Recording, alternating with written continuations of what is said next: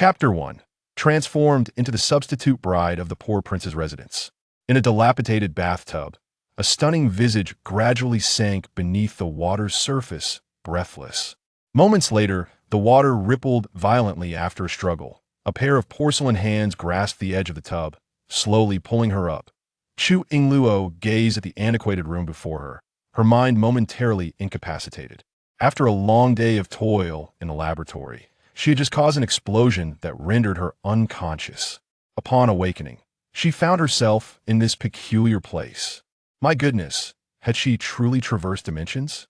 In the next instant, a torrent of memories that did not belong to her surged into her consciousness. Chu Yingluo, the adopted daughter of the esteemed General Chu Yingluo, was cherished as his own since he rescued her a decade ago.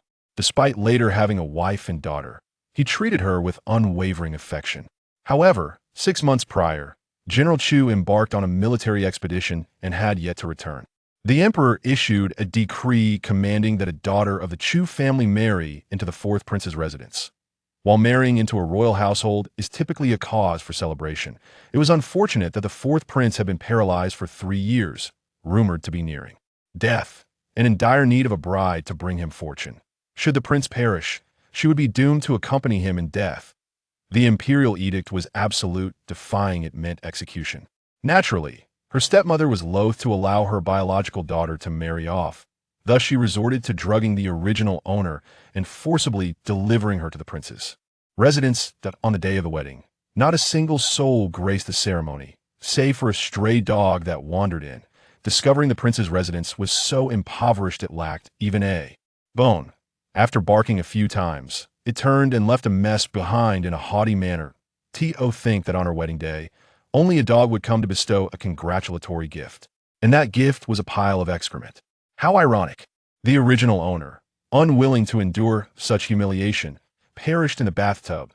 It was at this moment that the 21st century Chu Yingluo from the Sichuan region found herself inhabiting the lifeless body of the deceased Chu Yingluo. Before she could ponder further, a maid's voice echoed from outside. "Your Highness, the time has come. It is time to consummate the marriage." The maid entered to assist her with changing attire. Chu Yingluo regarded her quizzically. Wasn't it said that the prince is a cripple? How could he possibly consummate the marriage? The maid lowered her head awkwardly. As for that, I am uncertain. Chu Yingluo's gaze grew complex. If this incapacitated prince were to die, she would likely be his sole companion in death. Now, she could only hope that this useless prince might yet be salvaged. In her previous life, she hailed from a family of physicians, possessing medical knowledge that might cure the paralyzed prince perhaps. In doing so, she could spare them all from a tragic fate. Stepping outside, she noticed the prince's residence was overrun with weeds. That a sense of desolation washed over her as she furrowed her brow and inquired, "Is there truly only one servant in this estate?" The maid, Chunha, sighed. "The household is devoid of silver. All funds were absconded by the former steward, and the Ministry of Revenue has ceased disbursements. Previously, there was Lord Wang in the residence, but he has grown elderly and retired to his hometown. I am left with no family, alone here." Chu Yingluo's gaze fell upon a pile of dog excrement in the grass. "Please clean that congratulatory gift away." "Certainly, Your Highness." Traversing through the courtyard, it was but a few steps before they arrived at the prince's door. She pushed the door open. A dimly lit kerosene lamp cast a warm glow across the room, revealing the silhouette of a man lying on the bed. Half of his face remained shrouded in darkness, rendering his features indistinct, yet a chilling aura emanated from his presence. Upon approaching, Chu Yingluo noted that the man's disheveled hair framed closed eyes, his visage obscured by a dense growth of beard resembling a tangle of trampled straw, while his lips appeared pale and devoid of color. If not for the faint sound of his breathing, one might have mistaken him for a lifeless corpse. Should this be his state, she feared that their wedding night might lead to his untimely demise. Standing beside the bed, she intended to examine him, gently reaching for his wrist. However, before her fingers could make contact, the seemingly lifeless man abruptly opened his eyes. With cracked lips parting slightly, he barked at her. "Who are you? Leave." Surprised by the clarity and strength of his voice, Chu Yingluo's eyes brightened with astonishment. This robust sound indicated that he was far from death. Far from being intimidated, she boldly extended her hand to check his pulse. She pondered deeply. Her fingers traversed his body for a skeletal assessment, the soft sensation exploring freely. The man, immobilized, felt the strain in his arms as the veins bulged, and he struggled to utter, "Do not touch me." His voice, though low and cold, lacked menace, resembling more the feeble protest of an ailing patient. His brow furrowed in defiance, dark and profound eyes swirling with turbulent emotions. "Hush, do not speak," she replied soothingly. "I am Chu Yingluo, your princess, and I need to inspect your body." With a finger placed over her lips, she interrupted him in a manner akin to soothing a child. The prince's temperament seemed rather foul, suggesting a buildup of internal heat. After assessing his upper body, Chu Yingluo's fingers descended further. "Stop," he growled, clenching his teeth as he focused intently on her hand near his waistband, a flush of embarrassment creeping up to the edges of his ears. Chu Yingluo frowned in discontent, pouting as she warned, "Do not raise your voice at me. What are you so fierce about? If you're ill, it must be treated otherwise. What shall we do if you perish? I would have to accompany you in death. Your ailments indicate not just physical illness, but mental distress as well.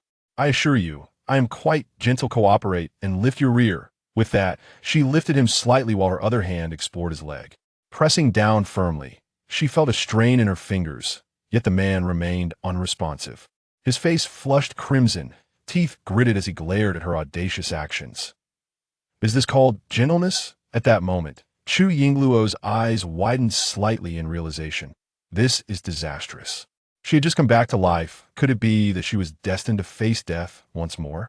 Chapter 2. Your Highness, I shall commence acupuncture. Chu Yingluo released her grip and let out a heavy sigh, her expression imbued with profound sorrow. His pipa bone was damaged, his lumbar vertebrae injured, and the gluteus maximus along with the leg muscles had severely atrophied, affecting the entirety of his meridians, leaving him bedridden and indeed with little time left to live. Although recovery seemed improbable, it was not entirely beyond hope, provided modern medical equipment, various auxiliary treatment devices, and medications were available. A skilled physician is akin to a talented cook. Without the necessary ingredients, how could one prepare a nourishing meal? This was indeed a dire predicament.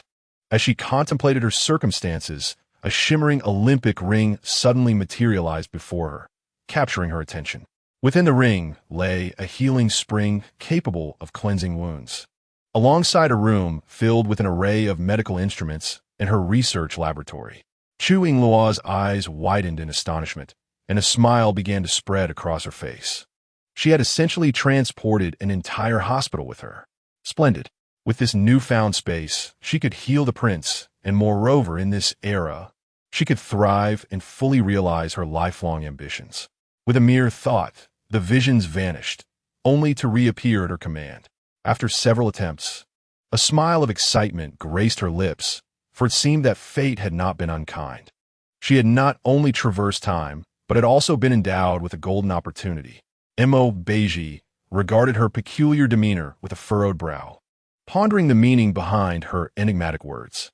Chu Yingluo turned to him, winking playfully, and sweetly remarked, "Your Highness, would you like me to examine that area? After 3 years of paralysis, perhaps you might regain your humanity." Beizhi's expression suddenly stiffened, and he averted his gaze. His eyes filled with a mixture of anger and humiliation, yet he remained stoic. "That is my concern, and it does not require your interference." "Very well, then," Chu Yingluo replied, standing upright and clapping her hands. Maintaining a respectful distance, she added with a smile, "You are fortunate to have encountered me. Rest assured, I shall heal you." She patted her chest in assurance. At her words, Beizhi scoffed coldly. "You believe you can heal me?" Chu Yingluo raised an eyebrow. "I studied bone setting with my veterinary uncle for 2 years in my youth. Every time the old yellow cow in the village broke a leg, I was the one who healed it." The mention of an old cow and a veterinarian left Beizhi feeling mortified. Was she comparing him to livestock? Crossing her arms, Chu Yingluo noticed his skepticism and frowned. "Regardless, it's all the same. One must treat a dead horse as if it were alive. If you perish, I shall accompany you in death. What is there to fear?" Mo Beizhi's expression darkened significantly. If the imperial physicians could do nothing, what hope could there be from a mere girl who had only treated animals? If he were to be subjected to her treatment, he feared he might meet his end even sooner. Could this girl truly be a ploy from the palace to torment him? For 3 years, he had heard similar words, each time clinging to hope, only to find himself still lying in bed like a useless shell of man. He had contemplated death, for living in this world had stripped him of all dignity, yet he remained unwilling to succumb, driven by the desire for vengeance. Mo Beizhi closed his eyes in anguish. For one in his condition, even death felt elusive and unsatisfactory. Enough, let her be. He, a mere waste lying on the bed, lacks even the capacity to resist. At this moment, Chu Yingluo had dashed to the side, earnestly contemplating how to remedy his condition. During her earlier examination, she had discovered that the prince had developed bed sores on his posterior, a consequence of inadequate skin hygiene. It was evident that when Lord Wang was present, the matter had been hastily dealt with, neglecting thorough cleansing. Over time, with poor blood circulation, the skin had succumbed to ulceration and decay. The urgency now was to administer an anti-inflammatory injection to the prince, for his skin infection was alarmingly severe. An injection would swiftly quell inflammation and eradicate bacteria. Having prepared the medication, Chu Yingluo returned to the bedside. "Your Highness, I am about to commence your acupuncture treatment." Mo Beizhi slowly turned his face. Though her inquiry bore no semblance of negotiation, he possessed no ability to resist, merely presenting himself as a figure resigned to his fate. "Do as you will." Yet, in the next moment, Chu Yingluo flipped him onto his side and brusquely pulled down his trousers. Mo Beizhi's eyes widened in shock, his gaze meeting hers with a depth of darkness. Acupuncture was one thing, but why must she remove his trousers? With a sly smile, Chu Yingluo produced an oversized syringe from behind her, releasing a spray of medication into the air. Without delay, she thrust the needle into his skin with force. Mo Beizhi was mortified, feeling a profound sense of indignation. Chapter 3 Prince. "You might as well kill me. You might as well kill me." Mo Beizhi uttered a muffled groan, his once vibrant eyes now dimmed, his heart devoid of passion, having lost all will to live. He would rather die than endure such humiliation. Chu Yingluo stowed the syringe away with efficiency, pulled up his trousers, and spoke earnestly, "You must not dwell on thoughts of death. One must never succumb to despair while alive." Lu Sun once stated, "Some people are alive, yet they are already dead. Others are dead, yet they still live." Who is Lu Sun? Mo Beizhi's dark eyes closed heavily, attempting to conceal the despair and shame within. To merely survive was the most torturous existence. Yet, it was undeniable that there was a kernel of truth in the girl's words. He was alive, yet his heart lay lifeless. While Mo Beizhi wallowed in his melancholic thoughts, Chu Yingluo had already summoned Chuanhe to bring fresh bedding and clothing. Not only did the bed linens require replacement, but even the mattress and bed frame were in dire need of renewal. However, the household was impoverished, reduced to a state where even the bed frame had been cut up and absconded with by the servants, leaving them unable to find even a single needle. Fortunately, she had her own space. Thus, she scurried to a nearby corner and retrieved a specialized anti-bed sore mattress for paralyzed patients from the equipment room, exerting considerable effort to replace Mo Beizhi's soiled mattress with a clean one. Having completed the task, she was drenched in perspiration. Chu Yingluo wrinkled her nose, finally relieved to be rid of the pungent stench, discarding the old bedding outside the door. Mo Beizhi, feeling the softness of the new mattress beneath him, momentarily set aside his embarrassment of being lifted by her, yet curiosity arose within him. Where did this come from? I have never seen such a thing before. With a playful grin, Chu Yingluo fabricated an answer. I brought it as part of my dowry. Mo Beizhi felt intrigued, pondering the notion of a dowry brought from home. He was merely aware that Chu Yingluo was the daughter of General Chu, yet he was oblivious to the remarkable treasures that lay within the general's residence. Having lain in bed for 3 years, he discovered that the world outside had undergone tremendous changes, with various new inventions surpassing his imagination. In astonishment, Mo Beizhi could not help but exclaim, It had been 3 years since he had slept on such a pristine and comfortable bed, a sensation akin to a ray of light piercing through the darkness of his existence. Turning his head to express his gratitude, he was met with Chu Yingluo's innocuous smile. "Your Highness, I reside next door. Should you require anything, just call for me." With Wang Bo gone, the responsibility of tending to the prince's needs fell entirely upon her shoulders. It seemed she would have her hands full.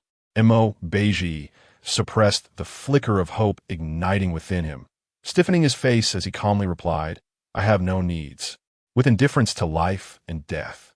As a mere useless being, he felt unworthy of any desires.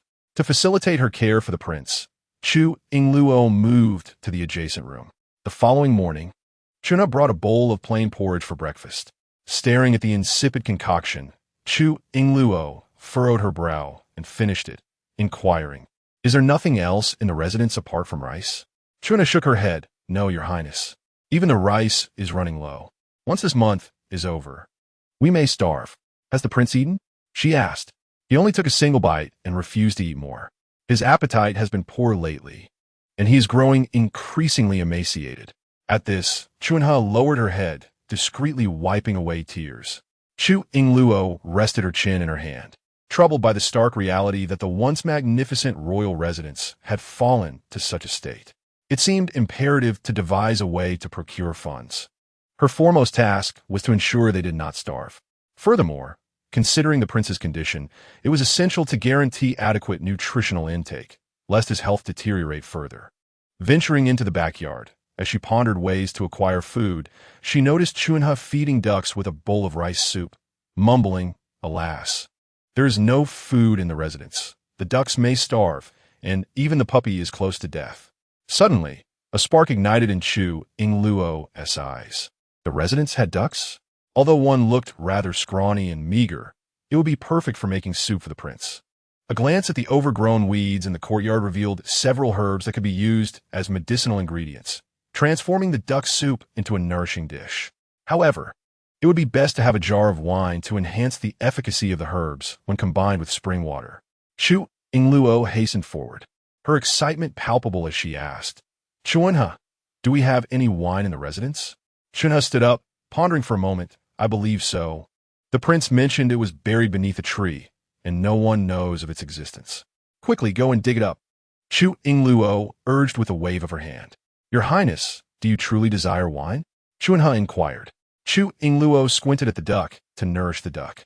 Upon hearing this, Chunha's face lit up with delight. "Your Highness is truly kind-hearted. I will go find it right away." With a cheerful demeanor, Chunha rushed off to retrieve the wine. Before long, Chunha returned with a filthy wine jar, presenting it to Chu Yingluo. Without a moment's hesitation, Chu Yingluo seized the duck in one hand and the jar of wine in the other, pouring a generous amount down the duck's throat. Chunha stood in shock, her mouth agape, marveling at the audacity of the princess. However, is this how one feeds a duck? She had never heard of such a thing. Yet, in the next moment, the duck suddenly quacked in terror, and when Chunha focused her gaze, she found that Chu Yingluo was deftly plucking the duck's feathers. Before she could comprehend the situation, the duck was already bald. Chunha stared in astonishment at Chu Yingluo, bewildered by the turn of events. She remained in a daze as the princess carried the duck to the kitchen. "Chunha, come quickly and help me prepare the pot. The duck is ready. It's time to nourish the prince." This, Chunha rubbed her eyes, doubting her perception. Oh no, this duck was the prince's favorite pet. How could the princess have killed it? What would happen if the prince found out? Fearful, Chunha dared not speak, but nonetheless steeled herself to follow. In the kitchen, Chu Yingluo had already divided the duck meat into 2 portions, one for soup and the other to be set aside, and after 2 hours of busy work, she emerged from the kitchen, a smile gracing her face as she held the bowl. She entered the room of Beizhi and placed the bowl on the table. "Your Highness, please wake up and have something to eat." Beizhi lay with his eyes closed, coldly replying, "I am not hungry." Yet, no sooner had the words left his mouth than the enticing aroma wafted over, causing his stomach to betray him with a loud rumble. The sound echoed clearly and loudly in the silent room.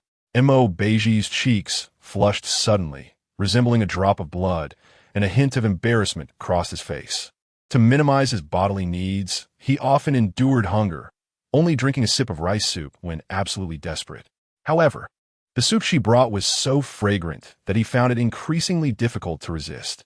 Chu Yingluo chuckled, gently helping him into a more comfortable position, and sweetly implored, "Your Highness, do eat a little. This is the result of my hard labor for 2 hours." At her words, Beizhi's eyelashes fluttered. "You cooked this yourself?" "Indeed. Just look at my hand. It's still red from the heat." Chu Yingluo extended a finger for him to see. Beizhi shifted his gaze, observing the delicate redness on her finger, and suddenly felt a pang of compassion. His eyes traveled upwards, catching sight of her fair face dusted with a bit of soot from the fire, stirring something within him. This was the first time he had truly looked at Chu Yingluo. She was stunningly beautiful, her skin as white as snow, with elegant brows and a delicate nose. A faint dimple appeared on her cheek, and her dark, lively eyes sparkled like playful fawns, charming and delightful. Realizing he was staring, Beizhi hurriedly averted his gaze. He remained silent, but complied when she offered him a sip of soup. The fragrant broth was refreshing and delicious, enveloping him in warmth. It had been ages since he had savored something so delightful. Unconsciously, he took another 2 sips. Since falling ill, the people around him had only offered mockery and scorn. Especially after losing his wealth, even servants had treated him with indifference. Only Chunha remained, her gaze always filled with sympathy. In all this time, Chu Yingluo was the only one who regarded him as a person. Seeing that he enjoyed the soup, she held the bowl to his lips, her eyes sparkling with delight. "If you like it, drink more. The old duck soup is nourishing." In an instant, Beizhi's expression froze. "Duck soup? Where did the duck come from?" Chu Yingluo smiled as she pointed outside. "I picked it up from the courtyard. I even specially fed the duck some wine, both to ease its passing and to enhance the flavor of the meat." Upon hearing this, Beizhi was momentarily stunned, his eyes widening in disbelief, and he gasped, his voice trembling. "What did you say?" "I said it was the duck from the courtyard. I simmered it for soup." Chu Yingluo replied nonchalantly as she blew on the broth. Beizhi's heart raced uncontrollably, his veins surging with blood, as if they might burst at any moment. In the next moment, he violently twisted his neck. "Take it away." He forcefully knocked the soup bowl from Chu Yingluo's hands. With a crash, the porcelain shattered on the ground, the broth spilling everywhere, some even splattering onto Chu Yingluo. Chu Yingluo was taken aback, utterly perplexed by his sudden outburst. She leapt to her feet, gazing at the remnants of her labor, both furious and heartbroken. "What are you doing? I made you soup, and, instead of thanking me, you lash out at me? Have you been lying in bed all day, growing idle?" Beizhi coldly retorted. "I do not require your soup, nor will I express gratitude." Chu Yingluo felt a surge of anger. "Do you not realize there is but 1 duck left at home? If you refuse to eat it and waste the food, do you wish to starve?" At the mention of the duck, Beizhi's heart ached painfully, his lips quivering slightly, head tilting. "I would rather starve than eat it." Is he as stubborn as a mule, preferring starvation over sustenance? Does he think himself invincible? Seeing his obstinacy, Chu Yingluo's ire flared. Someone once said such things, and soon enough, they found themselves regretting it. "I warn you not to speak so resolutely. Do not act foolishly, lest you find yourself regretting your words." With that, Chu Yingluo turned to leave, waiting for him to reconsider.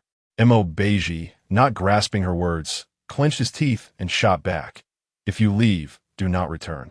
I no longer wish to see you. I have a jade pendant in my cabinet. Upon seeing it, the emperor shall know I have dismissed you. So be gone." Chu Yingluo spun around, facing Beizhi's cold and heartless visage. His words incensed her completely. Recognizing his lack of appreciation, she refused to indulge him any longer. Grabbing the jade pendant, she shouted in fury, "Leave if you wish. I will no longer serve. This is your doing, not mine." With a flick of her sleeve, she declared her resignation. To have her goodwill treated with such disdain, and to be dismissed like this, let others take on the burden of servitude. She would no longer be the scapegoat. The door slammed shut with a thunderous bang.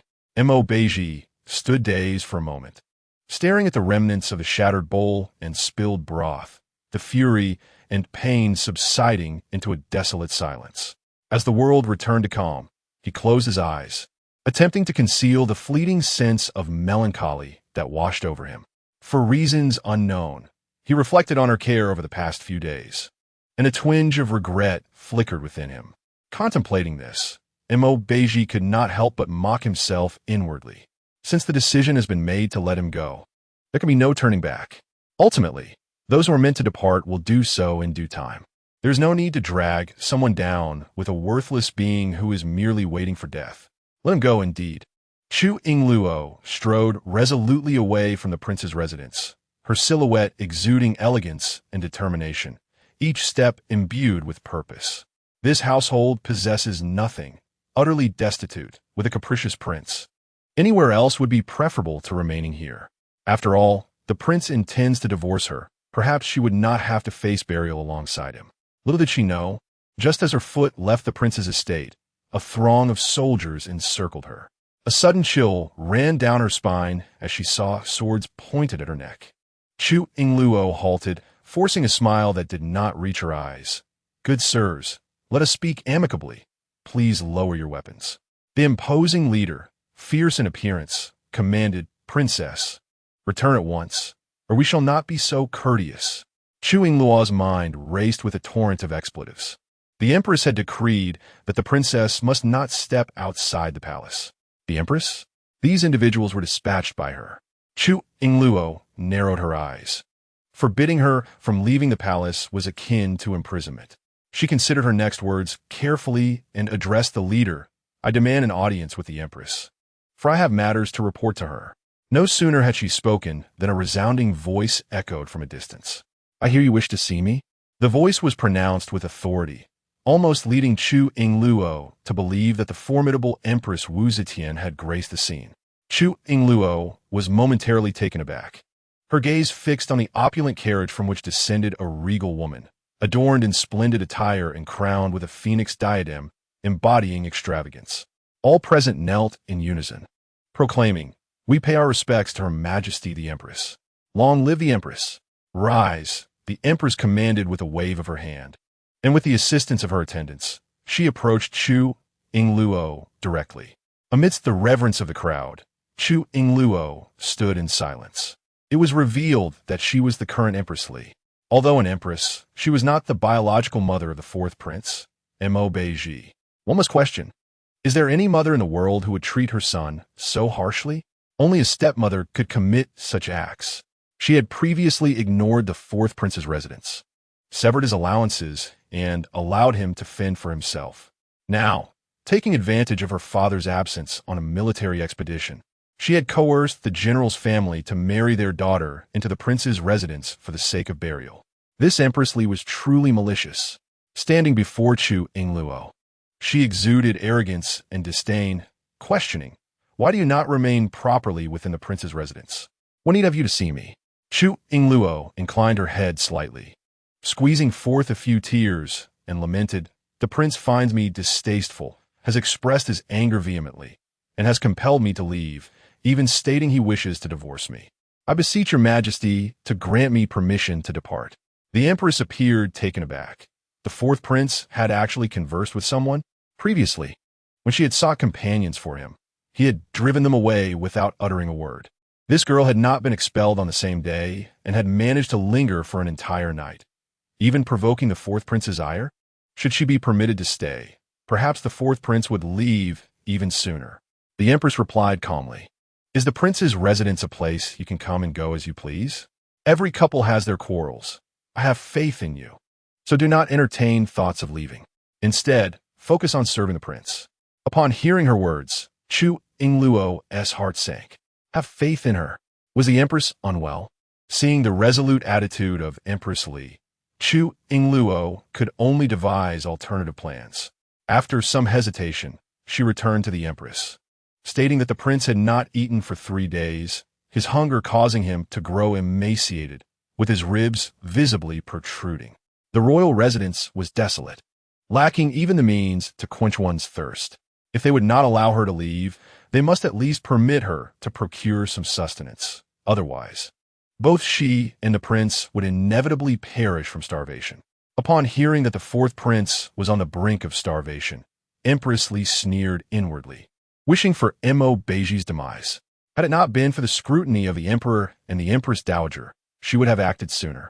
This day had been anticipated for 3 long years, and that wretched offspring was finally nearing his end. Though her thoughts were thus, Empress Li feigned ignorance. Oh, is that so? Chapter 5. The princess consort returns. Chu Yingluo certainly did not overlook the expression on Empress Li's face and continued to play along. This statement is undoubtedly true. Your Majesty is gentle and virtuous, possessing both grace and talent. I humbly request your approval for this minor favor.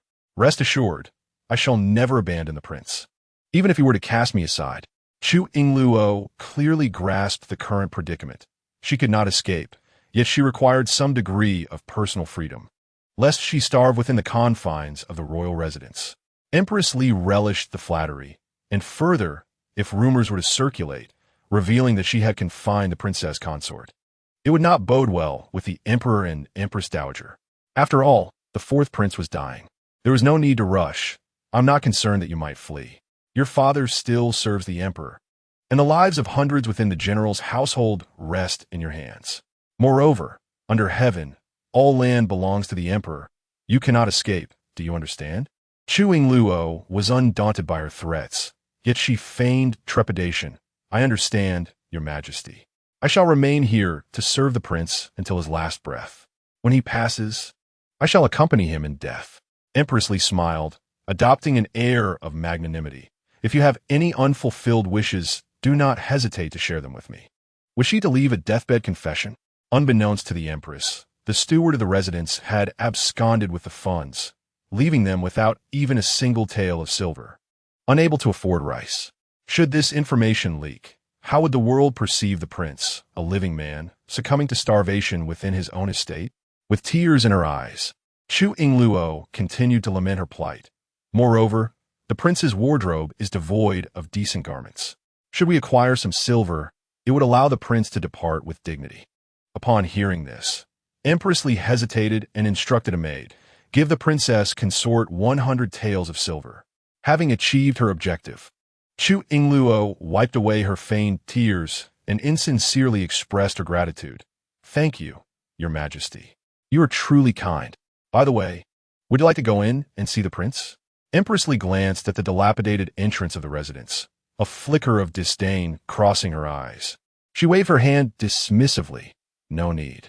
With the princess consort caring for him, I am quite at ease.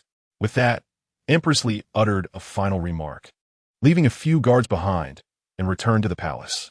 Throughout the encounter, she could hardly be bothered to cast a glance at the prince, her sole purpose being to ascertain when he might meet his end. Upon witnessing the departure of Empress Li, China hurriedly emerged, tears in her eyes as she apologized. I am deeply sorry, princess. It is entirely my fault for not informing you that the duck was a pet of the prince, which is why he drove you away. Furthermore, the dog in the manor has grown up alongside him. They hold significant meaning for the prince. Thankfully, no grave error has occurred, yet I am utterly culpable.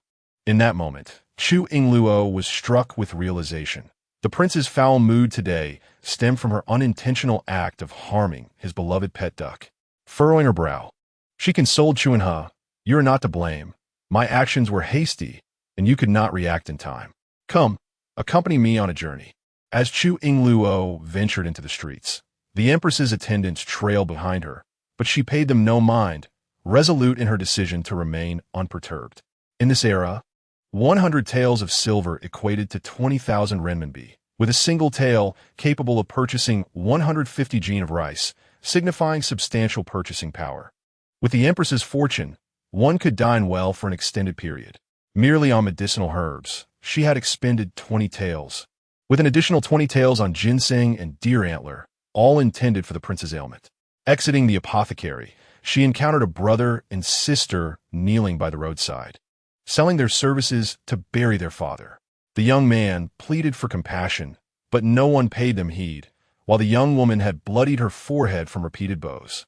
Observing their plight, Chu Yingluo paused, recognizing that they had knelt in vain for some time without any buyers. It occurred to her that her household required laborers, and thus she resolved to procure them. Approaching, she assessed the siblings. The brother appeared refined yet frail, his demeanor sharp and articulate, suggesting he possessed a quick wit. His sister, however, bore a darker complexion and a robust frame, resembling a formidable warrior. Buyers typically sought beautiful maidens, and her appearance seemed to lack that allure. Yet her sturdy physique indicated she could endure labor. Without hesitation, Chu Yingluo decided to purchase both, acquiring a coffin for their father and granting them 10 taels of silver. While drafting a contract of servitude, "What are your names?" she inquired. The brother cleared his throat softly. "I am called Wu Dakawei." The sister, with a bold demeanor, knelt on one knee. "I am Wu Jiaojiao. If the young lady allows me to bury my father with dignity, I shall serve you loyally, even to the depths of danger. From this day forth, Jiaojiao is yours." Chu Yingluo gasped in surprise. Had their names been mistakenly assigned? She felt that Dakawei should be named Jiaojiao, and Jiaojiao should be Dakawei. With her chin in hand, she curiously asked, "When your father named you, was it certain that the names were not reversed?" The brother sheepishly scratched his head. "Father hoped I would grow strong and robust. Yet I have been weak and ailing since childhood, disappointing his earnest hopes, whereas Jiaojiao is his complete opposite." Thus, as the siblings prepared to lay their father to rest, Chu Yingluo returned home first. She procured additional food and daily necessities, and also bought new garments for herself and the prince, along with 2 sets of clothing for Chunha, Dakawei, and Jiaojiao. Once her shopping was complete, she found herself with 40 taels of silver remaining, yet the items were too cumbersome to carry. Casting a glance behind her, her gaze landed on the empress's men.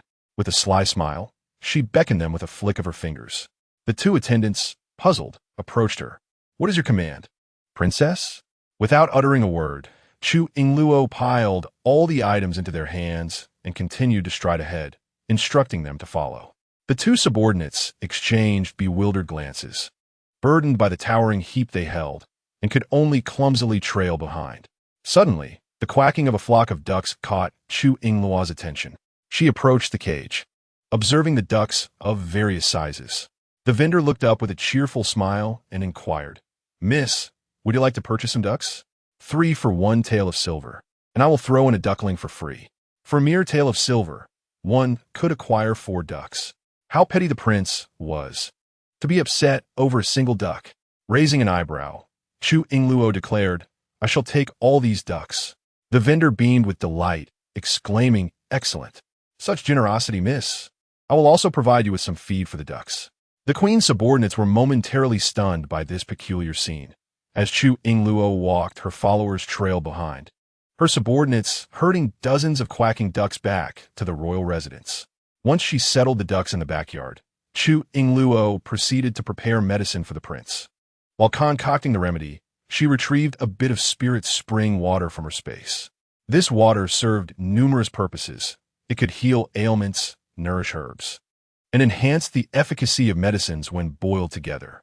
The prince, long bedridden and weak, required blood-invigorating and stagnation-relieving treatments to alleviate the numbness and stiffness caused by his paralysis. After finishing the medicine, Chu Yingluo entered the prince's chamber with the bowl in hand. Hearing the sound, Beizhi initially thought it was Chunha, furrowing his brow in irritation.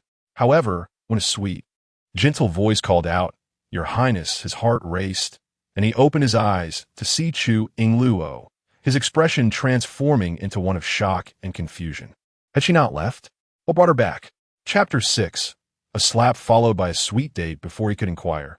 Chu Yingluo sighed and muttered, "Don't think I returned for you, for I had already left the palace." Then the queen arrived, accompanied by a troop of soldiers, brandishing a knife at my throat. I was quite alarmed. She insisted I stay to accompany you in death, threatening me with the lives of hundreds from the general's manor. Montauk bites his pao full vit, his eyes reflecting a complex emotion. The queen has indeed come? Chu Yingluo nodded. Yes, I allowed her to come and see you, but upon glancing at the door, she disdainfully turned away. Mo Beizhi's lips curled into a cold, chilling smile. Li Huanghe will be delighted by his demise, and it was unlikely she would actually come to see him. Her visit was probably to await his end. How foolish he had been to once call her mother, unaware that beneath her facade lay a heart as venomous as a serpent. Not only had Li Huanghe caused the death of his mother, but she had also led him to this pitiful state. As these thoughts crossed his mind, a blaze of fury ignited within Mo Beizhi, for the seeds of hatred had long taken root in his heart. Chu Yingluo proudly remarked, "Fortunately, I am clever. A gentleman's vengeance is not to be delayed for a decade. I even managed to extort a sum from the queen. She is so concerned with appearances that she handed me 100 taels of silver on the spot, enough to sustain us for quite some time." Hearing this, Mo Beizhi turned to Chu Yingluo and asked, "Are you not someone sent by the queen?" Chu Yingluo immediately understood, realizing that after all her efforts, he mistakenly believed she was part of the queen's faction. She huffed in annoyance, "Of course not. The emperor issued a decree for the daughter of the general's mansion to marry into the royal family. My wicked stepmother, unwilling to let her own daughter suffer, secretly submitted my name instead and forced me into this marriage." What Chu Yingluo spoke was the unvarnished truth, reflecting the hardships endured by the original owner. When my father was home, things were tolerable, but once he ventured on a distant expedition, I lost my protection. My malicious stepmother, unable to tolerate my presence, frequently bullied and abused me. The day before I arrived at the royal mansion, she drugged me and, seizing the opportunity while I was unconscious, had me carried off to the palace. It seems we share a similar plight, and your mother feels as though she cannot wait for your demise. If she wishes for my departure, I shall defy her and persist. Upon hearing Chu Yingluo's words, Mo Beizhi felt an inexplicable stir of emotion within him. A flicker of guilt passed through his darkened gaze. "It is I who have wronged you," he admitted, realizing he had misjudged her situation, believing her to be a pawn of the court, and initially treating her with disdain. Chu Yingluo curved her eyes into a smile that was sweet and disarming. "However, I too have erred. I cooked your duck without your consent. That was my fault. Let us consider ourselves even." Mo Beizhi opened his mouth, momentarily at a loss for words. Though a minor matter, the thought of a duck had stirred a knot of frustration in his heart. As Chunha had remarked, Chu Yingluo acted in his best interest, and she had not known that the duck was a cherished legacy from his mother. Gazing at the smile upon Chu Yingluo's face, Mo Beizhi felt a deeper discomfort. She bore no grudge against him.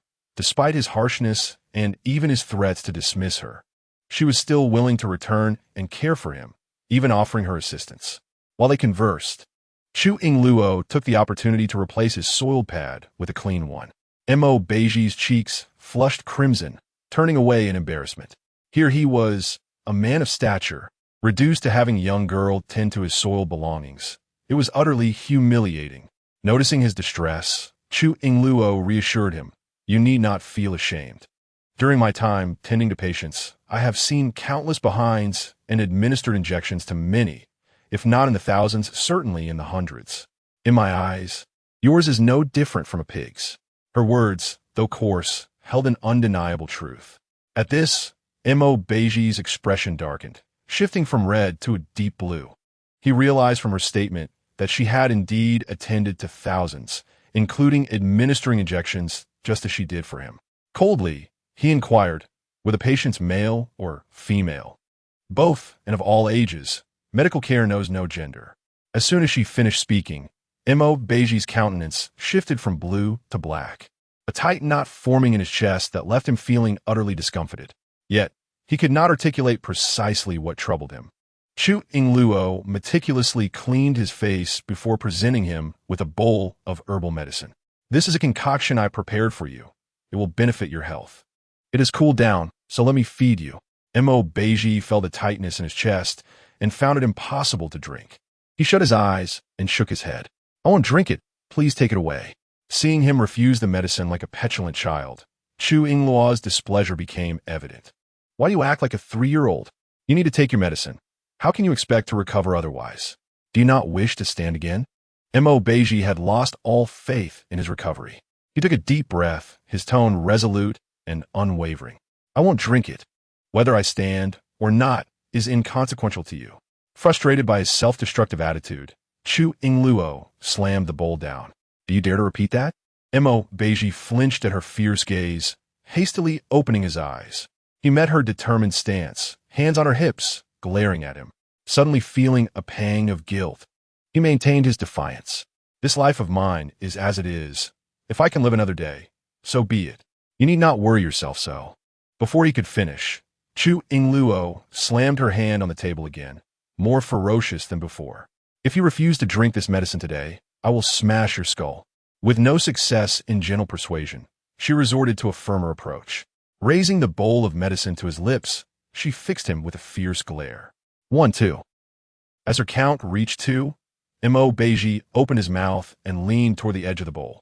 Chu Yingluo's anger dissipated, replaced by satisfaction as she relaxed her furrowed brow.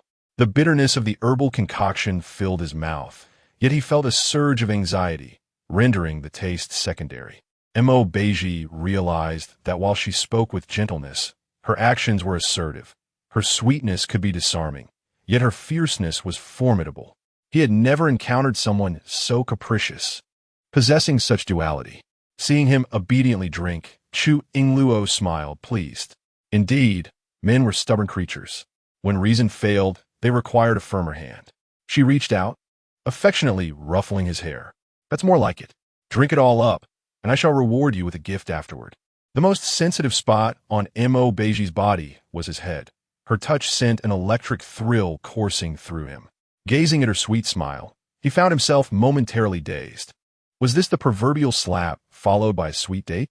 Yet, the mention of a gift stirred a flicker of anticipation within him, for since his mother's passing, he had not received a present. With that thought in mind, he drank the remainder of the medicine in one go. He pressed his lips together and softly declared, I've finished. Chu Yingluo glanced at the empty bowl and smiled at him.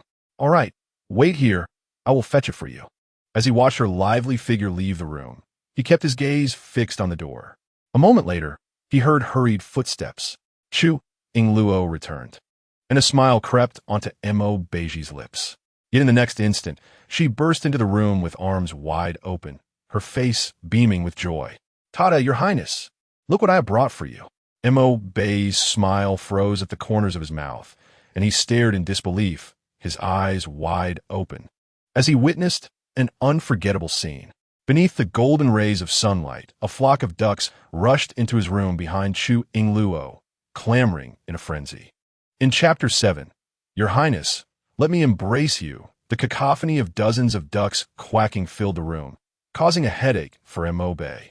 Just as he was about to shoo them away, he saw Chu Yingluo running toward him with excitement, leaning in to say, Your Highness, I've slain one of your ducks and brought you dozens more. Please don't be angry, all right? Look, now you have so many little companions. You will never be lonely again. Her voice was soft and sweet, like honey, charming to the ear. Bei was momentarily taken aback, gazing at Chu Yingluo's radiant smile, rendering him unable to voice his reproach. The sparkle in her clear, pure eyes was breathtakingly beautiful, almost surreal. He had never encountered such a unique and extraordinary woman. Her presence was enough to dispel all the unpleasantness in the world. Especially her words, "You will never be lonely again," struck a chord deep within his heart, stirring tumultuous waves of emotion. However, in the next moment, Chu Yingluo grinned innocently. If there is any you find displeasing, just let me know, and I'll stew it for you. I can make it all. Steamed, braised, beer duck, I can do it all. Bei's lips twitched. The sentiment that had just surged within him was instantly dissipated by her words. Did she only think about food? He glanced at the flurry of ducks in the room and softly sighed. It's too noisy. Let them go outside. All right. Chu Yingluo understood that the ducks were bothersome and would affect his rest, so she stood up and swiftly ushered all the ducks out of the room. As the ducks quacked their way outside, tranquility finally returned to the room. Bei stared blankly at the ceiling, pondering for a long while before he sighed, and spoke to Chu Yingluo. Let those ducks go. Why? Chu Yingluo asked, perplexed. Upon realizing the reason for his discontent, she added, if you don't want to eat them, we 1T kill them. We can keep them as companions for you. If you get bored, they can entertain you. Mo Bei shook his head, his reasoning not solely rooted in that. It's unnecessary. I am but a useless being confined to this room, and they live outside. I will never be able to step beyond this door in my lifetime. Keeping them serves no purpose. Chu Yingluo furrowed her brows. He truly was resistant to change. She could see that Mo Bei still lacked any desire for survival and did not believe she could heal him. As a doctor, she found it most intolerable when patients succumbed to despair. To heal, one must first possess a positive mindset. Thus, she endeavored to instill in him a belief in life. He was a classic case of someone averse to seeking treatment. With this thought, Chu Yingluo coaxed, "What if I could find a way to get you out of this door to play with them? Would you then be willing to cooperate with my treatment? What method?" Chu Yingluo teased, raising an eyebrow. "I won't tell you just yet. I promise that tomorrow you shall go out to play with the ducks. But you must also promise me that you will no longer act as if your life is forfeit. Take your medicine properly and cooperate with my treatment. Is that agreeable?" Beizhi remained silent, pondering deeply in his heart. Should he trust her this once? If he were to perish, she would follow him to the grave. If he lived, he could grant her another day of existence. So be it. Even if this girl were merely jesting to amuse him, what harm would it do? He could consider it a playful diversion with her. After a long pause, he replied, "All right." Chu Yingluo let out a sigh of relief. It was more exhausting than soothing a child. In the evening, she quietly retrieved a specialized wheelchair for paralyzed patients from the instrument room, featuring a high back that allowed for both reclining and sitting. How impressive modern technology is. Although wooden wheelchairs have been invented in this era, this was a high-end version indeed. The following morning, when Chu Yingluo presented the wheelchair to Beizhi, he was utterly astonished. In merely one night, where had she procured such an item? Could it be that she had brought it from the general's residence? Detecting the suspicion in his gaze, Chu Yingluo smirked and fabricated a story. "Your Highness, to be frank, I have loved inventing since childhood, delighting in the exploration of various peculiar contraptions. You need not be overly surprised, for you shall only be more astonished in the future. Come, try out my upgraded wheelchair." Upon hearing this, Beizhi regarded her with newfound respect. This girl was indeed quirky and clever, and inexplicably, he felt a flicker of admiration for her. In the next moment, however, he frowned at the wheelchair. But how am I to get into it? Chu Yingluo smiled calmly. "That is simple. Your Highness, I shall carry you." After all, it was their first time with such a princess carry. Though she spoke lightly, it inevitably filled Beizhi with a sense of embarrassment. After cleaning him up and changing him into fresh garments, she secured him in the wheelchair. Yet after completing these tasks, Chu Yingluo still felt unsatisfied. Now that the prince was finally emerging, he deserved a thorough grooming. Thus, she fetched a razor to trim his sideburns and beard. One hand grasped his chin while the other wielded the razor, occasionally pressing down on his head. Her gentle hands glided above his neck. Beizhi was compelled to raise his gaze to her, enduring inner turmoil while a sense of reflection arose within him. In 3 years, she was the first person to attend to his facial hair. Though there had been servants willing to do so before, he had always resisted. He was a man stripped of dignity, paralyzed and confined to a bed, no longer wishing to reveal his true visage. Yet now, it seemed his heart yearned for sunlight. Little by little, after a while, Chu Yingluo meticulously finished shaving, then washed his face with clean water. At the moment, Beizhi revealed his true countenance. Chu Yingluo abruptly turned around. Goodness! Her eyes widened, and her mouth fell slightly agape, frozen in astonishment. He looked utterly magnificent. The difference between him with and without a beard was like night and day. The chiseled contours, the flawless skin, the deep, exquisite eyes, and the perfectly shaped lips were simply breathtaking. Chu Yingluo gazed at him in awe. She had never encountered such an exquisite man. Strikingly handsome, yet imbued with an air of enigmatic allure. A veritable enchantment. He was so breathtaking that it seemed almost a violation of nature. Chu Yingluo was mesmerized, forgetting even to conceal her infatuated gaze. She prided herself on not being a lovesick fool, completely immune to handsome men. Throughout her life, she had considered herself a bastion against their charm, but that was only because she had never beheld such a stunning visage. Even the young heartthrobs on television and male models paled in comparison. Beizhi, perplexed by her unwavering stare, remarked, "Is there something on my face that I missed shaving?" His words jolted Chu Yingluo back to her senses. She discreetly pinched her thigh, reminding herself that he was merely a handsome man and that she should maintain her composure.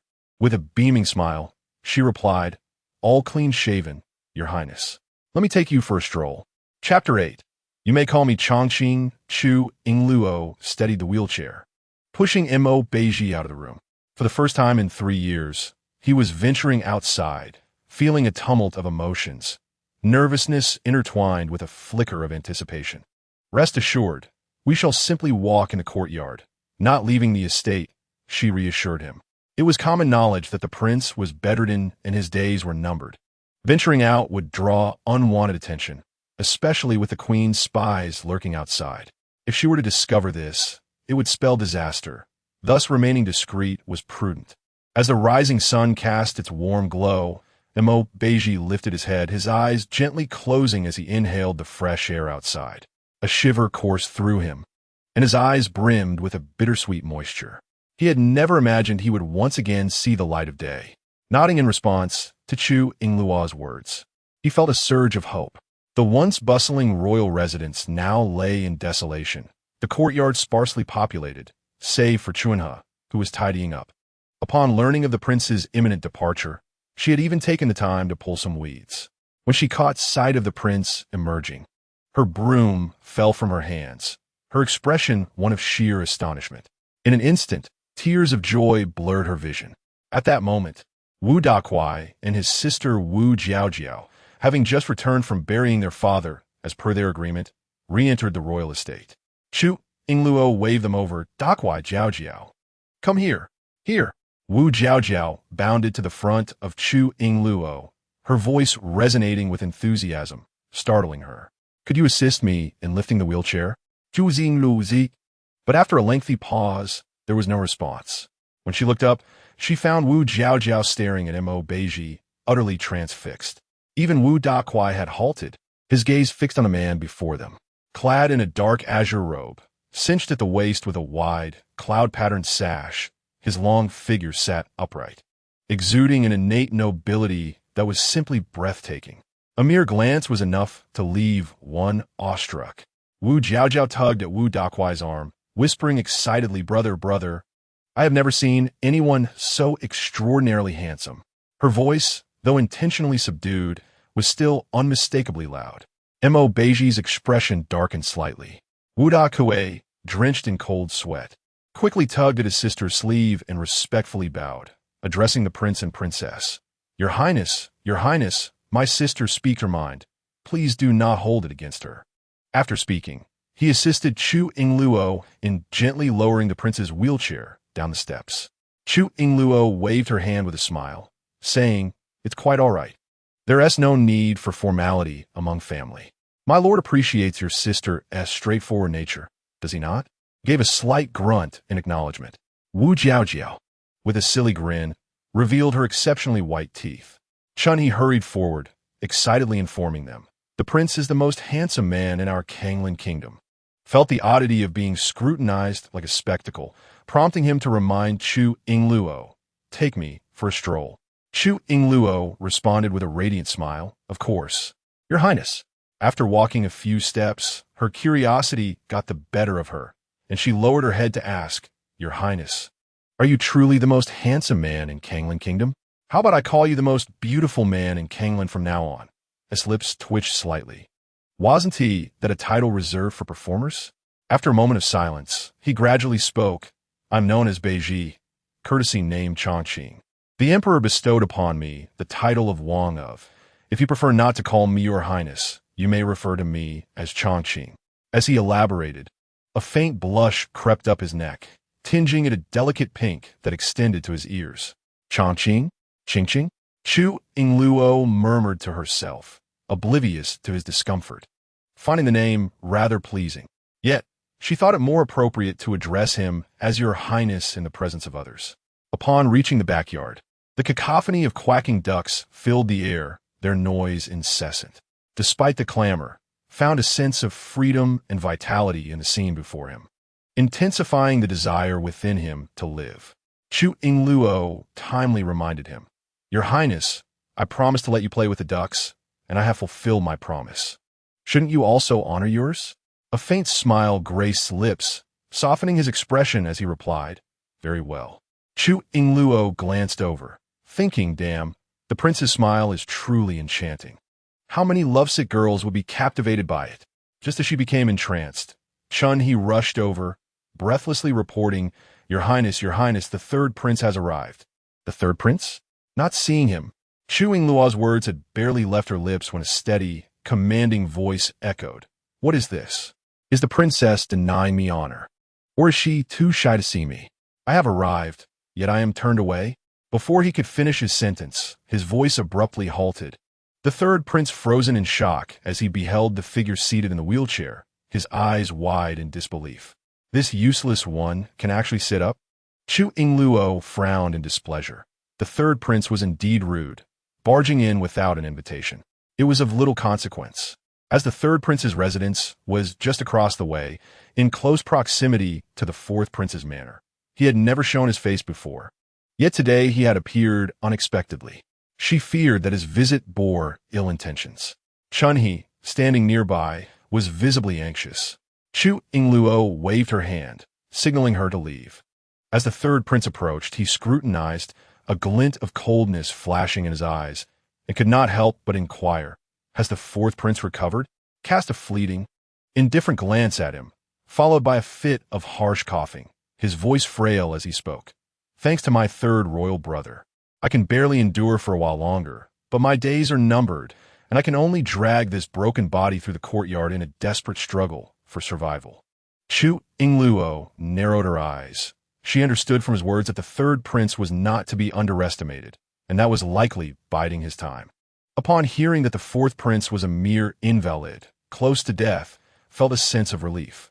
Under such circumstances, he decided to let him off the hook for the moment. He straightened his chest and smiled. "I have come today to invite you to my residence for a celebratory feast. I am taking a new consort.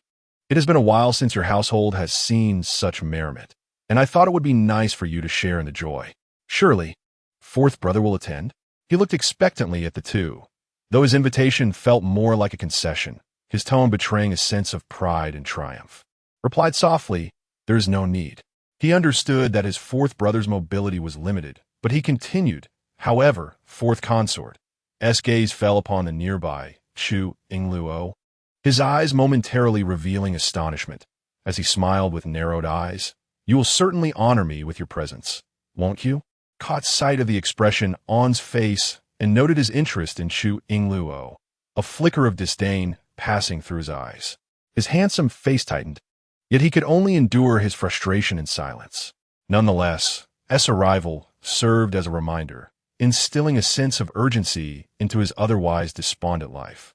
And a subtle idea began to rise within him, while remained eagerly waiting. Upon realizing his intentions, Chu Yingluo couldn't help but smile slightly, thinking to herself, "How much is your face truly worth?"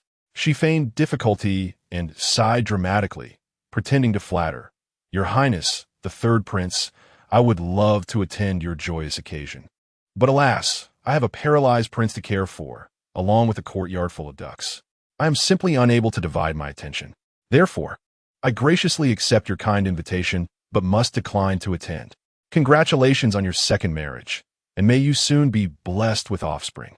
Felt an inexplicable oddity in her words, yet he could not pinpoint the source of his discomfort. Chapter 9. His once lifeless heart seemed to awaken anew. Rejected. S. expression darkened. Despite not knowing what fell amiss, he was inexplicably irked. The fourth prince, an utter wastrel, was fortunate enough to marry such a stunning consort, far more beautiful than the one he had at home. The more he thought about it, the angrier he became, nearly grinding his teeth. Though his face bore a forced smile, fourth brother is indeed fortunate to have what a virtuous and capable consort. However, it is a pity that the fourth prince is unable to enjoy the pleasures of marriage. With such a beautiful consort, he can only look but not indulge.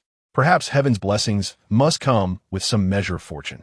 In the face of his taunting words, S' expression remained unperturbed, his eyes calm. Yet a layer of frost began to form within him.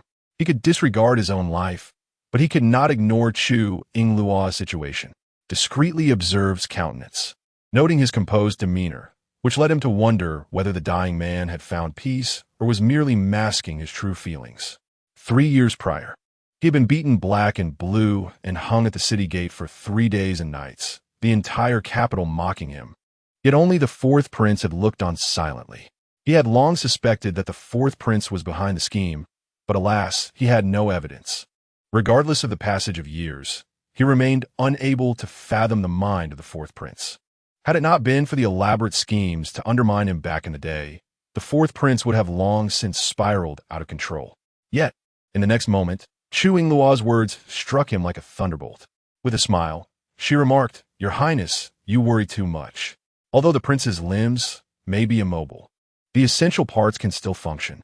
Not only can he engage in the pleasures of intimacy, but he may even father a clever and beautiful little prince." What? Mo Wenhuan's eyes darkened, and a surge of jealousy welled up within him. How could a worthless individual still indulge in such delights? Observing that Mo Wenhuan was convinced, she resolved to further vindicate the prince. After a moment's hesitation, Chu Yingluo spoke. "As for the third prince, there is something I am uncertain whether to say." Mo Wenhuan turned to her. "Speak." Chu Yingluo furrowed her brow and stated gravely, "I perceive that your complexion is sallow and lackluster, with pronounced dark circles beneath your eyes. Your daytime vitality appears depleted, indicative of a deficiency in kidney, likely due to excessive indulgence. I implore you, third prince, to exercise moderation in your intimate affairs. Otherwise, you may frequently suffer from back pain and headaches, and in the long term, risk impotence." Upon hearing this, Mo Wenhuan's expression shifted dramatically. "Impudent. Chu Yingluo feigning. But your Highness, it was you who prompted me to speak. How could I possibly divulge that I battled through 300 rounds last night?" Montag Wenhuan scoffed. "This little girl spins fanciful tales. Beware, lest you find yourself in peril from your own deceit." Mo Beizhi regarded him with indifference, paying no heed to his scornful jests. "If the third prince were to trust me, I could administer a treatment that would allow you to thoroughly enjoy your wedding night tonight," Chu Yingluo said with an innocent smile. Mo Wenhuan huffed. "I am in excellent health and require no such meddling. If you continue with your nonsense, I shall not be so courteous." Chu Yingluo remained unperturbed, her demeanor calm as she cryptically remarked, "No matter. Should the third prince come to clarity in the future, you may seek me out at any time." Mo Wenhuan clenched his fists tightly, unable to conceal the murderous intent that flickered across his face after being provoked. Mo Beizhi caught a glimpse of the ferocity that flashed in Mo Wenhuan's eyes, and his gaze turned cold. When Wu Dakue arrived in the courtyard, he found the atmosphere charged with tension and hostility. A glance at Chu Yingluo revealed that she had signaled him, and he immediately understood. He leaned in to whisper a few words into Wu Jiaojiao's ear. After listening, she nodded vigorously. In the next instant, Wu Jiaojiao sprang into action, launching herself towards the ducks. Her strong and agile form sent the ducks scattering in a frenzy. Several ducks scurried to Mo Wenhuan's feet, quacking wildly, their feathers flying, covering him entirely. Wu Jiaojiao shouted, "Your Highness, step aside." The murderous aura on Mo Wenhuan's face evaporated instantly, replaced by a tingling sensation on his scalp. Just then, seizing the moment, Wu Jiaojiao lunged towards Mo Wenhuan. With a splash, she caught a duck at his feet. Mo Wenhuan's pupils widened in shock. After a chaotic scuffle, he had entirely forgotten his initial intentions, rendered speechless by the sight of the ducks and the boisterous woman before him. In the next moment, Wu Jiaojiao rose from the ground, presenting a duck to the third prince while exclaiming, "Your Highness, on this day of your grand wedding, our household has nothing but this duck. I have specially caught it to offer my congratulations." "Get away." Mo Wenhuan glared at the ugly and fierce woman holding the duck, unable to suppress a step back. Wu Jiaojiao, disregarding all else, forcibly shoved the duck into the third prince's hands, grinning foolishly. "Your Highness, please do not stand on ceremony. You must accept it. Mo Wenhuan was compelled to hold the duck, his face turning a shade of green. Suddenly, the duck squawked loudly, flailing wildly in his grasp. Furious, he was about to toss it aside when, with a splat, a stream of liquid dripped into his palm. He instinctively released his grip, and the duck seized the chance to escape, turning its neck to glare at him with a mix of anger and sorrow before waddling away. Montag Venuan was utterly exasperated, staring at the mess left in his hand, his anger boiling over. Damn duck, you seek your own demise, he exclaimed, stamping his foot in frustration. At that moment, Chu Yingluo pulled a handkerchief from her sleeve, stepping forward to offer it to Mo Wenhuan, feigning anxiety as she comforted him. Your Highness, do not be angry. Quickly wipe your hands. I shall stew it for you later. Mo Wenhuan, faced with the filthy situation, was too enraged to chase after the wretched duck. He snatched the handkerchief from Chu Yingluo and wiped his hands. Observing him use her handkerchief, a fleeting, meaningful smile flickered in her eyes before vanishing. Just then, Mo Beizhi suddenly coughed violently and interjected, Elder brother, you must hasten to greet the bride. Do not waste the auspicious hour. Luo I am weary. Please assist me to my chamber for a rest. Chu Yingluo's eyes sparkled with satisfaction as she returned to Mo Beizhi's side. Suppressing her laughter, certainly, Your Highness. Mo Wenhuan, fearing a delay, discarded the handkerchief and hurriedly departed in a fit of rage. No, rush. I shall settle this account later. Chu Yingluo glanced back at the soiled handkerchief on the ground, cautiously advising Wu Dakuai, make sure to burn that handkerchief later. Be careful not to touch it. It's filthy. Wu Dakuai nodded in understanding, replying, As you wish, princess. He then picked up a stick, lifted the handkerchief, and tossed it into the charcoal fire to incinerate it. Once inside the room, Mo Beizhi's expression turned suddenly solemn, a shadow clouding his brow. After a long pause, he looked at Chu Yingluo and said, You should not have spoken to elder brother in such a manner. Huh? Chu Yingluo blinked in confusion, which remark. Mo Beizhi remained silent for a moment before responding slowly. Today is his wedding day, yet you insinuated he is impotent. Chu Yingluo feigning innocent. But I merely spoke the truth. Mo Beizhi was taken aback, then sighed deeply, concern etched in his gaze. Noticing his demeanor, Chu Yingluo furrowed her brow. What of it? Mo Beizhi's brow tightened. Then he sighed heavily. I fear this may sow enmity. He could harm you. Mo Wenhuan was a petty man who would not let grievances go unpunished. Yet, as a mere invalid, he felt powerless to protect her. Upon hearing his words, Chu Yingluo felt a flicker of surprise, her heart warming at the thought that he was worried about her.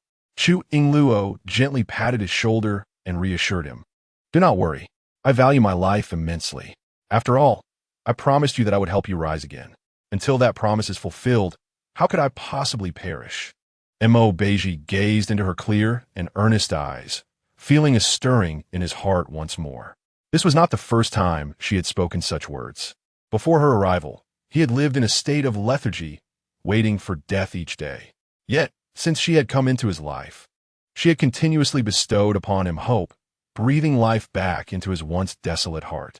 Observing her, a young girl, standing resolutely before him, undeterred by any challenges, he could not bear to remain behind her, sheltered and protected, especially considering that she had offended the third prince on his behalf. A wave of guilt washed over Mo Beizhi as he recalled his past, where he had fearlessly fought on the battlefield, and now he felt like a mere shadow of himself, wallowing in despair. Ultimately, he realized that he was even inferior to a young girl. If she truly could heal him, perhaps it was worth a try. Mo Beizhi's eyes clouded with inscrutable emotions. After a moment's reflection, he made a decision and turned to Chu Yingluo, saying, I am hungry. Would you prepare something for me? Chu Yingluo's eyes brightened. He was aware of his hunger. She promptly replied, Of course, I shall do that right away. After Chu Yingluo left, the depths of Mo Beizhi's dark eyes grew unfathomable. Chapter 10. I wish to live from a young age. He exhibited extraordinary intelligence and talent. At 8, he single-handedly defeated an enemy general amidst thousands. By 9, he had immersed himself in literature and poetry. At 10, he became unmatched in chess. At 11, his strategic acumen astonished the esteemed professors at the Imperial Academy. By 12, his military strategies eclipsed even the most esteemed border generals, leading to the downfall of a neighboring nation renowned for its impregnable defenses, thus earning him widespread acclaim. By the age of 18, he had remained stationed at the frontier, accumulating numerous accolades. However, his brilliance and charisma incited envy, leading to his downfall.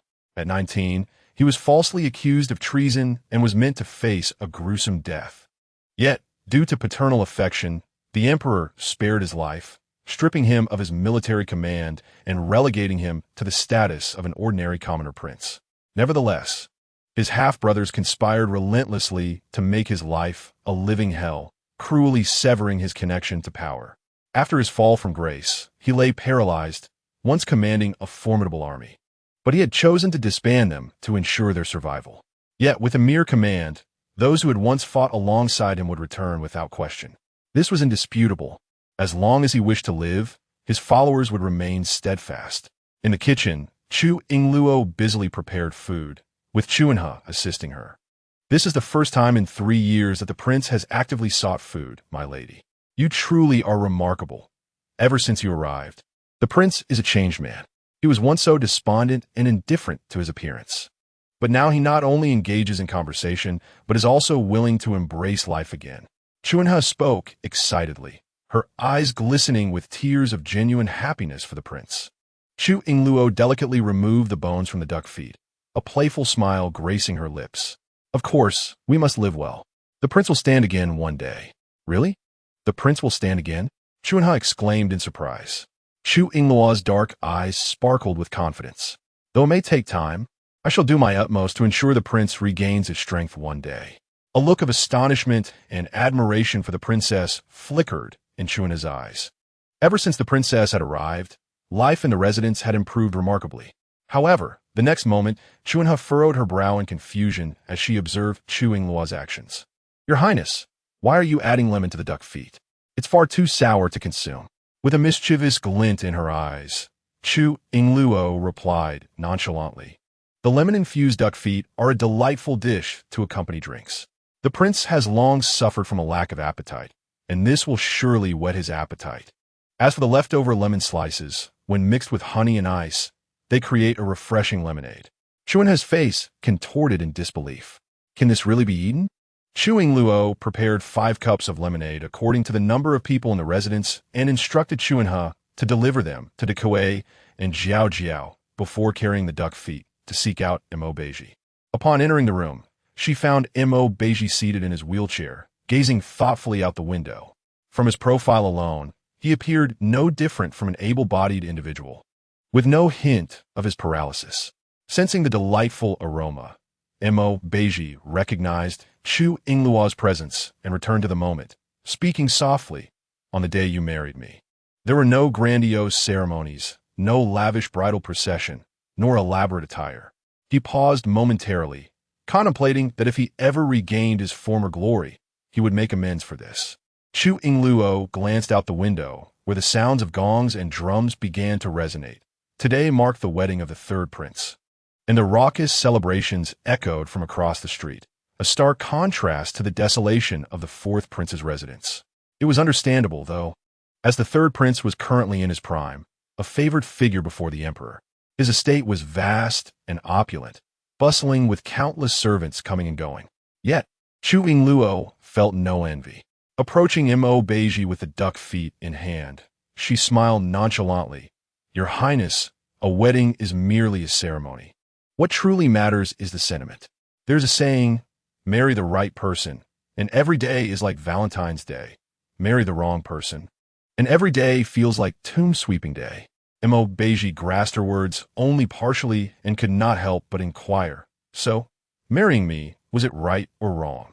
Chu Yingluo pondered for a moment. Her marriage to Beizhi was neither a Valentine's Day nor a tomb sweeping day, but rather a Labor Day. Resigned, she placed the dish on the table and jested. Marrying you means celebrating Labor Day every day. Beizhi frowned. What is Labor Day? With a playful glint in her eyes, Chu Yingluo replied, literally, it means a day of labor. Therefore, tomorrow, I shall take a holiday and refrain from working. Can it still be called Labor Day if one does not labor? In the depths of his heart, Beizhi harbored doubts, yet after listening to her words, a flicker of guilt crossed his gaze. Ultimately, he had indeed caused her distress. Your Highness, do not overthink it. Please try this. It is quite appetizing, Chu Yingluo urged, presenting a duck's foot to him as if it were a prized treasure. Beizhi cast a glance downward, his brow slightly furrowed. Chu Yingluo quickly reassured him. Rest assured, this is not from the backyard. I specifically sought out a vendor at the market for this delicacy. Their eyes met, and seeing the brightness and enthusiasm in her gaze, he reluctantly opened his mouth to take a bite. How is it? Chu Yingluo inquired with eager anticipation. Beizhi savored the dish carefully. The duck foot was succulent, tender, and devoid of bones, imbued with an unknown blend of sour and spicy flavors, refreshingly appetizing. He expressed his surprise. The taste is quite unique. This is the first time I have encountered such a dish. I had no idea it could be prepared in this manner. Upon hearing this, a deeper smile spread across Chu Yingluo's face, filled with a sense of accomplishment at the recognition of her culinary skills. As long as you enjoy it, she replied. Moments later, not only had Beizhi finished the duck foot, but he also drained the glass of lemonade she had prepared. Chapter 11. The Princess Consort's Entrepreneurial Ventures Outside. The sound of gongs and drums filled the air, accompanied by the thunderous crackling of firecrackers and the blaring of trumpets for the wedding procession. In front of the fourth prince's residence, Wu Jiaojiao sat on the threshold, savoring her lemonade with delight. Brother, the third prince is taking a concubine. What a grand affair! I want to see if the bride is beautiful, she exclaimed. Wu Dakoe lightly tapped her head, admonishing, We are members of the fourth prince's household. We must adhere to decorum, follow instructions, and refrain from such frivolous talk in the future. Chu Yingluo, too, exhibited a gaze of envy, unable to suppress her indignation on behalf of their princess consort. When the princess consort entered the fourth prince's residence, she had nothing. The emperor is truly biased. Just then, Chu Yingluo emerged from the door, carrying a plate, and overheard Chu Yingluo's words. She quickly interjected, to speak ill of the emperor could lead to severe consequences. Understood, princess consort. Chu Yingluo responded, hastily covering her mouth in fear. Noticing the three of them sitting at the door, Chu Yingluo could not help but glance over. The third prince's residence was bustling with activity, filled with royal relatives and esteemed dignitaries. Wenhuan, perhaps unwittingly, had constructed his estate directly opposite the fourth prince's, believing it would serve to provoke Beizhi at any moment. At that moment, Wu Jiaojiao turned and said, Princess consort, your duck feet and lemonade are simply exquisite. Chu Yingluo's eyes sparkled. It appeared her culinary creations were quite popular. Suddenly, she conceived a new idea for generating income. The 100 taels given by the empress would not last long, and it was essential to devise a new means of earning. In the sweltering heat, lemons served both as a fruit and a medicinal herb, quenching thirst and alleviating summer heat while promoting digestion. Setting up a stall outdoors would surely yield great profits. With this thought in mind, she promptly delegated the task, and upon hearing her plan, the three of them were filled with joy and immediately began to collaborate. By evening, Chu Yingluo returned to the residence with a large bag of silver, sweating profusely yet wearing a radiant smile. Princess consort, we earned a substantial amount selling lemonade today, 20 taels. Unfortunately, we made too little and sold out quickly. Chu Yingluo weighed the coins in her bag, reflecting on how effortlessly one could earn money from the affluent nobility. A cup of lemonade that sold for 4 coins could fetch 10 when here. Chu Yingluo inquired, Your Highness, shall we sell again tomorrow? Chu Yingluo shook her head, a knowing smile gracing her lips. Not for now. Tomorrow will present its own opportunities for profit.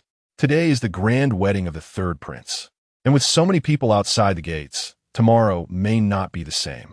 Moreover, those who enjoy the drink will naturally seek us out again. Selling daily would only diminish the prestige of the fourth prince's residence. The following morning, as Chu Yingluo set out for supplies with Wu Jiaojiao, she fortuitously encountered the third prince. Their eyes met, and Chu Yingluo greeted him with a smile. Good morning, third prince. How was your wedding night? Mo Wenhuan waved his sleeve dismissively, lifting his chin with a huff. The third princess consorts with the bed today. Do you not think? Chu Yingluo grinned and gave him a thumbs up, a splendid display of prowess, third prince. With that, she strode off with Wu Jiaojiao. Once she departed, Mo Wenhuan's expression darkened, a glint of coldness flashing in his eyes. He turned to his attendant, commanding, "Return and warn the new princess. She is not to leave the residence today." "But the first lady insists on seeing the new princess," the attendant replied. "Proceed as I instructed," he ordered tersely. After reprimanding, Mo Wenhuan clenched his jaw, feeling a tumult of frustration. He could not fathom the source of his troubles. On his wedding night, he had indeed found himself impotent. Could it be that Chu Yingluo's words rang true? Had his habitual indulgences rendered him incapable? Rubbing his aching temples, he instructed his subordinate, "Go to the palace and summon the royal physician." At the fourth prince's residence, Beizhi awoke to find it was not Chu Yingluo who entered, but Wu Dakue. Frowning, he asked, "Where's the princess?" Wu Dakue replied, "The princess said she is taking the day off to visit the market and sent me to attend to the prince's bathing and changing." Taking a day off? Beizhi's gaze dimmed. She had mentioned this the previous day. Without waiting for Wu Dakue to approach, he snapped, "Leave and wait for the princess to return before tending to me." Wu Dakue protested, "We are both men. Are you afraid of being seen?" The prince insisted, and Wu Dakue had no choice but to depart. To Beizhi's surprise, Chu Yingluo did not return until evening. Upon entering, she was met with a troubled Wu Dakue who reported, "Princess, you have finally returned. The prince has not changed his linen all day. Is that so?" Chu Yingluo hastily set down her purchases. "What has befallen the prince?" Wu Dakue shook his head, unknown. Chu Yingluo dismissed the concern as trivial and made her way to Beizhi's chamber. Upon entering, a strong odor assailed her senses, prompting her to chide. "What temper are you throwing today? Dakue was ready to change you, yet you refused. Do you wish to suffocate yourself?" Hearing her voice, a flicker of light returned to Beizhi's eyes. He turned his neck, his expression tinged with guilt as he responded, "I apologize for the trouble, but I cannot bear being seen naked by a man." Chu Yingluo furrowed her brow, perplexed by this twisted logic. If he could not endure the sight of a man, could he tolerate that of a woman? As she tended to his needs, she pondered how to negotiate with him. "Shall we have Wu Jiaojiao assist you tomorrow? Or perhaps Chunha? You may choose." As expression suddenly darkened. "Why not you? What if one day I am not home? Someone must take care of you, right?" Chu Yingluo offered him a faint smile, turned away, unwilling to meet the mirth in her eyes, his tone inexplicably laced with annoyance. "I do not care. I can wait for your return. Moreover, propriety dictates that men and women should not have close contact. How could I allow another woman to see me undressed? I have only had you as my consort. How could she consider offering herself to another woman?" Chu Yingluo was momentarily speechless. How could he still be so attached? "But you previously allowed Wangbo to serve you, didn't you? Why now is it unacceptable for a man or a woman?" She carelessly tossed aside the soiled item she had changed out of, her expression unbothered. S gaze shifted, evading hers. "Wangbo is different. He took care of me since my childhood." Chu Yingluo found herself at a loss. "Fine. As long as I am here, I will assist you with your changes. But when I am not around, do not be capricious. Let Wu Dakue take care of it." In the end, it still came down to Wu Dakue attending to him. After a prolonged silence, reluctantly agreed, acknowledging that her daily care was already quite taxing, and he should not add to her burdens. Meanwhile, returned from the palace, his face flushed with anger. He had visited the imperial physician, only to be met with the absurd diagnosis of impotence, a shameful affliction. Furious, he wished he could have slain that doctor on the spot. How could a young man like himself suffer from such an embarrassing malady? Surely, the foolish physician must have erred. Perhaps he was simply fatigued and needed rest. As he passed by the fourth prince's residence, glanced over, recalling Chu Yingluo's words, and alarm bells rang in his mind. Her description mirrored that of the palace physician. Could it be true? No, it was impossible. He would never succumb to impotence. Chapter 12. A head full of bees in the blink of an eye. 3 days had passed. Chu Yingluo lay leisurely in the courtyard. basking in the sun when Chu announced the arrival of third prince. Chu Yingluo slowly opened her eyes, thinking it had taken him 3 days to become restless at last. This third prince truly was like a stealthy turtle. Let him in, she instructed. As soon as her words fell, swaggered in, surveying the courtyard as if searching for something. Chu Yingluo remained patient, waiting for him to complete his circuit before inquiring, "Has the third prince come today because he misplaced something in the fourth prince's residence?" Straightened, hands clasped behind his back, and replied defiantly, "It is not that I lost something here, but I suspect there is some unclean and malevolent presence in your household. Ever since I returned from here, I have suffered from a headache and have felt unwell." He had pondered over this matter repeatedly, growing increasingly convinced that his previous good health had been disrupted by his visit to the fourth prince's residence. The crux of the issue was that this accusation had originated from Chu Yingluo herself. The little trickster even claimed she could administer a cure. After visiting countless physicians, none had been able to remedy his condition, yet she asserted she could. It was utterly ludicrous. However, this inevitably aroused doubts within Mo Wenhuan. It was highly likely that this matter was orchestrated by Chu Yingluo. Regrettably, he searched the entire fourth prince's residence but found no evidence. Third prince, do not indulge in fanciful thoughts. We reside here daily and have yet to witness any foul or unseemly objects. Perhaps you should first disclose where you feel unwell. Chu Yingluo raised an eyebrow, her eyes sparkling with mischief as she glanced at him. Mo Wenhuan's gaze suddenly turned icy, and disregarding his image, he thundered with a stern countenance, "Chu Yingluo, cease your pretense of ignorance. How could you not know what ailment I suffer from?" Chu Yingluo rested her chin on her hand and feigned contemplation. "Oh, I recall now. The other day, I remarked upon your pallor. It might be indicative of impotence." "Surely, silence." Mo Wenhuan anxiously scanned the surroundings, then clenched his fists in a fit of indignation. "Chu Yingluo, confess honestly. Did you orchestrate this mischief?" Chu Yingluo furrowed her brow. "Third prince, if you lack evidence, it will be wise to refrain from making baseless accusations." Mo Wenhuan glared at her with gritted teeth. "It must be you." Chu Yingluo's expression turned frigid as she replied coldly, "Third prince, do you presume that because my lord is bedridden and I am without protection, you may come here to slander me? If you're merely seeking trouble, I fear not. Let us go to the emperor and allow him to adjudicate." Upon hearing this, Montag Wenhuan's countenance shifted dramatically. If this matter were to reach the emperor, revealing his inability to perform would not merely be a source of ridicule, but a threat to his future. He forcibly suppressed his fury and opted for a more subtle approach, if it truly was not your doing. "How is it that you possess such extensive knowledge and claim to have a method for my treatment?" Chu Yingluo had already prepared her response. "In my youth, I apprenticed under a folk master, learning a few rudimentary skills of the trade. While I cannot claim expertise, I can identify certain ailments.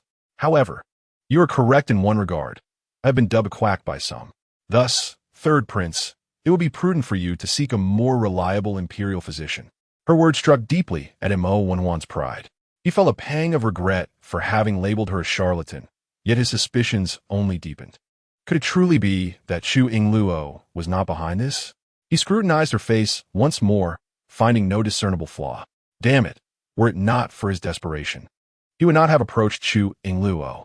Now, how could he muster the humility to seek her aid, just as his brow furrowed with distress? Chu Yingluo rose from her rattan chair and turned to offer him an escape. "Third prince, do you still require my acupuncture? If you harbor doubts, that is quite all right." Feigning arrogance, Mo Wenhuan replied, "Of course, I do not trust you. However, it would not hurt to let you try. I wish to see whether you are merely spouting nonsense or if you possess genuine skill." Humph. A smirk played on Chu Yingluo's lips, though a cold laugh echoed within her heart. Was this truly the demeanor of one seeking treatment? Naturally, she would not provide her services free of charge. She must seize this opportunity to extract a generous fee. Calculating her terms, she stated, "Third prince, I am willing to administer acupuncture, but I do not engage in transactions that incur losses. Each needle I administer will require a fee. My consultation fee is 10 taels, and each needle will also cost 10 taels." What? S eyes widened as if he had just heard the grandest of jokes. He scoffed coldly. You dare charge this prince? Replied with a calm demeanor. It is quite normal to seek a modest fee for my efforts, just as you would pay for physician services. Burst into laughter, followed by a derisive snicker. Do you fancy yourself a royal physician? A doctor outside would only charge 1 or 2 taels, yet you demand 10? Why not resort to thievery instead? His tone grew increasingly contemptuous, revealing a deep disdain. She was nothing more than a scheming girl, after all, merely seeking coin. Shook her head with a sigh. As a dignified prince, surely you can part with such a trifling sum? If you find it too steep, feel free to seek a physician who charges 1 or 2 taels. I shall not impede you. With that, she turned to leave, but after taking just a few steps, she heard his voice. Did this prince ever express reluctance to pay? The mere 20 taels were of no consequence to him. It was only someone as miserly as her who would incessantly babble about money. Observing the desolate state of the courtyard, he sighed, considering it a mere act of charity. Paused, turned back, and approached, deftly retrieving silver needles from her sleeve. She smiled and gestured toward the chair. Prince, please take a seat. Waved his sleeve, and once seated, commanded without courtesy, I have paid for this, so if you fail to cure me, do not expect to keep the silver. Readily agreed. Very well. If I do not succeed, I shall not take payment.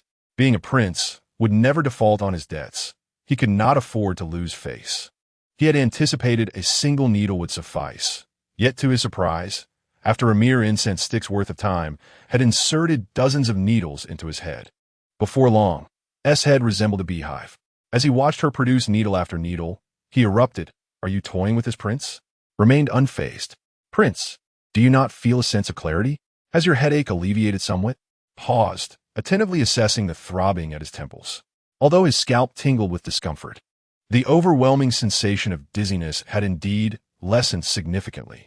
Noticing his silence, continued, to be frank, your condition is quite severe. Thankfully, you sought treatment early. Had you delayed another half-month, it would have been beyond remedy. As long as it can be cured, the cost is justified, so do not fret over the silver. Would you agree? Upon hearing this, S' expression darkened. Who said this prince is concerned about money? He merely found her theatrics tiresome. Well, as long as you're not distressed. Smiled mischievously and fell silent. Yet, the next moment, she applied another needle to his shoulder, deliberately targeting the most sensitive acupoints. Cried out in pain, the sound echoing with a delightful sting. Chapter 13. Only she bullies others' body was adorned with a plethora of silver needles, and he could hardly contain himself, yearning to rise. However, firmly press him down, saying, Do not rush, prince, we still have a while to go. How much longer must I endure? Exclaimed, his frustration boiling over as he felt like a porcupine, utterly overwhelmed. Chu Yingluo was undoubtedly toying with him. Had he known, he would never have allowed her to treat his ailment.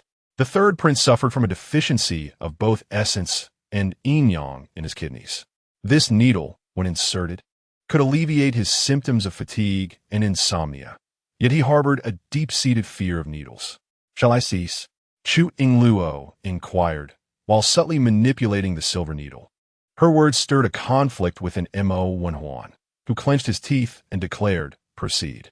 A smile curled at the corners of Chu Yingluo's lips as she called out, Jiao Jiao, here. Wu Jiao Jiao rushed in, instantly halting before Mo Wenhuan, her robust physique making him appear diminutive. Mo Wenhuan's eyes widened in alarm upon seeing the clumsy, unattractive girl. Chu Yingluo instructed Wu Jiao Jiao, Hold him down. I will administer the needle. Wu Jiao Jiao extended her dark hands, uncertain of how to proceed, and turned to ask, Your Highness, where should I press? Anywhere, as long as you restrain him, replied Chu Yingluo. Understood, Your Highness. After a brief moment of deliberation, Wu Jiao Jiao, noticing the absence of the needle at his chest, clutched him firmly. Mo Wenhuan glared at those 2 hands resting on his chest, infuriated. You insufferable girl. Remove your hands. He kicked out with his free leg in an attempt to dislodge her. However, Wu Jiao Jiao held fast to his upper body, pressing down on his legs as she insisted, Forgive me, Your Highness, but it is the princess's command. Despite her grip, Mo Wenhuan struggled fiercely, feeling humiliated by the situation. Wu Jiao Jiao's strength was astonishing, easily overpowering him. After a prolonged struggle, he found himself defeated, his face flushed with anger. Observing that Wu Jiao had successfully restrained him, Chu Yingluo seized the heated silver needle and plunged it into Mo Wenhuan's acupoint. The next moment, the courtyard echoed with a scream reminiscent of a slaughtered pig. "Ah, it hurts!" The third prince cried out in agony, thrashing wildly. Yet Wu Jiao adhered to the princess's orders, holding him down firmly. After a lingering cacophony, Mo Wenhuan gasped and fainted from the pain. Startled, Wu Jiao released him, exclaiming, "Your Highness, something is amiss." The third prince seems to have passed out. Chu Yingluo glanced back calmly. "Fear not. He has merely lost consciousness." Wu Jiao reached out to check his breath and sighed in relief. "Phew, he is still alive." After a short while, Chu Yingluo withdrew the needle she had just inserted. One of the needles now darkened, revealing that while it appeared she was treating the third prince, she had actually left something behind within his body. Mo Wenhuan stirred, awakening suddenly from the chair, and after a moment of confusion, he recalled the events that had transpired. "That wretched girl, I shall kill you." Yet, upon searching for Wu Jiao, she had vanished without a trace. At that moment, Chu Yingluo's voice drifted from behind. Did the third prince sleep well? Mo Wenhuan paused, and upon speaking, he found himself momentarily dazed, asking Chu Yingluo, "How long did I sleep?" After about the duration of a stick of incense, Mo Wenhuan wore an expression of astonishment. Was it merely a stick of incense? Yet, why did he feel as though he had slumbered through an entire night?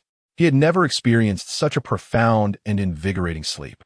Upon awakening, he felt brimming with vitality, as if he possessed an inexhaustible reservoir of energy. He was confident that he could engage in a fierce battle for 800 rounds without issue. With a gleeful expression, Mo Wenhuan cast a slightly altered gaze upon Chu Yingluo and excitedly inquired, "Is my ailment truly cured?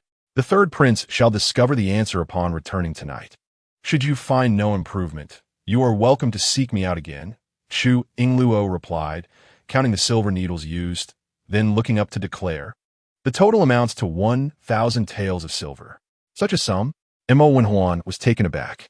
Although he felt that Chu Yingluo had employed an excessive number of needles, he was reluctant to appear miserly. After a moment's hesitation, he gritted his teeth and reluctantly retrieved a banknote worth 1,000 taels from his pocket, adding, "Your payment is assured, but I must caution you. This matter is known to heaven and earth, and to you and me alone. Should a third party become aware, I shall not spare you." He continued, "And your maidservants, advise them to keep their lips sealed." Receiving the money, Chu Yingluo smiled and replied, "The third prince need not worry. As a physician, I uphold the most fundamental ethical standards of my profession." Upon hearing this, Mo Wenhuan felt considerably reassured. After issuing his warning, he strode out of the fourth prince's residence, his spirit lifted and his countenance radiant. He was well aware of the efficacy of the treatment. Had it not been effective, he would not have parted with his money so readily. Inside, Beizhi sat in his wheelchair, observing the happenings in the courtyard through the window. Several times, he had worried that Mo Wenhuan might pose a threat to Chu Yingluo, yet in the end, it was the third prince who had been thoroughly bested by her, even leaving behind a sum of money. While incredulous, he also felt a sense of relief. It seemed he had underestimated Chu Yingluo. With her cunning and intelligence, it appeared she was only capable of bullying others. A subtle smile crept upon his lips.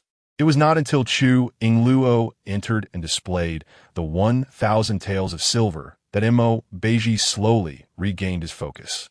Has the third prince truly been cured of his ailment? Chapter 14. Tasting the sweetness, Chu Yingluo curved her lips into a smile, a glimmer of mischief dancing in her eyes. He will return. Return?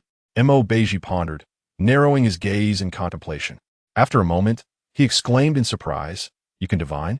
Coughing slightly, Chu Yingluo felt compelled to clarify. The third prince had a minor ailment to begin with. I merely employed a slight stratagem to induce its early manifestation.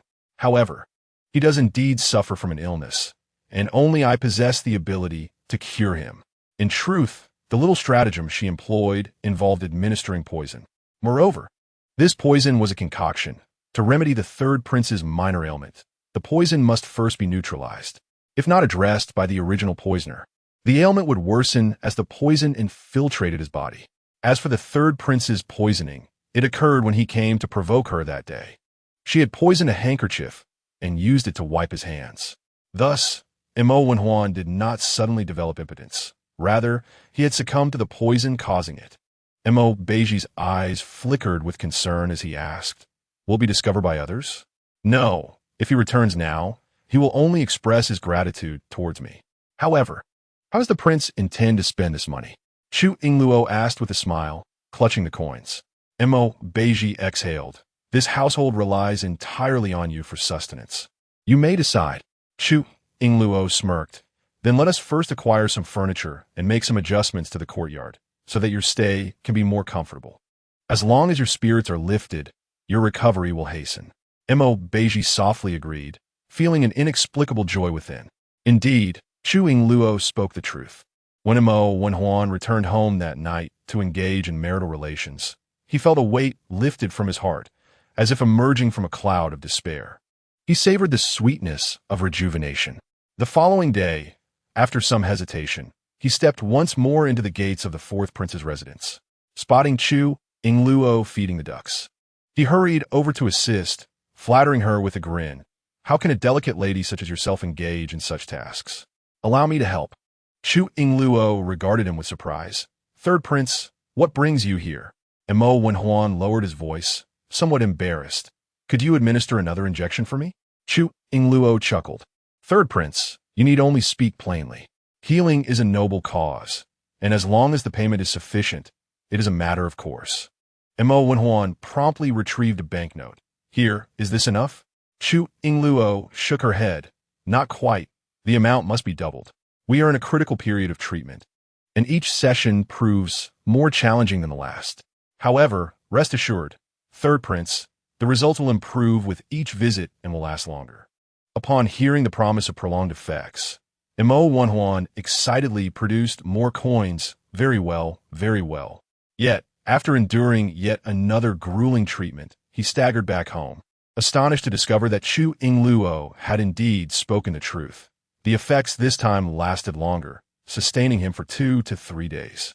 During this period, whenever he felt the slightest fatigue, he would seek out Chu Yingluo for an injection, emerging from the fourth prince's residence invigorated and refreshed. Mo Wenhuan's frequent visits to the fourth prince's residence did not go unnoticed within the estate. "The second madam, the prince has gone to the fourth prince's residence again today and returned with a beaming smile, looking particularly elated," reported a maid who had been tasked with following the third prince. The second madam, who was Mo Wenhuan's newlywed consort, bore a displeased expression upon hearing this. "What does the prince seek at the fourth prince's residence?" she inquired sharply. The maid shook her head. "I am unaware, but apart from the paralyzed fourth prince, the only one there is the fourth princess." "The fourth princess, Chu Yingluo." The second madam slammed her hand on the table, her voice sharp. The maid trembled in fear.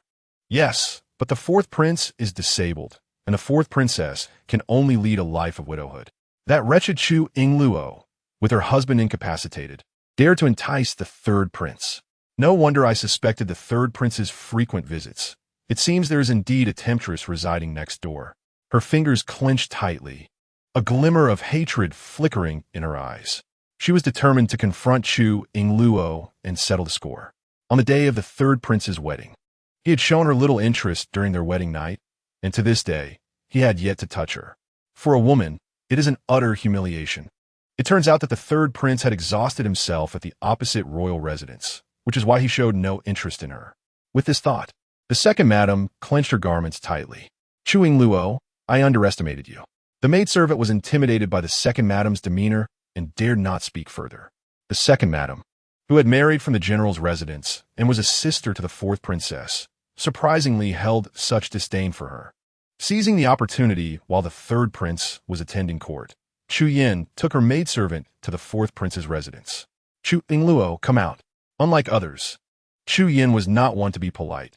She burst in, demanding to see Chu Yingluo. Chapter 15. Those who dare to touch me have immense audacity. Hearing the commotion, Wu Jiaojiao rushed over first. Sensing the hostility, She positioned herself protectively in front of Chu Yin and coldly inquired, "Who are you?" "This is the fourth prince's residence. No idle folk are permitted to enter." "What a wretched servant! Get out of my way!" she exclaimed, attempting to push past. Wu Jiaojiao, like an immovable bear, stood her ground. Fuming with rage, Chu Yin was infuriated that this dim-witted servant dared obstruct her. She rolled up her sleeves and raised her hand, ready to teach her a lesson. However, before she could strike, Wu Jiaojiao swiftly seized her hand, yanked her forward, and twisted it forcefully. "I have but one master, and that is the fourth princess who treats me as a sister. Who are you to call me a wretched servant?" After speaking, Wu Jiaojiao twisted her arm again, causing Chu Yin to scream in pain, her face contorted in fury. "Wretched servant, you must be seeking death." Chu Yin was astounded. How could this wild girl possess such strength? Born into the Wu family, with her father being a distinguished general, she had learned some martial skills in the general's residence. She could not believe she could not best this uncouth girl. Adopting a fighting stance, she prepared to strike, but before she could even make a move, she found herself struck down to the ground with a single forceful slap from Wu Jiaojiao. As she spat dirt from her mouth and raised her head once more, she saw Wu Jiaojiao crossing her arms, shaking her head and declaring, "Truly weak." Fuming in disbelief, Chu Yin glared at Wu Jiaojiao, who seemed devoid of any skill, relying solely on brute strength, utterly lacking in martial ethics. The maidservant, terrified, finally shouted, "Stop! This is the second madam newly taken in by the third prince. We are from the third prince's residence." "What? From the third prince's residence?" Wu Jiaojiao felt a tremor of fear as she looked at the woman on the ground, realizing she had crossed a line.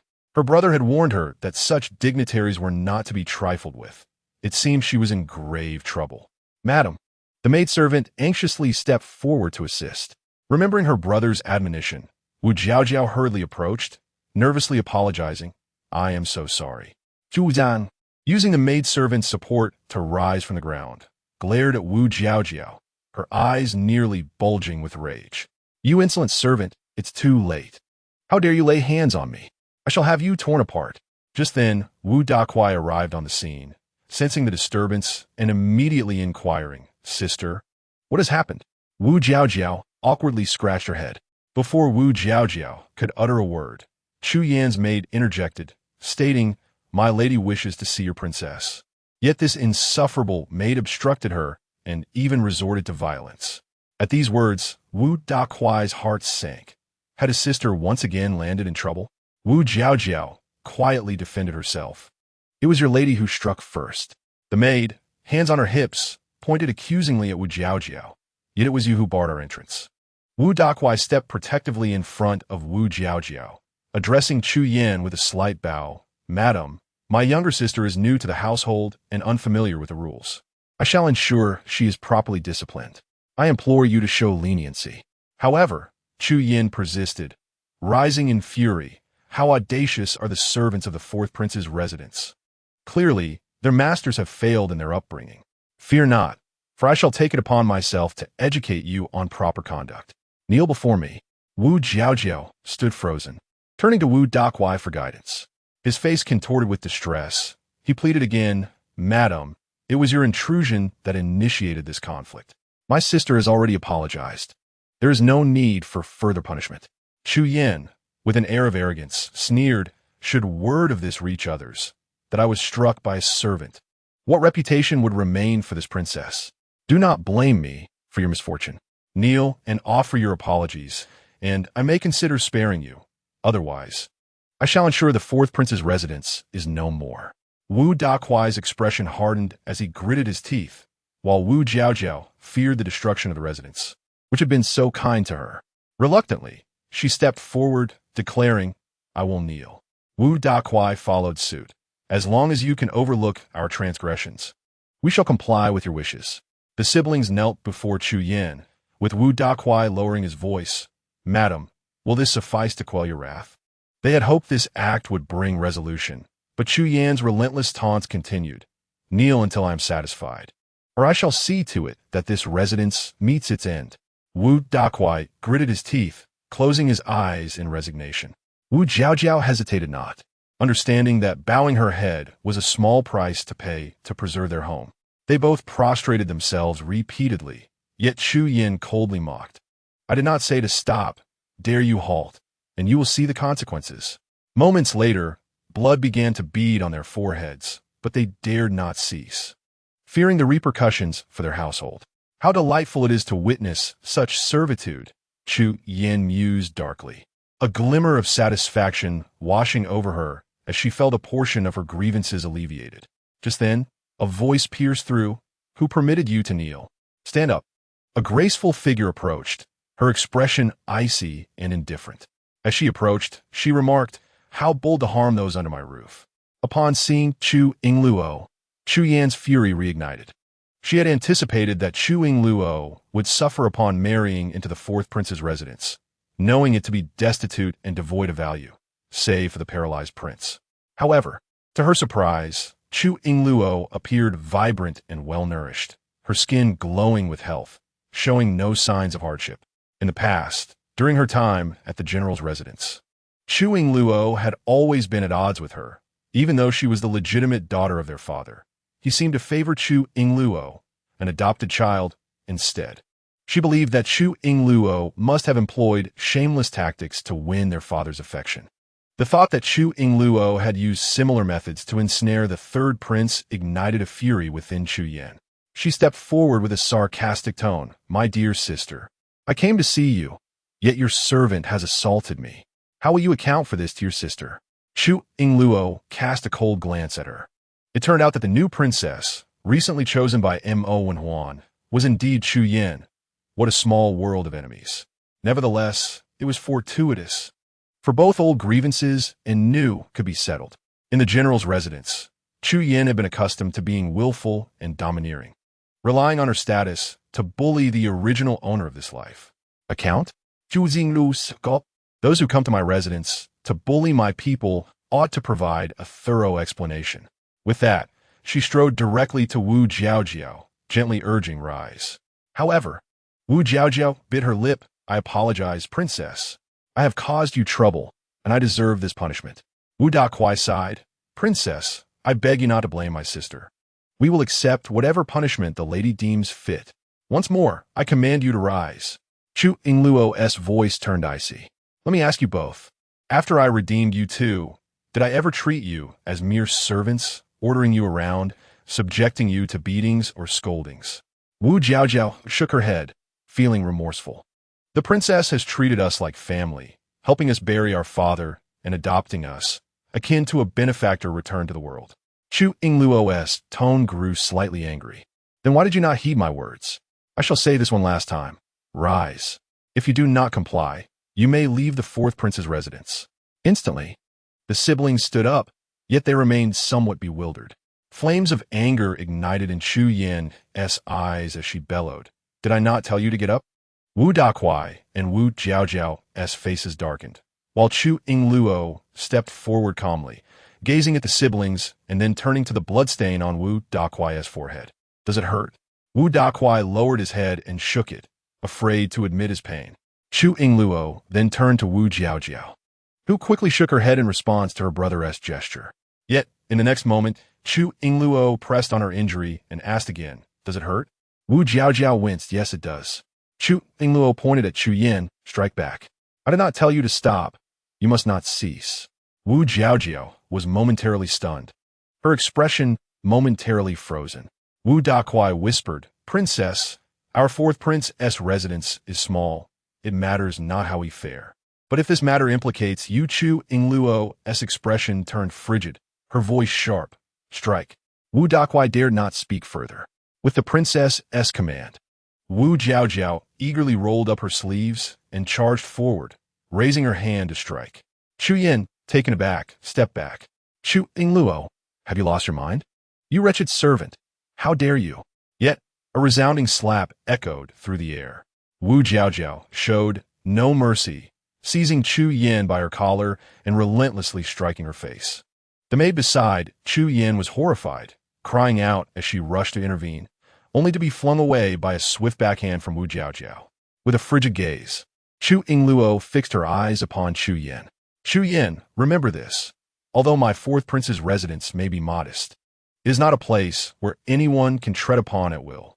Chu Yin, already dazed from the blows, was struck by the intensity of her presence and expression, a mix of fear and astonishment washing over her. What puzzled her was how, after just a short period apart, Chu Yingluo seemed to have transformed into an entirely different person. The maid, unable to intervene, rushed back to the third prince's residence in a panic to summon reinforcements. Moments later, dozens of guards stormed in, ready to dismantle the fourth prince's residence. Inside the room, Beizhi's countenance darkened. What commotion had erupted in the prince's residence? He discreetly monitored the events unfolding in the courtyard. It was Chu Yingluo who reignited his hope for survival. Previously, he had endured silently, but if matters escalated today, he would not hesitate to risk revealing his strength to protect her. In the courtyard, Chu Yingluo disregarded the guards who had burst in. Wu Jiaojiao turned to her and asked, "My lady, shall we continue?" Chu Yingluo calmly replied, "Yes, let us continue." The guards, immediately incensed, glared at her, but she merely regarded them with indifference. "You would do well to swiftly summon the third prince.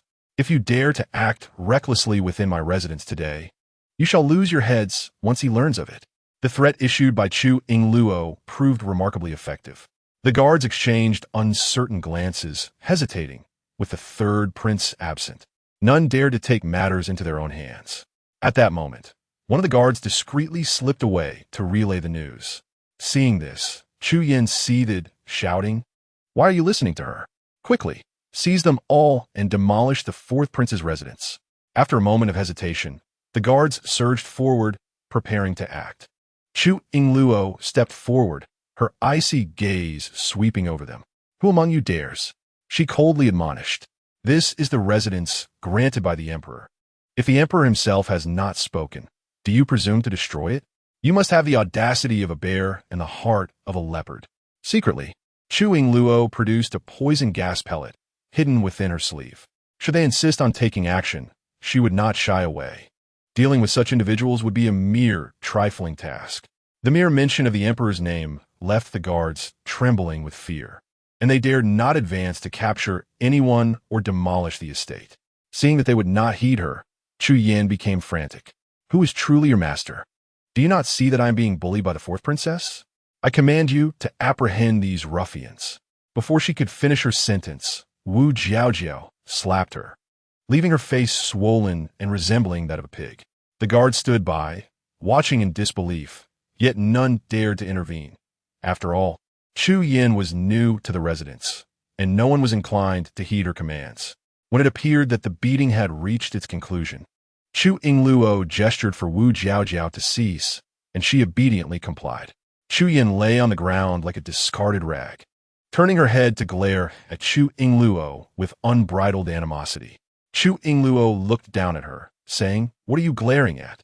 If you continue, I shall pluck your eyes from their sockets."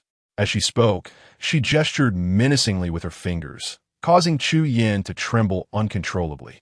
In less than a quarter of an hour, Wenhuan arrived. "What has transpired?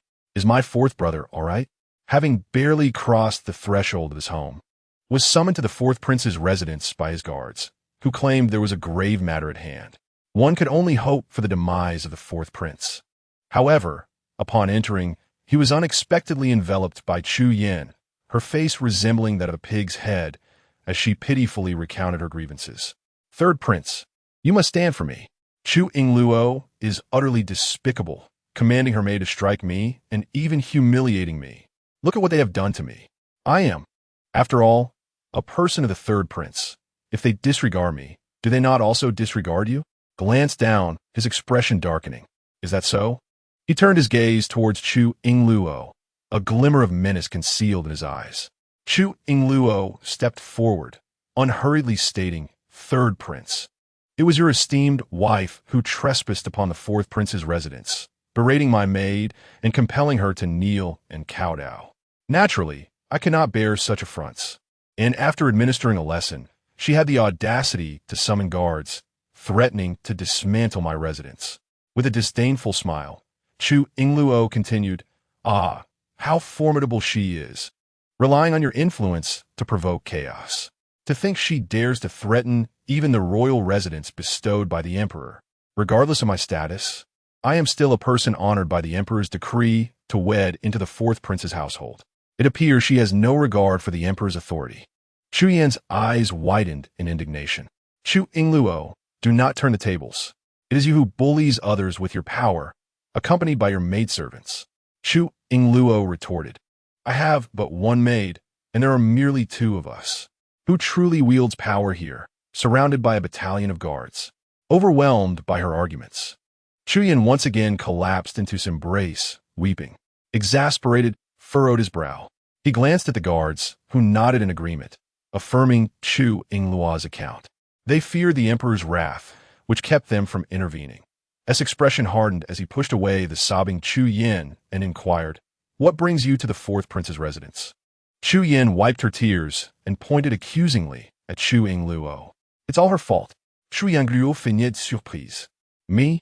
Chu Yan lamented, "as the fourth prince's wife. She neglects her duties, and, because the fourth prince is bedridden and unable to fulfill his husbandly responsibilities, she constantly schemes to entice the third prince. How could she commit such an act?" Chu Yingluo found the accusation both amusing and absurd, realizing that Chu Yan was digging her own grave. Indeed, before she could respond, S' expression darkened. "Well, have I ever been seduced by you?" With tears in her eyes, Chu Yan replied, "If she were not trying to seduce you, why would you frequent the fourth prince's residence? I wait for you all night in Haitang courtyard, yet you refuse to visit me." The crowd was taken aback by her words, oblivious to the implications of her complaints, feeling utterly wronged. At that moment, Chu Yingluo chuckled softly and addressed, "Third prince, I advise you to first manage your own household. If you cannot even govern those within your own walls, how will I ever dare to attend your medical needs in the future?" Enraged, Chu Yan retorted, "Chu Yingluo, you are talking nonsense. You cannot even treat ailments." She had known Chu Yingluo for so long and was unaware of any medical skill she possessed. Chu Yingluo ignored her, casting a significant glance at her eyes brimming with subtle threats and warnings. If the third prince continues to ignore the situation, she would not hesitate to reveal the matter of healing. Mo Wenhuan was instantly startled, his eyes darting in panic, fearing that Chu Yingluo would expose his unspeakable deeds. In a fit of rage, he struck Chu Yan with a slap, exclaiming, "Fool!" Chu Yan was momentarily stunned. The humiliation from the third prince's slap far outweighed the blows she had previously endured. "Who do you think you are?" Mo Wenhuan pushed Chu Yan away forcefully, reprimanding her. "Why should I explain myself to you? My relationship with the fourth princess is innocent and pure. I came to the fourth prince's residence solely to visit my younger brother. How dare you slander our integrity? Do you want to invite death upon yourself?" Chu Yan covered her face, staring at him in disbelief. Mo Wenhuan pointed at her, chastising. "If you had stayed quietly within the residence, would any of this have happened? If the fourth princess were to strike you dead today, it would be entirely your fault." With a cold snort, he addressed the onlookers. "Furthermore, let it be known that anyone who dares to gossip about me or the fourth princess should beware. I shall have their tongues cut out." Chu Yan's maidservants trembled in fear, keeping their heads bowed in silence. Chu Yan was utterly astonished. She had never anticipated that the third prince would not stand up for her, but would instead side with Chu Yingluo. If there were no illicit relationship, she simply could not believe it. "Get back." Mo Wenhuan waved his hand, dismissing the guards.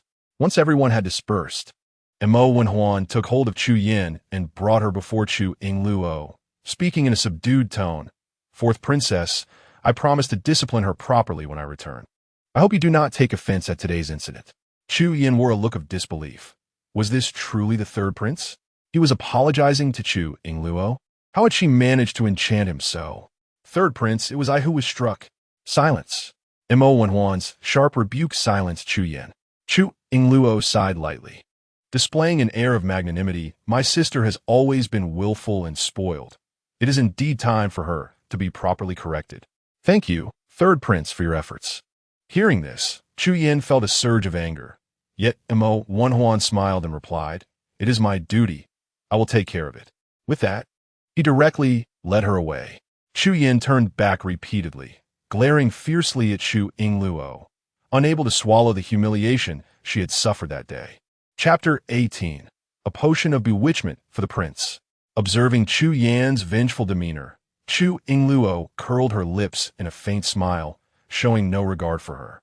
In the past, at the general's residence, Chu Yan had relied on being the biological daughter of her father, bullying Chu Yingluo with her maidservants, forcing her to wear tattered clothes and eat the leftovers meant for dogs, while insulting her as a bastard. With their father constantly away at war, the household was under the control of her stepmother, Song, and thus, Chu Yingluo lived in a state of perpetual hardship, always treading carefully. The original owner of this body had felt that life held no hope, which led her to consider ending it all, viewing her stepmother and this half-sister as executioners. Such people truly deserve death. There is no need for haste. Time is on her side. Now that they reside across from each other, there will be ample opportunities to seek vengeance for the original owner. The stepmother's scheme is indeed audacious. She marries her off to the fourth prince to endure hardship, while she swiftly arranges for her own daughter to wed the third prince and enjoy a life of luxury. Huh! Chu Yingluo scoffed softly. However, whether she will truly enjoy that luxury remains uncertain. Although the third prince is wealthy and influential, being the biological son of Empress Li, he is already wed to the first lady. Chu Yan's position as a mere concubine would be the most she could hope for. Moreover, it is said that the first lady is no meek character. She likely has her own means of dealing with adversaries. In Haidang courtyard, Mo Wenhuan reprimanded a maid before dismissing her and then brought Chu Yan into the room. Chu Yan, with tears streaming down her face, lamented third prince.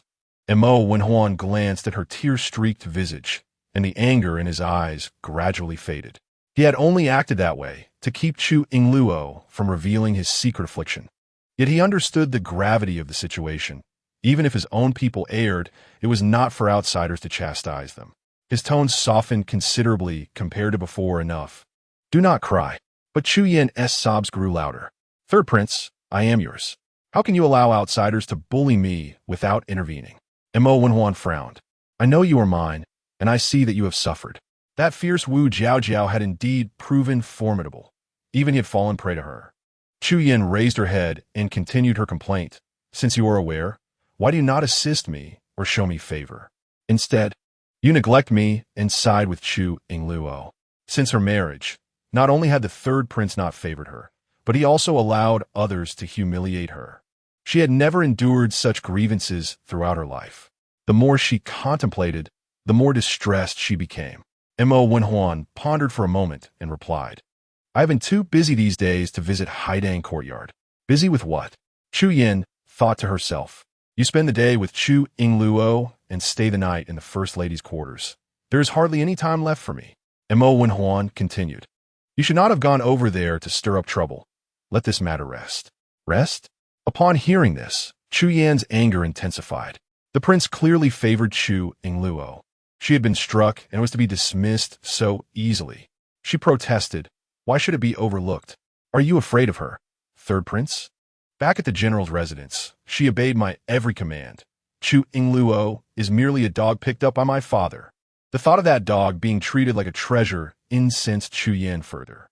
Mo Wenhuan's expression darkened as he coldly replied, This is not the general's residence. You must heed my commands henceforth. It is not that I fear her, but were it not for his need of Chu Yingluo's assistance in treating his ailment, he would have no reason to tolerate her. However, he had no intention of disclosing his affliction to Chu Yan. What is it? Chu Yan asked, perplexed. Montauk Wenhuan, growing impatient, retorted, It is none of your concern. Do not inquire further.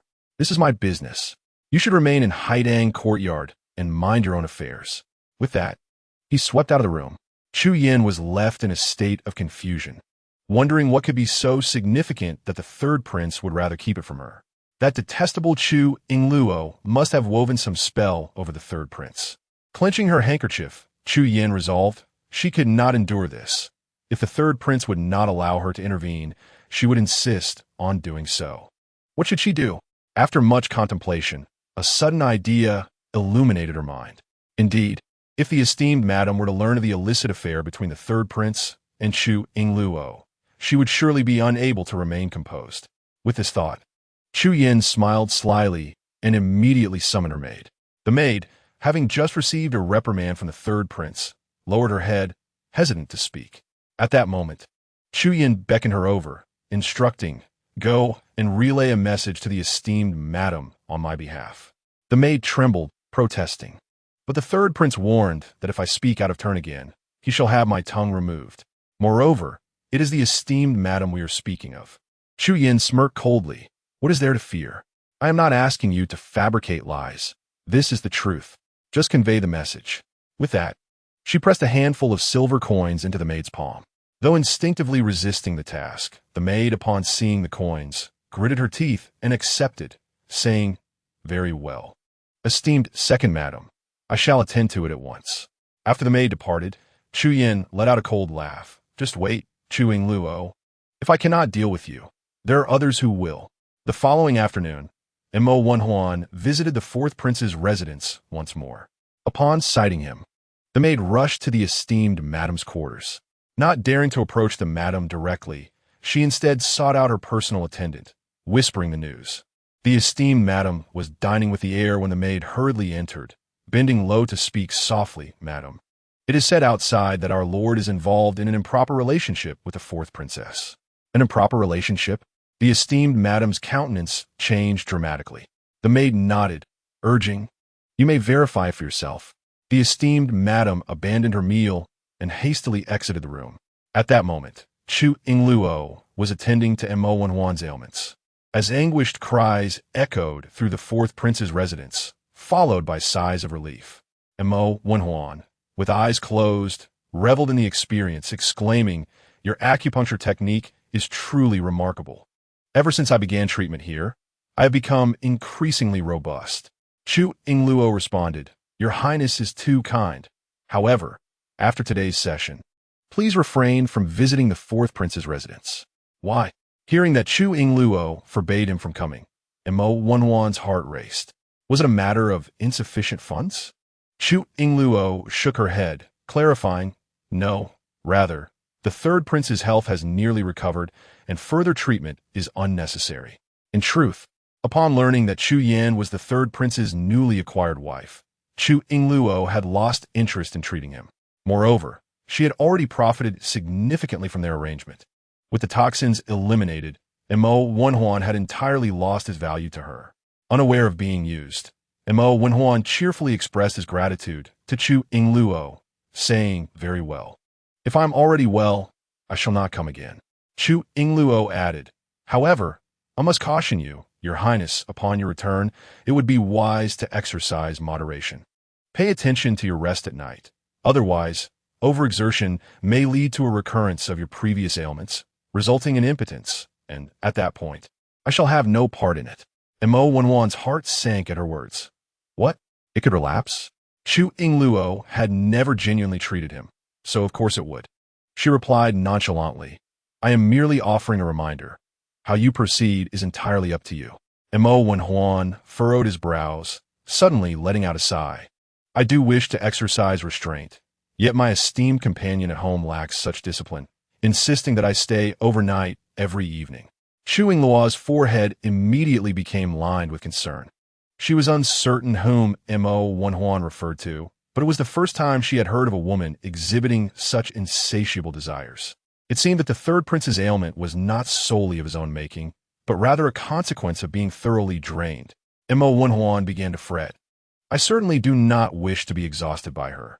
Is there any remedy that could diminish her interest in such matters, to spare me from daily tribulations?" Chu Yingluo hesitated, glancing outside, her tone faltering. "Well, that is," Mo Wenhuan urged, "do not withhold such knowledge from me. If there exists a suitable potion, I would gladly compensate you. Ideally, it would render my esteemed companion weary and devoid of energy, utterly incapable." Montak Vinhuan, a sudden boisterous voice echoed from a distance, startling him into wide-eyed alertness. He beheld his formidable wife approaching with an ominous wind, her countenance aflame with indignation. Chapter 19. The strict wife as she approached. The ample form of the lady quivered with each step. "You, Mo Wenhuan, dare conspire with outsiders to harm me, to poison me? Mo Wenhuan sprang from his seat, his lips twitching as he exclaimed, "My lady, please allow me to explain." However, the lady had no intention of hearing his defense. She marched directly toward him, seizing his ear without regard for those present, offering him no mercy. "Let us see if I cannot teach you a lesson today." "My lady, it hurts, it hurts." The illustrious third prince, Mo Wenhuan, before his wife, had become a man cowed by his spouse's authority. How amusing! Chu Yingluo allowed a subtle smile to grace her lips.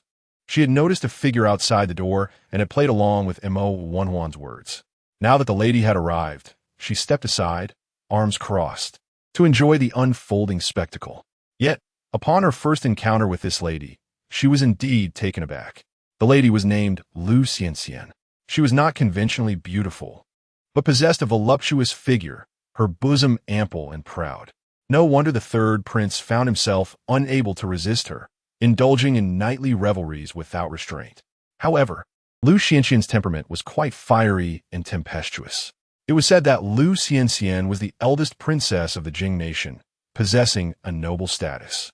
Her marriage to Mo Wenhuan was a union between two nations, but Jing nation was affluent beyond measure, and Lu Xianxian's substantial dowry fortified her confidence. Even when publicly chastising him, Mo Wenhuan dared not utter a word in protest. It was no surprise that the third prince feared Lu Xianxian. She was not only wealthy, but also boasted a robust physique, larger than most men, a quintessentially ample wealthy matron. Mo Wenhuan's face flushed crimson, embarrassment and urgency intertwining. "My lady, please, not here. There are others watching. Let us discuss this later." The other in question was none other than Chu Yingluo. Lu Xianxian, hands on her hips, declared, "No. You must clarify what sort of potion you intend to give me." With no choice but to seek assistance from Chu Yingluo, Mo Wenhuan cast a pleading glance her way. "Perhaps you should inquire of the fourth princess." "The fourth princess?" Lu Xianxian turned her head to regard Chu Yingluo, and upon this gaze, she was immediately taken aback. To her astonishment, the fourth princess was a vision of unparalleled beauty, with a willow-like waist and skin as flawless as ice and snow, surpassing even the newly arrived Chu Yin in allure. A surge of intense threat coursed through Lu Xianxian's heart as she gritted her teeth and declared, "Fourth princess, it seems the maids in the manor were not mistaken. You share a close connection with the third prince. Pray tell, what is your relationship with my lord?" As she spoke, she fiercely tugged at Mo Wenhuan's ear, causing him to wail in pain. Chu Yingluo refused to bear the blame. She replied calmly, "Madam, I am unaware of where you have heard such rumors. My relationship with the third prince is entirely innocent. We have no connection whatsoever. Surely, you heard it with your own ears just now. It was the third prince who came to seek medicine from me, yet I had none to offer him." Lu Xianxian remained skeptical and turned to stare at Mo Wenhuan. "Mo Wenhuan, speak." With a yelp, Mo Wenhuan hastily exclaimed, "Madam, I am truly wronged. I spend every night in your chamber. My heart and body are devoted to you. Where would I find the energy to pursue another?" Lu Xianxian pondered this and realized it was indeed true. Mo Wenhuan visited her courtyard punctually each night, and even the newcomer Chu Yin posed no competition, let alone the fourth princess. Even if Mo Wenhuan harbored some illicit thoughts, he would not dare act upon them. Nonetheless, Lu Xianxian remained uneasy and pressed further. "If you two are not entangled in an affair, then what brings you to the fourth prince's residence daily?" At this juncture, Mo Wenhuan understood that he could no longer conceal the truth and candidly confessed to Lu Xianxian, "I come to the fourth prince's residence for treatment." "Treatment?" Lu Xianxian inquired, perplexed. "What ailment do you suffer from?" Mo Wenhuan's expression brightened as he explained, "Madam, do you not think I appear more imposing than before?" To prove his innocence, he was willing to risk it all.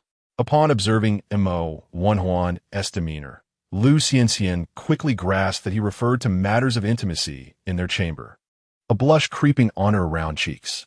Indeed, it was so.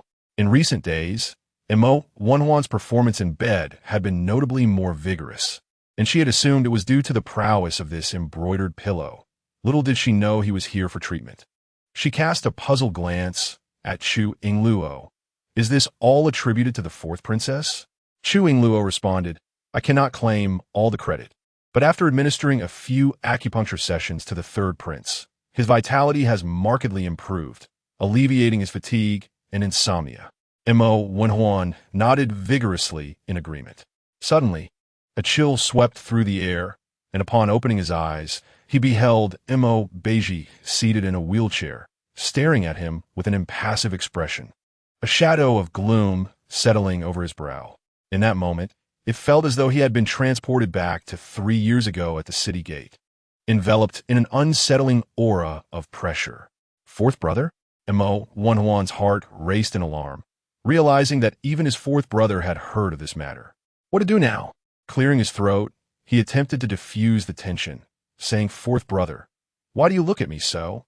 I have paid for the services, and the fourth princess has merely provided me with acupuncture and massage. I have gained no undue advantage. Following this, Mo Wenhuan cast a placating glance at Lu Xianxian, saying, Madam, if you harbor any doubts, my fourth brother can testify on my behalf. Mo Beizhi merely shot him a disinterested glance. Initially, he had no intention of intervening as he observed his third brother groveling before Chu Yingluo. However, the arrival of Lu Xianxian stirred his concern, prompting him to instruct Wu Dakue to bring him forth. Indeed, Mo Beizhi's appearance caused Lu Xianxian to temper her demeanor, loosening her grip on Mo Wenhuan's hand. Subsequently, Lu Xianxian let out a scoff, remarking, I never anticipated that the fourth princess consort would be a skilled physician. Her tone dripped with sarcasm. Chu Yingluo took it as a compliment, responding, You flatter me, madam. I merely possess a rudimentary understanding. Lu Xianxian scrutinized Chu Yingluo from head to toe, then huffed. I shall tentatively place my trust in you. This declaration relieved Mo Wenhuan, allowing him to breathe a sigh of relief. He had thought that his elaborate ruse had made the madam forget about the medicine, but unexpectedly, Lu Xianxian turned and questioned Mo Wenhuan. How is it that you treated your ailment here, yet allowed the fourth princess consort to prescribe medicine for me, which left me feeling exhausted and utterly depleted? Mo Wenhuan couldn't help but shiver, his lips quivering as he stammered, Madam, you must have misheard. Misheard? Lu Xianxian retorted with a cold laugh. I assure you, my hearing is quite acute. With that, she yanked Mo Wenhuan's ear, commanding, Come with me. Mo Wenhuan, ensnared by her grip, was utterly powerless to resist. He hung his head, his heart heavy with despair. The fact that he, the esteemed third prince, was afraid of his wife was a secret that had been kept hidden. Now, however, it was known to both the fourth brother and the fourth princess consort. The fourth brother posed no threat, a mere good-for-nothing who wouldn't dare spread rumors. His greatest concern now lay with Chu Yingluo, for he had completely lost his secrets in her presence. After today's commotion, it seemed he would have to part with a significant sum to ensure silence. The thought alone was painful. Just before leaving, Lu Xianxian cast another glance at Chu Yingluo's slender waist, then compared it to her own more ample figure, feeling a pang of jealousy. She desired to possess a waist like Chu Yingluo's. Such a figure would incite envy in women and admiration in men alike. As Chu Yingluo watched Mo Wenhuan being taken away by the madam, she secretly exhaled in relief. Indeed, it appeared that one could subdue another, and it would require Lu Xianxian's intervention to manage Mo Wenhuan. Chapter 20. Where on your body have I not gazed? Upon returning home, Lu Xianxian summoned her personal maid. After a thorough inquiry, it became clear that it was Qiu Ju from Haidang Courtyard who had been spreading rumors about the second madam. The maid reported, Your Highness, the madam stated that the third prince is involved in an improper relationship with the fourth princess consort, and that you visit the fourth prince's residence daily to rendezvous with her. Mo Wenhuan sprang to his feet, slamming his hand on the table. How dare she? Is Qiu Ju, that wretched maid? Bring her forth. I shall have her tongue removed. Hold on. Lu Xianxian shot a sharp glance at Mo Wenhuan, rebuking, You fool. A mere maid would not dare to gossip without her mistress's instigation. In my opinion, this matter is inextricably linked to Chu Yan. Mo Wenhuan, suddenly shrinking like a quail, nodded in agreement. You speak the truth, madam. Lu Xianxian let out a disdainful huff. I nearly fell for that wretched servant's trick. Chu Yin, that wretched creature, dares to manipulate her. She shall pay dearly for it. Lu Xianxian seethed with fury. Autumn Chrysanthemum must be punished, and that wretched girl deserves a reckoning as well. Mo Wenhuan instinctively shuddered, raising his head to inquire, "My lady, what do you intend to do?" Lu Xianxian cast a glance in his direction. "What do you think, Your Highness?" After careful consideration, Mo Wenhuan replied, "It is entirely up to you, my lady. Whatever you decide, I shall abide by it. However, one must remember that Chu Yin is the daughter of a general." Lu Xianxian angrily interrupted him. "I see you are reluctant to part with that little harlot." Mo Wenhuan felt wronged. With a pained expression, he asserted, "How could that be? I would never be reluctant. Rather, I see General Chu fighting valiantly abroad, and she has her uses. Winning over General Chu is a crucial step in my ambitions for the throne. Otherwise, I would not have consented to take Chu Yin as my consort. Since I have married her, she cannot cause any trouble in my household, at least not at this critical juncture." Though Lu Xianxian was furious, she maintained a sense of restraint. Taking a deep breath, she declared angrily, "Very well. I shall not kill that little harlot." Mo Wenhuan's eyes widened in surprise. Lu Xianxian, her gaze glinting with cold resolve, ordered, "Bring Autumn Chrysanthemum here. Let her receive a beating, and allow the second lady to witness it as a warning." When Autumn Chrysanthemum was taken away, Chu Yin felt a chill run down her spine. "Second lady, save me, please." Autumn Chrysanthemum cried out, her voice filled with anguish. Chu Yin stared wide-eyed, filled with trepidation. She dared not step forward to plead, fearing for her own safety. As she approached, she saw Autumn Chrysanthemum being struck by the servants of the household. The once delicate mouth was now bloodied and bruised, a pitiful sight. Kneeling on the ground, Autumn Chrysanthemum pleaded, "Your Highness, great lady, spare my life. It was all the second lady's doing. She paid me to report to you." Upon hearing this, Chu Yan's heart jolted, cursing the wretched maid in her mind. A glimmer of cunning flashed in her eyes as she swiftly stepped forward, instantly assuming the role of a performer. "Autumn Chrysanthemum, well, have I ever instructed you to speak out of turn? I have always advised you to be prudent, yet you dare to run to the great lady and gossip behind my back. Now that trouble has arisen, you shift the blame onto me. You are truly audacious." With that, Chu Yin raised her hand and struck Autumn Chrysanthemum fiercely. "You treacherous maid, how dare you slander me? It is a disgrace that I ever took you under my wing." Autumn Chrysanthemum, realizing the second lady had turned against her, felt her spirit drain, and she ceased to struggle. Mo Wenhuan and Lu Xianxian watched quietly as Chu Yin played her part. Even the nearby maidservants could not help but murmur, "Whoever is associated with the second lady is truly unfortunate." After striking Autumn Chrysanthemum, Chu Yin turned to Mo Wenhuan and Lu Xianxian, ingratiatingly saying, "Your Highness, great lady, please believe me. I have always been well-behaved in Haitang courtyard, never causing trouble. It is all the fault of that wretched maid." Mo Wenhuan feigned agreement, "I understand."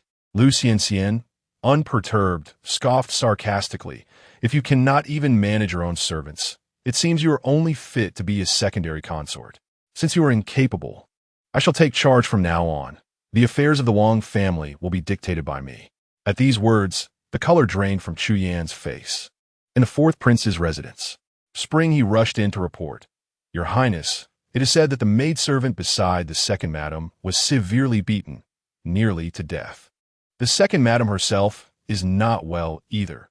She has had her maidservant removed by the third prince and has been confined to her quarters." Chu Yingluo, who was about to administer an anti-inflammatory injection to Beizhi, raised her eyes slightly and smiled faintly. "This is her own doing. She deserves her fate."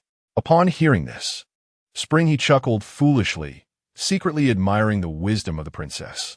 Afterward, Chu Yingluo took out the syringe, drew up the medication, and gently said, "Your Highness, I am about to give you the injection."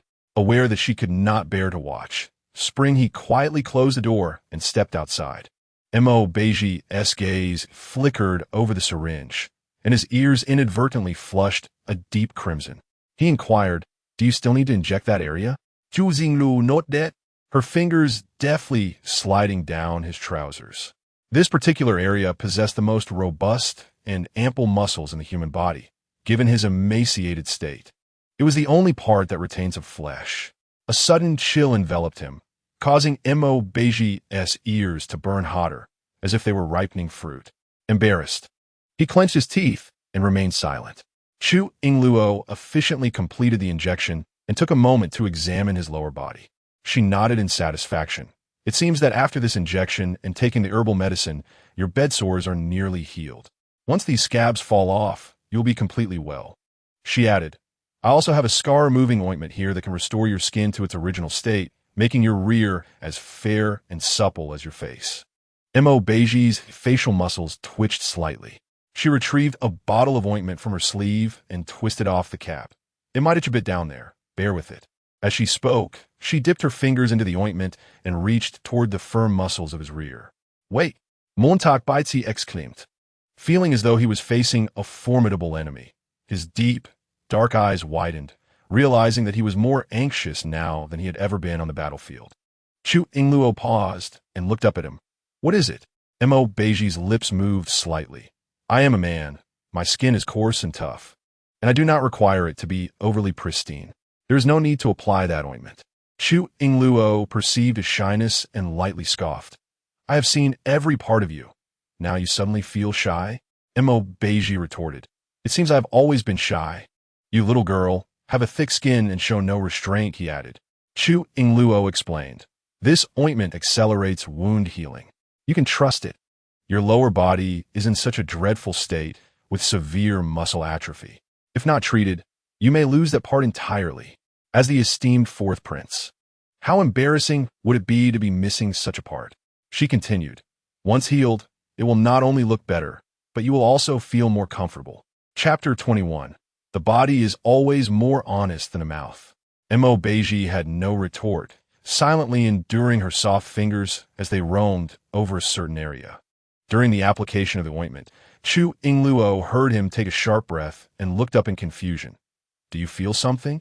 Beizhi's handsome face tightened, and he reluctantly replied, No.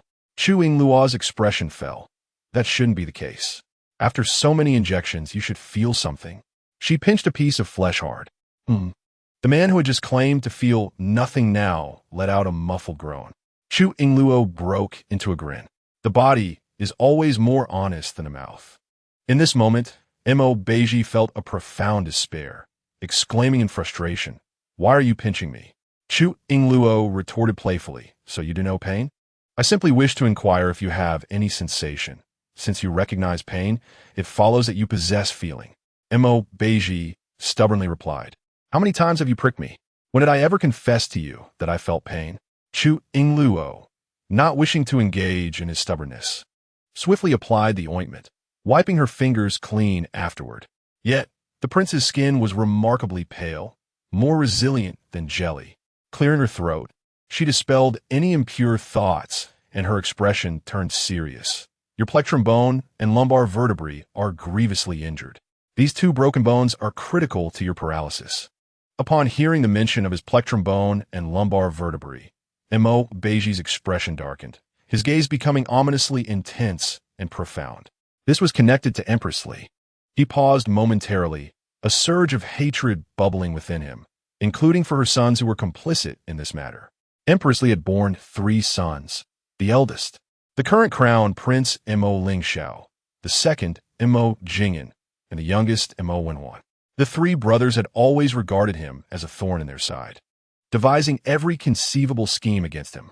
Chu Yingluo could not help but click her tongue, recalling Empress Li's duplicity, recognizing that such treachery was characteristic of her wicked nature.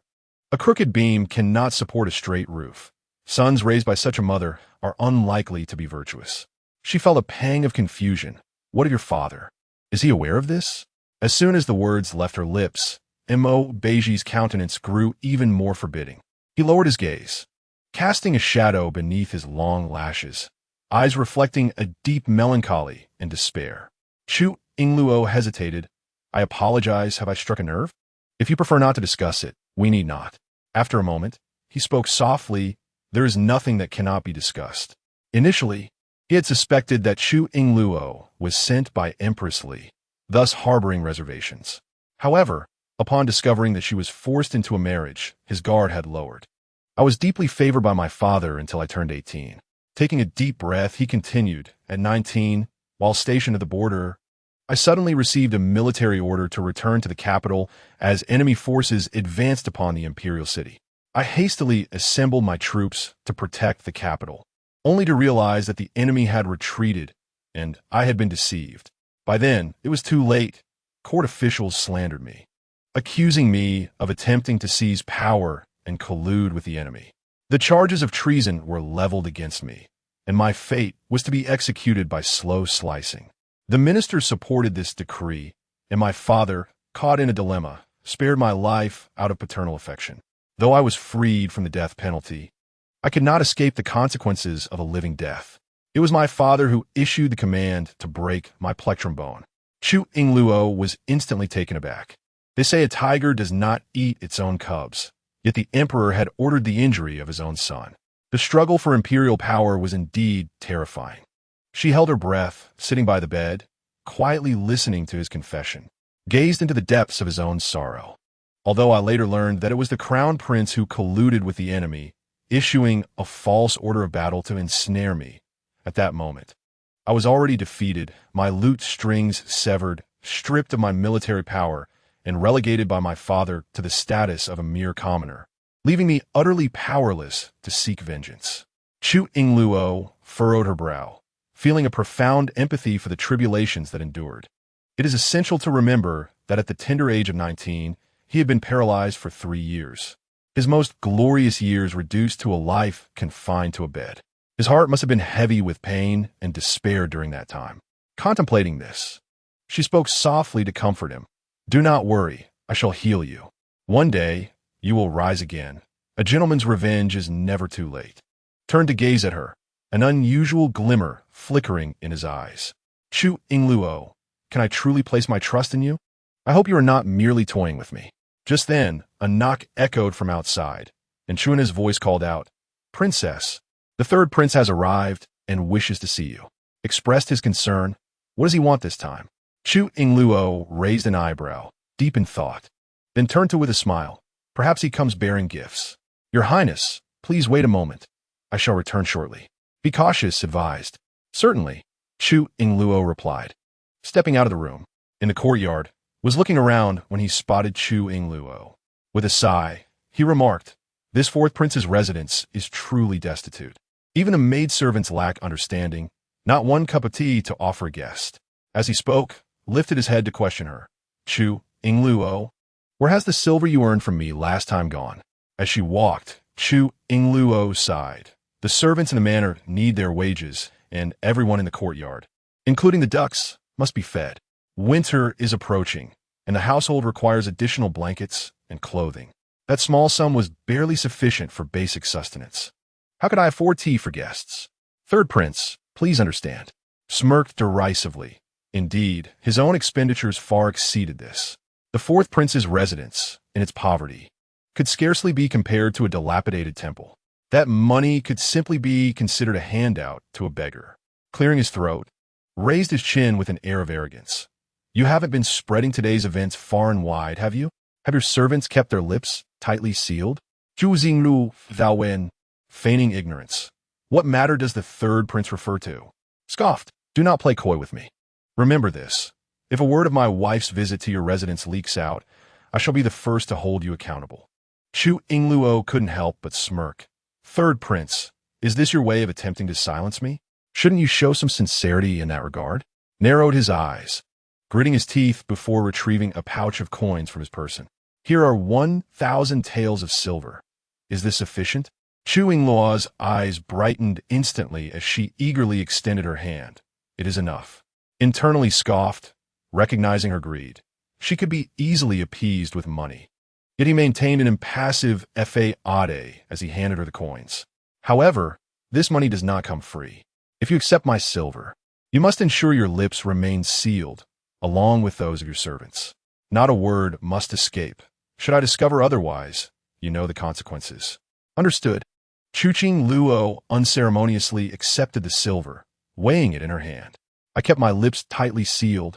I assure you, I shall not divulge the third prince's fear of his wife. Silence. Mo Wenhuan glanced around, wary of eavesdroppers. Gritting his teeth, he declared, "What do you understand? This is mere affection for my wife. Do not presume that I am intimidated by her. In truth, she listens to me quite well in private. If I instruct her to go east, she dares not venture west." A cold smile crept upon Chu Yingluo's lips. "You old fool, if you are so formidable, why did you stuff silver into my hands?" She jested, her words flowing freely. Indeed, the third prince is a magnificent figure, a dragon among men, commanding great respect at home. Mo Wenhuan puffed out his chest. Chu Yingluo continued, "Oh, and what of the third prince's affliction?" At this, Mo Wenhuan's brows furrowed. Immediately, Chu Yingluo added with a grin, "Heaven knows, earth knows, I know, and the princess consort Huan knows." Mo Wenhuan exhaled, the corners of his mouth lifting slightly. "Very well." Chu Yingluo raised an eyebrow. In the past, who would not commend her for her adeptness? She smiled sweetly. "As long as the money is in order, everything is negotiable." Chapter 22. The jealousy that turned her eyes red after bestowing a hush money. Mo Wenhuan gracefully departed from the fourth prince's residence. Though his heart ached at the loss, he must reclaim this amount from Lu Xianxian's dowry. And then there was that useless fourth brother. With this sum, he would surely prolong his pitiful existence for a while longer. Meanwhile, the confined Chu Yin was fuming at her desk, enraged that Lu Xianxian dared to assert her dominance over her. With a visage akin to that of a pig, she proved unexpectedly challenging, now unable to leave her quarters. Even calling for a maid was impossible. Her meals were passed through the window like scraps for a dog. The Huan prince's residents hardly regarded her as human. Chu Yin's eyes brimmed with tears, both furious and aggrieved. "Just wait, I shall settle this score," she vowed. At long last, the day arrived for her return home, and Chu Yin was finally released. Mo Wenhuan granted her a day off, accompanying her back to her maternal home in grand style. Upon arriving at the general's residence, Mo Wenhuan feigned marital affection, exchanging pleasantries with the general's wife. Chu Yin intentionally dismissed Mo Wenhuan, claiming she wished to speak privately with her mother. Once ensconced in her boudoir, Chu Yin immediately fell into Song's embrace. Weeping, "Mother, you must stand up for me." Perplexed, Song inquired, "My dear, what has happened?" After a few days apart, "You appear to bear an immense grievance." Chu Yin recounted the events of the past few days. "Mother, the prince is biased, visiting the first wife daily, neglecting me. I know I am 100 times more beautiful than Lu Xianxian, yet she is insufferable, leveraging her status as the princess of Jingwa to bully me, monopolizing the prince. Furthermore, that shameless vixen, Chu Yingluo, not only seduces father at home, but continues her mischief even after marriage, ensnaring the third prince. With Lu Xianxian and Chu Yingluo, I cannot even brush against the prince's sleeve." Song's face registered shock. "Is this truly the case?" Chu Yin nodded. "Indeed, every word I speak is the truth. The prince protects Chu Yingluo and even struck me. I have never endured such humiliation in my life. In the past, within the general's residence, it was she who perpetually bullied Chu Yingluo, and she could not swallow this indignation." Song's brow furrowed as she witnessed her daughter in tears, her heart aching like a dagger. However, this situation was rather complex. Given the identity of the third prince, she could not afford to sever ties with him. Yet, Chu Yingluo was a different matter entirely. She had ample opportunities to teach her a lesson. "Yinner, do not fret. Mother will avenge you. If necessary, I shall seek out Empress Li to intercede on our behalf." The following day, Song set off in a carriage to the residence of Prince Huan. Upon disembarking, she assumed the demeanor befitting a general's wife and inquired of the gatekeeper, "Where is your esteemed lady? Summon her at once." The gatekeeper responded respectfully, "Madam General, you have arrived at an inopportune moment. The lady has just departed." Displeased at not encountering the lady, Song promptly made her way to Haitang Courtyard to find Chu Yin.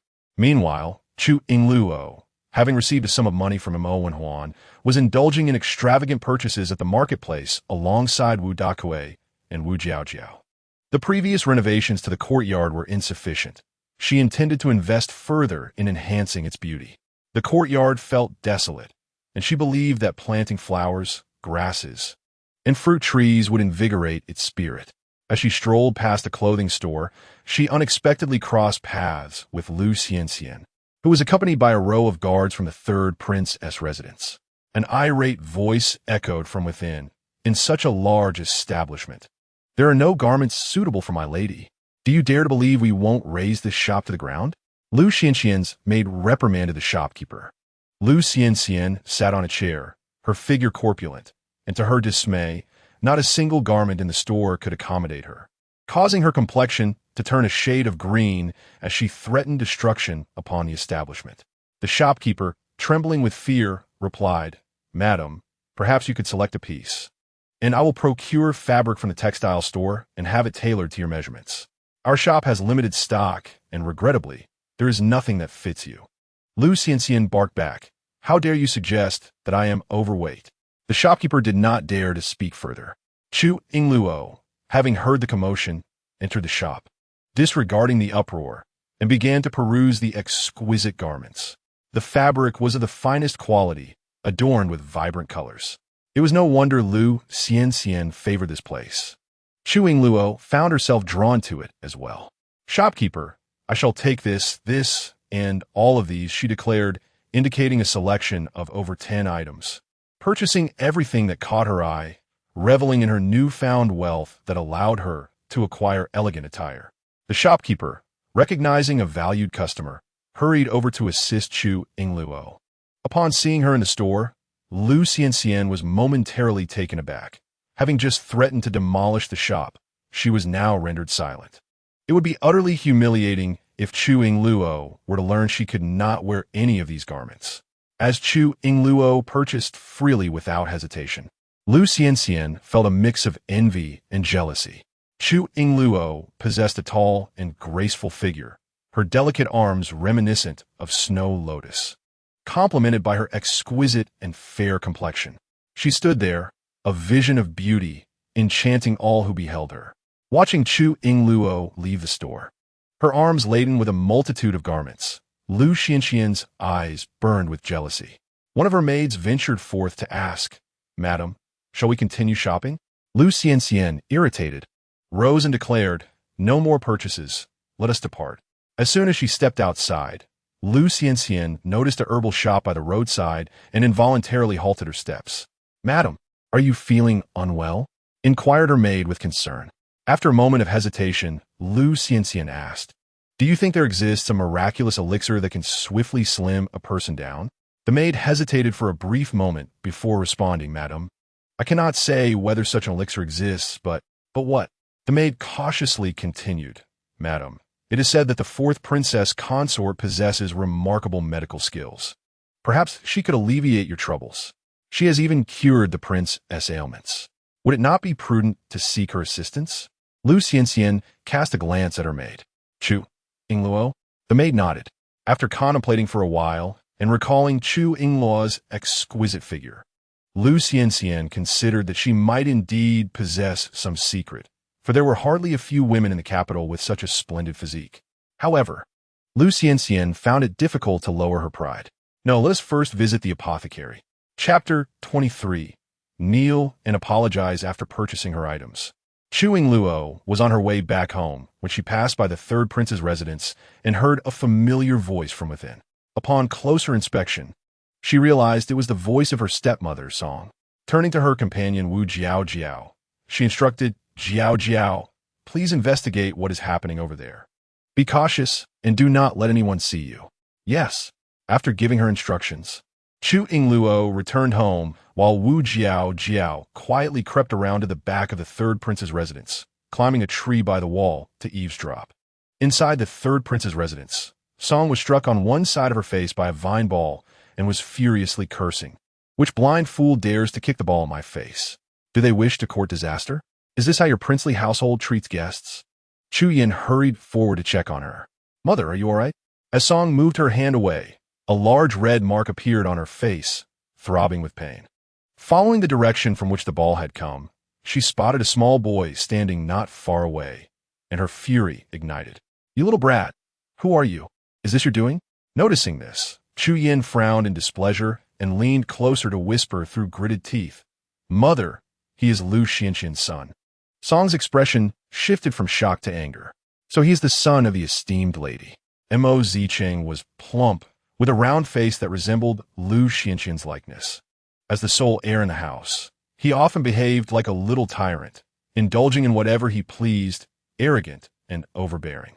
His father, Mo Wenhuan, dotes on him excessively, shielding him from any reprimand, which caused Chu Yin to despise him even more. Now that he had kicked the vine ball at her mother, she was determined not to let him off the hook and saw this as an opportunity to teach him a lesson. Turning to him, Chu Yin scolded Mo Zicheng, "Come over here and apologize to my mother." The 5-year-old Mo Zicheng stood at a distance, showing no hint of remorse. Instead, he haughtily snorted and pointed at Song, declaring, "How dare you insult the young master? It is you who should kneel and apologize." "What?" Chu Yin was taken aback, as if she had heard the most ludicrous joke. With a scornful laugh, she retorted, "What a joke! You kicked the ball in my mother's face and still expect her to apologize to you?" As she spoke, Chu Yin rolled up her sleeves and strode forward, chastising, "At such a tender age, you display such a lack of decorum. It seems your mother has failed in her duties. As your elder, I shall take it upon myself to discipline you today." With the prince absent and supported by the Song family, Chu Yin felt emboldened. She assumed the child would be easy to intimidate. But just as she approached to teach him a lesson, Mo Zicheng picked up a rattan ball from the ground and hurled it at her face. The ball struck Chu Yin squarely on the nose, causing her to cry out in pain as stars danced before her eyes. In the next moment, a stream of bright red blood flowed from her nose. Chu Yin, flustered and holding her nose, exclaimed in anger, "How dare you hit me?" Montak Zicheng, hands on his hips, appeared even fiercer than Lu Xianxian. "What if I do?" he retorted. He had overheard the two women speaking ill of his mother and had already resolved to teach them a lesson. With that, he brandished a slingshot, loaded a marble, and aimed it at Song and Chu Yin. This unexpected assault caught both women off guard. Just as Song attempted to evade, he mischievously struck her on the backside. Song yelped, clutching her rear. Mo Zicheng erupted in laughter. Infuriated, Song momentarily disregarded her status as a noble woman and shouted at him, "You little brat, just like your mother. You have no manners whatsoever." Mo Zicheng immediately ceased his laughter, baring his teeth in anger, and raised his slingshot, poised to aim at Song again. However, she swiftly snatched the slingshot from him. Startled, Mo Zicheng, being just a child, could not resist her, so he quickly concocted a plan and began to wail, "Wah! Wah! Someone come! Someone come!" His cries swiftly summoned the guards of the manor, including the personal maid he had deliberately sent away. "Young master, what has happened? Are you all right? Who has bullied you?" The crowd gathered around him, showering him with concern, completely neglecting Song and Chu Yin.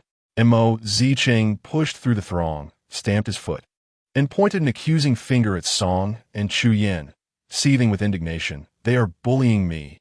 Seeing this, Song and Chu Yin exchanged astonished glances, realizing that the child had cleverly devised a counter. Chu Yin, unwilling to back down, retorted, "Don't listen to his nonsense. He disrespected the general's wife, using a rattan ball and slingshot against my mother, and even injured my nose." Mo Zicheng, hands on his hips, retorted with confidence, "Who among you witnessed me strike them?" Several maids shook their heads in response. "I did not see it, nor did I." Chu Yin found herself momentarily at a loss for words. Mo Zicheng raised an eyebrow in triumph and pointed at Song, saying, "Why do you have my slingshot in your hand? Are you plotting to strike me?" Song glanced at the slingshot in her grasp, realizing she had fallen into the trap set by the little brat. The slingshot felt like a hot potato in her hands. Neither could she hold on to it nor discard it without consequence. I did not," Song stammered weakly. Mo Zicheng scoffed and commanded the servants, "Capture them. They have bullied this young master. Each shall receive 20 lashes." The servants, obeying the young master's orders, moved forward to apprehend the two women. Chu Yin stepped back in fear, clutching the hem of Song's dress, her voice trembling. "Mother, what shall we do?" Song clenched her fists and, before the guards could approach, admonished sharply, "How dare you? I am the wife of the general and the mother-in-law of the third prince. Is the young master so unruly that you would follow his folly? With the prince absent, do you dare to lay hands on me? Beware, for when he returns, he will flay you alive."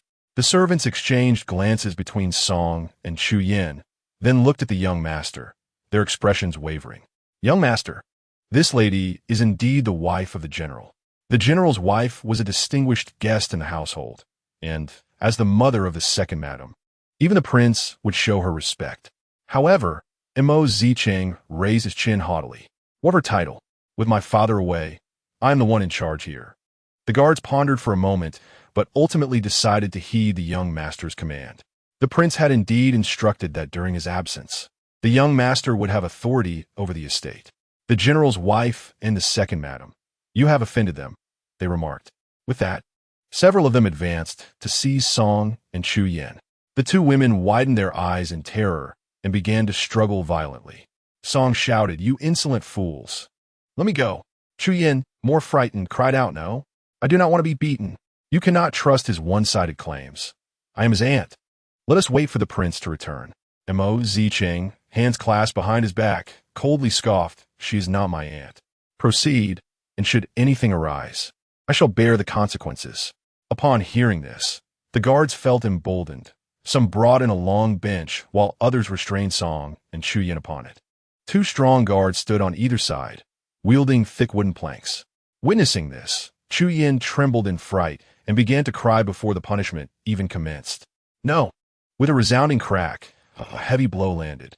Both Song and Chu Yin cried out in agony, filling the courtyard with their wails. Song, frail and aged, nearly fainted from the blows. Wu Jiaojiao, perched in a tree, watched with great satisfaction. Chu Yin was no good person, and she had heard from Chuanhe that Song was similarly wicked, having sent the princess to the fourth prince's residence. They truly deserved their fate. With a swift leap from the tree, she hurried back to inform the princess of this delightful news. Meanwhile, Lu Xianxian had returned to the estate. The apothecary had informed her that there was no quick remedy for weight loss, leaving her in a foul mood. Upon hearing of the commotion at Haidang Courtyard, she rushed over, only to witness the scene of Song and Chu Yin being beaten.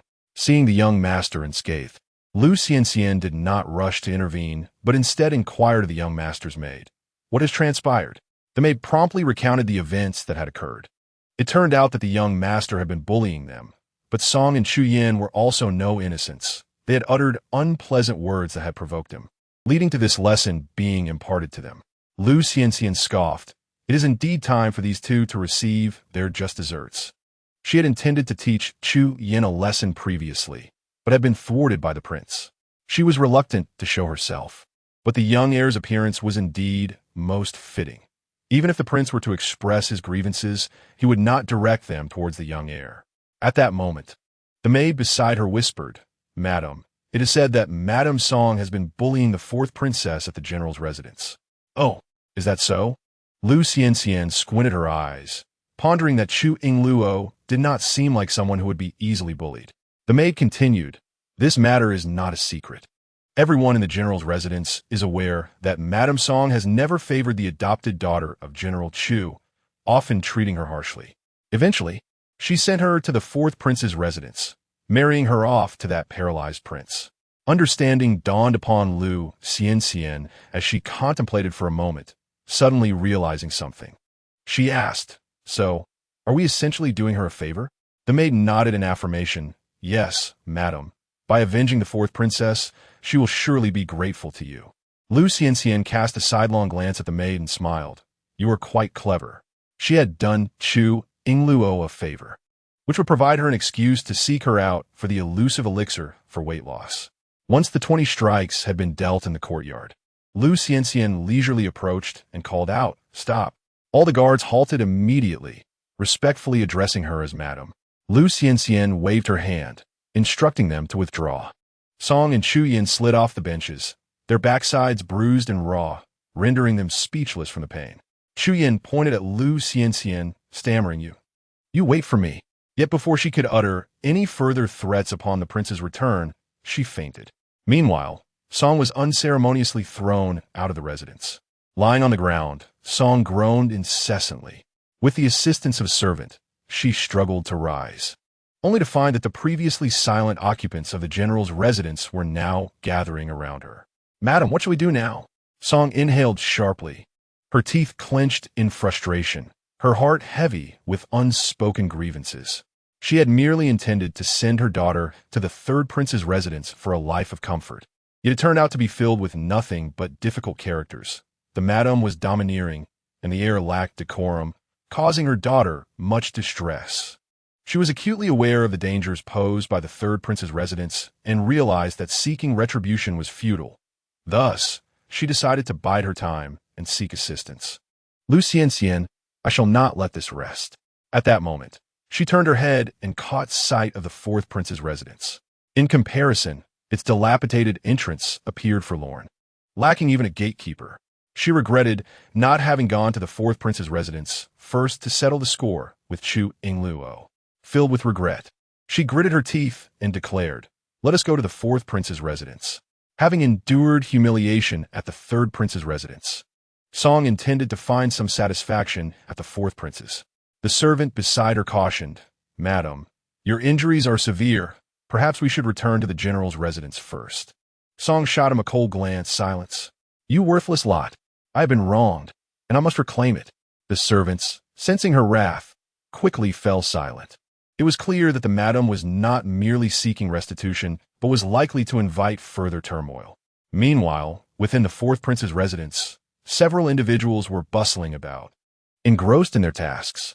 Chu Yingluo directed Wu Dakuai and Wu Jiaojiao to move items into their home. She arranged a tea table in the courtyard for savoring tea, accompanied by a wicker lounge chair for leisurely reading and basking in the sun. The eastern side was designated for cultivating flowers and nurturing greenery, while the western side was reserved for vegetables and raising ducks. The once desolate Wang Fu now radiated a refreshing vitality after these enhancements. Springy completed a cozy doghouse and approached with delight, exclaiming, "Your Highness, how remarkable you are! This place, once dilapidated, has transformed entirely since your arrival." Chu Yingluo raised an eyebrow, responding with pride, "Indeed." Just as she finished speaking, Song Shi entered, supported by a servant. Upon seeing the courtyard filled with new possessions, she was taken aback. She had intended to mock Chu Yingluo for her misfortunes, only to discover that she was thriving and had acquired numerous items for the household. Nearby lay unorganized new garments of fine fabric, along with an assortment of grains, pork, and various pastries, evidence of a well-fed and well-dressed existence. Where did Chu Yingluo procure such wealth? Confused, Song Shi looked up at Chu Yingluo, demanding, "Where did all these things come from?" Chu Yingluo cast a disdainful glance at her, retorting coldly, "Why should I divulge that to you?" After a moment of contemplation, Song Shi's anger flared. "Chu Yingluo, you didn't steal these, did you? How audacious of you to pilfer so much silver from the general's residence." Chapter 25. Want to lose weight? You found the right person. With a mocking laugh, Chu Yingluo strode towards Song Shi, her gaze landing on the bloodstains on her hem, taunting, "Have you not endured enough at the third prince's residence, that you now come here seeking another beating?" Instinctively, Song Shi stepped back, hiding behind the two servants, and glared at Chu Yingluo with indignation. "Chu Yingluo, I am your foster mother, your nominal biological mother. How can you speak to me in such a manner? I come to visit you, and instead of offering a warm welcome, you threaten me." Chu Yingluo had undergone a transformation and was no longer the same person she once was. She regarded Song Shi with indifference. With a scoff, she replied, "Do not flatter yourself. I have no mother like you, who questions me about stolen silver upon entering. Am I mistaken? You claim to be my biological mother? Then let me ask you, on the day I married into the fourth prince's residence, why did I have no dowry? Was the general's residence so impoverished, or were you, my so-called mother, simply unwilling to provide?"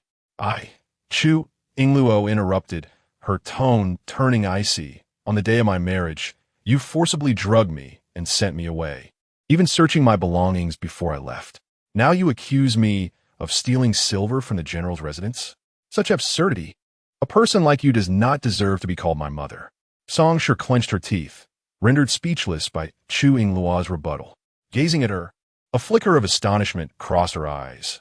Why did it seem as though Chu Yingluo had transformed into an entirely different individual? No, she must be putting on an act, attempting to distract from her own theft of silver. Chu Yingluo, you have said so much, but where did your silver truly come from? Song Shi pressed on relentlessly. She would not permit Chu Yingluo to live better than her own yener. Chu Yingluo, disinterested in further banter, turned towards Wu Jiao and commanded, Jiao, kindly escort her out. The weight of the word kindly was particularly pronounced. Having followed Chu Yingluo, Wu Jiao had already learned to read the room. She promptly rolled up her sleeves and, employing sheer strength, hoisted Song Shi away, disregarding her cries and protests. The nearby attendants were no match for Wu Jiao and were also swiftly expelled. With a resounding thud, Song Shi was unceremoniously cast onto the ground outside the estate, her already pained body feeling as if it had shattered, eliciting continuous wails of agony. As the gates of the fourth prince's residence closed, Song Shi, infuriated and seething, shouted, Chu Yingluo, you worthless wretch, you heartless creature, how could I have raised you for so many years only to be treated so? When your father returns, I shall certainly inform him. Her voice drew the attention of passers-by. Noticing the onlookers, Song Shi, fearing embarrassment, muttered a few more curses under her breath and instructed her attendant to carry her back home. Not long after the gates of the fourth prince's residence had closed, a series of knocks echoed from the door. Wu Jiao raised an eyebrow. Could that shrew have returned? I shall go and see, she said. Chu Yingluo replied with an affirmative hum. Go ahead. Upon opening the door and seeing who stood outside, Wu Jiao was momentarily taken aback. After a brief pause, she turned to report, Your Highness, it is the esteemed madam of the third prince's residence. Lu Xianxian? Chu Yingluo furrowed her brow in confusion. What could Lu Xianxian want from her? She set aside the items she was arranging and calmly instructed, Please allow her to enter. Yes. On the other side, Lu Xianxian entered the courtyard, accompanied by only a personal maid. Once inside, she dismissed her maid to wait outside. Then, she approached Chu Yingluo directly. Fourth princess, she greeted, surveying the attendants beside Chu Yingluo. Understanding her cue, Chu Yingluo waved her hand. You may all leave.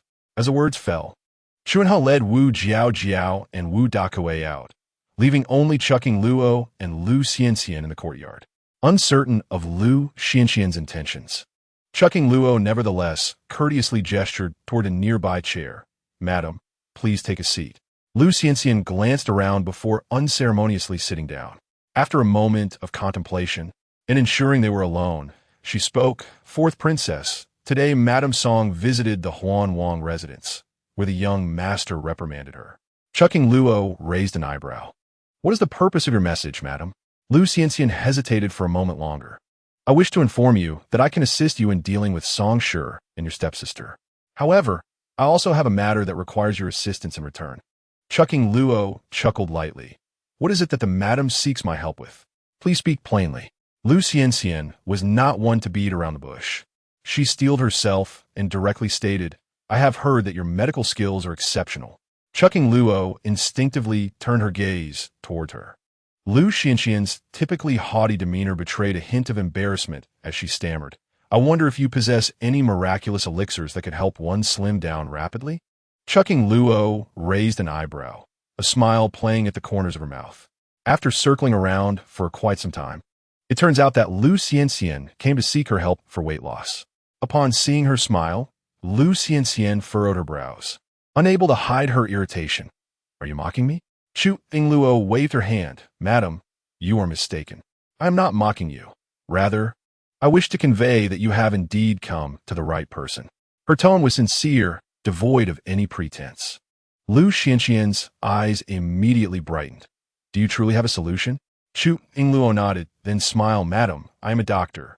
If you wish for my assistance, simply bring silver. There is no need for conditions. I treat all who come to me, and I will strive to help as long as it is within my capabilities. After all, Who would turn away from silver? Wouldn't you agree? Lu Xianxian's heart leaped with joy.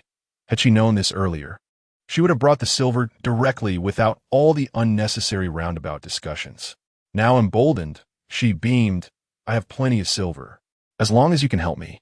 Any amount is no issue. Chu Yingluo smiled inwardly, thinking she was about to reap a fortune, yet maintained a composed demeanor as she said, Rest assured, madam, I will not charge exorbitantly. I will charge fairly according to market rates. Later, I will devise an exclusive weight loss plan for you. Lu Xianxian did not understand what market rates entailed, but felt reassured by Chu Yingluo's words. She waved her hand extravagantly. Good. As long as you can make me as slender as you, I have no qualms about parting with more silver. I have an abundance.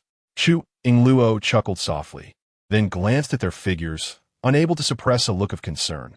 Madam, are you certain you wish to be as slender as I? Lu Xianxian frowned. Why? Is it difficult? Chu Yingluo shook her head. Not that it is difficult, but a sudden drastic weight loss may not be beneficial for you. While the pursuit of a slender figure is commendable, it must be approached with moderation. Achieving a healthy transformation in both appearance and well-being cannot be hurried. After all, not everyone possesses natural beauty, delicate frames, and evenly distributed figures like myself. Chapter 26. The Thrill of Sudden Wealth. Chu Yingluo realized that elaborating further would be futile. So she simply explained, I will tailor a plan based on your bone structure and physique, guiding you to attain a healthy and proportionate figure, transforming you into a voluptuous beauty. The true ideal figure should be curvaceous and harmonious, presenting varied shapes from different angles. Lu Xianxian's face lit up with delight. Her fists clenched in excitement. All right, let us proceed as you suggest. The two quickly reached an agreement. Chu Yingluo smiled without a hint of change in her expression. Then, Madam, grant me a day to prepare the plan. Please return tomorrow. Lu Xianxian readily agreed and left a deposit with Chu Yingluo, promising that more would follow upon successful results. After bidding farewell to Lu Xianxian, Chu Yingluo gazed at the 10,000 taels of silver notes in her hand, taking a deep breath, feeling an exhilarating sense of sudden wealth. This madam truly possessed generosity, far exceeding the stinginess of Mo Wenhuan. With this sum, the future of the fourth prince's residence would no longer be a cause for concern. Cheerfully humming a tune, Chu Yingluo entered the house to share the news with Mo Beizhi. Upon hearing, Mo Beizhi expressed his confusion and inquired, Do you truly have a solution? Chu Yingluo scoffed lightly. What? Do you doubt my abilities? Mo Beizhi paused. I trust you. He was merely astonished. A medical technique capable of facilitating a 100-pound weight loss in a short span was utterly unheard of to him. Lu Xianxian's weight was no less than 200 pounds. Could she truly become slender? Chu Yingluo, however, appeared confident and cheerfully remarked, Rest assured, Your Highness will see the results soon. But first, I must perform surgery on Lu Xianxian. Your procedure will need to be postponed a few days. Surgery? Mo Beizhi was even more perplexed. Chu Yingluo arched her brows, teasingly withholding details. Just wait patiently, Your Highness. Not only was the prince to undergo surgery, but Lu Xianxian was also to receive liposuction. Lu Xianxian was a quintessential lazy individual, unable to manage her appetite and unwilling to exert herself. If she wished to lose weight while lying down, she would have to resort to some measures. Fortunately, in her previous life, she had studied beauty and weight loss, reaping the benefits of medical aesthetics, making the task of performing liposuction for others a trivial matter. However, her foremost priority was to prepare the operating room.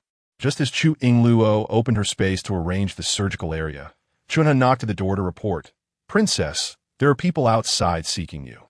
Chu Yingluo retracted her thoughts, and the circular space vanished. Who seeks me? Chunha replied, anxiously. They claim to be from the palace. Chu Yingluo furrowed her brow slightly. It appeared there was more than one visitor. As the saying goes, when soldiers come, we shall block them. When water flows, we shall dam it. Regardless of their identity, she, Chu Yingluo, felt no fear. She rose and opened the door. Let's go see. Upon returning to the residence, Lu Xianxian continued to extol the talents of the fourth princess. When Mo Wenhuan returned from court and heard her reciting, the mountains appear as ridges, the peaks as sides. Differing in distance and height, he felt a sense of contentment. Why is my lady in such good spirits today? Even composing poetry. Ha ha! Lu Xianxian looked up, beaming with pride. I am about to transform into a beauty.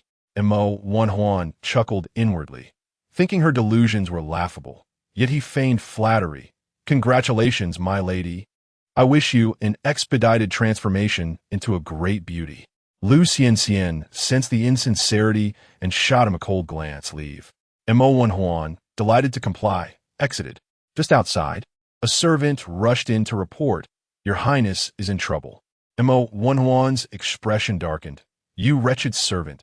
Has someone died in your household? The servant hesitated before murmuring, Your Highness, you will understand once you visit the second madam. And Mo Wenhuan frowned, displaying impatience. What new mischief was Chu Yen up to? One troublesome spirit in the residence was already enough. Another would make his life unbearable. Who could have imagined that he, the esteemed third prince, was the one truly bearing the burden of humiliation? As Mo Wenhuan stepped in a Haidang courtyard, he immediately heard Chu Yan's wailing. Chu Yan lay on the bed, and upon seeing Mo Wenhuan enter, her cries intensified. Your Highness, I nearly perished in the royal residence.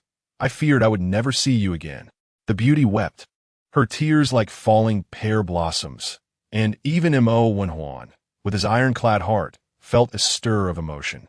He glanced at the bruises adorning Chu Yan's body, astonished. What has happened? Chu Yan, with tears in her eyes, pitifully replied, I do not blame the young master. He is still young and headstrong. He couldn't tolerate me, which is why he had someone punish me. And Mo Wenhuan, incredulous, asked, Are you saying that your injuries were inflicted by the young master? Chu Yan bit her lip, weakly nodding in affirmation. And Mo Wenhuan rose in anger, ready to depart. Chu Yan hurriedly reached out, grasping the sleeve of his garment, and spoke softly, Your Highness, please do not blame the young master. I do not seek for you to intervene on my behalf, but rather to show a modicum of compassion towards me, and not to neglect me any further. And Mo Wenhuan felt a stirring in his heart. It was rare to see her so understanding, and he was instantly filled with a sense of comfort. Very well, tend to your injuries. Once you have recovered, I shall visit Haidang courtyard to shower you with affection. And Mo Wenhuan was not one to be particularly devoted. He yearned to indulge in the company of others. However, Lu Xianxian's domineering nature made it difficult for him to extricate himself. This did not deter him from seeking opportunities to indulge during the day. With such thoughts, Mo Wenhuan's gaze deepened as he began to devise his plans. Chu Yan felt a surge of delight. Thank you, Your Highness. Yet the next moment, she heard Mo Wenhuan continue. The young master is naive and likely acted without malice. While you may overlook it, I must still impart some lessons to him. Hearing the insincerity in his words, Chu Yan's heart sank. As she watched Mo Wenhuan turn away, her lips curled downward in frustration, gripping the bedclothes tightly, her fingertips sinking deep into the fabric. She had known all along that Mo Wenhuan would be reluctant to punish the young master and would not assist her in her plight. This time, she had truly suffered in silence. However, there would be more opportunities in the future. The prince had promised to favor her, so she deemed the punishment worthwhile. Nevertheless, the education of Mo Wenhuan referred to was merely superficial. He called the young master over, gave him a few casual admonitions, and then cheerfully allowed him to play. Chu Yingluo gazed at the pair of young and striking individuals before her and casually inquired, Might I ask what brings the seventh prince and Princess Chongning to the fourth prince's residence? The two before her were none other than seventh Prince Mo Xianfeng and Princess Chongning. The seventh prince's birth mother was originally a concubine who elevated her status to a favored consort after giving birth, and due to her unambitious nature, she managed to maintain tranquility within the palace. In contrast, Princess Chongning was born to a beauty of the harem who passed away shortly after her birth. Thus the princess was reared solely by the empress. Upon arriving at the residence, Princess Chongning looked around curiously. Hearing Chu Yingluo's question, she turned and tugged at the seventh prince's sleeve. Seventh brother, you speak. Mo Xianfeng waved his sleeve dismissively, turning his face away. You speak. I'm merely accompanying you. Upon hearing this, Princess Chongning puffed up her cheeks in indignation, an expression that appeared both innocent and endearing. Chu Yingluo found it amusing and chuckled lightly.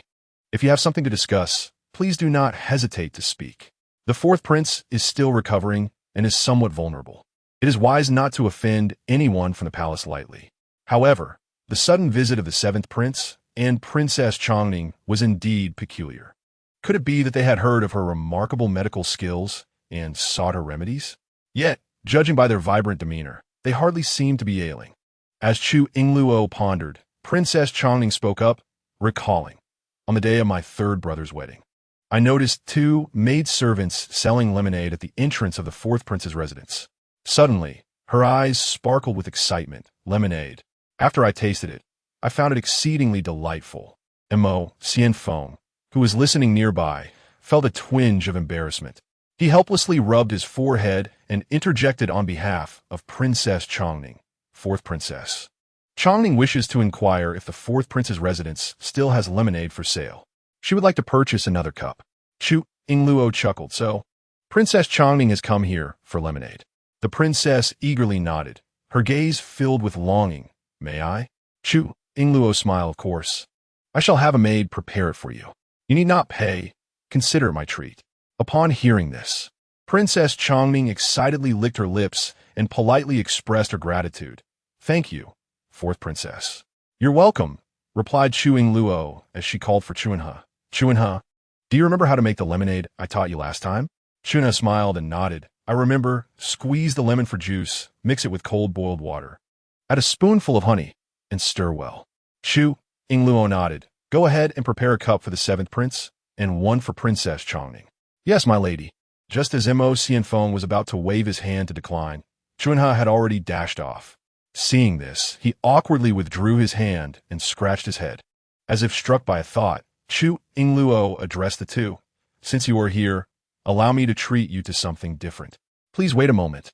I shall be right back. Mo Xianfeng and Princess Chongning nodded in agreement. Once Chu Yingluo had left, Mo Xianfeng playfully tapped Princess Chongning on the head. Ouch! What are you doing, seventh brother?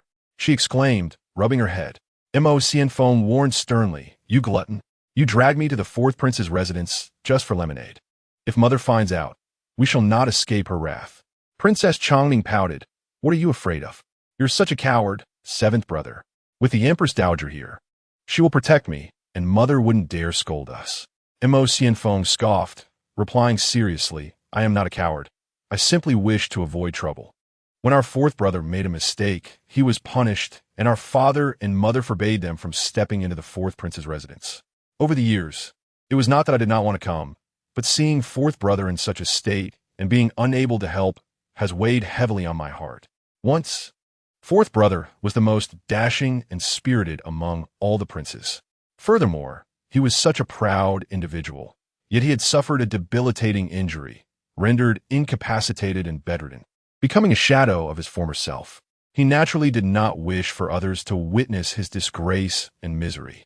At that moment, Princess Chongning whispered, Seventh brother, I heard that fourth brother has been bedridden since becoming paralyzed.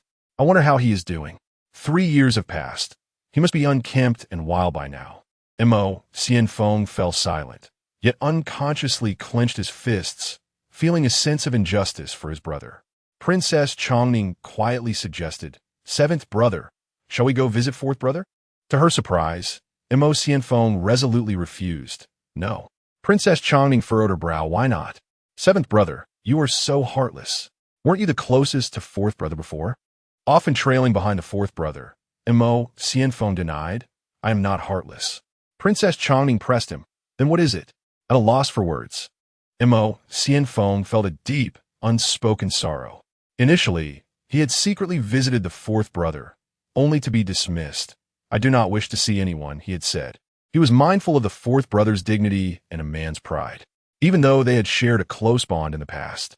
He did not want to rub salt into the wounds during such a difficult time. In fact, he believed that the fourth brother's current state, lacking dignity and merely existing, was worse than death itself. If it were him, he would have long wished for an end. Impatient, Princess Chongning huffed in complaint, Seventh brother, what is it? You seem to fear for your life, worried about father and mother's reprimand, which is why you are reluctant to visit the fourth brother. Mo Xianfeng countered. That's not true. I simply feel that the fourth brother is living a fate worse than death. How could he still have the face to meet anyone? Who says this prince lacks the face to meet anyone? Suddenly, a deep voice pierced the air, cold as ancient ice, yet hauntingly familiar. Mo Xianfeng turned in astonishment. The man seated in the wheelchair, exuding vigor and vitality. Could it truly be the fourth brother? He rubbed his eyes and, upon opening them again, found it hard to believe the scene before him. Clad in a dark green robe, Mo Beizhi sat upright.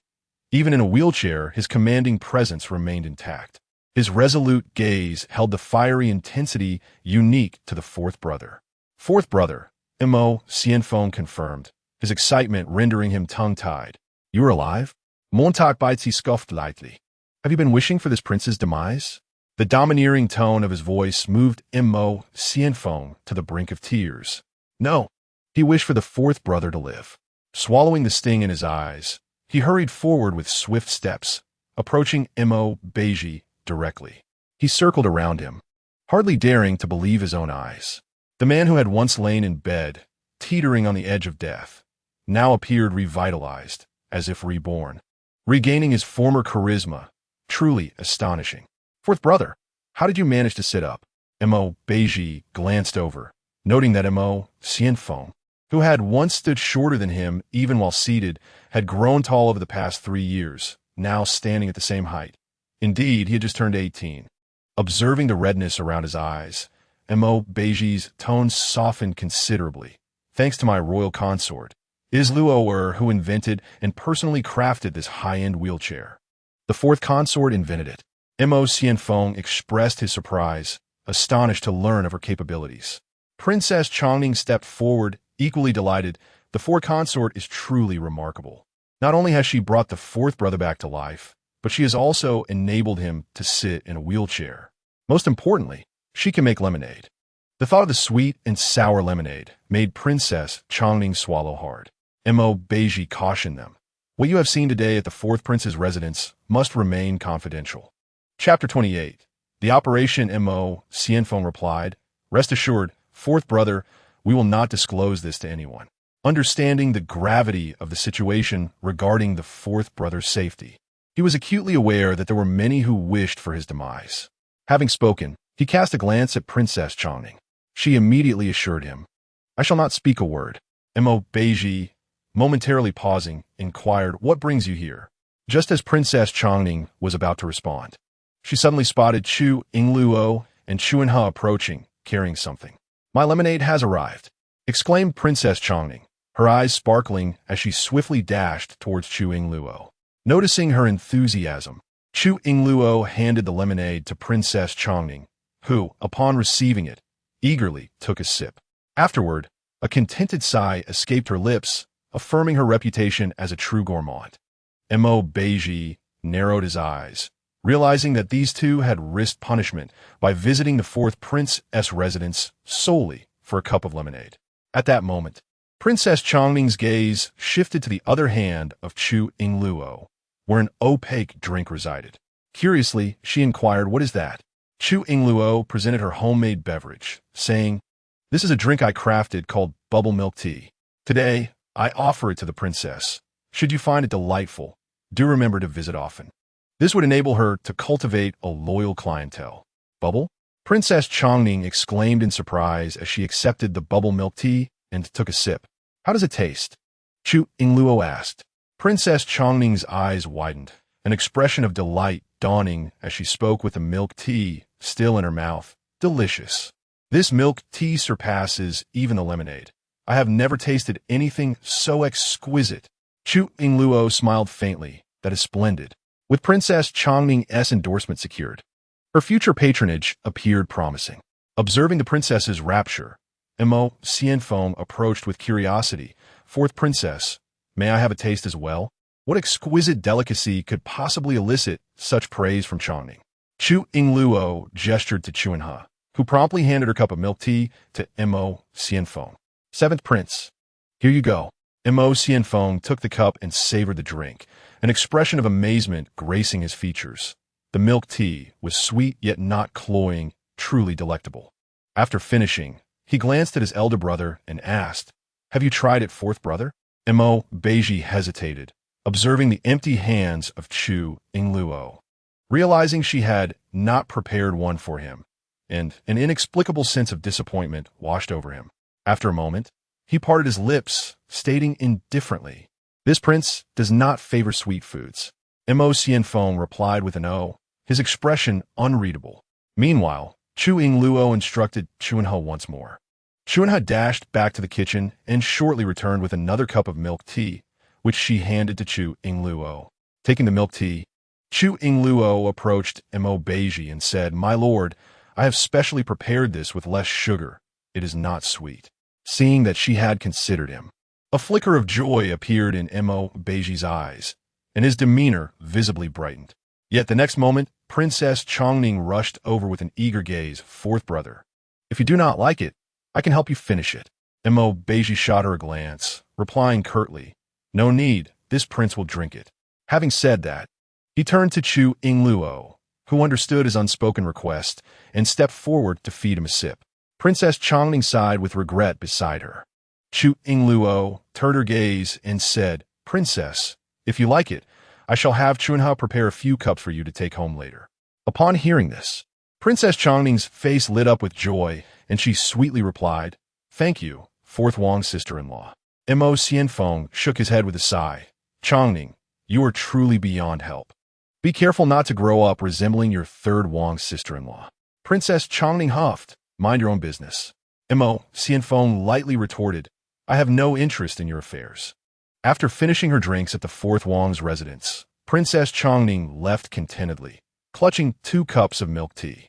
The following day, Lu Xianxian arrived at the fourth Wang's residence as promised. Chu Yingluo had already prepared the operating room for her. She looked at Lu Xianxian and asked, "Madam, the procedure will take approximately 2 hours. Are you ready?" Lu Xianxian replied eagerly, "I am ready." Chu Yingluo chuckled. "Aren't you curious about what kind of surgery I will perform?"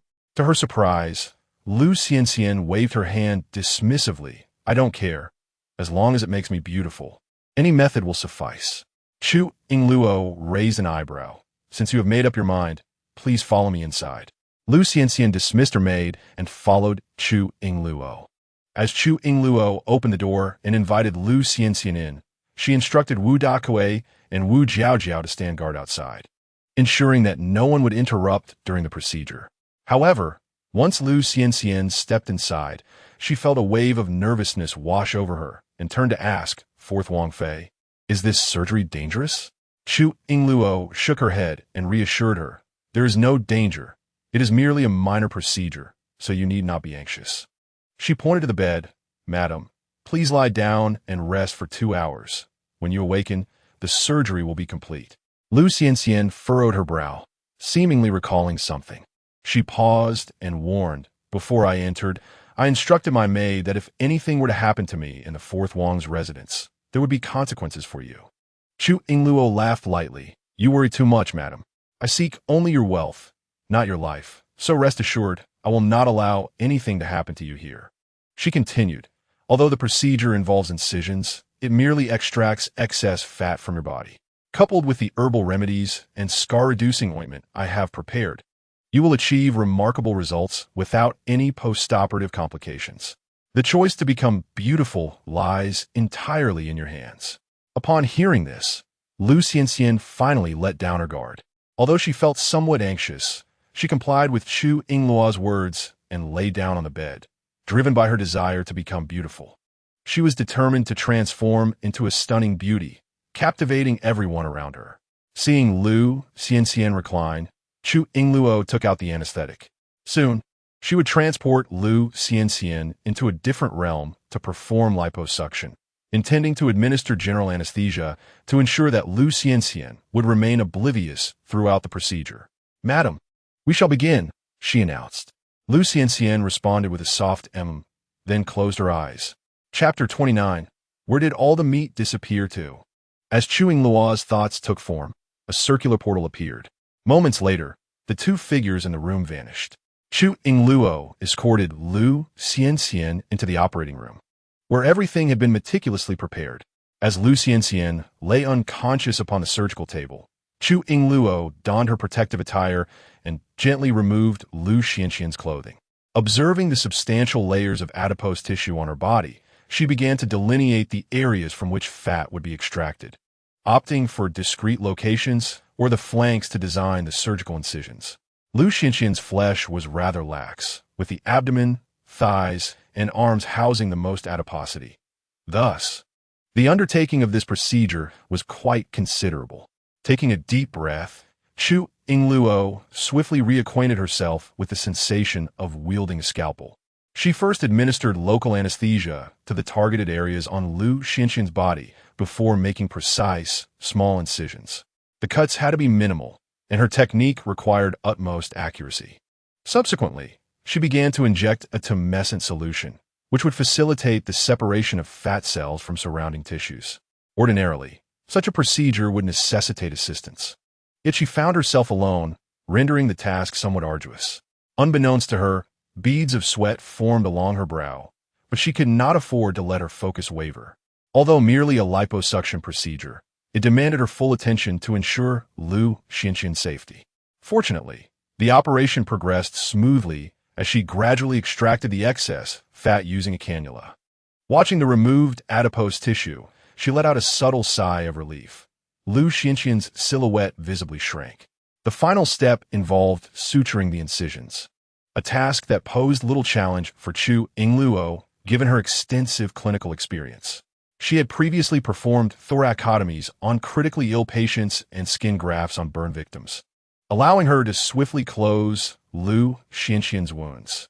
After suturing, it was essential to cleanse the external wounds, and Chu Yingluo employed a miraculous spring water to do so. The initially swollen wounds remarkably improved, appearing far less grotesque, leading one to believe they were mere superficial cuts. It was indeed the application of the spring water that expedited the healing of bedsores. Ordinarily, post-liposuction procedures would require compression bandaging to prevent hematomas, followed by the fitting of a shaping garment. However, with the spring water, this step could be entirely omitted. Nonetheless, to mitigate the risk of infection, Chu Yingluo administered an anti-inflammatory intravenous drip. With all procedures completed, Chu Yingluo finally exhaled in relief, now waiting patiently for Lu Xianxian to awaken. Upon regaining consciousness, Lu Xianxian found herself still in the same place. As she opened her eyes, she noticed that only Chu Yingluo was present in the room. Confused and disoriented, she inquired, "Is it done?" Chu Yingluo nodded affirmatively. Eager to assess her condition, Lu Xianxian attempted to rise, only to inadvertently tug at her stitches, causing a sharp gasp of pain to escape her lips. "Ouch! What have you done to me? Why does it hurt so much?" Chu Yingluo supported her as she sat up, explaining, "I had already informed you that the surgery required incisions, which is why you have wounds. Any sudden movement will understandably cause discomfort. Please be gentle and avoid straining the area." Lu Xianxian furrowed her brow in disbelief, gingerly propping herself up by her waist, only to immediately sense something amiss. "Oh, where has the flesh on my waist gone?" Lu Xianxian turned her head and was astonished to discover that her once ample waist had significantly slimmed down. Her gaze fell upon her arms and then shifted to her legs, leaving her utterly speechless. Her mouth agape, she exclaimed, "Is this truly me? Chu Yingluo, my sopti." Reassuring her, "Yes, madam, there is no need for doubt. This is indeed you." Lu Xianxian widened her eyes, glancing left and right in disbelief. How could it be that after merely a night's sleep, she had undergone such a dramatic transformation? Were those slender arms and legs truly hers? Or had all her flesh vanished? She looked up with a quivering voice. "Princess, what has happened to my flesh?" Anticipating her query, Chu Yingluo produced a bucket from beside her and placed it before Lu Xianxian, revealing it to be filled with the fat extracted from her body. "Madam, behold, this is the fat that has been drawn from you." Lu Xianxian glanced at the pale yellow liquid in the bucket, her shock rendering her speechless. A mere glance was enough for her to request Chu Yingluo to remove it. "Take it away. I no longer wish to see such fat." Her eyes sparkled with joy as she marveled at Chu Yingluo. Princess, are you a deity? Chu Yingluo chuckled softly, taking away the fat she had mentioned, and replied lightly, I am no deity. I merely possess some medical skills. Although the procedure was successful, madam, you must heed a few important points. What must I pay attention to? Lu Xianxian asked eagerly. Chu Yingluo advised, upon your return, ensure you rest and maintain a light diet. Avoid excessive eating and refrain from bathing for 5 days. After a pause, she added, additionally, avoid strenuous activities, and you must abstain from intimate relations until you have fully recovered. What? Lu Xianxian's eyes widened. The earlier points seemed manageable, but the prohibition on intimacy left her perplexed. Why must I refrain from such matters? Chu Yingluo's lips twitched slightly as her gaze fell upon Lu Xianxian's wounds, her words faltering. Lu Xianxian immediately understood, sensing the pain in her body, realizing that perhaps it was indeed wise to take a break. Embarrassed, she replied, I understand, I will be cautious. The discomfort in her body made her reconsider her previous thoughts, hoping that Chu Yingluo would not mock her. Thankfully, she remained silent on the matter. Cleared her throat to shift the topic, Lu Xianxian inquired, Is there a mirror here? Indeed, Chu Yingluo responded, fetching a bronze mirror for her. As Lu Xianxian held the mirror, her breath hitched upon seeing her reflection. She touched her face in disbelief, asking, Has my face also slimmed down? Her previously round and full face had now become noticeably smaller, with the flesh around her cheeks having vanished. Chu Yingluo approached and explained, Yes, I have also removed the fat from your face. This enhances your overall appearance.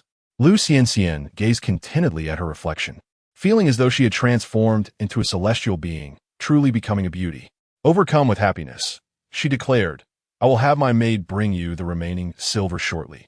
Chu Yingluo smiled and said, As long as the madam is satisfied, it is all well. Should you feel any discomfort in the coming days, do not hesitate to seek my assistance. Indeed, I am thoroughly satisfied. Lu Xianxian exclaimed, having achieved the result she desired, and she prepared to return home with a contented heart. However, the moment she stepped out of the room, the guards at the door, Wu Tuke and Wu Jiaojiao, were left utterly stunned. The siblings blinked several times, unable to recognize the person before them. Wu Jiaojiao thought to herself, This is preposterous. How could someone slip in unnoticed while I stood guard at the door? Just as she was about to confront the stranger, Wu Dakue quickly grasped his sister's arm, trembling with apprehension, and said, Jiao, wait. This is the madam. With that, Wu Dakue respectfully bowed to Lu Xianxian. What? Wu Jiao was taken aback, staring at Lu Xianxian, who had noticeably slimmed down, struggling to reconcile this figure with the image of the once plump lady. Only after recognizing the beauty mark on Lu Xianxian's chin did Wu Jiao finally believe that this was indeed the madam. Lu Xianxian proudly lifted her chin, in a good mood, and chose not to hold a grudge against the impetuous maid. Wu Dakue lowered his head and said respectfully, Madam, please take care. At that moment, Lu Xianxian's personal maid rushed over, and upon seeing her mistress, she too stood in shock. Quick-witted and with a tongue that often outpaced her thoughts, the maid exclaimed, My goodness, madam, you have truly become more beautiful, a veritable enchantress. Upon hearing this, Lu Xianxian's spirits soared, and with a beaming smile, she urged, Come, let us return so the prince may see. After taking a few steps, she felt a sharp pain in her legs and promptly called to her maid, Quickly, lend me your support. Yes, of course. Wu Dakue and Wu Jiao stood in disbelief as Lu Xianxian departed. After she left, Chu Yingluo emerged from the room, feeling fatigued after the demanding procedure and stretching lazily. She waved her hand and instructed Jiao, dispose of that barrel of fat in the room. I am utterly exhausted and need to rest. Certainly, my lady. When Wu Jiao emerged with the barrel of fat, her face bore an expression of shock. My lady is truly remarkable. How did she manage to transform the madam's excess flesh into this barrel of oil? Wu Dakue glanced at the contents of the barrel, equally perplexed. Yet he understood that it was best not to inquire into matters that did not concern them. As servants, their duty was to focus on their responsibilities. Do not ask, Just clean up as the lady instructed. Wu Jiaojiao nodded in agreement. Then, looking at her own sturdy arms, she suddenly furrowed her brow and turned to her brother, asking, "Brother, since the madam has lost weight, do you think I could also slim down?" Wu Dakue shook his head with a sigh. Why would one lose weight? A robust physique allows you to protect the lady. Besides, you're not overweight. You're simply well-built. Wu Jiaojiao pouted, touching her own solid muscles, and raised an eyebrow. That is true. I must protect the lady, and being strong is essential. If I were too thin, like you, wouldn't I'd be blown away by a gust of wind? Wu Daqing chuckled. Brother, I merely wish to spare your feelings. With your dark and robust appearance, even if you were to slim down, it is unlikely you would become any more attractive. Chu Yingluo reclined on her bed, having barely rested for a few moments when she heard Chunha rush in, breathless with urgency. Your Highness, the third prince has arrived, and he is in a furious state. Perplexed, Chu Yingluo furrowed her brow. Why is Mo Wenhuan angry? I have helped the first lady to become slimmer and more beautiful. Should he not be the first to rejoice in her transformation? After all, he is the one who benefits. Summoning her weary body, she rose and made her way to the courtyard. Upon seeing Chu Yingluo approach, Mo Wenhuan's fury intensified. Chu Yingluo, what exactly have you done to my wife? She bears numerous wounds upon her body, on her face, arms, legs, and even her abdomen, all inflicted by your malicious hands. When Lu Xianxian returned to boast, he had not perceived beauty. Instead, he found the sight utterly alarming. Thus, he hastened to the fourth prince's residence to demand an explanation. Mo Wenhuan pointed an accusatory finger at Chu Yingluo, bellowing, What have you done to my wife? You have not only flayed her skin, but also carved into her flesh. Chu Yingluo clicked her tongue. Were it not for the absence of tears in Mo Wenhuan's eyes, one might have assumed he was deeply devoted to his wife. Dear third prince, I have assisted your esteemed first lady in becoming slender and beautiful. Is it not enough that you do not express gratitude? But now you lay blame upon me? Have you forgotten who cured your hidden ailment? At the mention of his affliction, Mo Wenhuan began to fume. Lower your voice. Chu Yingluo scoffed, her volume not diminishing but rather escalating. So, third prince, are you here to settle scores? Your wife is alive and well in your residence. I have neither abused her nor harmed her. What is the purpose of your visit? Mo Wenhuan, feeling somewhat guilty, stammered, I am not here to confront you. I merely wish to understand the nature of the wounds on my wife. Cursed be Chu Yingluo, since she had already acted. How could she refrain from inflicting harm on Lu Xianxian? If Lu Xianxian were to perish within the fourth prince's residence, he would have just caused to eradicate both Chu Yingluo and Mo Beizhi in one fell swoop. A twofold gain.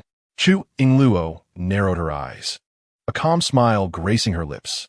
Fear not, third prince. Within 3 days, your wife's wounds will heal. Understanding now that it was nothing grave, Mo Wenhuan felt a sense of relief wash over him. Yet, despite his words, an imperceptible flicker of disappointment danced in his eyes. Chu Yingluo smiled lightly. What troubles you? You appear somewhat disappointed, third prince. Mo Wenhuan immediately raised his head, forcing a smile. How could that be? My wife has transformed into a stunning beauty. I can hardly contain my joy. His gaze shifted to Chu Yingluo, now imbued with a newfound respect. Chu Yingluo, I had no idea you possessed such remarkable abilities. Not only can you heal ailments, but also alter appearances. It seems I have underestimated you. At that moment, his eyes fell upon the fourth prince, seated in a wheelchair not far away, and alarm bells rang in his mind. With Chu Yingluo's extraordinary talents, could she also restore the fourth prince to health? If the fourth prince were to stand again, it would spell disaster. He realized he must speak with the eldest and second princes regarding this matter. At the drunken, immortal pavilion, in the elegant room on the second floor, 3 brothers sat together, sipping tea, each accompanied by 2 enchanting beauties whose garments were disheveled, revealing their alluring figures. The scenery was captivating. Mo Jingyan took a delicate sip of wine and jested, Is the sun rising in the west today? How come our third brother has the leisure to invite us out for a drink? Laughter erupted among the brothers, as they were well aware that Mo Wenhuan was tightly controlled by Lu Xianxian, leaving him no opportunity to indulge in merriment. In the past, Whenever Mo Wenhuan ventured out for leisure, Lu Xianxian would arrive within minutes, fierce and unyielding. Being the esteemed princess of Jingwa, no one dared to provoke her. Consequently, Mo Wenhuan would obediently return home, resembling a timid turtle. Mo Wenhuan's gaze briefly lingered on the beauties beside him, and his eyes dimmed slightly. Indeed, it had been quite a while since he had reveled in joy. However, with Lu Xianxian injured and requiring rest in recent days, he had seized a chance to sneak out. With alluring companions nearby, he felt an irresistible urge to engage. Yet, upon recalling the matter at hand, he suppressed his wicked thoughts for the time being. Brother, to be honest, I recently encountered a miraculous physician during a visit to the doctor. Her medical skills are truly remarkable, Mo Wenhuan confessed. Mo Jingyan immediately expressed concern. Third brother, have you fallen ill? At this, the previously silent Mo Lingxiao also lifted his head, inquiring, what ailment do you suffer from? Mo Wenhuan waved his hand dismissively. Oh, just a minor ailment. Montak Chingan interrupted. Wait, allow me to guess. Mo Wenhuan was taken aback, about to assert that this was not the main point. Mo Jingyan stroked his chin and teased, third brother, you look radiant enough to pursue romance. It wouldn't be a problem in that regard, would it? Huh. Laughter filled the room at this jest. Mo Wenhuan's heart skipped a beat, and he quickly retorted, impossible. Brother, please do not speak nonsense. Mo Jingyan chuckled. I believe it's true. Third brother is rejuvenated and formidable. Mo Wenhuan blushed, anxiously insisting, no, I have always been quite capable in that aspect. However, I called you here to discuss another matter. Oh, what is it? Montak Chingan inquired. Upon hearing this, Mo Wenhuan dismissed the beauties beside him, commanding, you all may leave. The several beauties set down their wine cups and gracefully exited. Mo Wenhuan adjusted his attire, and now, with only the three brothers present, he changed his tone to one of gravity, addressing them earnestly. Your Highness, second brother, I have an urgent matter to discuss with you. In Chapter 31, he will never stand again. Mo Lingxiao sat upright, his demeanor serious. Speak, he urged. Observing Mo Wenhuan's solemn expression, Mo Jingyan also stowed his mirth. Leaning in to listen intently, Mo Wenhuan raised an eyebrow and lowered his voice, saying, the miraculous physician I mentioned is, in fact, the fourth prince's consort. Mo Lingxiao furrowed his brow. The daughter of General Chu, who recently wed the paralyzed fourth prince. Montak Wenhuan nodded, precisely. Mo Jingyan scoffed. What fourth prince's consort? That crippled waste of a prince cannot even be called a prince, let alone a consort. She is merely a burial companion. Mo Wenhuan sighed. While that may be true, the issue is this fourth prince's consort is extraordinary. Mo Jingyan smirked. Third brother, are you not exaggerating? How formidable could the daughter of General Chu possibly be? Upon hearing this, Mo Wenhuan felt a wave of melancholy wash over him, as he had not anticipated that his elder brother would doubt his words.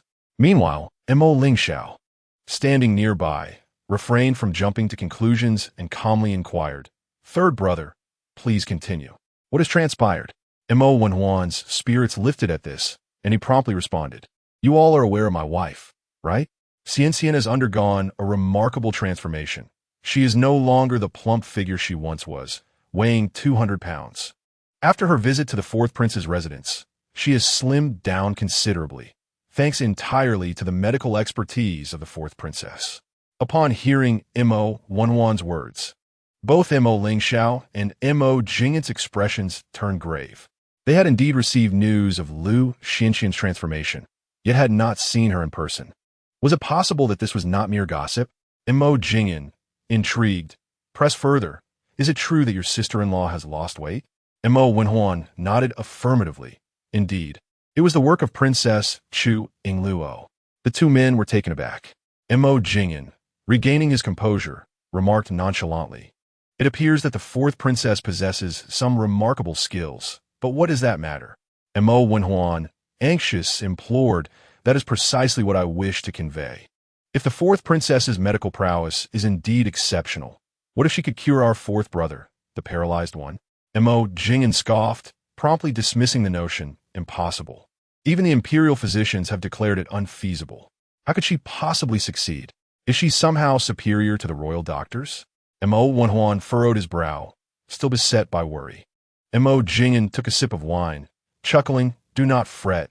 That wastrel will never stand again in this lifetime." A cruel smile graced his lips, his eyes darkening with malice. "In fact, I hope he lingers on a while longer, so he may experience the torment of a life worse than death." Unbeknownst to him, Mo Wenhuan sighed and divulged a weighty piece of news. "You have not seen him. Our fourth brother currently radiates vitality, showing no signs of impending death. Moreover, he is now seated in a wheelchair." Mo Lingxiao's eyes dimmed slightly, and he spoke with a deep seriousness. "Do not worry. I shall visit the fourth princess when I have the opportunity." Just then, a knock echoed from outside the door. "Enter." A servant of the crown prince, head bowed, stepped in to report, "Your Highness, Her Majesty the Empress summons you to the palace." Montag Lingxiao ausgezeichnet unterstützt. A summons from the Empress typically signified matters of great importance.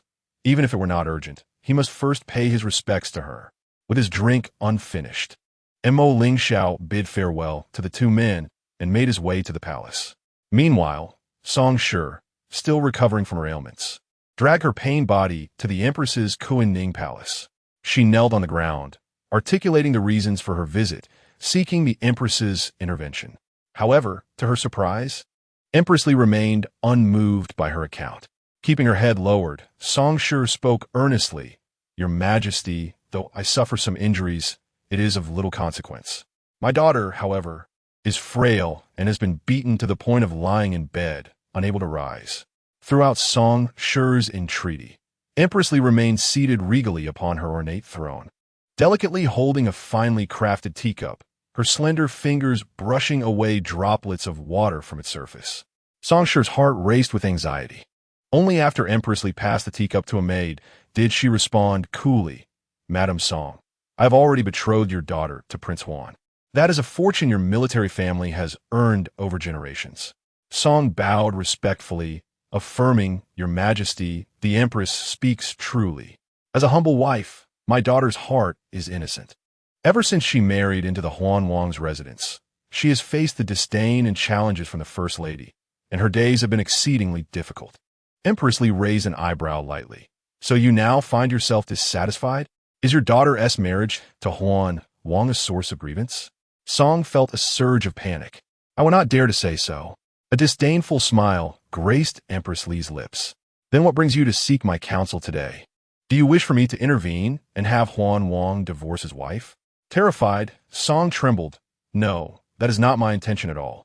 Should Yen'er be cast off by Huan Wang, she would become the laughingstock of the entire capital, unable to hold her head high ever again, which could even drag down the general's household. Do you imply that Huan Wang should divorce the third princess?" Empress Li pressed, her words suffocating Song. Startled, Song exclaimed, "I would never dare. As the princess of Jingluo, her marriage to Huan Wang was a union between two nations, directly affecting their harmony. It could not simply be annulled." Empress Li chuckled lightly, her eyes flashing with impatience. "You may leave now. Remember to think before you speak in the future." Biting her lip, Song opened her mouth to say something, but upon seeing the anger etched on the Empress's face, she dared not provoke her further and knelt in gratitude before departing. Yet, her heart was filled with resentment. She had never anticipated that the Empress would not advocate for her. Initially, when Yen'er was wed into Huan Wang's household, the Empress had assured her of protection, yet now she seemed indifferent, which was truly infuriating. Clenching her fists in frustration, Song felt an unexpressed bitterness. Upon exiting Kuan Palace, she fortuitously encountered the crown prince. Seizing the rare opportunity to approach royalty, she promptly advanced to greet him. "I pay my respects to your highness, the crown prince." Mo Lingxiao cast a fleeting glance at Song before proceeding expressionlessly toward Kuan Palace. Receiving no words from him, only a cursory glance, Song felt a twinge of embarrassment.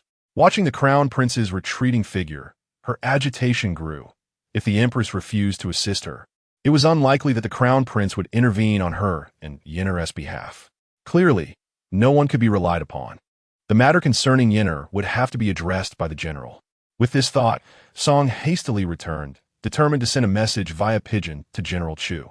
Upon entering Kuining Palace, Missouri Lingxiao overheard the empress's ire. If it were not for the usefulness of General Chu, how could the daughter of a mere concubine be worthy of my honor? Such individuals, who cannot discern their own worth, should not be brought before me again. Next time, inform them I am unavailable. Yes, your majesty, a nearby maid whispered. Your highness, the crown prince has arrived, she added. Upon seeing the crown prince, the empress's expression brightened considerably, her previous anger dissipating into joy. Xiao, you have come. Mo Lingxiao approached the empress and bowed respectfully. Your son pays his respects to mother. Such formalities are unnecessary. Rise. The empress beckoned, her face alight with a smile as she drew him to sit beside her. The most favored among the three sons now holds the title of crown prince and is destined to inherit the throne. Consequently, Empress Li harbors high hopes for him. After taking a seat, he inquired, why did Mother Empress seem upset earlier? Empress Li replied with a cold smile, Madame Song came here to lodge a complaint, claiming her daughter was bullied at the Duke Huan's residence. Pay her no mind. Madame Song has an inflated sense of her own importance. Upon hearing this, dismissed the matter and, after a brief silence, asked, what is the reason you summoned me, Mother Empress? Upon recalling the important matter, Empress Li immediately asked, I have heard that your father has agreed to let you take charge of state affairs. Is this true? Smiled, unable to conceal his elation, and responded, indeed, my father has such intentions. Empress Li's face lit up with excitement. Wonderful. You must perform exceptionally well before your father, so he may see you in a new light. Nodded, I understand, mother. At the fourth prince's residence, today the prince had little appetite, so Chu Yingluo personally cooked 2 Sichuan dishes. Although the prince was bedridden and required a light diet, indulging occasionally would not hurt. One dish was mapo tofu, and the other was boiled pork slices. Just as Chu Yingluo placed the dishes on the table, 2 unexpected guests arrived, the 7th prince and Princess Chongning. As soon as the news was conveyed, Princess Chongning rushed in, exclaiming, wow, it smells amazing. 4th Wangfei, what delicious food have you prepared? Chu Yingluo glanced at them, and, seeing the sparkle in Princess Chongning's eyes, could not help but chuckle. 7th prince, Princess Chongning, your timing is impeccable. Did you come because of the aroma? Princess Chongning blushed slightly and then explained her purpose. 4th Wangfei, I came today to purchase some bubble tea. I don't know what they added to it, but after one sip, I was hooked. I couldn't stop thinking about it all night. After some internal debate, I finally brought the 7th prince along. Intending to visit his elder brother, had no objections. As they spoke, Princess Chongning presented a beautifully crafted brocade box, offering it to Chu Yingluo. Chu Yingluo pauset momentia. Set. What is this? With a twinkle in her eyes, Princess Chongning replied, I cannot indulge in your tea without offering something in return. This is a gift for you. Touched by her thoughtfulness, Chu Yingluo accepted the box, saying, thank you, Princess, you are too kind. Princess Chongning beamed. Not at all, 4th Wangfei, please open it. Upon slowly unveiling the brocade box, Chu Yingluo's eyes widened in surprise at its contents. Princess Chongning furrowed her brow. What is it? Do you not like it? Chu Yingluo, momentarily dazed, shook her head and replied, no, I truly adore it. She was astonished at the array of gold, silver, and jewelry, realizing that these antique treasures could have purchased enough bubble tea to circle the globe. Princess Chongning possessed a heart of innocence, and upon noticing her fondness, her smile blossomed like a flower. How delightful! As long as the 4th princess enjoys it, I have plenty of exquisite jewelry to share. If you like, I shall bring you more next time. Chu Yingluo coughed softly and gently set the ornate box aside. She felt unworthy of receiving such treasures from Princess Chongning and said, Your Highness, if you wish to indulge in milk tea in the future, you need only come to me. I shall not charge you a single coin. However, Princess Chongning waved her hand dismissively. That won't do. One must pay what is owed. These jewels are a gift for you, after all, since the Empress Dowager and father have bestowed upon me in abundance. A faint twitch appeared at the corner of Chu Yingluo's mouth. Mo Xianfeng interjected, grasping Princess Chongning's arm. Chongning, The gifts from the Empress Dowager and your father are imperial bestowals. How could you dare to pass them on? Princess Chongning pouted. What does it matter? The Empress Dowager and my father are none the wiser. Besides, I would like to befriend the fourth princess. Chu Yingluo smiled gently. Your Highness, making friends is lovely, but gifts are unnecessary. True friendship does not hinge upon material offerings.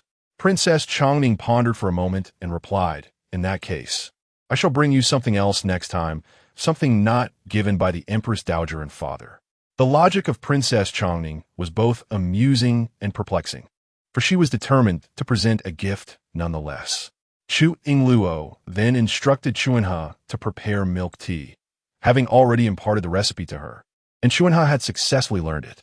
Chuanha acknowledged the request and stepped out. Looking at Princess Chongning, Chu Yingluo said, Your Highness, please take a seat and wait a moment. The milk tea will be ready shortly. Princess Chongning lifted her skirt and obediently sat down, awaiting her milk tea. Chu Yingluo then wheeled Beizhi closer, preparing to feed him. Princess Chongning's gaze occasionally drifted to the two dishes on the table, her throat involuntarily swallowing as she hesitated to speak. For those dishes were meant for her fourth brother. She thought to herself, poor fourth brother, sitting in a wheelchair. I shall not snatch his food. If it were seventh brother's, I would have already claimed it. As Chu Yingluo picked up her chopsticks to serve Beizhi, she caught a glimpse of Princess Chongning's eager eyes and could not help but smile inwardly. Your Highness, you and the seventh prince have yet to eat. Would you care to join us? Upon hearing this, Princess Chongning's eyes widened in disbelief. Really? Chu Yingluo parted her lips to respond, but before she could speak, Princess Chongning eagerly exclaimed, Thank you, fourth princess. I shall not be polite. Rest assured, I do not eat much and will not compete with fourth brother. The rapidity of her change in demeanor left everyone momentarily speechless. Meanwhile, Mo Xianfeng, lacking her audacity, politely declined, I'm not hungry. You may eat. However, Chu Yingluo did not neglect the seventh prince, promptly instructing Wu Dakue, please bring 2 additional sets of bowls and chopsticks. Understood. In no time, Wu Dakue had set the table. After contemplating for a mere 2 seconds, Mo Xianfeng reluctantly took a seat. Very well, I shall partake as well, he said, his tone unexpectedly cheerful. The 2 dishes on the table were undeniably appetizing. Meanwhile, Beizhi's expression suddenly darkened, seeing the 2 of them comfortably seated in the 4 king's manner, preparing to savor the dishes personally crafted by Chu Yingluo. An inexplicable discomfort stirred within him. However, he refrained from voicing his sentiments, lest he be perceived as petty. Chu Yingluo, on the other hand, warmly welcomed them, saying, Seventh prince, princess, please do not stand on ceremony. Indulge yourselves. With that, Princess Chongning picked up her chopsticks and began to eat without reservation. Yet, in the next moment, she stuck out her tongue, exclaiming in surprise at the spiciness, while her hands continued to seize the slices of meat from the plate without pause, completely disregarding her table manners. Mo Xianfeng offered her a handkerchief, his face twisted in disdain. Wipe your mouth. As a princess, you should maintain some decorum. Who would dare to court you in the future? Nevertheless, Princess Chongning remained unfazed, having never cared for appearances while eating. Just then, Chunha arrived with the milk tea, announcing, Princess, the milk tea is here. Chongning took the milk tea and drank it heartily. Deliciously spicy, she proclaimed after finishing, prompting laughter from the others. Meanwhile, Mo Xianfeng took a sip and immediately frowned. Why is it so spicy? Can the fourth prince actually handle this? Chu Yingluo squinted slightly, turning to look at Beizhi and said, As long as I prepare it. The prince enjoys it, does he not, your highness? Beizhi was taken aback, then nonchalantly affirmed with a slight nod.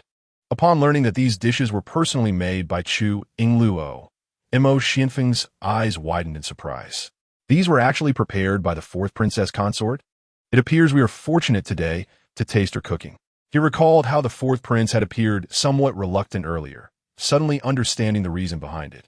Princess Chongning chimed in. The fourth prince is truly blessed to have married such a capable consort, skilled not only in making milk tea, but in cooking as well. Beizhi's brow relaxed slightly, a hint of unnoticeable pride gracing his lips. However, the next moment, he heard Princess Chongning remark, "The consort is as beautiful as a flower, skilled in both craft and heart. Surely, many would covet her. Fourth prince, you must be cautious. Currently, seated in this wheelchair, you may not be able to fend off potential suitors." Beizhi's brow furrowed tightly, a faint chill appearing on his handsome face. Maintaining his composure, he stated, "I find myself somewhat hungry. Luo, please feed me some meat." Chu Yingluo beamed at this sign of appetite from the prince, turning to Princess Chongning and the seventh prince, saying, "You two have eaten sufficiently. It is time to stop. The remaining portions are for the prince." Princess Chongning responded with a playful, "Oh, is this not shooting oneself in the foot?" Chapter 33. All just to bring her joy. Princess Chongning loved to eat and, for several consecutive days, dragged the seventh prince to the Four Kings Manor to indulge in feasting and drinking. The two of them seemed to arrive precisely at mealtime, and Chu Yingluo chose not to expose them, considering that Princess Chongning always brought numerous valuable gifts with her. Thus, she decided to prepare extra, enough to satisfy their appetites. Princess Chongning's frequent excursions outside the palace even caught the attention of the Empress Dowager. In Sinnang Palace, the Empress Dowager reclined on a soft couch with her eyes closed, murmuring, "Wants you. Why has Chongning not come to pay her respects today? Is she off gallivanting outside the palace again?" Wan Xiu, a venerable matron serving the Empress Dowager, diligently massaged her legs while replying, "Your Majesty, Princess Chongning departed the palace early this morning." The Empress Dowager slightly furrowed her brow and rose slowly from her couch, her deep maroon phoenix robe exuding an air of authority. "Take care, Your Majesty," Wan Xiu said with concern, observing the Dowager's legs with a worried expression. "On rainy days, Your Majesty's leg ailment flares up, causing great pain. Should you lie down, I can massage them further." The Dowager waved her hand dismissively, saying, "I am quite well. But that Chongning child is too playful. It is unbecoming for her to run out of the palace daily. I have indulged her far too much." Wan Xiu smiled reassuringly. "Fear not, Your Majesty. Princess Chongning is still young and spirited. Her playfulness is quite natural. Moreover, I have dispatched someone to ensure her safety." The Dowager gently shook her head, replying, "She is no longer a child. She has turned 15 and is of age." With a meaningful glance, she inquired, "By the way, do you know where Chongning has gone?" Wan Xiu reported, "Your Majesty, in recent days, Princess Chongning has been visiting the fourth prince's residence." "The fourth prince?" The Dowager's brow furrowed slightly, her expression shifting to one of concern. After a long pause, her countenance grew grave as she murmured, "I wonder how he is faring now." Her words laden with melancholy. Wan Xiu bowed her head, echoing the sentiment with a sigh. At the fourth prince's residence, Chu Yingluo had just seen off Princess Chongning and the seventh prince. After instructing Chunha to tidy up the dishes, she guided Beizhi back into the room. The prince had been eating well these past few days, and the symptoms of muscle atrophy had improved significantly. He had gained weight. Beizhi's eyes flickered slightly as he remarked, "If you find me heavy, I shall simply eat less in the future." The dishes prepared by Chu Yingluo were simply too delectable, perfectly suiting his palate. Previously, he had not appreciated the taste of bird's nest, but now even the rice soup she provided felt like a blessing. Chu Yingluo interjected, "No, Your Highness, please eat your fill. You need nourishment to heal your bones. In the coming days, I shall arrange a time to perform surgery for you." "Very well, you may make the arrangements," Beizhi replied, nonchalantly about his health. Ever since witnessing Lu Xinxian's weight loss, he had come to trust Chu Yingluo's medical skills implicitly. After a lengthy silence, he suddenly asked, "Do you have a fondness for gold and silver jewelry?" Chu Yingluo paused, then met his gaze, her eyes sparkling mischievously. "Who does not love wealth?" She replied, "You are quite candid." Beizhi smirked faintly, his tone inscrutable, recalling the gold and silver trinkets gifted by Princess Chongning. Chu Yingluo smiled.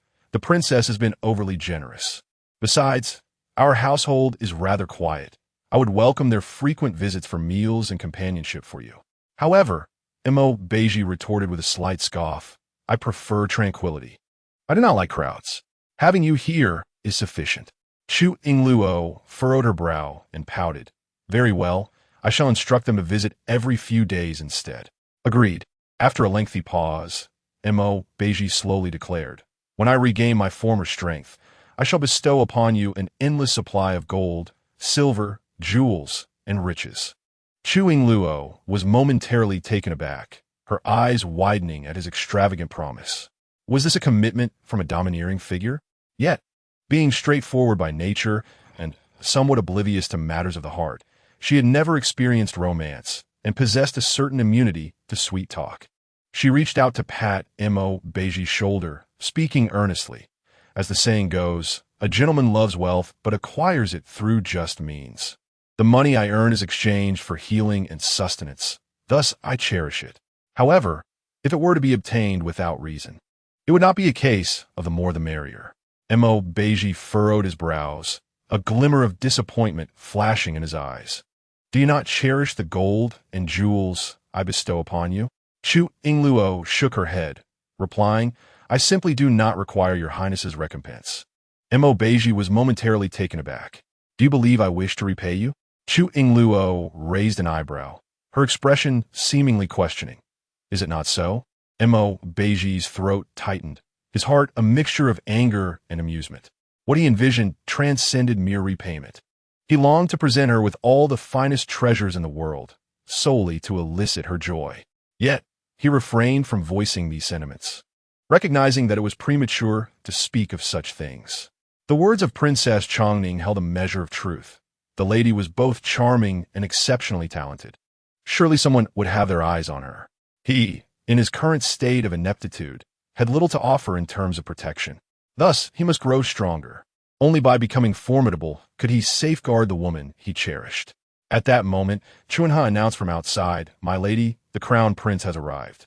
Beizhi and Chu Yingluo exchanged a glance, both astonished that the crown prince, who had never visited before, would unexpectedly grace the fourth prince's residence. Had he caught wind of something? Chu Yingluo turned to Chu Yingluo, instructing, Let the crown prince wait. Inform him that I am attending to the prince and cannot be disturbed. Chu Yingluo frowned, apprehensive about offending the crown prince, yet complied with her lady's request. Inside, Beizhi voiced his concerns. I am uncertain of the crown prince's intentions for this visit. He presents himself as amiable and courteous, yet he is ruthless, willing to employ any means to achieve his goals. It would be wise for you to avoid meeting him. However, there was no trace of fear on Chu Yingluo's face. She smiled slightly. Since the crown prince has come, it would be illogical not to meet him. Then she recalled Beizhi's mention of his punishment being related to the first prince, and her heart burned with a desire for vengeance. Even if she could not confront the crown prince directly, she could certainly find ways to inconvenience him elsewhere. Making him wait would serve as a warning. After all, it was not customary to meet someone immediately upon their arrival. This was the fourth prince's residence, not a place one could simply enter at will. Beizhi was momentarily stunned, gazing in her deep-set eyes. As more visitors came to the fourth prince's residence, it would inevitably attract attention, and Chu Yingluo, like a pearl concealed in dust, would soon find herself under scrutiny. This thought caused a subtle unease to stir within Beizhi. He was unconcerned about the crown princess' opinions, but rather worried for her safety. Noticing his grave expression, Chu Yingluo comforted him with a gentle pat on his shoulder. Do not worry, my lord. I can handle the crown prince. Our fates are intertwined. To survive, we must thrive together and confront any adversaries that come our way. As Beizhi gazed into her clear, pure eyes, it seemed as though a brilliant light shone forth, stirring something deep within his heart, rendering it soft and tender. She appeared delicate, yet was undeniably brave and astute, embodying all the qualities that evoke affection. He had never encountered such a uniquely remarkable woman. Chapter 34. Establishing authority over the crown prince in the courtyard. Lingxiao stood with his hands clasped behind his back, surrounded by a multitude of guards, effectively sealing off the fourth prince's residence. Chu Yingluo, having settled Beizhi, arrived fashionably late. Just as Mo Lingxiao was about to express his displeasure over her tardiness, a woman gracefully approached him. In that fleeting moment of turning, he caught a glimpse of an enchanting figure reflected in his gaze. She possessed a striking beauty, with delicate features, dressed in a flowing water-green silk gown that exuded an ethereal charm as she moved. It was not that he felt any stirring of emotions. Rather, he deemed such a breathtaking beauty to be a lamentable sight within the fourth prince's estate. After all, with the death of the fourth prince, the fourth princess would soon follow to the grave. As he observed her, Mo Lingxiao gradually tempered his earlier irritation. Chu Yingluo met his gaze and offered a slight smile. "Greetings, Your Highness." The crown prince stood tall and imposing, embodying a fade of righteousness. Yet his phoenix-like eyes bore an unsettling ferocity that often made others uneasy. With a frigid demeanor, Mo Lingxiao immediately reproached her. "Fourth princess, I have awaited your presence for quite some time. Do you comprehend the gravity of your negligence? The punishment for such an offense could be severe." He deliberately aimed to instill a sense of trepidation in her regarding his princely authority. Unfazed, Chu Yingluo raised her chin, exuding calmness. "In response to Your Highness, the fourth prince required assistance with his attire, and I was unable to extricate myself." Mo Lingxiao coldly inquired, "Why not summon a maid from your household? Are they not available?" Chu Yingluo had prepared her response meticulously and sighed lightly. The fourth prince, having been bedded in for an extended period, has developed certain peculiarities. He prefers not to have maids in close proximity. Currently, he only accepts my care, as otherwise, he may become irritable. Before I arrived at the fourth prince's residence, he had been entirely self-sufficient, which was truly unfortunate. Mo Lingxiao scoffed lightly. He glanced behind him. "Where is the fourth prince? Why does he not come forth to meet me? I have heard he is now in a wheelchair. There is no reason for him to hide." Chu Yingluo furrowed her brow slightly, hesitating before she spoke. "Your Highness, the fourth prince does not intend to evade you. He is simply unable to care for himself. He just had an incident in the restroom." Chu Yingluo hesitated. "I was in the midst of attending to him and hurried over upon hearing of your visit. The timing of your arrival may not be ideal, as the fourth prince may still be in disarray." At her words, Mo Lingxiao frowned slightly. Pressing his fingers against his nose, a sensation of discomfort arose within him, despite not detecting any unpleasant odor. He cast a sympathetic glance at Chu Yingluo. "Fourth princess, you have indeed endured considerable hardship." Chu Yingluo lowered her gaze slightly. "I do not feel wronged. It is a privilege to care for the fourth prince." Upon hearing this, an inexplicable discomfort stirred within Mo Lingxiao's heart. Chu Yingluo continued, "May I inquire, Your Highness, what other matters bring you here today? If there is nothing further, I must return to attend to the prince." Mo Lingxiao pondered for a moment before responding. "I do have a matter of importance to discuss with you." Chu Yingluo awaited his next words in silence. Mo Lingxiao narrowed his eyes, questioning. "I have heard that the fourth princess possesses remarkable medical skills. Is that indeed true?" Chu Yingluo discerned a probing intent in his words and, maintaining her composure, replied, "Your Highness, you flatter me. I possess merely a superficial understanding, akin to a novice displaying their clumsy skills before a master." Mo Lingxiao chuckled lightly. "There is no need for the fourth princess to be modest. I have heard that not only have you cured the ailment of the third prince, but you also employed mysterious techniques to transform the third princess into a slender beauty overnight. Such medical prowess is certainly not trivial." Chu Yingluo slightly furrowed her brow, as she had begun to surmise the true purpose of the crown prince's visit. He sought not only to test her medical skills, but also to inquire about the condition of the fourth prince. Although the matter was delicate, it was not insurmountable. She calmly replied, "It seems nothing escapes the notice of Your Highness. So, your visit today is also to seek medical assistance?" Mo Lingxiao offered a faint smile, slowly responding, "This prince is in good health and does not require treatment. However, the crown princess has been frail since childhood, often suffering from coughs and chest discomfort. Despite consulting many imperial doctors, her condition has not improved. I have heard that the fourth princess possesses exceptional medical skills and wish to inquire whether her ailment can be treated." From his words, Chu Yingluo inferred that the crown princess likely suffered from pulmonary tuberculosis, a condition regarded as terminal in ancient times due to the lack of advanced medical knowledge, with many succumbing to it. Yet, in her view, it was a minor illness, albeit one she could not vocalize. She cleared her throat slightly, expressing her hesitation. If even the imperial physicians cannot remedy her, it is unlikely that I could be of assistance. Mo Lingxiao frowned.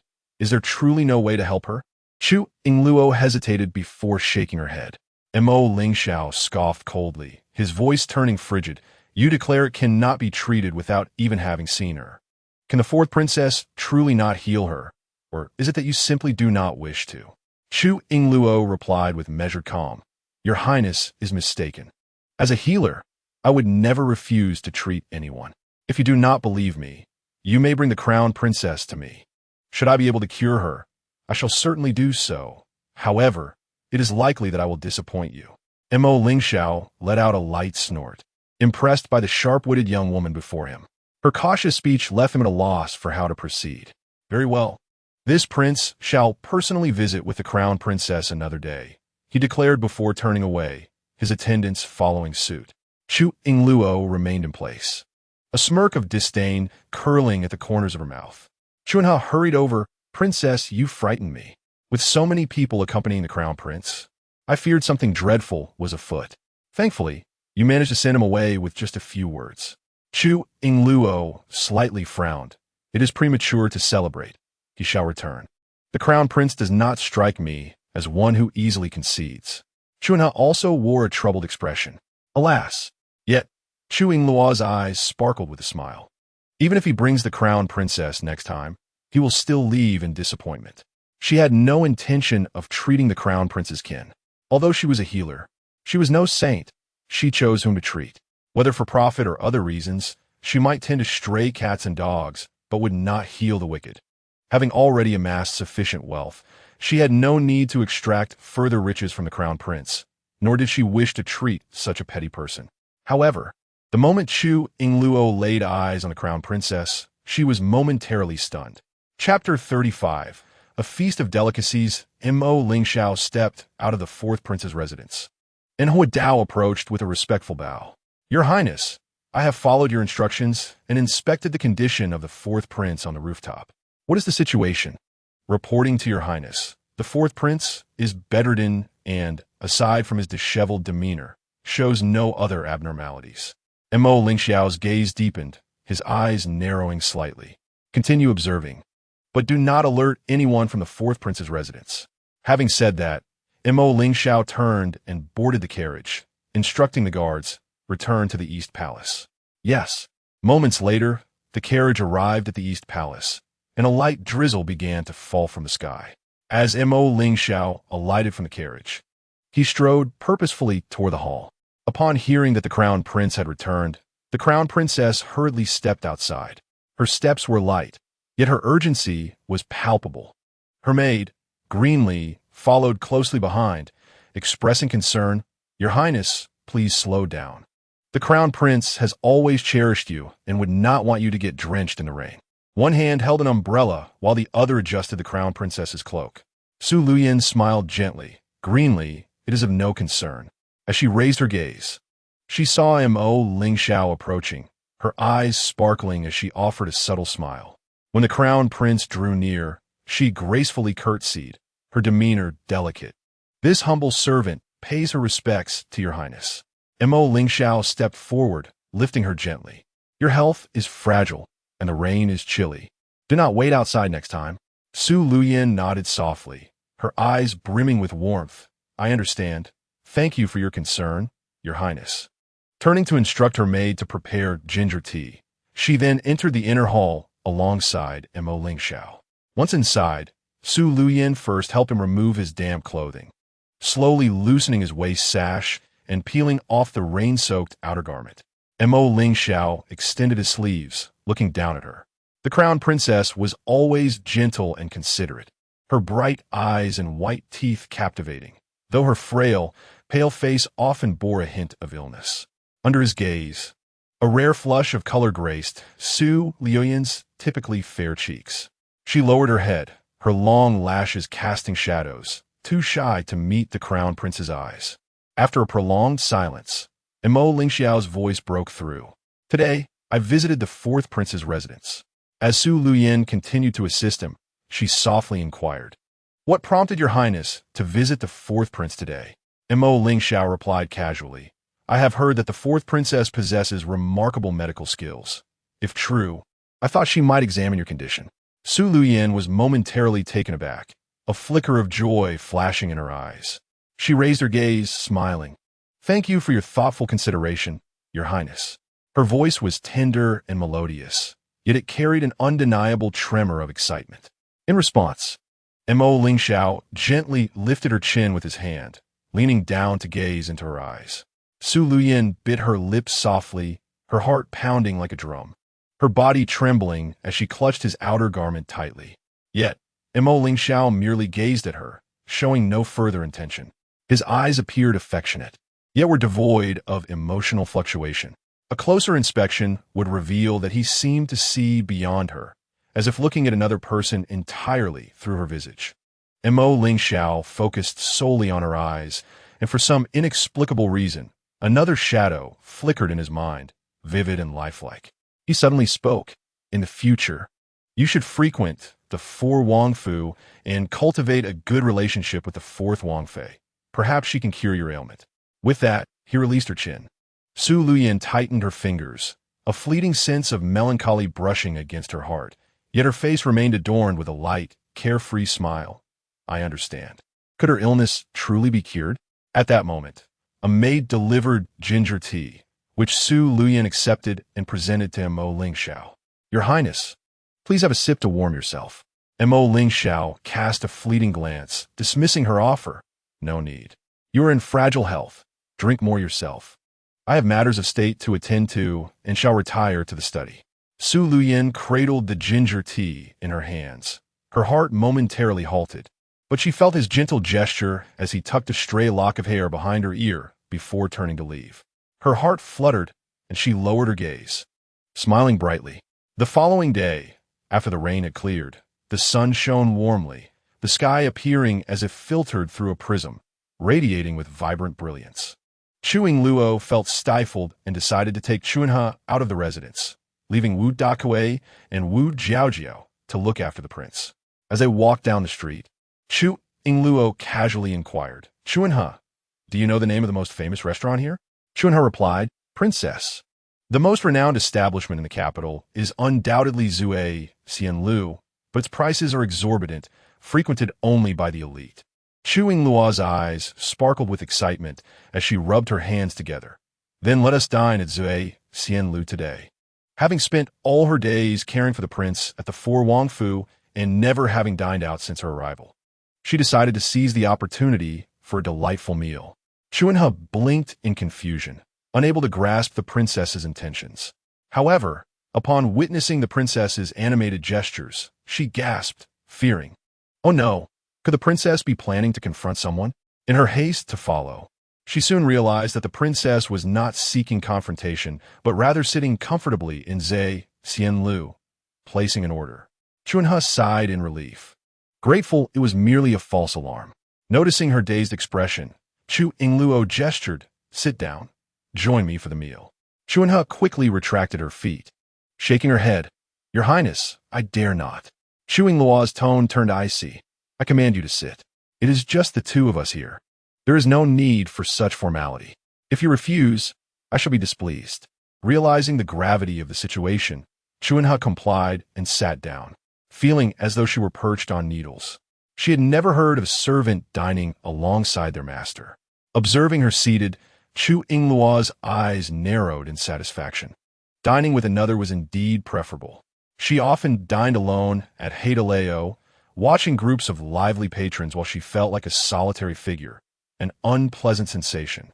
Before her crossing over, she had lost both parents early on, growing up like a wildflower, devoid of affection. She had a close friend, but with both of their busy lives, their meetings had dwindled, especially after she began working at the National Laboratory. Now, her friend was her only concern, and since her arrival in this new world, she wondered how her friend fared. After placing her order, Chu Yingluo rested her chin in her hand, her thoughts drifting far away. She sat on the second floor, gazing through the window at the bustling scene below, where the streets were alive with throngs of people, showcasing the splendor of the capital. Shortly thereafter, the waiter pushed open the door and brought forth an array of dishes. Spring he was taken aback by the copious spread before them and exclaimed, "Your Highness, have you ordered so much? Will you be able to finish it all?" Chu Yingluo raised an eyebrow, unconcerned, and replied, "If we cannot finish it, we shall pack it up to take back for the prince, along with de Kuei and Jiao Jiao. We cannot indulge ourselves alone." Spring he smiled brightly, "Your Highness, you're truly thoughtful." Chu Yingluo, having tasted only a morsel from each dish, found the flavors rather bland. Being a girl from Sichuan, she relished spicy food and could not enjoy a meal without heat. It seemed that even the finest establishment in the capital, the Zui Xianlu, was not as exceptional as she had anticipated. Once they had eaten their fill, Chu Yingluo instructed Spring He, "Please have the remaining dishes packed up. It is time for us to leave." Spring He quickly wiped her mouth and stood up. "Yes, Your Highness." After settling the bill, Chu Yingluo exited the Zui Xianlu first. Chapter 36. A rescue today. The Empress Dowager, clad in simple hemp garments, discreetly left the palace. She had dismissed her guards and was accompanied only by Wan Xiu. Wan Xiu had managed to find a master who, after observing the celestial signs, claimed that outside the palace, a noble person could cure the Empress Dowager's ailment. The Empress Dowager was skeptical that she would encounter any noble benefactor, especially since her chronic afflictions had eluded even the palace physicians. However, she could not resist Wan Xiu's insistence to venture out for a stroke of luck.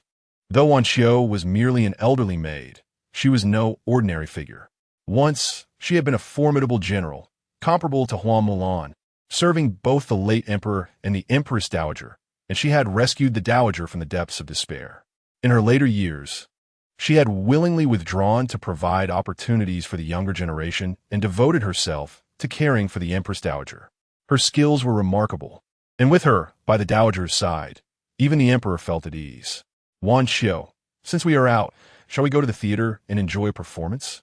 Wan Xiu linked arms with the Dowager and cheerfully remarked, "Sister Xiao, you often scold Chongning for being playful, yet you yourself are quite childlike. Despite your status, you still seek merriment.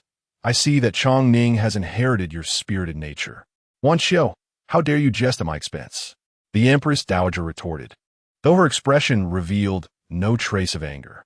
Wan Xiu laughed. "The world speaks of you as a fearsome old witch, quick to anger and swift to punish. Who could have imagined that you are, in fact, a playful spirit who delights in flowers and music?" The Empress Dowager smiled faintly and replied, "That is because in my youth I followed my late husband, and to secure the realm, I had to wield a ruthless hand. Later, to maintain order in the court, I had to present a stern visage to command respect." As if recalling a sorrowful memory, the Empress Dowager sighed softly, her gaze downcast. "Alas, my husband departed too soon, leaving me without a companion to enjoy the beauty of flowers and melodies." Wan Xiu's expression faltered slightly as she gently urged, "Sister, let's not dwell on those bygone sorrows. It is better to avoid heartache. Come, let me accompany you to the theater." The Empress Dowager nodded slightly, feeling a measure of solace in her heart. Since the passing of the late emperor, the Empress Dowager had been melancholic, suffering from headaches and leg ailments. Fortunately, with Wan Xiu's companionship, she could endure the long days ahead. However, before they could reach the theater, the Empress Dowager paused, pressing her hand to her forehead, and came to a standstill. Wan Xiu turned her head and inquired, "Sister, what troubles you?"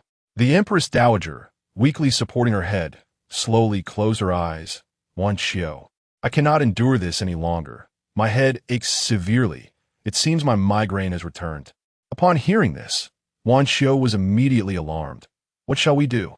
Just yesterday, my leg ailment had begun to improve, and now the migraine has struck again." As Wan Xiu was engulfed in anxiety, she saw the Empress Dowager's body go limp, and she collapsed backward, losing consciousness. Fortunately, Wan Xiu was quick-witted and managed to catch her in time. "Sister, sister," Wan Xiu called out in desperation, her heart racing. She feared not the presence of ill-intentioned individuals, but rather the health of the Empress Dowager. She had discreetly left the palace today without attendants or imperial physicians, unaware that the Empress Dowager, who had not suffered from migraines for a long time, would fall ill today. Sweating profusely from the tension, Wanqiu was at a loss for what to do. She glanced around at the passers-by. Given the Empress Dowager's esteemed status, she could not draw attention to herself. After careful consideration, she resolved to carry the Empress Dowager to seek a nearby physician. However, just as she was about to hoist the Empress Dowager onto her back, a gentle hand stopped her. A woman's clear voice rang out, "Put her down. She is quite unwell and cannot endure any jostling. Otherwise, her condition will worsen." Chu Yingluo intervened, frowning. "Were you to stop me?" Wanqiu retorted, her worry for the Empress Dowager making her irritable and impatient. Earlier, as Chu Yingluo was walking, she had happened upon an elderly lady fainting in the street.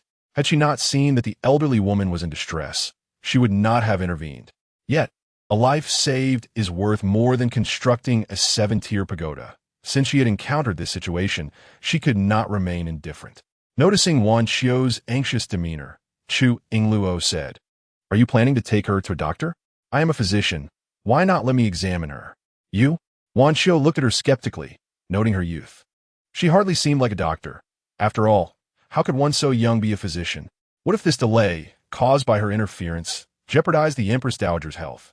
Seeing Wanqiu hesitate, Chu Yingluo pressed on.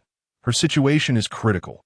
If you delay any longer, even a deity would be powerless to assist her." "Impudent! This impertinent girl dares to curse the Empress Dowager." Wanqiu's face flushed with anger. Were it not for the Empress Dowager's illness, she would have given this girl a proper lesson.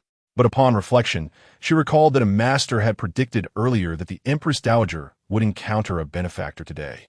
Could this girl be the one destined to aid her? With this thought, Wanqiu's gaze sharpened, and she looked intently at Chu Yingluo, tentatively asking, "Are you truly a physician?"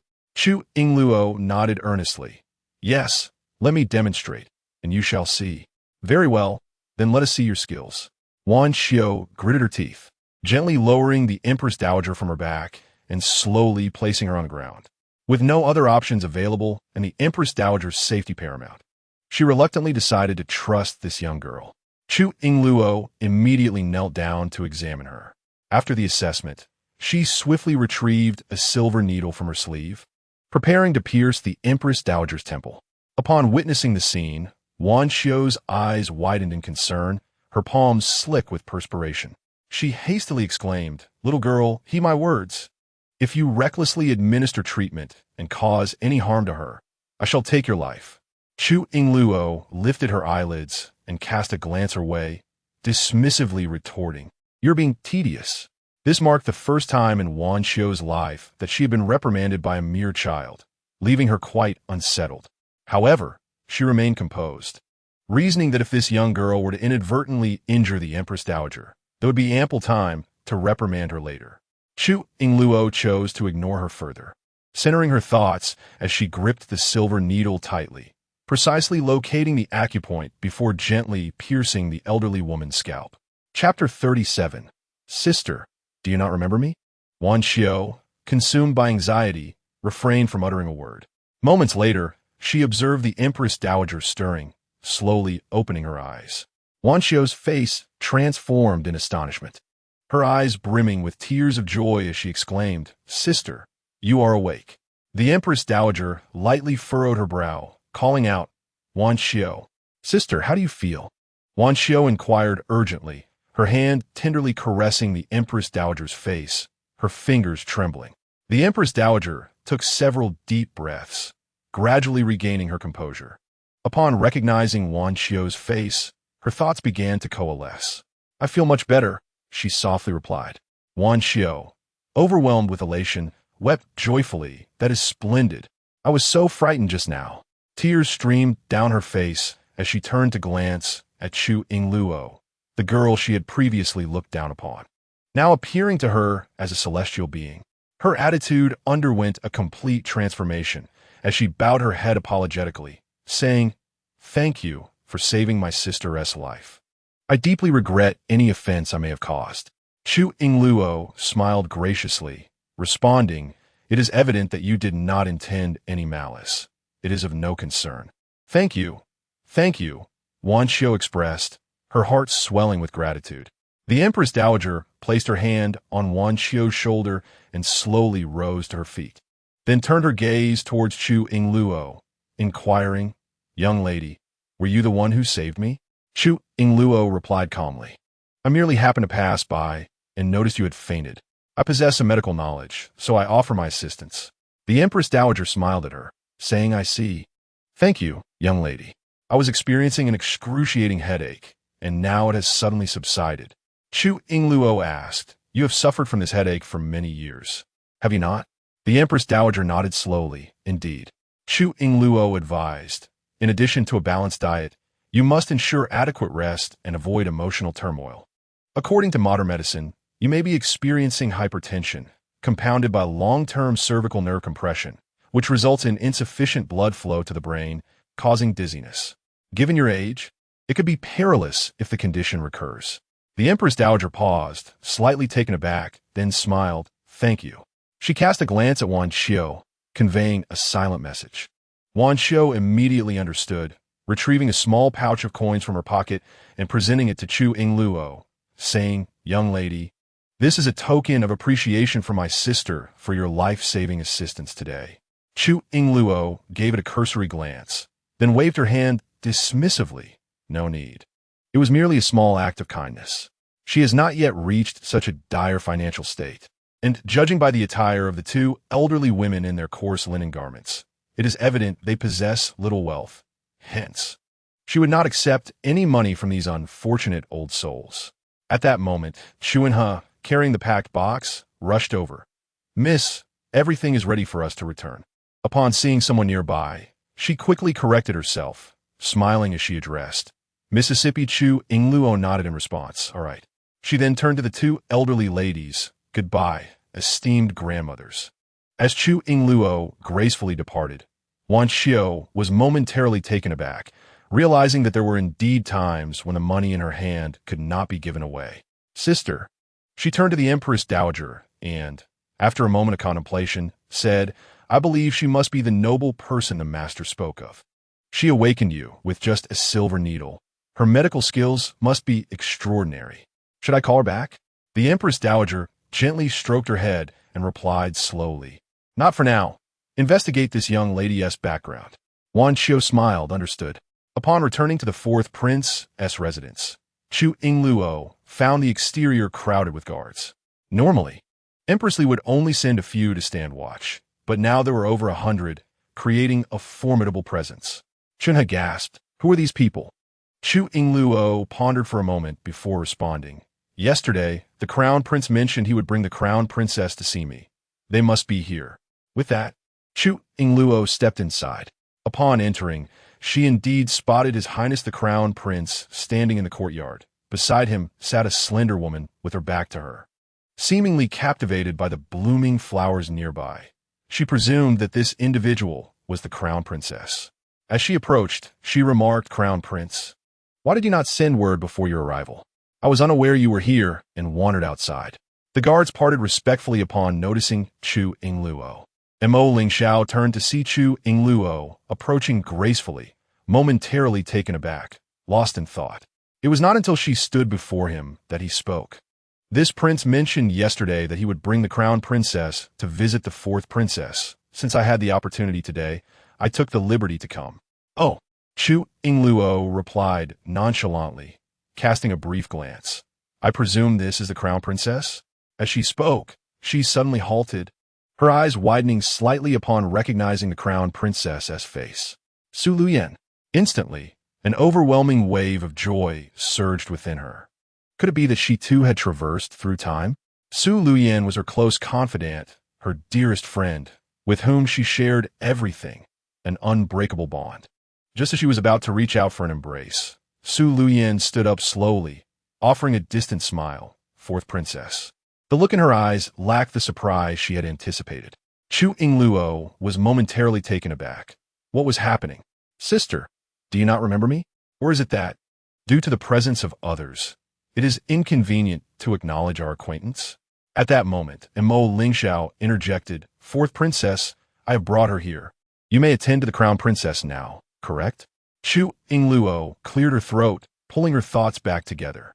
Initially, she had no intention of treating anyone associated with the crown, but upon seeing Su Luyan, she suddenly found her resolve shifting. It was truly because she bore a familiar visage, resembling her dearest friend to an uncanny degree. What if she chose to ignore it, and her friend were to meet an untimely demise? Nevertheless, she needed to ascertain the situation before proceeding. After a moment's contemplation, Chu Yingluo turned to Mo Lingxiao and said, "Your Highness, I can attend to the crown princess's ailment, but I must examine her pulse in private. No extraneous individuals may enter." Mo Lingxiao furrowed his brow slightly, appearing reluctant. This girl, seemingly whimsical, had such stringent requirements for a mere examination. Surely, she was up to some mischief? "Am I considered among the extraneous?" he inquired. Without hesitation, Chu Yingluo affirmed, "Indeed you are. And if I insist on entering?" Mo Lingxiao replied, his irritation barely concealed. To his surprise, Chu Yingluo, with her hands clasped behind her back, showed no willingness to negotiate. "If you do not agree, then I shall not proceed. The decision to treat the crown princess rests with you." Mo Lingxiao fell silent for a few seconds, seemingly both amused and vexed. "Very well. You may take the crown princess inside." His men surrounded them, leaving her little chance to cause trouble. Yet, Chu Yingluo was the first to speak to him in such a manner. Upon receiving the prince's consent, Chu Yingluo quickly grasped Su Luyan's hand and hurriedly led her into the room. Su Luyan was momentarily taken aback, glancing at their joined hands, unsure of how to react. She looked back at the prince, who nodded reassuringly, allowing her to follow Chu Yingluo inside. Once inside, Chu Yingluo swiftly locked the door, her excitement palpable as she twirled with Su Luyan. "Watermelon, pumpkin, cantaloupe," she exclaimed eagerly, awaiting the secret code. However, Su Luyan only stared at her in bewilderment, her eyes reflecting a hint of panic, resembling a startled fawn, as if she were unaware of what was transpiring.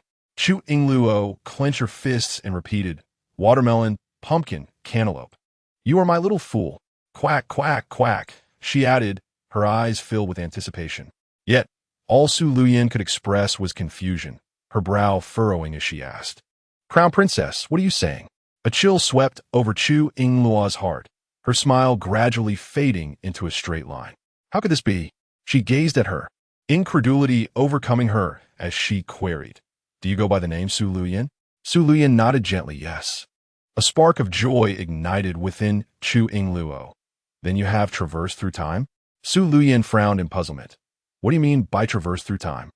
With a soft sigh, Chu Yingluo replied, "It is nothing. If you do not understand, it matters not." They shared an identical appearance, even their names aligned. How could she not be the same person? Thus, it seemed she was not Su Luyan after all, merely someone who resembled her. A flicker of disappointment crossed Chu Yingluo's eyes. It appeared she remained solitary, without even her closest friend to accompany her. Concerned by the expression on her face, Su Luyan inquired, "Crown Princess, what troubles you?" Chapter 38. Dear readers, please add this to your bookshelf. I appreciate you all. Chu Yingluo shook her head. "I am fine." Su Luyan furrowed her brow, feeling perplexed by the crown princess's peculiar behavior. Nevertheless, she found herself quite fond of the crown princess's lively spirit, which was in stark contrast to her own demeanor. "Lady C, are you not going to take my pulse?" Her words pulled Chu Yingluo back from a reverie. Chu Yingluo glanced at her, and though she was aware that the woman was not her close friend, the sight of her face inevitably evoked memories of Su Luyan. Both women possessed delicate and graceful features, yet the crown princess, plagued by a long-standing illness, bore a pallid complexion devoid of any color, embodying the image of a frail beauty. Such a countenance appeared rather pitiful. "Come here, allow me to examine you," Chu Yingluo urged, guiding her to a chair where she proceeded to take her pulse. Su Luyan nodded gently. "Please tell me about your symptoms," Chu Yingluo inquired. Su Luyan replied, "I often experience dry mouth, sensitivity to cold, poor appetite, frequent nighttime coughs, night sweats, feelings of chest tightness, and overall weakness. Furrowing her brow, Chu Yingluo asked, "When did your ailment first manifest?" Su Luyan lowered her gaze and slowly replied, "I fell into the water when I was 3 years old and caught a chill in the icy winter, which has plagued me ever since." Fell into the water? Chu Yingluo expressed her confusion.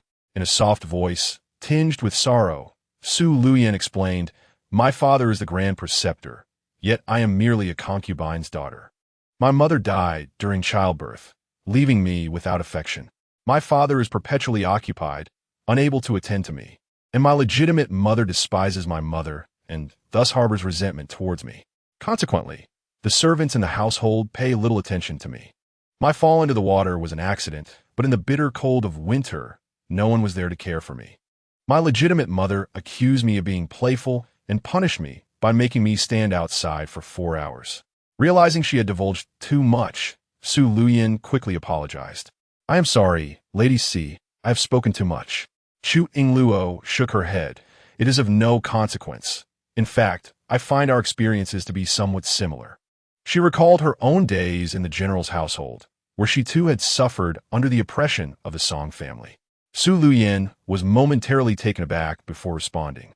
"I have indeed heard of your experiences, Lady C. Madame Song of the general's residence is notoriously difficult, and as your foster mother, your circumstances must have been equally challenging.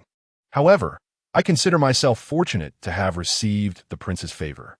At this, a faint smile graced Su Luyan's lips. "His Highness the Crown Prince does not disdain my humble origins. Taking me as his consort is the greatest fortune of my life." Raising an eyebrow, Chu Yingluo remarked, "It seems you hold a deep affection for the Crown Prince?" Su Luyan nodded lightly, her eyes betraying a hint of bashfulness. Yet in the next moment, a shadow of sorrow flickered across her gaze, and with a bittersweet smile, she lamented, "Alas, I know that my body is beyond healing. The physician has said I shall not live beyond 25. I have less than 5 years left. How can this be? Which physician said such a thing?" Chu Yingluo exclaimed in anger. Su Luyan lifted her head, slightly astonished by her intense reaction.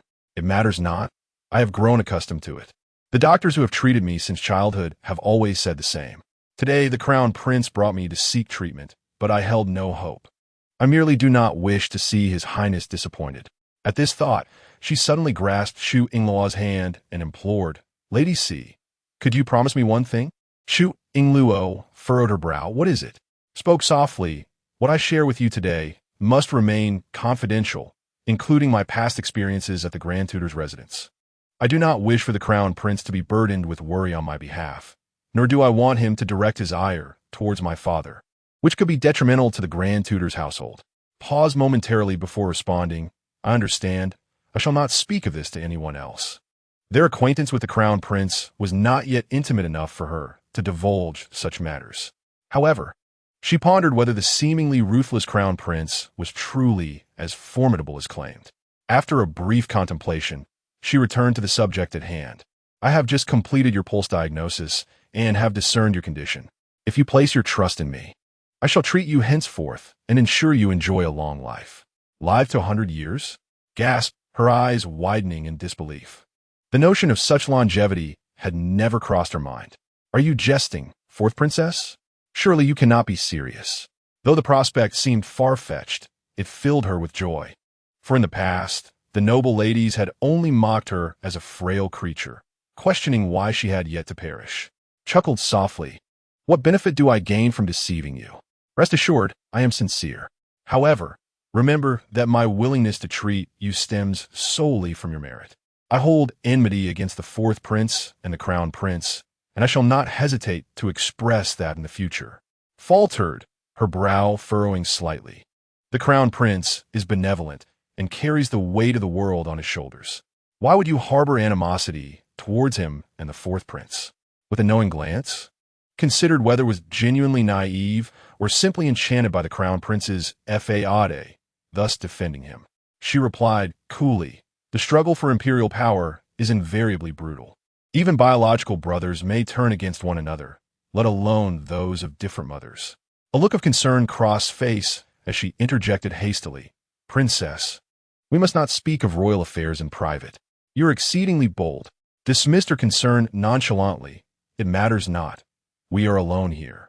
What I wish to convey is that the fourth prince is currently incapacitated, utterly helpless, yet there are still many who seek his life.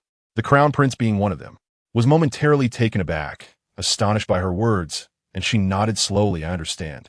Despite this revelation, she found it difficult to believe that the crown prince could possess such malevolence. Nevertheless, after hearing's explanation, she lowered her head in shame. If this were true, then the crown prince's decision to bring her to see the fourth princess today could be seen as placing undue burden upon others. Suddenly, a cheerful voice rang out from outside. Fourth princess? Are you in there? Without waiting for a reply, pushed the door open, exclaiming, Fourth princess, I'm coming in. Took a moment to compose herself before turning her gaze toward the entrance. Paused for a moment, her eyes widening in realization. Oh, the crown princess is also here. Nodded gently, but upon seeing her, a flicker of astonishment crossed her features. The once unremarkable had transformed into a slender beauty, leaving everyone in awe. Reveled in this attention, happily approaching and exclaiming with barely concealed excitement, Fourth princess, thanks to your guidance in my weight loss journey, I felt splendid today and came to visit you. I even brought you a delightful gift. With that, gestured for her maid to present a box.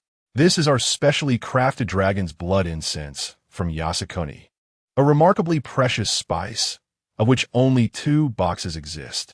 I have kept one for myself and brought the other to present to you. Before Chu Yingluo could refuse, Lu Xianxian forcefully pressed it into her hands. Lu Xianxian then turned to Su Luyan, who was standing nearby, and said, Princess consort, I apologize for not realizing you were here. I didn't prepare a gift for you. Su Luyan smiled and shook her head, replying, It's quite all right.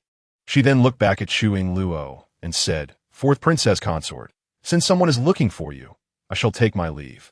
After contemplating for a moment, Chu Yingluo nodded and said, Very well, I shall write a prescription shortly and have a guard deliver it to you. You can follow my instructions to tend to your health. Su Luyan nodded slightly and then turned to depart. Upon stepping outside, Mo Lingxiao approached her, inquiring, What are you doing out here? What did the fourth princess consort say? He initially intended to intervene with Lu Xianxian, but she was quite headstrong and had barged in without hesitation. Su Luyan met his gaze, but found her mind occupied with Chu Yingluo's words. Aware that some matters were best left unasked, she concealed her thoughts, reminding herself that as long as the crown prince treated her sincerely, nothing else mattered. She then smiled gently, saying, The fourth princess consort mentioned that she would write a prescription for me and have a guard send it to the East Palace, allowing me to attend to my health. Mo Lingxiao responded with an O, his eyes deep with contemplation. Su Luyan spoke softly, Your Highness, the fourth princess consort claims she has a way to cure my ailment and guarantees me a long life. I am uncertain whether to believe her. Noticing the crown prince's dazed expression, she called out, Your Highness? Only then did Mo Lingxiao snap back to attention, turning to Su Luyan and asking, What did you just say? Su Luyan was momentarily taken aback, then managed to smile, saying, It's nothing, Your Highness. Shall we return? She felt that such uncertain matters were best left unspoken in front of the crown prince, lest she fail to achieve longevity and disappoint him. Chapter 39. The one who laughs last will certainly be me at this moment, in the Haidang courtyard of the third prince's residence. Chu Yin, in a fit of rage, hurled an object to the ground. How could this be?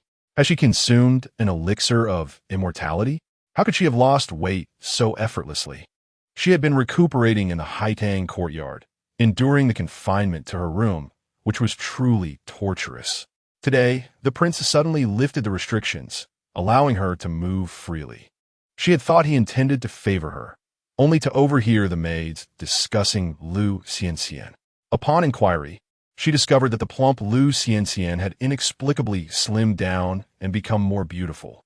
The third prince, delighted, had rewarded everyone in the residence with tea and pastries, including her. Glaring at the maid on the ground, Chu Yin demanded, Tell me, how did she lose weight?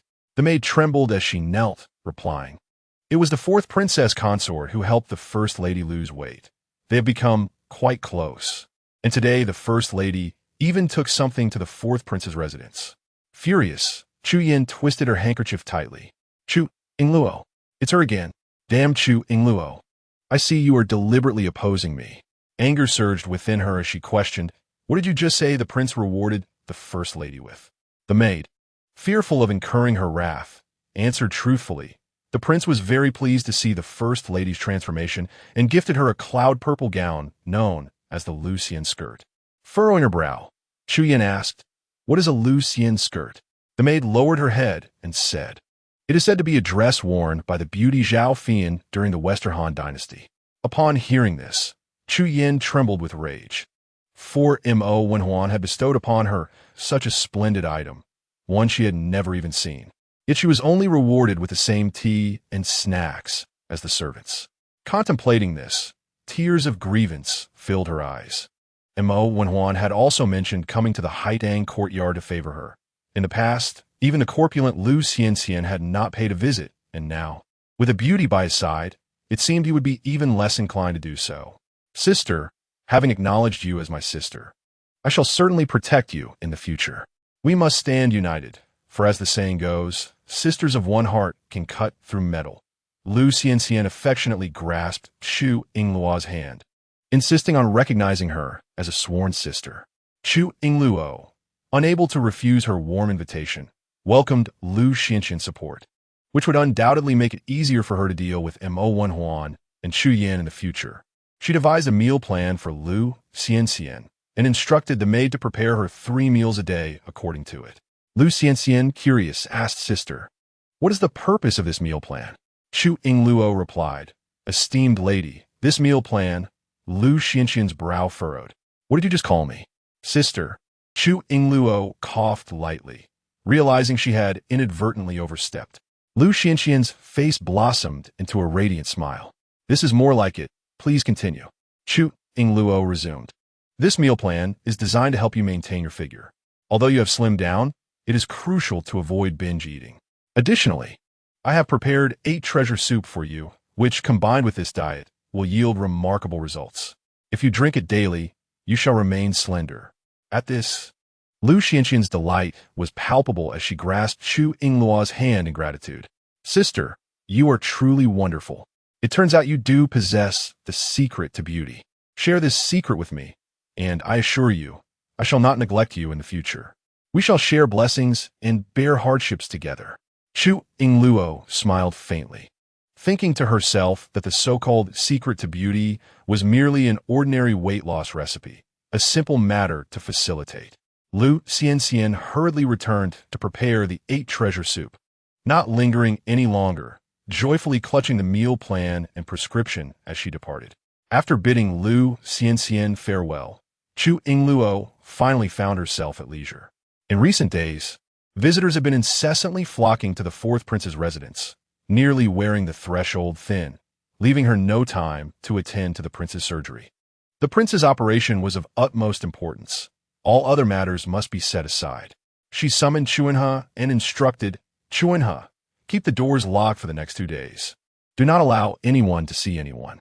Chuanhe hesitated. "Your Highness, I wish to prevent them, but I simply cannot." Chu Yingluo contemplated this and agreed. All the visitors were individuals of high status from the palace, and the fourth prince's residence lacked the power to deter them. "Very well, I shall devise a plan. If all else fails, I shall schedule the prince's surgery for the night to avoid disturbances." Just after sending Lu Xianxian away, Chu Yin arrived once more. She stormed in with fury, and upon seeing Chu Yingluo, her rage intensified, wishing nothing more than to tear her face apart. As she left, she had fortuitously collided with Lu Xianxian, who had flaunted her good fortune, a smug expression adorning her face, which only aggravated Chu Yin further, causing her chest to ache with anger. In stark contrast, Chu Yingluo sat serenely in the courtyard, leisurely sipping her tea, exuding an air of tranquility. Surely, this was a deliberate act. She had already conspired with Lu Xianxian to join forces against her. Chu Yin could not help but exclaim, "You wretched woman! How had I not noticed before?" You feign innocence in public while scheming behind my back. I warn you, Chu Yingluo, do not attempt to play mind games with me.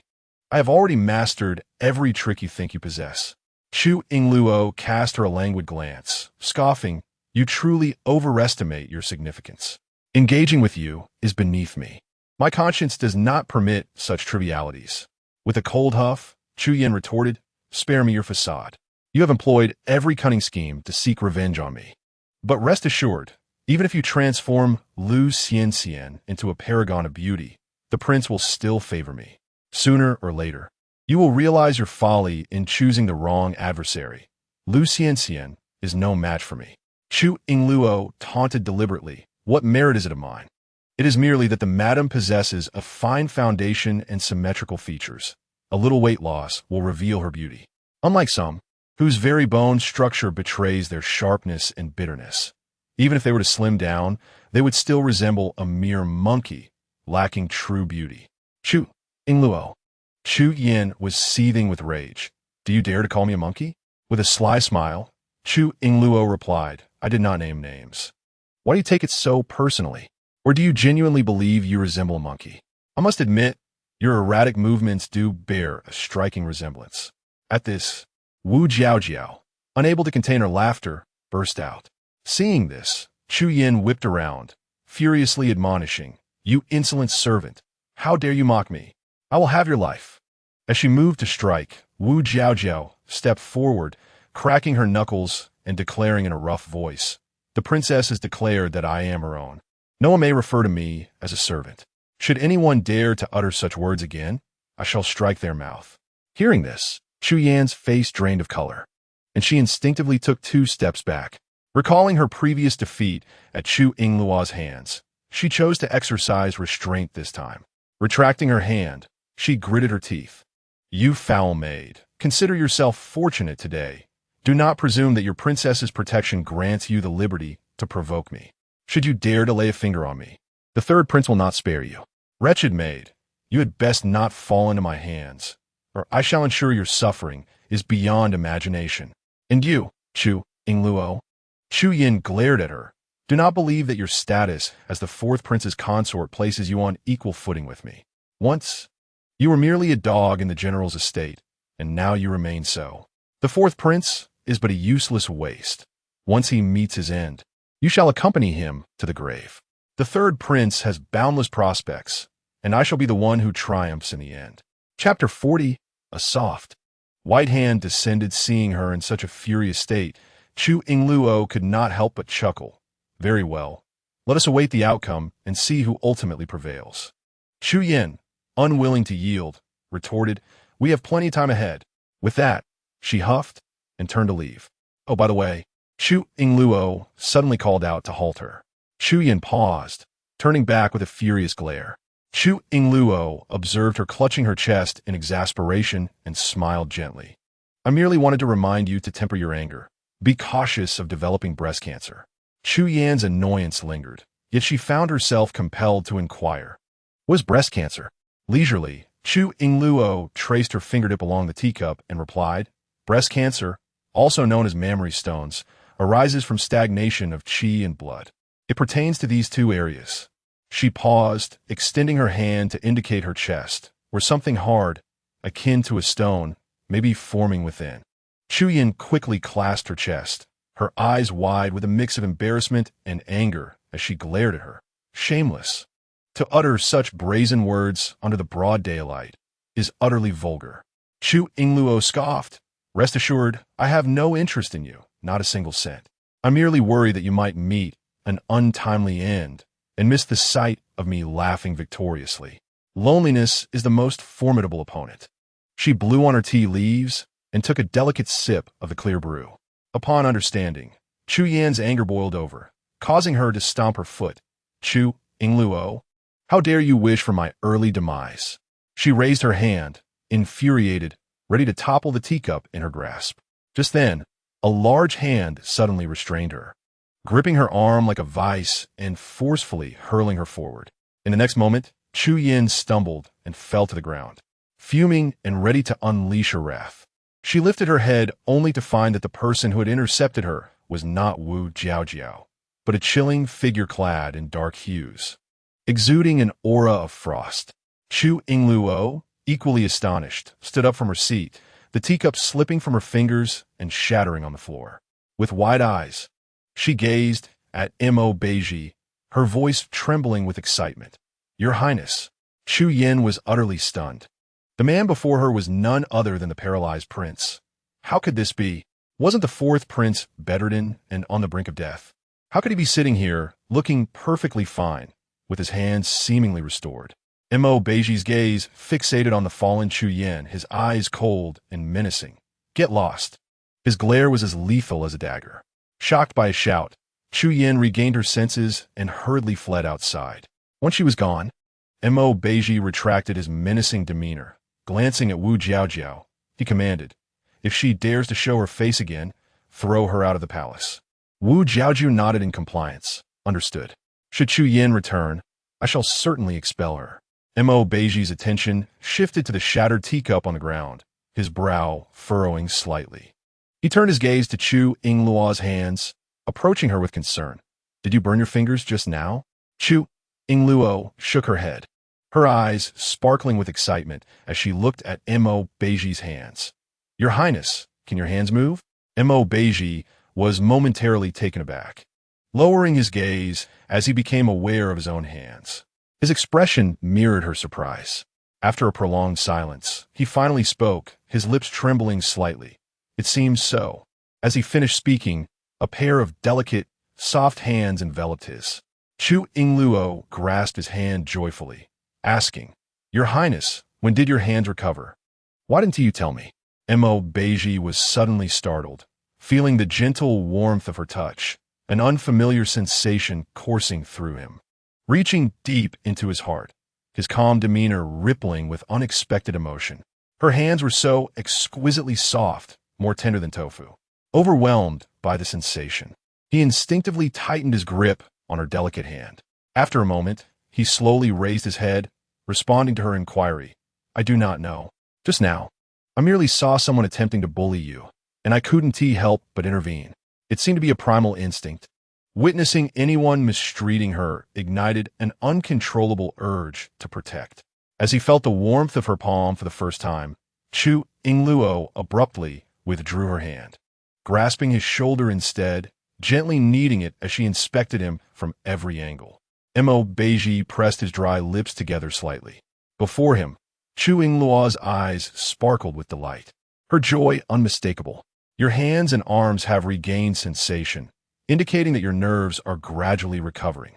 Perhaps your consciousness has stimulated your body, prompting this involuntary response. Regardless of the circumstances, this is a positive sign." Beside them, Wu Jiaojiao chimed in cheerfully, "Congratulations, Your Highness, and congratulations, Princess. Your Highness's hand can finally move. How wonderful." Beizhi cast a sidelong glance at her, noting she had not yet departed. He commanded, "You and Chunha go to the kitchen and prepare some food to bring over later." Wu Jiaojiao scratched her head, grinning sheepishly.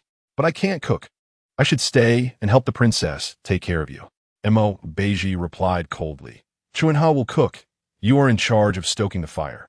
"As you command," Wu Jiaojiao said, her spirits lifted as she dashed away.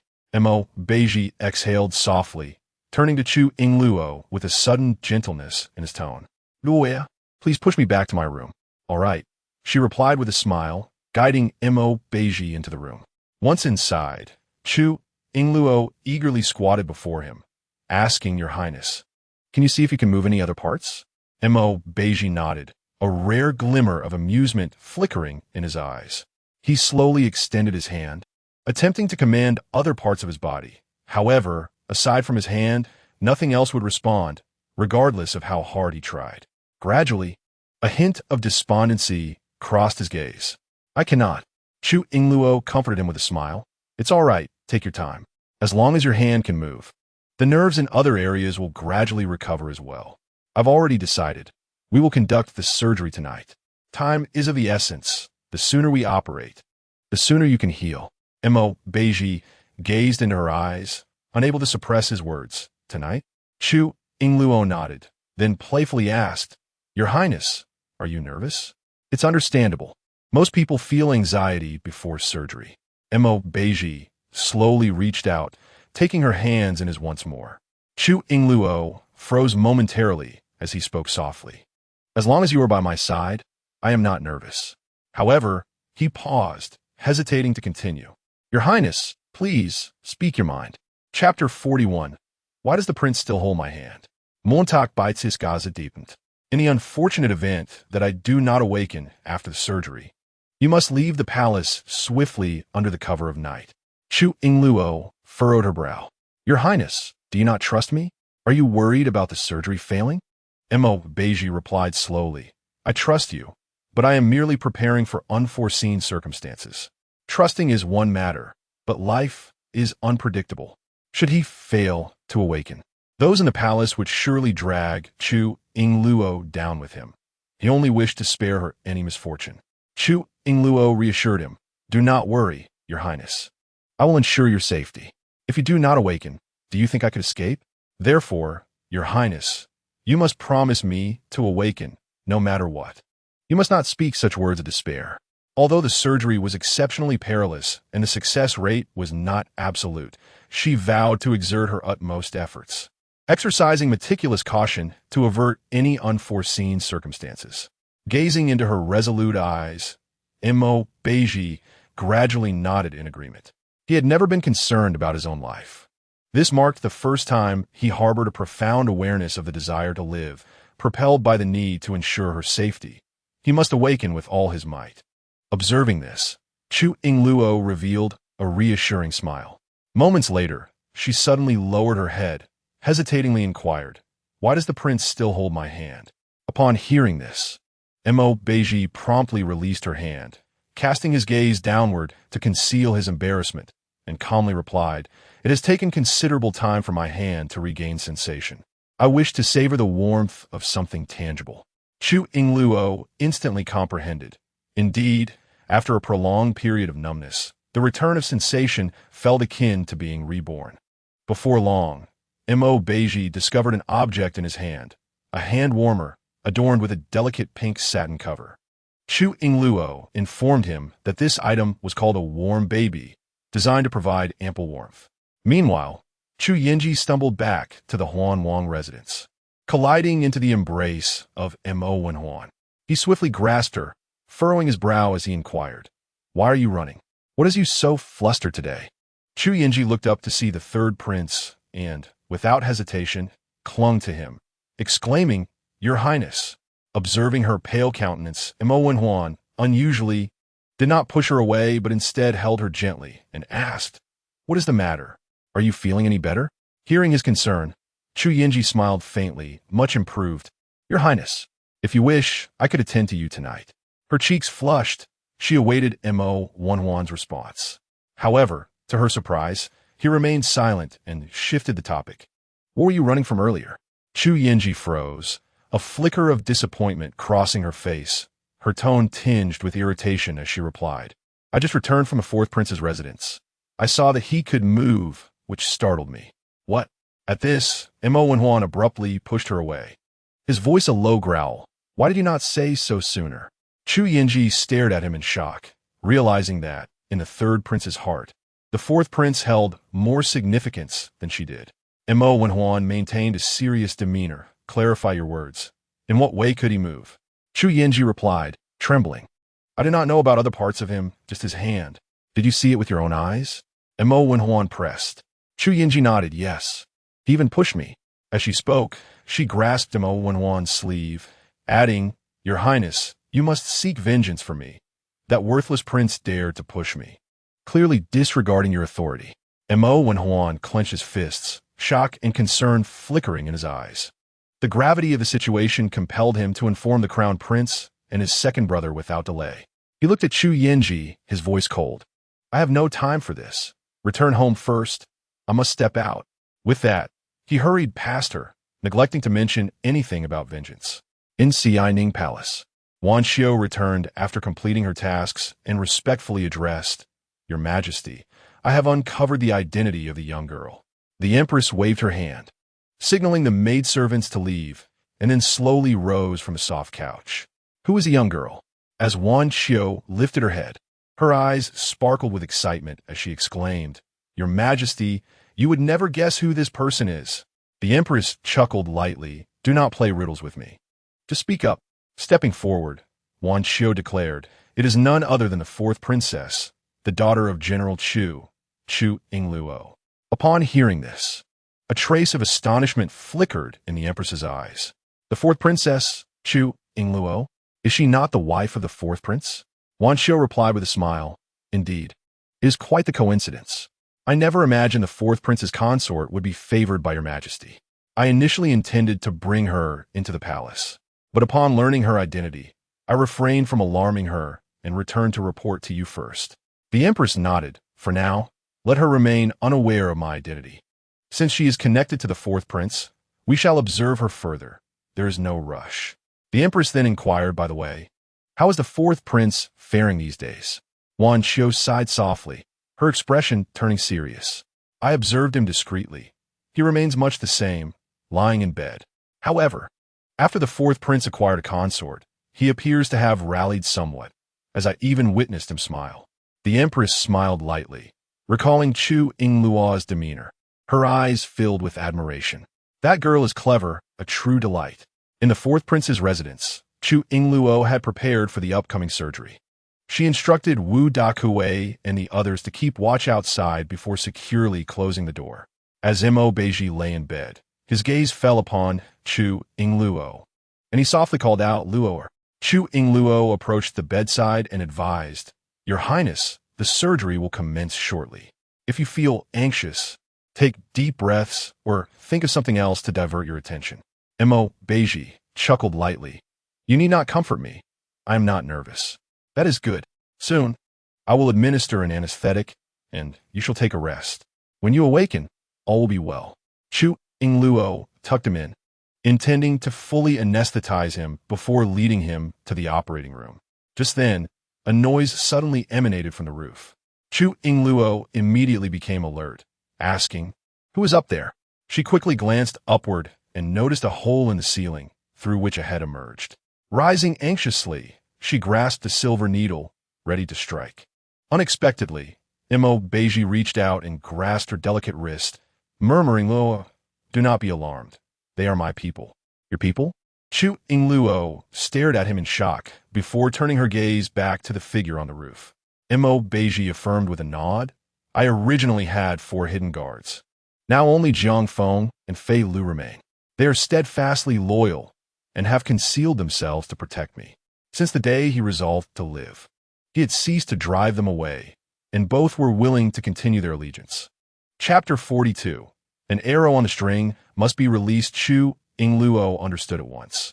It was fortunate that the prince had such loyal companions by his side, and she resolved to keep them close. "I understand, Your Highness."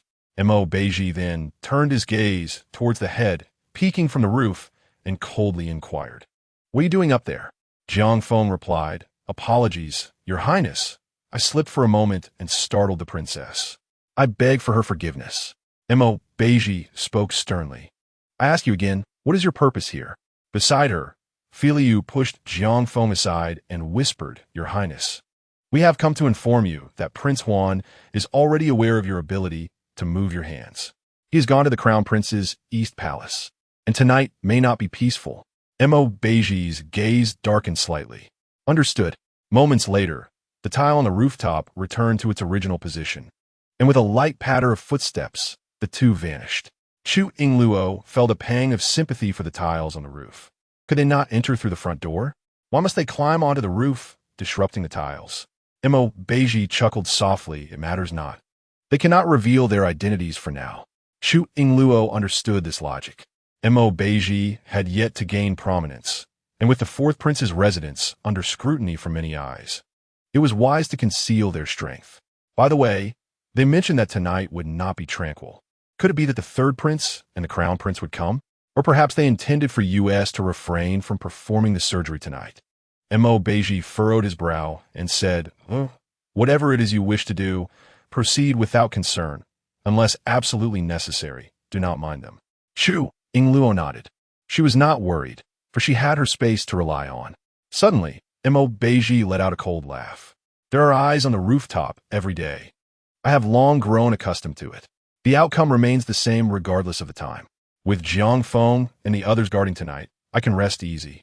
Chu Yingluo's eyes widened in shock. What? There are people watching from the rooftop every day? How was I unaware of this? Does the prince possess sharp ears? Beizhi regarded her and replied, You lack lightness of foot, so you would not know. Besides Jiang Feng and Liu, there are also those sent from the palace. In truth, he had always been aware of the palace's spies, as well as those of the crown prince lurking in the shadows. But he had chosen not to expose them. They wished to witness his demise, and he merely pretended for their amusement. Chu Yingluo furrowed her brow in anger. How infuriating! Does that not mean our every move is visible to them? Despite this reality, Beizhi reassured her, Do not fret, they are not always present. With a sigh of relief, Chu Yingluo felt at ease. It seemed she must exercise greater caution moving forward, lest they encounter such perverse peeping toms. Having concluded their conversation, they wasted no further time. Chu Yingluo retrieved a syringe and administered an anesthetic to Beizhi. Moments later, he drifted into slumber. She transported him into her space, placing him carefully on the operating table. After donning surgical attire, she activated the surgical lights. Upon lifting the blanket, Chu Yingluo discovered a warming pack nestled in his hands. She paused momentarily, a smile tugging at the corners of her mouth beneath the mask as she gazed at him. She removed the warming pack and set it aside, then focused intently on the surgery. The prince's life rested in her hands. This operation was of utmost importance, and she could not afford any mistakes. Looking at the slumbering figure, she spoke softly, Your Highness, I will surely heal you. Taking a deep breath, she grasped the scalpel. In the quiet surgical room, the sound of the needle dropping could be heard, accompanied only by the pounding of her heart. The harsh white light illuminated Beizhi's form, and as Chu Yingluo examined the injury to his scapula, her brow furrowed deeply. Previously, she had only relied on her tactile sense to discern the structure of his bones, unaware of the extent of his grievous injuries. The fracture of the peepa bone had resulted in dislocation, necessitating surgical intervention for realignment. The scar was grotesque and horrifying, revealing wounds that were truly harrowing, showcasing the utter malice of those who had once harmed him. Such an incessant, bone-deep agony was intolerable for any ordinary person.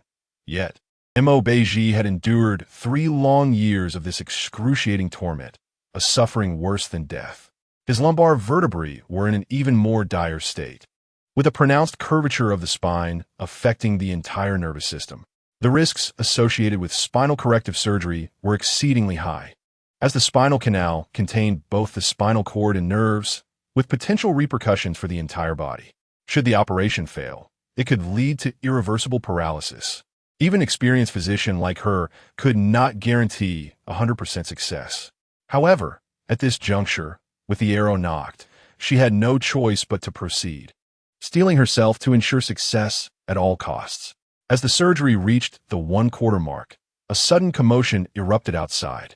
Huan stormed into the 4th prince's residence, accompanied by a formidable entourage. Wu Dekui and his companions desperately attempted to obstruct their entry. With his hands clasped behind his back, Huan fixed a cold gaze upon the 3 oblivious servants, saying, I merely wish to see my 4th brother. What is the purpose of your incessant obstruction? Spring He, trembling and kneeling, responded, 3rd prince, the 4th prince, and the princess have truly retired for the night. Perhaps you could return tomorrow? With a derisive laugh, Huan retorted, I have already arrived at the doorstep, and you dare suggest I return tomorrow? It seems you have grown exceedingly bold, daring to dictate my actions. Spring He quaked in fear. I would not dare, your highness. Huan's anger flared. Is the 4th prince incapacitated? Does the 4th princess share his fate? Why does she not come forth to greet me? Before Spring He could respond, Huan signaled to his guards. Their obstruction indicated that something nefarious was afoot within. The guards promptly advanced, seizing Spring He. Her petite form was unceremoniously tossed aside, yet she recalled the princess's instructions to prevent anyone from entering. She crawled back to Huan's feet, pleading, "Third prince, the princess has worked tirelessly today and retired early. She has expressly stated that no one is to disturb her while she sleeps." "Begone," Mo Wenhuan declared, kicking her aside. "If a mere servant dares to impede me, I suspect they are not merely asleep, but rather concealing something unspeakable within. I must see for myself." Witnessing Spring He-S treatment, Wu Jiao rolled up her sleeves, ready to confront the third prince in a fierce altercation. She was prepared to fight against them all. However, Wu Dekue grasped her arm to restrain her, shaking his head and whispering, "Do not act rashly." Then Wu Dekue approached Mo Wenhuan and bowed deeply, stating, "Third prince, I have something to convey." Mo Wenhuan scoffed, "You, a mere servant, presume to speak to me? Do you think your words hold more value than others, producing pearls from your mouth?" Wu Dakue whispered, "As a lowly servant, I dare not obstruct your highness, but I must humbly beseech the third prince to show compassion, considering that the fourth prince lies bedridden. Moreover, the fourth prince's residence is bereft of wealth, and given his affliction, there is little to conceal." Mo Wenhuan inhaled deeply, casting a cold gaze upon him, remarking, "This servant has grown quite articulate after serving his master for so long." Wu Dakue bowed his head even lower, continuing, "If the third prince has urgent matters, my fellows can certainly allow you entry. However, if not, I implore you to refrain from disturbing the dreams of the prince and princess. The third prince is well aware of my princess's temperament. Should she become enraged, it will be difficult to explain." Mo Wenhuan stepped towards a room occupied by Mo Beizhi, retorting, "And if I disturb them, what then? Do you dare to threaten me?" Wu Dakue stepped back. "I would never, your highness. I merely request that you consider the princess's past care for your health and think twice." Mo Wenhuan hesitated for a moment. At that moment, the surgical procedure being performed by Chu Yingluo was exceedingly arduous, and beads of perspiration had begun to form on her forehead.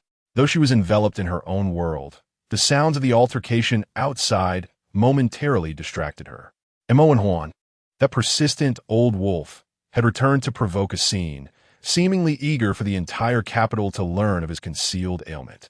Suddenly, the vital signs monitor beside her malfunctioned, and Mo Beizhi's blood pressure and heart rate became erratic. Chu Yingluo's pupils dilated as sweat cascaded down her forehead. Outside the chamber, Mo Wenhuan glanced at the tightly shut door and smirked.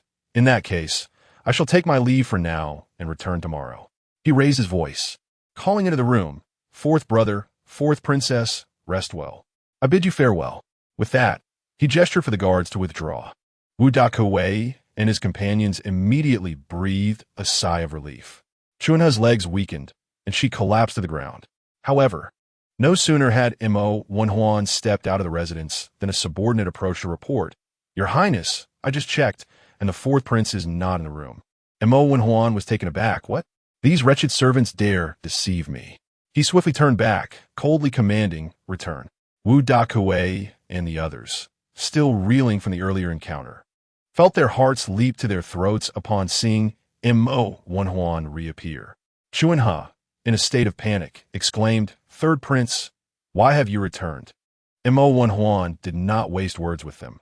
Instead, he ordered his subordinates, "Open the door." As a command was given, several guards surged forward to force their way in. Seeing this, Wu Jiao stepped forward to block the entrance, arms outstretched, embodying a fearless spirit. "You cannot enter." To her shock, Mo Wenhuan pointed at her, gritting his teeth. "Seize this insolent servant." Wu Jiao was not one to back down easily. She clenched her fists, her knuckles cracking ominously. "If you attempt to force your way in, I shall fight back." Mo Wenhuan sneered, "A fool who does not know her own mortality. I shall enter tonight, and anyone who dares obstruct me will face death." Wu Jiao was unafraid of death, yet Wu Dekue was paralyzed with fear. He understood that there was no way to stop the third prince tonight. If he persisted, it was entirely possible that in a fit of rage, the prince might harm his sister. He quickly stepped forward to pull Wu Jiao away, urging her to come closer. Mo Wenhuan coldly snorted, "At least you know your place. Open the door." Wu Jiao, tightly grasped by her brother's hand, retorted angrily. Brother, why are you pulling me? Wu de Kuei replied, do not speak. The third prince is numerous and powerful. One of Wu Jiao's punches cannot withstand 4 hands. If it comes to blows, she will undoubtedly suffer. Unbeknownst to her, Wu de Kuei's actions had saved her life. Suddenly, a loud crash echoed as the door was kicked open. Wu de Kuei turned his face away, feeling guilty for failing the princess's instructions and unable to face her. Chunhe, too, bowed his head in shame. Unexpectedly, a subordinate returned shortly after entering. Reporting to Mo Wenhuan, Your Highness, there's no one inside. What? Wu de Kuei was instantly stunned, his eyes filled with confusion. Mo Wenhuan had already anticipated this outcome and strode into the room, glaring at the empty space. He turned to question, Is this what you meant when you said the prince and princess were asleep? Hearing this, Wu de Kuei and the others hurriedly entered, their eyes widening in shock at the sight of the vacant bed.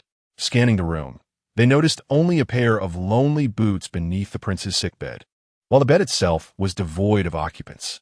Where could they be? At that moment, Mo Wenhuan bellowed, You useless dogs, where is your prince? Wu de Kuei immediately knelt on the ground. Third prince, this servant does not know. Chunhe and Wu Jiao followed suit. Also kneeling, this maidservant is equally unaware. Mo Wenhuan scolded, Do you truly not know, or have you intentionally concealed their whereabouts? Wu de Kuei replied softly, We servants dare not. The princess did indeed inform us that she was going to sleep and instructed us to guard outside. As for where the princess and the prince have gone, we genuinely do not know. Mo Wenhuan gritted his teeth. Could it be that 2 living people have flown away? Wu de Kuei hung his head, shaking it in denial, genuinely perplexed and filled with anxiety. Meanwhile, the guards searched the house thoroughly, yet still found no trace of Mo Beizhi and Chu Yingluo. Mo Wenhuan, filled with suspicion, questioned Wu de Kuei and the others. How can 2 individuals simply vanish without a trace? And you claim ignorance? How do you serve your master? Wu de Kuei furrowed his brow. It is our incompetence. Mo Wenhuan narrowed his eyes coldly, commanding his subordinates, Search thoroughly. We must find the 4th prince and the princess tonight. Yes, the guard began to rummage through the house, overturning the new furniture purchased by Chu Yingluo. Seeing this, Wu de Kuei hastily knelt forward, saying, To the 3rd prince, perhaps the princess merely took the prince out for some fresh air and will return shortly. There's truly no need for such a commotion. Mo Wenhuan glared at him, unhurriedly retorting, Fresh air? Pray tell, where would they go at this late hour for such a purpose? Wu de Kuei responded, In the deep of night, with the heavy dew. The princess' health is poor. The princess would certainly not wander far. Silence. Spoke with a tone of authority. Do you truly believe this king is so easily deceived? Should you dare to mislead me again, it would be a capital offense. The 4th prince, bedridden and unable to walk, is surely a victim of the 4th princess's machinations. His sudden disappearance is a grave matter. If he is not found, you shall all face dire consequences. Chapter 44. To capture a fugitive in fear of guilt, Wu de Kuei replied solemnly. This humble servant is but a fool and would never dare deceive the 3rd prince. However, I believe that even if we fail to locate the prince and princess, such a search of the estate is unwarranted. If the 3rd prince insists on conducting a search, I implore you to first obtain the emperor's or the empress dowager's decree. Furious, clenched his fists. How dare you invoke the emperor and empress dowager to threaten me?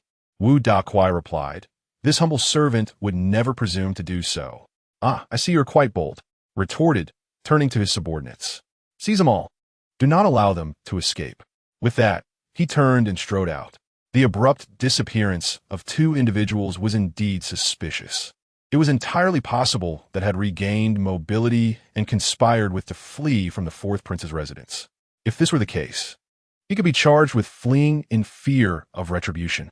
Let out a cold laugh, immediately dispatching someone to inform the crown prince of the situation, while he himself resolved to visit the palace.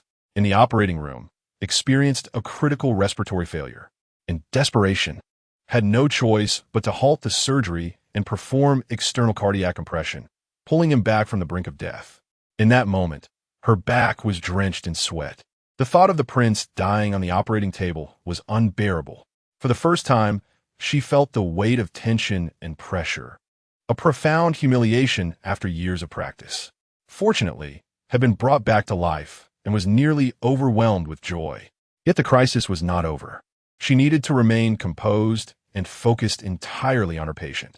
Only when breathing stabilized and the vital signs monitor returned to normal did she resume the surgery. Meanwhile, outside, the commotion began to subside. This night was destined to be anything but tranquil. In the courtyard, Wu Dakuai and his two companions were tightly bound and closely watched by the guards, and crouched atop the wall, their heads peeking over, silently observing all that transpired at the fourth prince's residence. Whispered, "Shall we enter?" Shook his head. "No, the prince has instructed us not to reveal ourselves unless absolutely necessary." Questioned, "Where do you think the prince and princess have gone?" "They were just inside, and now they have vanished without a trace." Shrugged in uncertainty. Mused, could it be that the princess possesses some form of earth escape technique? Quickly turned and covered his mouth. "Hush, someone is coming. We must leave." In the Kuan-Ning Palace, Empress Li was abruptly awakened by a maid, who informed her that Prince Huan had urgent matters to report. As recounted the situation, a peculiar glint appeared in Empress Li's eyes. "The fourth prince has truly fled?" Raised an eyebrow. "Indeed, mother. We must quickly inform father and urge him to issue a decree for pursuit." Empress Li's gaze deepened as she waved her hand. "Let's not alert the emperor just yet. We must avoid any unnecessary mistakes." Hastily approached and said, "I have personally witnessed that the fourth prince's residence is deserted, and it is indeed true that Mo Bei has gone missing. Given his culpability, it is imperative that we apprehend him. Otherwise, should he be allowed to escape, it could lead to dire consequences, especially with the fourth prince's health showing signs of recovery." The empress, burdened with heavy thoughts, deliberated cautiously. After a moment of contemplation, she responded, "There is no need for haste. You may return for now and await my report to the emperor at dawn. At that time, we shall thoroughly search the fourth prince's residence." As eyes lit up, "Mother, your wisdom is commendable." The empress smiled wryly. That wretched offspring should have met his demise long ago. The following day, before dawn, the empress arrived at the fourth prince's residence. As she reached her destination, the eastern sky was just beginning to lighten. A throng of guards swiftly enveloped the estate, sealing it from all sides. Wu Dakuei and his companions, sensing the gravity of the situation, became instantly alert. They had knelt in the courtyard throughout the night, their knees rendered numb and devoid of sensation. Chunha trembled in fear. "Where is the princess? What shall we do now?" Wu Dakuei softly reassured her, "Do not fret. Let us observe." Chunha nodded, drawing her neck in anxiously. "The empress has arrived." A sharp voice rang out, prompting everyone to kneel in reverence. "Long live the empress." Wu Dakuei exchanged glances with his companions, and the three followed suit, bowing low in deference. Wu Dakuei cautiously lifted his gaze. In the next moment, he beheld the empress, supported by her maidens, gracefully entering the fourth prince's residence, with by her side. To their surprise, the third prince had summoned the empress, leaving Wu Dakuei's head bowed low, afraid to utter a word. To their astonishment, the empress approached them. The three felt a surge of anxiety, yet she merely paused for a moment, not sparing them a glance. With an indifferent gaze, the empress spoke. "I have heard that the fourth prince and his consort have inexplicably vanished and have not returned for a night. By the emperor's decree, I am here to search the fourth prince's residence. Should the fourth prince's consort have absconded with him, it would warrant the death penalty. Furthermore, your three servants' obstruction of the third prince's search will also be punishable by death. Prepare to accompany your master to the afterlife." Wu Dakuei and his companions knelt in silence, too fearful to breathe. Meanwhile, in the Eastern Palace, the crown prince had also spent the night awake, attending to state affairs and awaiting news. As entered, he approached and said, "Your Highness, the third prince has taken the empress to the fourth prince's residence. Do you wish to accompany them?" Kept his head bowed, merely lifting his eyelids slightly, his gaze deepening. With the third prince handling matters, I shall wait. The third prince had a tendency to create more problems than he solved. Should things go awry, he would feign ignorance. He then instructed, "Continue to observe and report back to me when there is news." "Yes, replied quietly before leaving. At the fourth prince's residence, after the empress's stern admonition, she signaled to the chief eunuch beside her. The chief eunuch understood immediately, brandishing his whisk, and proclaimed, "Search. Even if it requires digging 3 feet into the ground. We must locate the fourth prince and the princess." With a single command from the chief eunuch, everyone surged forth, rushing toward the chamber where Beizhi resided. The fervor was such that one would think they intended to dismantle the entire fourth prince's residence. At that moment, a creaking sound pierced the air as the door swung open from within. The instant they beheld Chu Yingluo emerging from a room, it was as though they had been struck by a spell of paralysis, all standing frozen in astonishment. Dressed in simple garments, her hair cascading loosely, Chu Yingluo appeared fresh-faced and unadorned, as if just awakened from slumber. Stifling a yawn, she stepped outside and queried, "Why is it so noisy at this early hour? Am I not allowed to sleep?" Raising her gaze to the crowd outside, she expressed genuine surprise, as if oblivious to the commotion, and preemptively asked, "What is the meaning of this?" Chapter 45. The prince lies unconscious upon hearing her voice. Empress Li hastily pushed through the crowd to investigate. "Third brother, what is going on?" When Huan stood in a state of bewilderment, staring at the suddenly appearing Chu Yingluo, his brow furrowed in confusion. "I'm not aware," he replied. Empress Li shot him a glare, her frustration evident as she bit her lip in anger. Huan, feeling anxious, quickly lowered his head like a turtle retreating into its shell. Chu Yingluo offered a faint smile, bowing slightly to the empress. "I pay my respects to your majesty. I was unaware of your arrival and regret not welcoming you properly." Then, she frowned slightly and continued, "Might I inquire as to why your majesty has come to the fourth prince's residence so early, with such a grand display of force, even summoning the imperial guard?" The empress's expression darkened, yet she was accustomed to high-stakes situations, and soon her demeanor returned to a composed calm. "I have heard that the fourth prince is unwell, and I specifically came to pay my respects." Chu Yingluo's heart sneered at the empress's pretense. "How considerate of you, to bring so many to visit a frail prince." With a steady facade, the empress replied, "I am indeed concerned for the fourth prince's health and must exercise caution. By the way, how is he faring?" Chu Yingluo's Li. "In response to your majesty, the prince remains as he was, having stayed up late last night, and is still in a deep slumber." Huan raised his head, accusingly stating, "You speak nonsense. I distinctly saw that you were not in the room last night, and did not return until morning. When did you come back?" Chu Yingluo frowned. "Third prince, I am uncertain of what you are referring to. The prince and I were in the room the entire night. If you do not believe me, you may enter and see for yourself." Huan, skeptical yet intrigued, huffed, "Very well, let us see." With that, he strode forward, pushing past Chu Yingluo as he made his way into the room. Chu Yingluo turned with an air of tranquility, observing Huan's aggressive approach with a serene countenance. However, when he beheld the prince lying peacefully on the bed, his eyes widened in disbelief, as if he had encountered a ghost. "How can this be?" Stepping closer, Chu Yingluo coldly smirked. "Third prince, my lord has been bedridden for quite some time, incapable of movement. Where could he possibly have gone? Last night, I merely prepared a late-night snack for the prince. Yet you have the audacity to accuse me of abducting him, even bringing the queen to search the residence at dawn." Chu Yingluo's gaze turned frosty. "Had I known the third prince was such a duplicitous individual, I should have refused to heal his ailment, even at the cost of silver." Huan turned to face the coldness in Chu Yingluo's eyes, feeling an inexplicable guilt rise within him. An ominous premonition taking hold as a bead of cold sweat trickled down his back. With a stiff tone, he remarked, "I was misled by the slanderous words of a petty person, which led to this misunderstanding." Chu Yingluo scoffed. "Then the third prince should report the truth to the queen." Huan clenched his fists in frustration, bewildered as to where the miscommunication had occurred. When had the fourth prince returned to his quarters?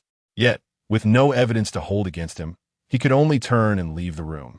He lowered his head and approached Empress Li, whispering, "Mother, it was my subordinate who falsely reported the news, causing me to err." Empress Li shot him a cold glance. "Fool, How could you make such a mistake? Truly, you are more hindrance than help. Please, do not be angry, mother. Mo Wenhuan's face was a picture of despair, akin to a wilted cucumber. Chu Yingluo slowly descended the steps, stating, Your Majesty, you have seen for yourself that both the fourth prince and I are perfectly well here at the fourth princess residence. Are you now at ease? Empress Li took a deep breath, her eyebrows slightly arching. Since the fourth prince is unharmed, I shall have peace of mind. Fourth princess, take good care of the fourth prince. Zhou Dihai, return to the palace. The chief eunuch Zhou Dihai called out loudly, Let us depart. We bid farewell to your majesty as you return to the palace.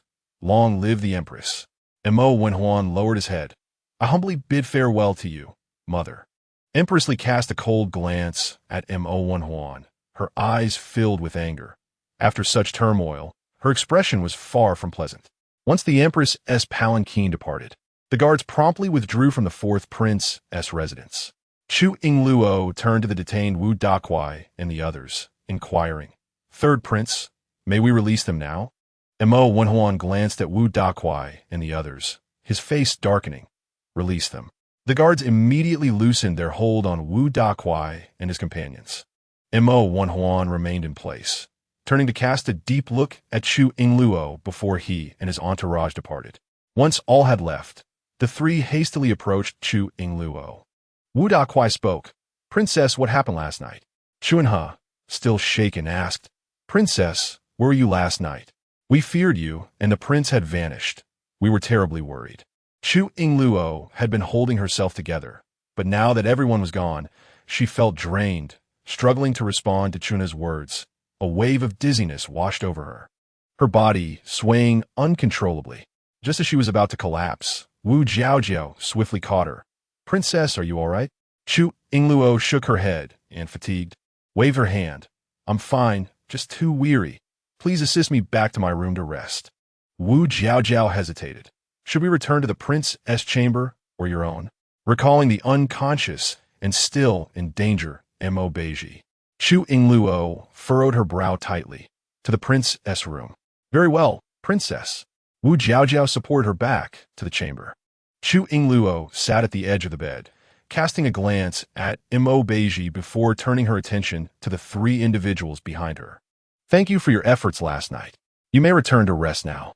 Unexpectedly, Wu Jiaojiao shook her head and insisted, I am not tired. I wish to stay and care for the prince and princess. Wu Dakuai and Chu Yingluo quickly echoed, We are not fatigued either. Chu Yingluo, biting her lip in concern, added, Princess, you do not look well. Hearing this, Chu Yingluo couldn't help but smile wryly. I am fine. I merely need a moment of rest. You need not remain here. Please leave. Wu Dakuai replied, Understood, princess. However, we shall wait outside. Should you require anything, do not hesitate to call for us. Chu Yingluo nodded gently as they exited. After the trio left the room, they closed the door behind them. The room fell into silence. At this moment, Mo Beizhi lay unconscious on the bed, still under the effects of the anesthesia. Fortunately, Empress Li and Mo Wenhuan had not scrutinized closely. The prince had just undergone surgery, and his body was concealed beneath the covers, stitched wounds hidden beneath. Had they pursued the matter further, the prince's faintness would have surely been revealed, leaving her with no recourse to defend herself. That was a close call. Chu Yingluo let out a cold laugh. The individuals within the palace were truly remarkable. A mere surgical procedure had stirred such upheaval, leaving both inside and outside the palace in disarray, denying anyone a moment's peace throughout the night. Though her complexion was poor, it was merely due to fatigue compounded by a sleepless night, her heightened focus causing dizziness. Mo Beizhi, however, was different. His face was devoid of color. During the surgery last night, he had lost substantial blood and had briefly succumbed to shock. That operation had been the most perilous she had ever conducted, and fortunately, it had concluded successfully. Now, all that mattered was that the prince navigated this critical period and awoke safely. Without delay, Chu Yingluo concentrated her thoughts, and a circular portal appeared before her. With great effort, she lifted Mo Beizhi and transported him back to the infirmary. Next, Chu Yingluo prepared a tonic for invigorating energy and nourishing blood, consuming it to restore some vitality before quietly sitting by the prince's side. As Beizhi had yet to emerge from danger, she could not afford to sleep, particularly since these next 24 hours were crucial. She needed to conduct continuous monitoring, care, and intensive treatment to ensure everything proceeded flawlessly. Chapter 46. Striving to maintain the last fragments of consciousness at the drunken immortal tower. Mo Lingxiao and Mo Jingyan were invited to meet with Mo Wenhuan, both eager to uncover the events of the previous night. Mo Wenhuan furrowed his brow in confusion, muttering, "It's truly strange. I distinctly witnessed them both absent from the room, and my men stood guard outside the door all night. There are no secret passages within. How did they suddenly return?" Mo Jingyan chuckled teasingly. "Third brother, could it be that you have been so dazzled by the beauty of your esteemed wife these past few days that your vision has faltered?" "Ha ha." Mo Wenhuan sighed lightly. "Elder brother, that jest is far from amusing. I summoned you both to ponder how this could have transpired." Upon his return, he pondered the matter, unable to comprehend it fully, leading him to question his very existence and self-worth. He felt as though he might have misjudged the situation. However, after inquiring with his subordinates, they confirmed that neither Chu Yingluo nor Mo Beizhi had been seen the previous evening, indicating they must have returned only after dawn. A sense of unease crept over him. He suspected he had been outwitted by Chu Yingluo, yet he found himself bereft of evidence, leaving him in distress. Mo Jingyan leaned back, spreading his hands in a gesture of feigned ignorance, stating, "How could I know what transpired when I was not present?" Beside him, Mo Lingxiao remained silent, his keen eyes betraying a flicker of suspicion as he slowly remarked, "Last night, Hu Dao kept watch for the entire night. This situation is indeed peculiar." Mo Wenhuan, sensing an ally in his suspicions, immediately concurred, "The crown prince speaks wisely. Clearly, I am not alone in my doubts regarding this matter. I cannot shake the feeling that it is Chu Yingluo who is up to some mischief. How could she vanish without a trace under the watchful eyes of the secret guards?" Mo Lingxiao's gaze narrowed, his tone deepening with contemplation. "It appears we have underestimated Chu Yingluo. She is, without a doubt, extraordinary." Mo Jingyan interrupted their discourse, asserting, "Such speculations are of little consequence. There is no means to accuse the fourth prince and princess, who are safely ensconced in the fourth prince's residence. The pressing concern is that our father has been angered by this affair. Montak vien huan, ilkit vitatet." Had it not been for Chu Yan's revelation that the fourth prince's hands had regained mobility, I would not have been so alarmed. Rallying the troops at such a late hour, he has already incited the wrath of our mother, and now he has stirred our father as well. He turned to Mo Jingyan, his expression laden with worry. "What did our father say? Has he laid any blame at my feet?" Mo Jingyan replied, "There is no need for concern. This matter will be smoothed over by our mother. What disheartens me is that our father still favors the fourth prince. His anger stems from your misunderstanding of him. I truly do not comprehend why our father continues to show leniency. Sparing him from execution is one thing, but allowing him to cling to life is another." Mo Wenhuan, lost in thought, mused, "Our father remains merciful. Had I been guilty of treason, I doubt he would have shown me even a modicum of compassion." Mo Lingxiao took a sip of tea, his demeanor tranquil. The following day, within the fourth prince's residence, Chunhee emerged from her quarters, her expression fraught with anxiety as she carried a tray of food. "The Kuei, it seems no one is here. The prince and princess have been missing for an entire day and night. What shall we do?" Wu Jiao scratched her head in confusion. "I am at a loss." "What do you think, brother?" Wu de Kuei, equally perplexed, shook his head in resignation. "Let us wait for now. We have no other course of action." Just then, a knock resounded from outside the estate. Wu de Kuei, on high alert, said, "I shall investigate. You two stay here." At the door stood the crown princess. "Su Luyan." Wu de Kuei bowed deeply in greeting. "I pay my respects to the crown princess." Su Luyan smiled gently. "No need for formalities. Is the fourth princess present? I have come to seek her." Wu de Kuei furrowed his brow. "It is unfortunate that you arrive at a time when the prince is unwell, and the princess must attend to him. She is currently unable to meet with you today. May I inquire as to the purpose of your visit?" Su Luyin slightly furrowed her brows, then spoke softly. After using the prescription given by the fourth princess, I feel somewhat better. I have not fallen ill these past 2 days. Thus, I specifically came to express my gratitude to the fourth princess. However, since she is unavailable, I shall visit another day. Wu Dakue bowed respectfully. Thank you, Your Highness, for your understanding. I will convey your message to the princess that you have come. Su Luyin nodded and turned to instruct Luli. Luli, let us return. Turning back, Luli whispered, but His Highness the Crown Prince insisted that the Crown Princess must meet the fourth princess. Su Luyin replied calmly. You heard it too. The fourth princess is busy. We should go back now. She suddenly felt discomfort in her chest and began to cough. Luli, filled with concern, gently patted her back and furrowed her brow. His Highness does not seem to understand. Knowing the Crown Princess's health is frail, he still insists she meet the fourth princess, claiming it is necessary to build a good relationship. Does he not usually cherish the Crown Princess? Su Luyin knitted her brows. His Highness is only thinking of my well-being, wishing to cure my illness. Please refrain from speaking such words in the future. The maid understands. Seeing the Crown Princess leave, Wu Dakue hurriedly closed the door. Wu Jiaojiao and Chuanhe rushed over to inquire. How is it? Was the Crown Princess accommodating? If it were someone else, it might not have gone so smoothly. Wu Dakue sighed. If the prince and princess do not return soon, it will indeed become troublesome.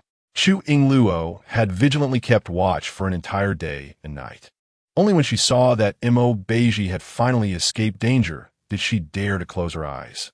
She initially intended to take a brief nap, but once her eyes closed, she fell into a deep slumber, overwhelmed by fatigue and the slight improvement in Beizhi's condition, which allowed her to relax. Time trickled by. Beizhi was unaware of how long he had been asleep, enveloped in endless darkness. He repeatedly heard Chu Yingluo's voice urging him not to sleep, to awaken. Perhaps moved by her voice and unwilling to cause her worry, he endured the excruciating pain on the precipice of life and death, striving to cling to the last vestiges of his consciousness. Gradually, his awareness began to return. He first wiggled his fingers and, after a while, Beizhi slowly opened his eyelids. Chapter 47. Luoer, you have worked hard. Before him lay a pure, white expanse, the blinding light akin to daylight. A thin, transparent tube was inserted into his nose, and he heard a peculiar beeping sound beside him. Beizhi moved his eyes, observing the strange objects around him, and frowned slightly. In that moment, he felt as if he were still dreaming, though this dream world was unlike anything he had encountered before, both novel and bizarre. He sensed something weighing down on his left hand and slowly turned to look, discovering Chu Yingluo sleeping with her head resting on his hand. His previously anxious heart began to calm, for in his dream, she was there. As long as she was by his side, he felt at ease. Her cheeks were tinged with a delicate pink, and the white light illuminated her face, allowing him to see the fine, soft fuzz on her skin, which was endearingly small and delightful. He could not help but reach out his finger to touch her skin, which felt soft and tender, a most delightful sensation. Was it not a dream, given the warmth that enveloped him? But if it were not a dream, then what was this place? Chu Yingluo was sleeping soundly when she felt a stir on her face, and suddenly she awoke. Upon opening her eyes, she met the puzzled gaze of Beizhi. The air remained still for a few moments. With a surge of joy, Chu Yingluo raised her head, her eyes wide with delight as she beheld the now conscious Beizhi, a smile blossoming on her lips. However, as she called out, "Your Highness," Beizhi closed his eyes once more. He gazed at Chu Yingluo for a while, watching her smile, feeling a sense of contentment, and momentarily forgetting his surroundings. Unfortunately, his current mental fortitude was insufficient to sustain him for long, and soon fatigue washed over him, causing his eyelids to droop once again. Chu Yingluo understood that his mind was still not clear, yet he had completely escaped danger. As the anesthetic wore off, he naturally awakened. As long as he was awake, they could leave and return home.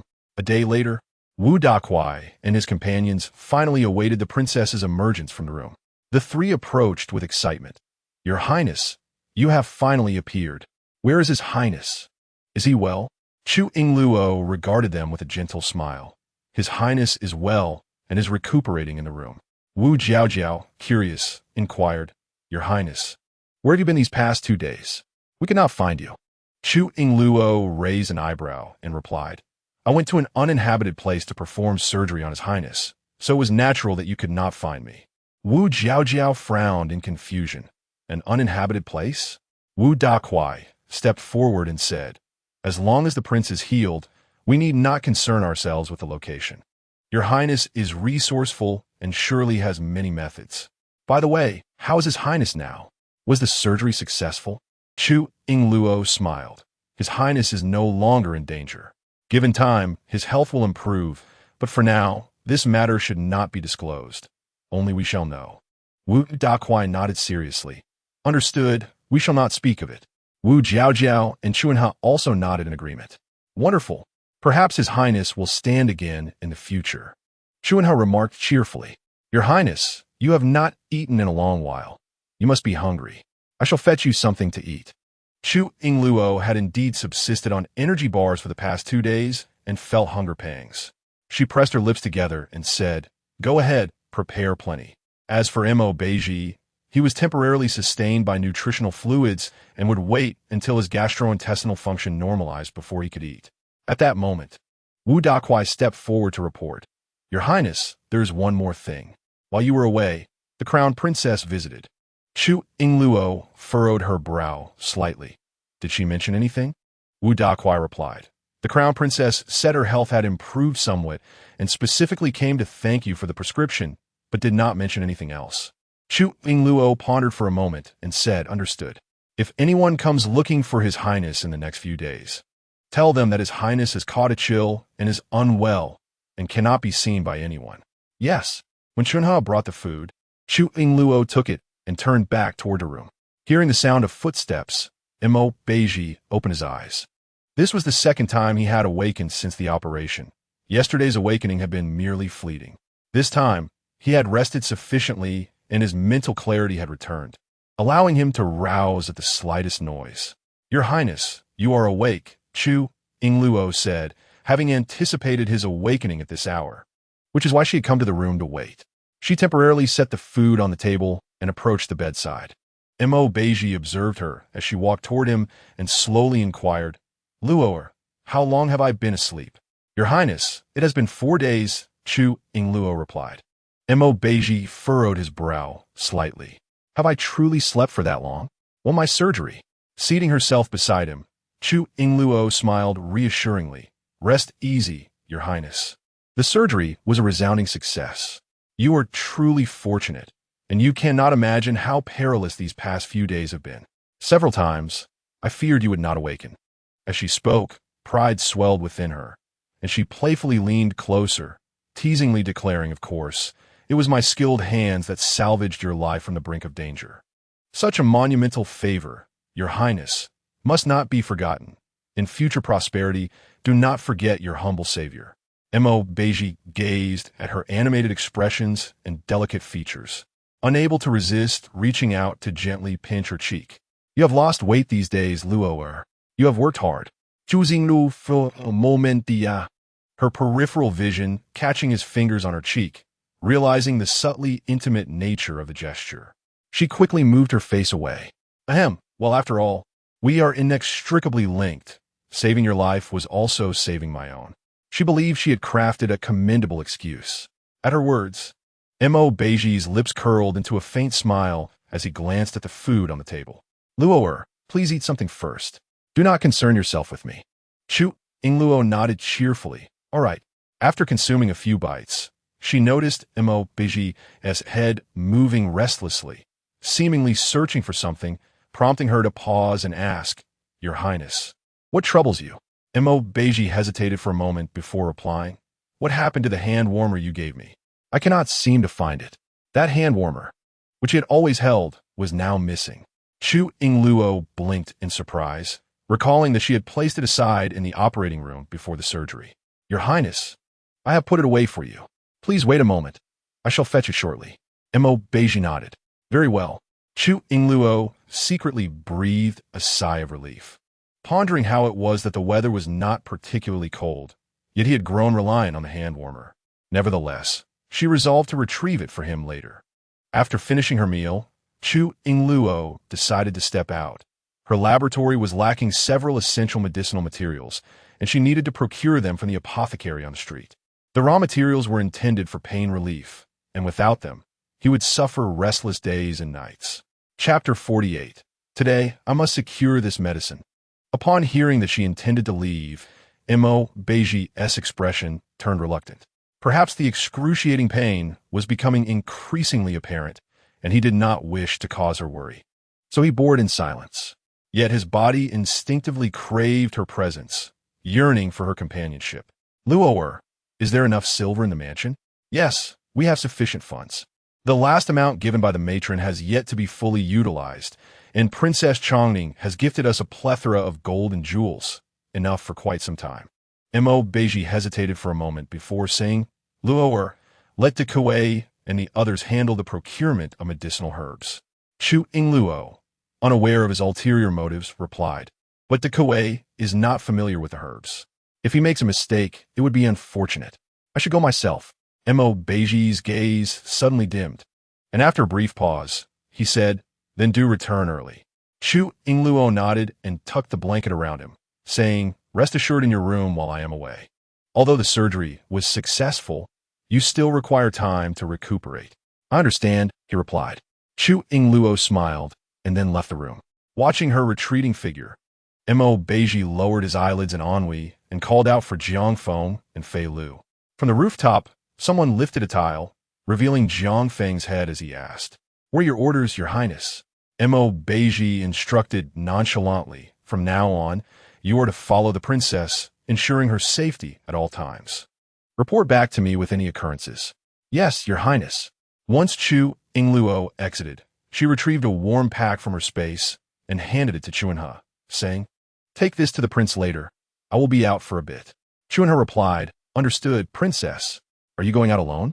Yes. You all stay here to care for the prince. I will return shortly. After arriving at the apothecary, Chu Yingluo successfully acquired Yin Husua, Jishuet Tong, Honghua, Chuanqiong, and Guizhi. However, the last item, Duzhong, was elusive. After visiting several establishments without success, she finally inquired at one apothecary and was met with good fortune. The shopkeeper smiled and said, Miss, you have come at just the right time. I have the last bit of Duzhong. If you had come later, it would have been gone, for the entire capital is currently facing a shortage. You won't find it anywhere else. Chu Yingluo sighed with relief and smiled. Wonderful. Had I known, I would have come to your establishment first. How much do you have? I'll take it all. Of course, the shopkeeper responded, turning to gather the herbs. As he prepared the package, just as Chu Yingluo was about to pay with her silver, a domineering voice cut through the air. Shopkeeper, I want all that Duzhong. Startled, Chu Yingluo turned to see a man clad in opulent robes stride in, flanked by two attendants, furrowing her brows in displeasure.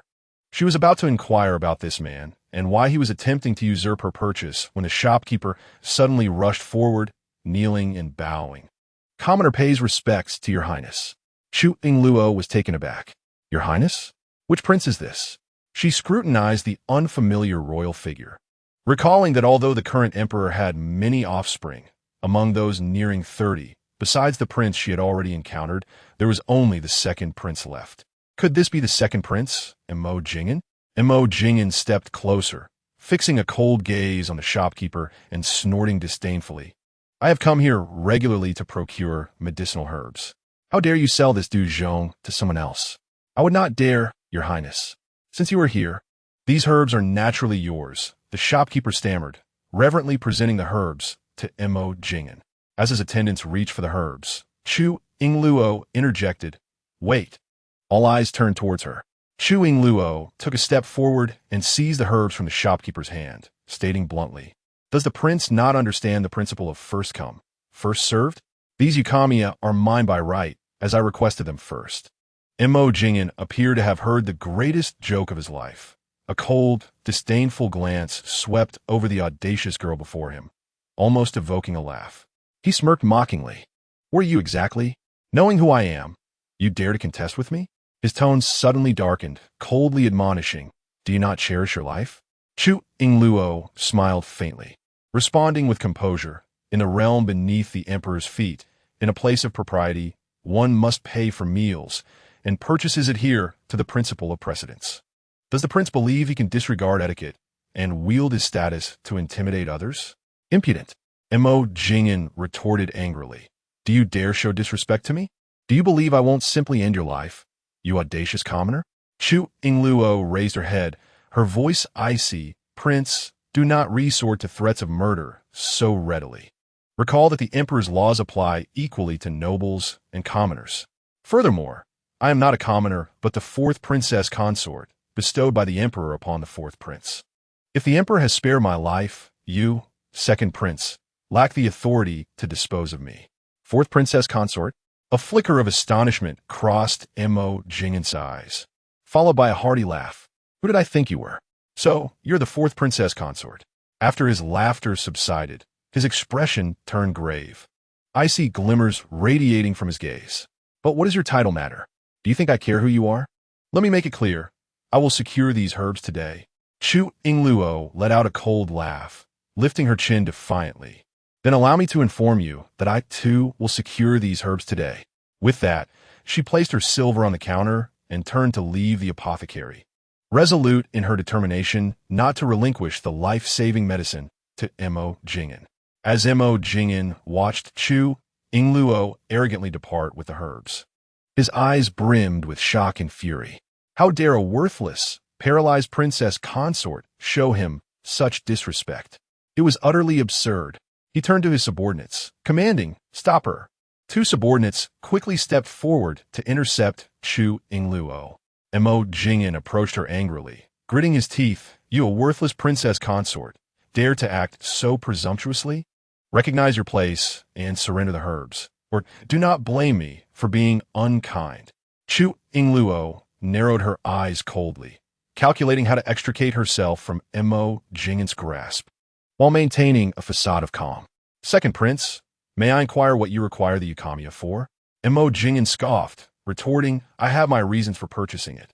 But you, with only a paralyzed prince in your household, do you truly need such precious herbs? Chapter 49. Want to leave? Not so easily. Chu Yingluo replied slowly. I buy Yukamiya to brew medicine for myself. It possesses health benefits for women, capable of alleviating cold in the uterus and menstrual pain. Mo Jing'an furrowed his brow. For yourself? Is this medicine not meant for the paralyzed fourth prince? Immediately thereafter, Chu Yingluo chuckled lightly, remarking, as for men, duzhong is generally used to nourish the liver and kidneys and to strengthen the bones. Could it be that the second prince suffers from kidney deficiency and therefore seeks to take it from me? If that is the case, I can certainly understand. I would gladly relinquish it to him. Upon hearing this, Mo Jing'an's complexion turned a shade of green. I am accompanied by beautiful companions every night. How could I possibly suffer from kidney deficiency? Chu Yingluo's eyes widened in disbelief. Then she shook her head with a sigh, her tone growing more assertive. You do have a kidney deficiency. I have dozens of concubines, each more splendid than the last, Mo Jing'an declared.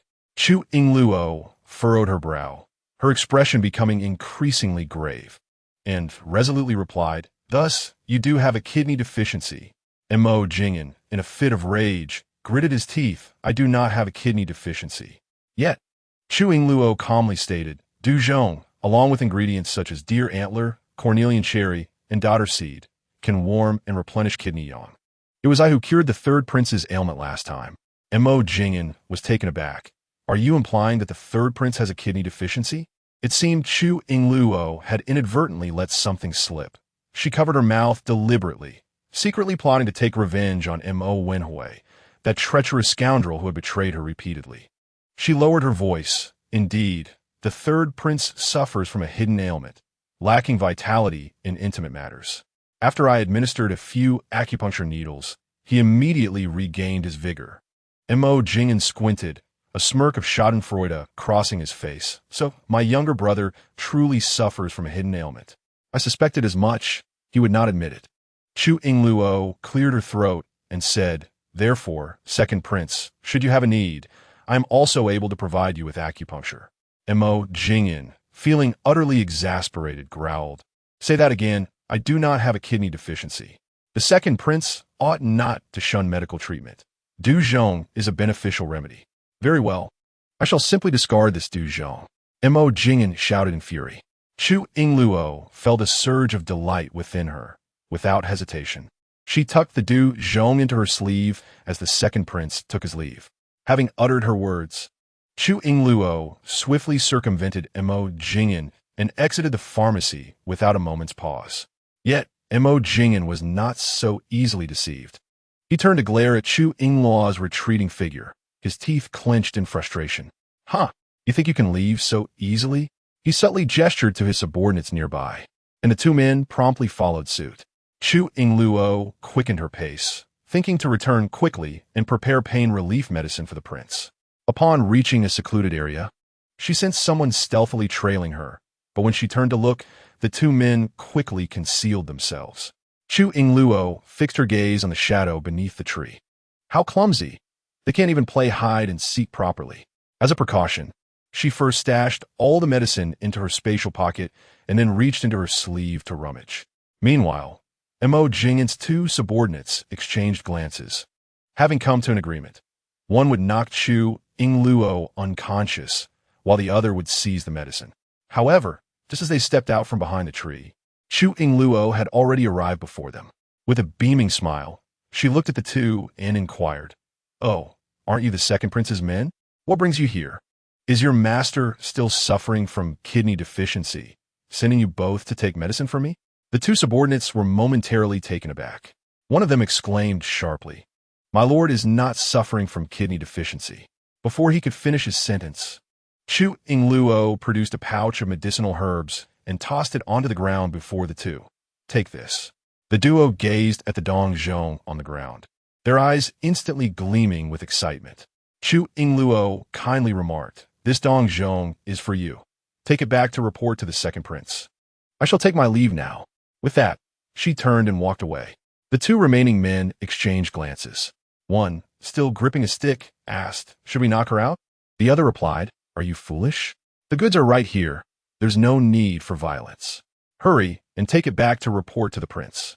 After saying this, he picked up the pouch and opened it for inspection. To their astonishment, a wisp of smoke billowed forth as soon as the pouch was opened. "Oh no, we've been tricked." But it was too late. The smoke wafted into their nostrils and mouths. The noxious fumes overwhelmed them, causing immediate dizziness and nausea. Moments later, both men collapsed by a tree, violently regurgitating their stomach contents. One of them pointed at Chu Yingluo and shouted, "Xiao Wu, hurry and chase her down. Don't let her escape." "But boss, my stomach hurts," one groaned. Mine too." They attempted to pursue Chu Yingluo, but a gurgling sound erupted from their bellies, and an overwhelming urge to relieve themselves struck. Unable to hold back, they clutched their rears and hurried off in search of a restroom. Xiao Wu even let out a loud fart on the street. After Chu Yingluo had distanced herself, she turned back to glance at the two of them, now in a state of distress, and a cold smile crept upon her lips. What fools they were. The Dong Zhong had long been swapped out. The pouch contained her concocted gas bomb. Besides her medical expertise, her mastery of toxicology was unparalleled. The gas bomb she had developed was not merely a name without substance. It wouldn't kill, but it would wreak havoc on one's stomach, leading to uncontrollable diarrhea that would last for several days. She had initially intended for them to take it back to the second prince, but little did she know they would sample it themselves. She clapped her hands, humming a little tune as she strode away. Once Chu Yingluo departed, Jiang Feng and Fei Lu leaped down from the tree. They exchanged a stunned glance, both reflecting shock in their eyes. Jiang Lu glanced at the mysterious substance on the ground, then at the two men fleeing in disarray, and remarked, "It seems our prince has been overly concerned. With the princess so formidable, do we even need to protect her?" Fei Lu retorted coldly, "Enough chatter. Those who dare to plot against the princess deserve a lesson." Jiang Lu raised an eyebrow. "All right then." Chapter 50. Found an ally. Mo Jingyan had returned to the Anwang Manor. Upon his arrival, recollections of the day's events in the pharmacy filled him with increasing fury. Grabbing a porcelain cup that had just been delivered from the palace, he could not resist smashing it to the floor. However, after venting his anger, he felt a pang of regret and hurriedly began to pick up the shattered pieces. He was still waiting for his two subordinates to bring back the dongjong. Instead of the herbs, he was met with the sight of his two men stumbling back, utterly exhausted, their bodies filthy, hair disheveled like a bird's nest, and their faces battered and bruised. The moment they entered, they collapsed to the ground, kneeling and weeping like heartbroken souls. Prince Wang. Xiao Wu raised his head to look at the prince, but, unable to contain himself, turned pale and vomited profusely in front of Mo Jing'an. After expelling the content from above, he was soon compelled to release from below as well. An overwhelming, foul odor immediately permeated the air. Mo Jing'an's expression shifted drastically as he watched Xiao Wu retch every time he looked his way, his anger surging within him, igniting a fierce rage. He lunged forward and kicked the boy aside. "What do you mean by throwing up at the sight of me, you wretched cur?" Covering his mouth, Xiao Wu tearfully pleaded, "Your Highness, please don't misunderstand." Mo Jing'an, in a fit of fury, delivered another kick that sent him sprawling. He then turned to another subordinate. "Biting out, where is it?" The subordinate, trembling with fear, fell to his knees, suppressing the urge to vomit. Replying to Your Highness, "The item was taken by the fourth princess, and we fell for her scheme. This servant deserves to die 1,000 deaths. You all deserve it." Mo Jing'an glared at their battered faces, gritting his teeth in anger. "Is this also the doing of Chu Yingluo?" The subordinate, filled with shame, lowered his head. "No, it's not. Useless scum." Mo Jing'an kicked him away. "You two get lost. Each of you will receive 20 lashes, not less than 80 each. If you haven't cleaned yourselves properly, do not dare to return to me. Otherwise, I shall beat the filth out of you." Xiao Wu's eyes widened in terror, his stomach churning once more at the thought of 80 lashes. Surely would not just be expelled, but rather beaten out. How revolting! Enraged, Mo Jing'an ordered the maidservants to clean the filth from the ground before storming back inside. The entire Wang mansion was engulfed in a noxious haze, the stench wafting throughout, even infiltrating the kitchen, nearly tainting the freshly served dishes. At that moment, Mo Wenhuan arrived, his brow furrowed. Why does the Wang mansion reek so terribly today? Surely, second brother ISNT craving excrement? The servants of the Wang mansion cowered, hastily hiding themselves. He covered his mouth and nose as he made his way to the hall, overhearing Mo Jing'an's furious outburst. A glance at the food being prepared revealed a pot of yellow sweet potato porridge, which bore an unsettling resemblance to excrement. Mo Wenhuan was taken aback, unable to suppress his thoughts, pondering how his royal brother's tastes had become so peculiar as to favor such foul fare. Thank heavens he had missed mealtime. It was quite alarming. "Second brother, what has happened? Are you feeling unwell today?" Seeing Mo Wenhuan approach, Mo Jing'an's anger had yet to dissipate as he replied coldly. "It's all because of the fourth princess, Chu Yingluo. This is a sweet potato porridge bestowed upon me by the emperor as tribute from the western regions. And now I have no appetite whatsoever." Chu Yingluo? Upon hearing her name, Mo Wenhuan quickly stepped forward, curiosity piqued. "What has she done to enrage you?" Mo Jing'an spoke icily. "I went to the apothecary today to procure some eukamia, only to have her snatch it away. When I sent someone to retrieve it, she ensnared my men with a toxic gas, one that induces severe vomiting and diarrhea. Just look at the state of my residence. She has turned it into a foul mess." He slammed the table in anger, exclaiming, "How dare she touch my people? She is simply courting death." Upon hearing this, Mo Wenhuan furrowed his brow and inquired, "Second brother, what do you need the eukamia for?" He pondered. What could eukamia possibly have to do with the peculiar concoction he had consumed? Could it be that he had become overheated? Yes, that must be it. It was likely not some sweet potato porridge, but rather excrement. The stench was overwhelming. Upon hearing this, Mo Jing'an turned his gaze towards Mo Wenhuan, slowly narrowing his eyes. "My beloved wife has long suffered from dental pain, and eukamia can alleviate the discomfort. I am merely procuring it for her." "What? Does the third brother also have knowledge of eukamia?" Mo Wenhuan was momentarily taken aback, then shook his head, saying, I am not aware. I have no need for Yukamiya. Mo Jingyan smiled faintly, responding with a hint of sarcasm. Oh, really? When you inquired, I thought you often employed Yukamiya in your medicinal brews for nourishment. Mo Wenhuan frowned, finding his words perplexing. I am in good health. I do not require nourishment. It is your wife who, having long been afflicted with dental pain, would find little relief from Yukamiya. Perhaps it would be better to consult Chu Yingluo instead. Mo Wenhuan offered this advice kindly, but to his surprise, Mo Jingyan dismissed it with disdain. I have no desire to seek her out. Mo Wenhuan shrugged unconcernedly. Suit yourself. Mo Jingyan regarded him with an odd expression. You seem quite close with the fourth princess. You trust her medical expertise. Mo Wenhuan frowned again. Close? I have no idea how many times I've stumbled under that girl's hand. By the way, second brother, since you two have faced her mischief, why don't we collaborate to deal with her? Mo Jingyan squinted, contemplating for a moment before asking, Third brother, are you suggesting you wish to utilize my hand to confront her? Mo Wenhuan waved his hand dismissively. You are overthinking it, second brother. We are merely allies. If you choose not to cooperate, then I shall endure this episode in silence. Mo Jingyan scoffed coldly. Today, Chu Yingluo had treated him in such a manner that he could not swallow his indignation without retaliation. Taking a deep breath, he spoke slowly. Come in and take a seat. In 7 days, it will be our mother's birthday, and coincidentally, I have recently acquired a woman from the western regions, skilled in the arts of poison. If we were to employ her against Chu Yingluo, it would surely cause her to lose face before the emperor, perhaps even inciting his wrath against her, while conveniently eliminating the fourth. Upon returning to the fourth prince's residence, Chu Yingluo prepared the medicinal herbs she had purchased into a pain-relieving concoction, which she then brought to Mo Beizhi. Just as she was about to push the door open, she suddenly heard Mo Beizhi's voice from within. Was that merely a lesson? If such a thing happens again, they must not be spared.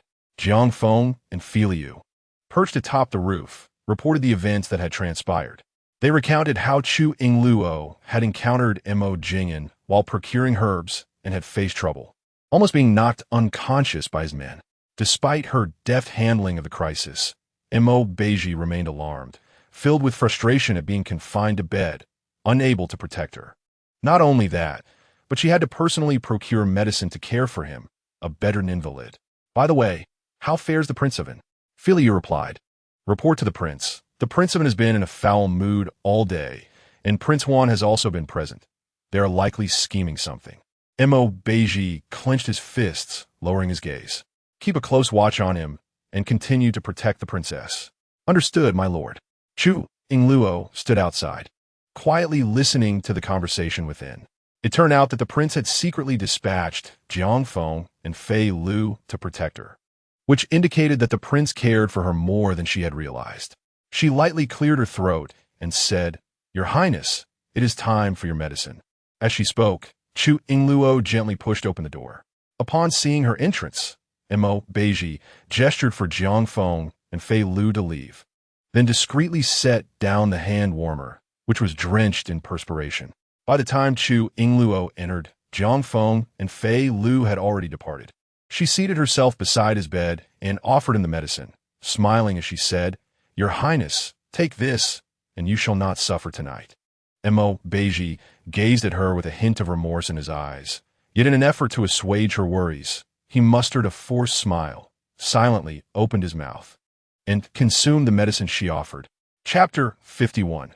The prince's affection seeing him finish the medicine. Chu Yingluo spoke slowly, Your Highness. You are indeed thoughtful to have sent Jiang Feng and Fei Lu to protect me secretly. Mo Beizhi's eyes flickered slightly as he asked, Did you hear everything just now?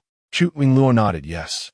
He pressed his lips together tightly, nervously explaining, This prince is merely concerned. It was not my intention to have someone follow you. Given the chaos outside and my current illness, I am unable to ensure your safety at all times. It was only out of necessity that I had Jiang Feng and Fei Lu accompany you. Will you blame me for this? Chu Yingluo smiled widely. How could I blame you?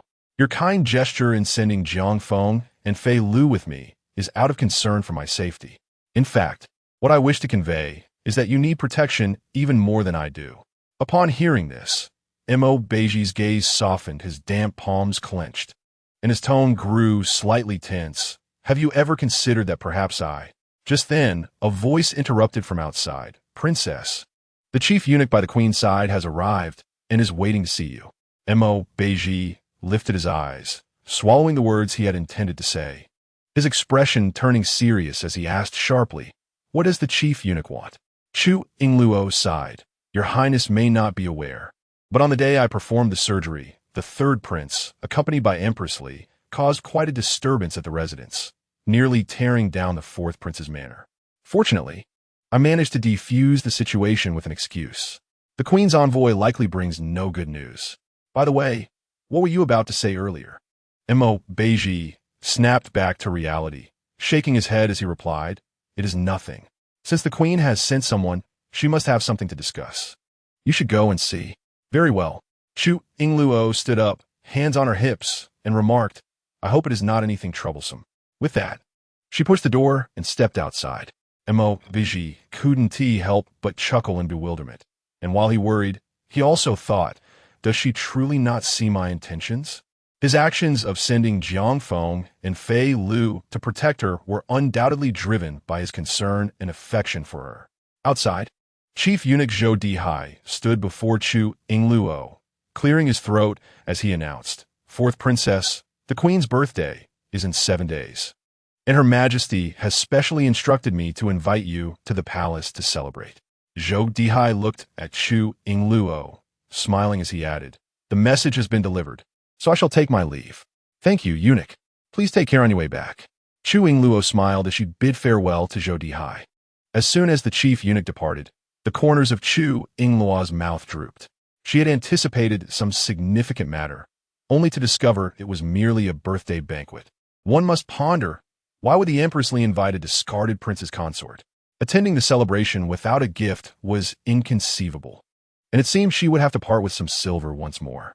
Suddenly, an idea sparked in her mind, and she turned to Chuanha, saying, "Chu, do help me think of an inexpensive gift, preferably one that requires no expenditure. Please prepare something for me." Chuanha's eyes widened in shock and trepidation.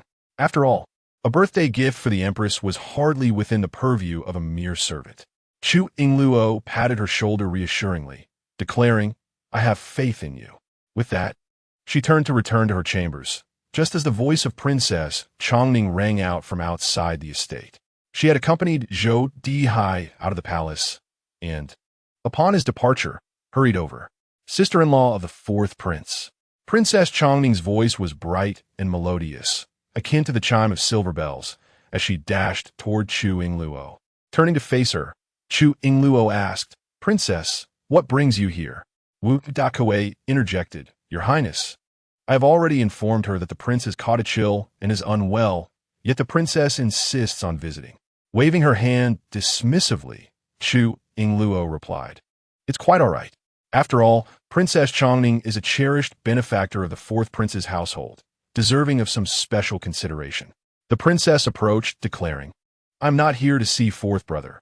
I have come to visit you, sister-in-law of the fourth prince. It is you whom I adore." Chu Yingluo smiled gently. "Thank you for your affection, dear princess. However, the prince's health has been quite poor lately, and I must attend to him closely. Regrettably, I have no time to prepare food for you."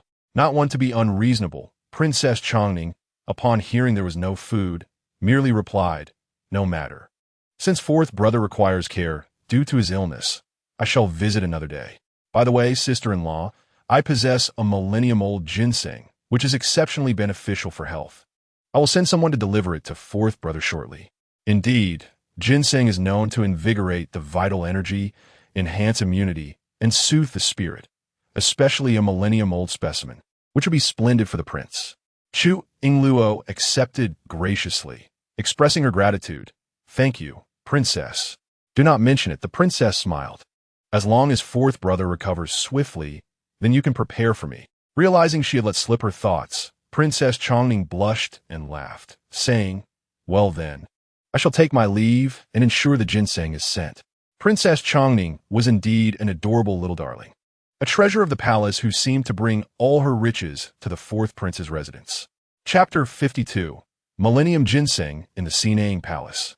Wan Xiu was massaging the Empress Dowager while sighing that Millennium Ginseng is too precious for the Empress Dowager to use. She specifically bestowed it upon Princess Chongning to restore her health. And what does the princess do? She promptly sends it to the fourth prince's estate. It was not that Wan Xiu was miserly. Rather, the Millennium Ginseng was a rare gem, unique in all the world, imbued with the Empress Dowager's heartfelt intentions. The Empress Dowager, resting with her eyes closed, responded lightly, "It is of no consequence. It is merely a ginseng. If Princess Chongning wishes to gift it, let her do so." Then, the Empress Dowager gently lifted her eyelids and chuckled softly. "Fortunately, it is the fourth prince's residence that has sent this, so I need not feel distressed." Speaking of the fourth prince's residence, she was reminded of that girl, Chu Yingluo, the last time she saved the Empress Dowager's life. She wished to reward her with something.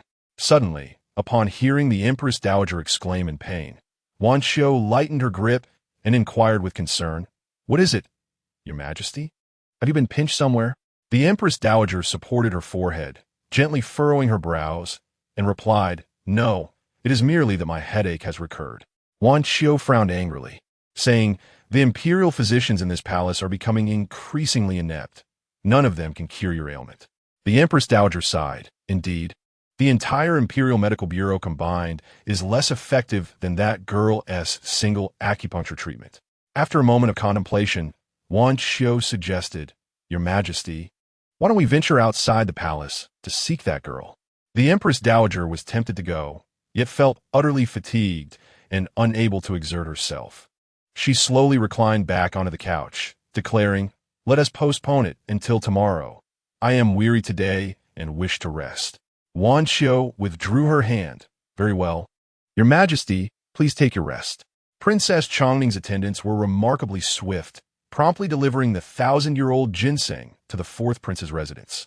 Chu Yingluo personally went to the door to receive it. She took the box containing the ginseng and addressed the palace guards. "Please return my gratitude to the princess." "Certainly, fourth princess," the guards replied before departing. Chu Yingluo opened the box for a glance. The ginseng was impressively large, vibrant in color, and possessed a strong texture. It was indeed a remarkable specimen. If irrigated with her spiritual spring water, it would, given time, yield even more 1,000-year-old ginseng. Meanwhile, Mo Wenhuan was returning in a carriage from the prince's residence and happened to witness this scene. Squinting, he observed the 1,000-year-old ginseng in Chu Yingluo's hands, and his eyes widened in disbelief. Wasn't he that the ginseng bestowed upon Princess Chongning by the Empress Dowager? Such a precious item. How could it be in Chu Yingluo's possession? He then noticed the guards serving the princess nearby and instantly understood the situation. He hurried over, feigning nonchalance. "Oh, isn't that the 1,000-year-old ginseng? Such a fine treasure. How could Chongning be so generous as to bestow it upon you?" His envy stemmed from having previously attempted to charm Princess Chongning into giving him some for his health, only to be firmly rebuffed, while she had chosen to give it to Chu Yingluo instead. To his astonishment, Chu Yingluo had actually managed to ingratiate herself with Princess Chongning. Truly impressive. Just as Chu Yingluo was about to depart, she heard Mo Wenhuan's voice behind her and paused. Turning around, she regarded him coolly, a smile gracing her lips. "Princess Chongning possesses a pure heart and is grateful.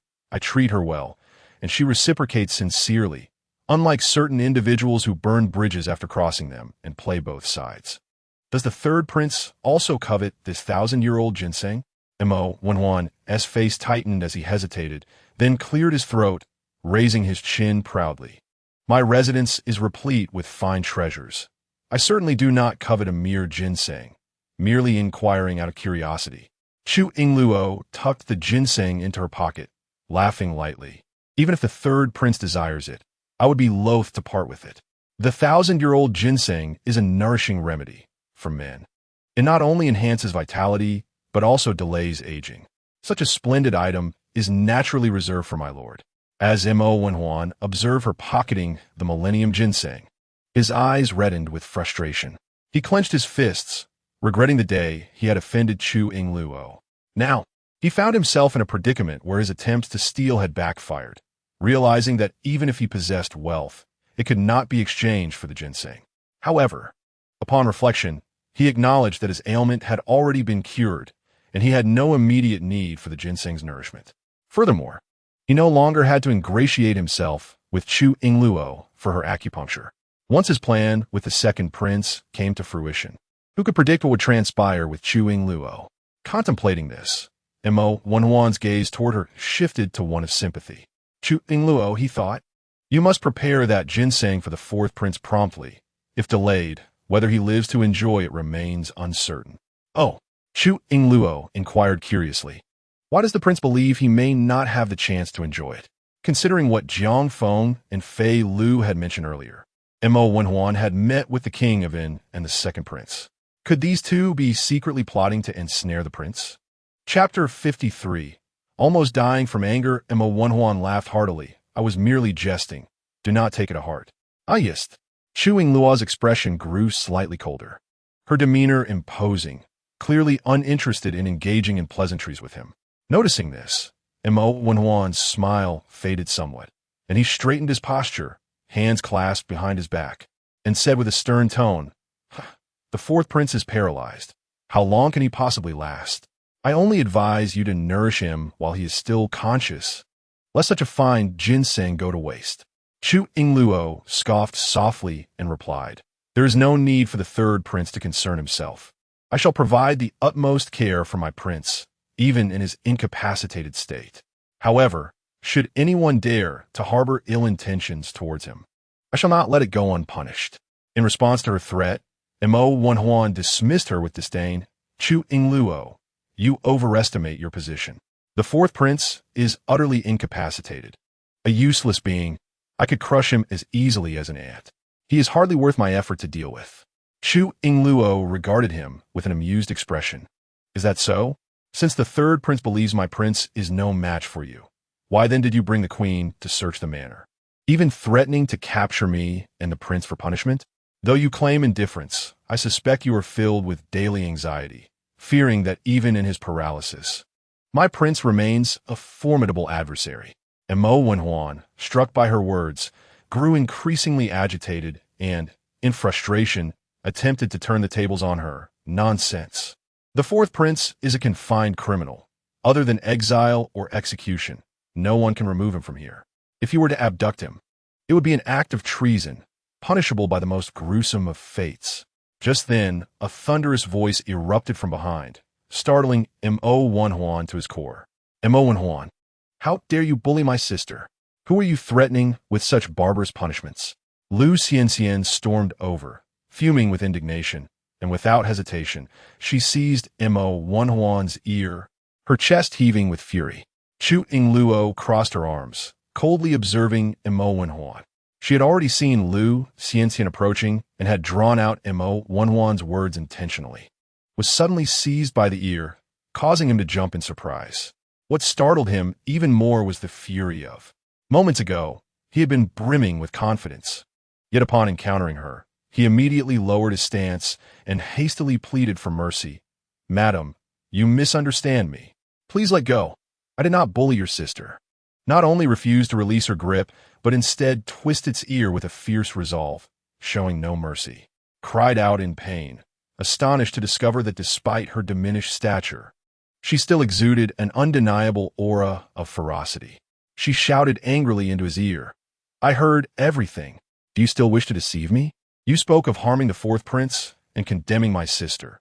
You truly are audacious. So, your absence that night was spent causing trouble at the fourth prince's residence. Was it? I see you are itching for a lesson.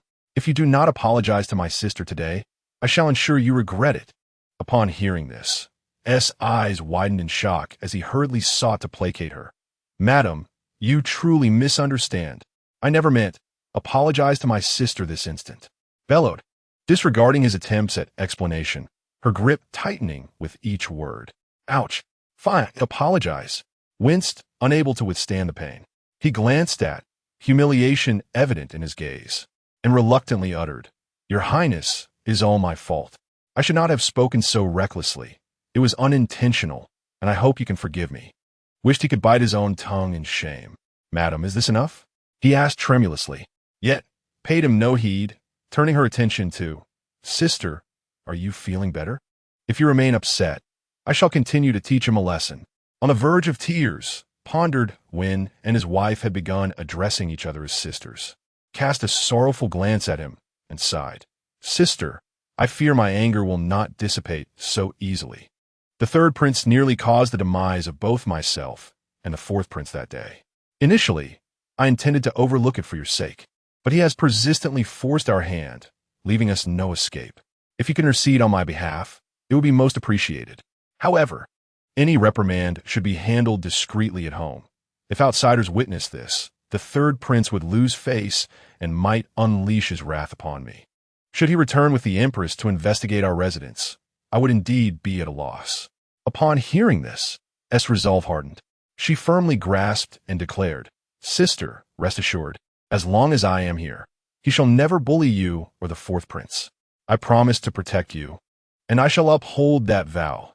His eyes widened slightly in gratitude. Thank you, sister. Your kindness means the world to me. Wave her hand and smiled at. Very well, sister. You may return home. I shall take him back to our residence for a proper lesson. With that, she seized by the collar, her tone shifting dramatically. You wretched creature. Come here. The tone she employed was far from playful, foreshadowing an impending storm. Trembled in fear, clearly accustomed to receiving reprimands, and hurriedly followed behind Lu Xianxian, glancing back at Chu Yingluo with a gaze filled with resentment. However, Chu Yingluo remained indifferent, perceiving his reaction as a futile struggle. Yet, she found herself puzzled by the extent of fear towards Lu Xianxian. Meanwhile, gazing at Lu Xianxian's furious profile, lamented, Madam, you were never this harsh with me. Surely, it cannot be just for a mere Chu Yingluo that you treat me so. Lu Xianxian snorted. You once claimed you would marry only me. Yet now, you have taken that little enchantress, Chu Yin, as your bride. How do you explain that? Caught off guard by her retort, quickly defended himself. That was a decree from the Empress Mother. I had no choice in the matter. Besides, I have yet to even touch her. Ha! If you dare lay a finger on her, I shall sever your manhood. Unbeknownst to them, Chu Yin had just exited from Haitang courtyard, and those words reached her ears, igniting her fury to the brink of collapse. She stomped her feet in indignation, her face contorted with rage. That detestable Lu Xianxian was far too domineering. Chapter 54, A Test. What if it works? Chu Yingluo procured 30 grams of millennium ginseng to concoct a nourishing soup with black bone chicken, while the remaining ginseng was placed in the spiritual spring of her space for further nurturing. During the time she spent preparing the soup, Jiang Feng paid a visit too, reporting the earlier commotion at the gate in meticulous detail, recounting every word had spoken to Chu Yingluo. His eyes were cold, simmering with suppressed anger. Before he could respond, Jiang Feng interjected, Your Highness need not be angered. By tomorrow morning, news of the third prince's hidden ailment will spread throughout the capital. Cast a fleeting glance at Jiang Feng, who hastily clarified, I happened to overhear the conversation between the princess and the second prince today. Withdrew his gaze, composed himself, and instructed, Very well, go and handle it. Jiang Feng grinned, Understood, Your Highness. With that, he swiftly departed from the rooftop. The following day, as Chu Yingluo left the manor, she unexpectedly encountered, to her surprise, reacted like a mouse spotting a cat, lowering his head and refraining from greeting her. Noticing the dark circles under his eyes, Chu Yingluo smiled and inquired, Third prince, did you sleep well last night? Was momentarily taken aback, but quickly nodded, offering a polite smile. Very well. Thank you for your concern, fourth princess. I must attend the morning court, so I shall take my leave. With that, he hastily boarded his carriage, fleeing as if it were on fire. Chu Yingluo shook her head, reflecting, This prince must adhere to his court duties without respite. Rain or shine, it is more exhausting than a regular job. How fortunate is my husband, who can lounge in bed, exempt from court attendance. Chunha furrowed her brow at work. What is the princess referring to? She then cheerfully suggested, Princess, let us be on our way. Princess Chongning has sent word that she awaits you at the Zue Xian building to discuss matters. Understood, Chu Yingluo replied. Having endured a night of torment from Lu Xianxian, was utterly fatigued and dozed off as soon as he settled into the carriage. As dawn broke, the monotony of the court officials' incessant murmurs only deepened the weariness that enveloped him. Stifling yawns, he struggled to remain upright, nearly succumbing to slumber. At that moment, the gazes of the surrounding ministers converged upon him, their eyes occasionally darting in his direction. Sensing the scrutiny, Mo Wenhuan jolted in alarm, fearing that his drowsiness had been noticed by his imperial majesty. He immediately straightened his posture, forcing his eyes wide open. To his astonishment, the emperor called out his name. Huan Wang. Terrified, Mo Wenhuan quickly bowed his head, clasping his hands in reverence, and replied, "Your humble son is here." Seated majestically upon the dragon throne, clad in a resplendent yellow imperial robe, the emperor exuded an aura of authority that commanded respect, making it difficult for anyone to meet his gaze. Mo Wenhuan trembled in trepidation. Yet, the emperor merely regarded him with a tone that was neither harsh nor warm, yet imbued with an unexpected hint of concern. "Huan Wang, since you are unwell, it would be prudent for you to return and rest." The rare warmth in his voice nearly took Mo Wenhuan by surprise, prompting him to express his heartfelt gratitude. "Thank you, Father Emperor. I truly am unwell. I take my leave." As soon as Mo Wenhuan exited, the court officials exchanged glances, shaking their heads in regret. No sooner had he departed than the emperor declared the court adjourned. Walking along the path, his legs felt weak, and just as he was about to board his carriage, he was suddenly called out to by Prince Yan. Zongli, Mo Wenhuan clasped his hands in greetings, uncle. Approaching him, Prince Yan's gaze was tinged with a semblance of sympathy as he spoke. "Huaner, I possess some fine eukamia. The imperial physician has mentioned that combining it with the seeds of the mullein could greatly benefit your health. I shall have it prepared and sent to you shortly." Mo Wenhuan furrowed his brow, perplexed. "Uncle, I assure you, I am in good health and do not require eukamia." Waving his hand dismissively, Prince Yan replied, "Oh, do not be so polite with your uncle. Though I cannot ascertain its efficacy, it is worth a try, is it not? What if it proves beneficial?" Chapter 55. He would dare betray this prince? Mo Wenhuan appeared bewildered, uncertain of what the uncle was implying. His second elder brother had procured eukamia the previous day to alleviate heatiness and had mentioned its use for dental pain. However, his teeth were perfectly fine. He had no need for such remedies. This Prince Yan was indeed becoming rather muddled. Thus, he gently declined, "Uncle, I truly do not require it." Prince Yan's expression hardened, and he spoke sternly, "Enough of this. If you continue to refuse, do you presume to dismiss your uncle's goodwill?" "I would never." Montag Wenhuan replied, panic-stricken. Lowering his gaze, realizing he could not evade the matter any longer, he reluctantly clasped his hands in gratitude. "Thank you, uncle. Please have someone deliver it to my residence." Satisfied, Prince Yan nodded, casting a deep glance at him before waving his sleeve and departing. Mo Wenhuan shook his head, feeling exasperated. Prince Yan was indeed difficult to contend with. Yet, given that he was his uncle, he felt compelled to show him some respect. Very well, if he insisted on sending it, so be it. After all, the uncle meant well. As Mo Wenhuan prepared to step onto the carriage, he was unexpectedly tapped on the shoulder. Turning to see the crown prince, he quickly retracted his foot and, after bowing, inquired, "Your Highness, do you have matters to discuss?" Mo Lingxiao pressed his lips together, gazing at him with eyes filled with pity and compassion. He slowly spoke, "What my second brother mentioned that day. I thought it was merely a jest, yet who would have known?" Mo Wenhuan, feeling perplexed, interrupted, "That day? What are you referring to, your Highness?" Mo Lingxiao hesitated for a moment, reluctant to directly wound his pride, and merely suggested, "It is nothing. I mean no offense. I simply wish to advise our third brother to take heart. After all, you have already given birth to the heir, thus ensuring the continuation of your line. Though it does not imply a complete end to the lineage, the prospect of competing for the throne was forever lost to Mo Wenhuan. The emperor and the ministers would never permit one who is impotent to ascend as the ruler of a nation. Nevertheless, Mo Lingxiao had never regarded Mo Wenhuan as a rival. With this thought, he raised his head and spoke coolly.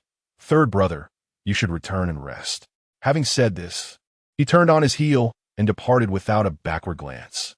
Mo Wenhuan watched the crown prince's retreating figure, a surge of frustration welling up within him, and he muttered, "How utterly perplexing. Everyone seems to be acting strangely today, uttering incomprehensible words. I'm still young, and naturally I will have descendants. I shall bear more children in the future. I will not be like you, marrying a frail and delicate crown princess who is unable to bear even a single child." Mo Lingxiao's sudden remarks left him feeling quite unsettled. With a huff, he climbed into the carriage, pulling the curtain shut, determined not to allow anyone to disturb his slumber. However, at that moment, someone called out to him, "Third Prince, wait." Mo Wenhuan gritted his teeth, his anger flaring, and he flung open the curtain, irately shouting, "Who is it? Why is it so difficult for me to get into my carriage?" Upon seeing that it was a eunuch serving the emperor, Mo Wenhuan showed no courtesy, his face darkening with ire as he demanded, "Eunuch, what do you want from me?" The eunuch hurried over and bowed his head, saying, "Third Prince, please calm your anger. I have been sent by His Majesty to deliver something to you." What? Hearing that it was a gift from his father, Mo Wenhuan's fury evaporated instantly. He quickly jumped down from the carriage, grinning as he asked, "Why is father being so generous to me today? What has he sent? Show me."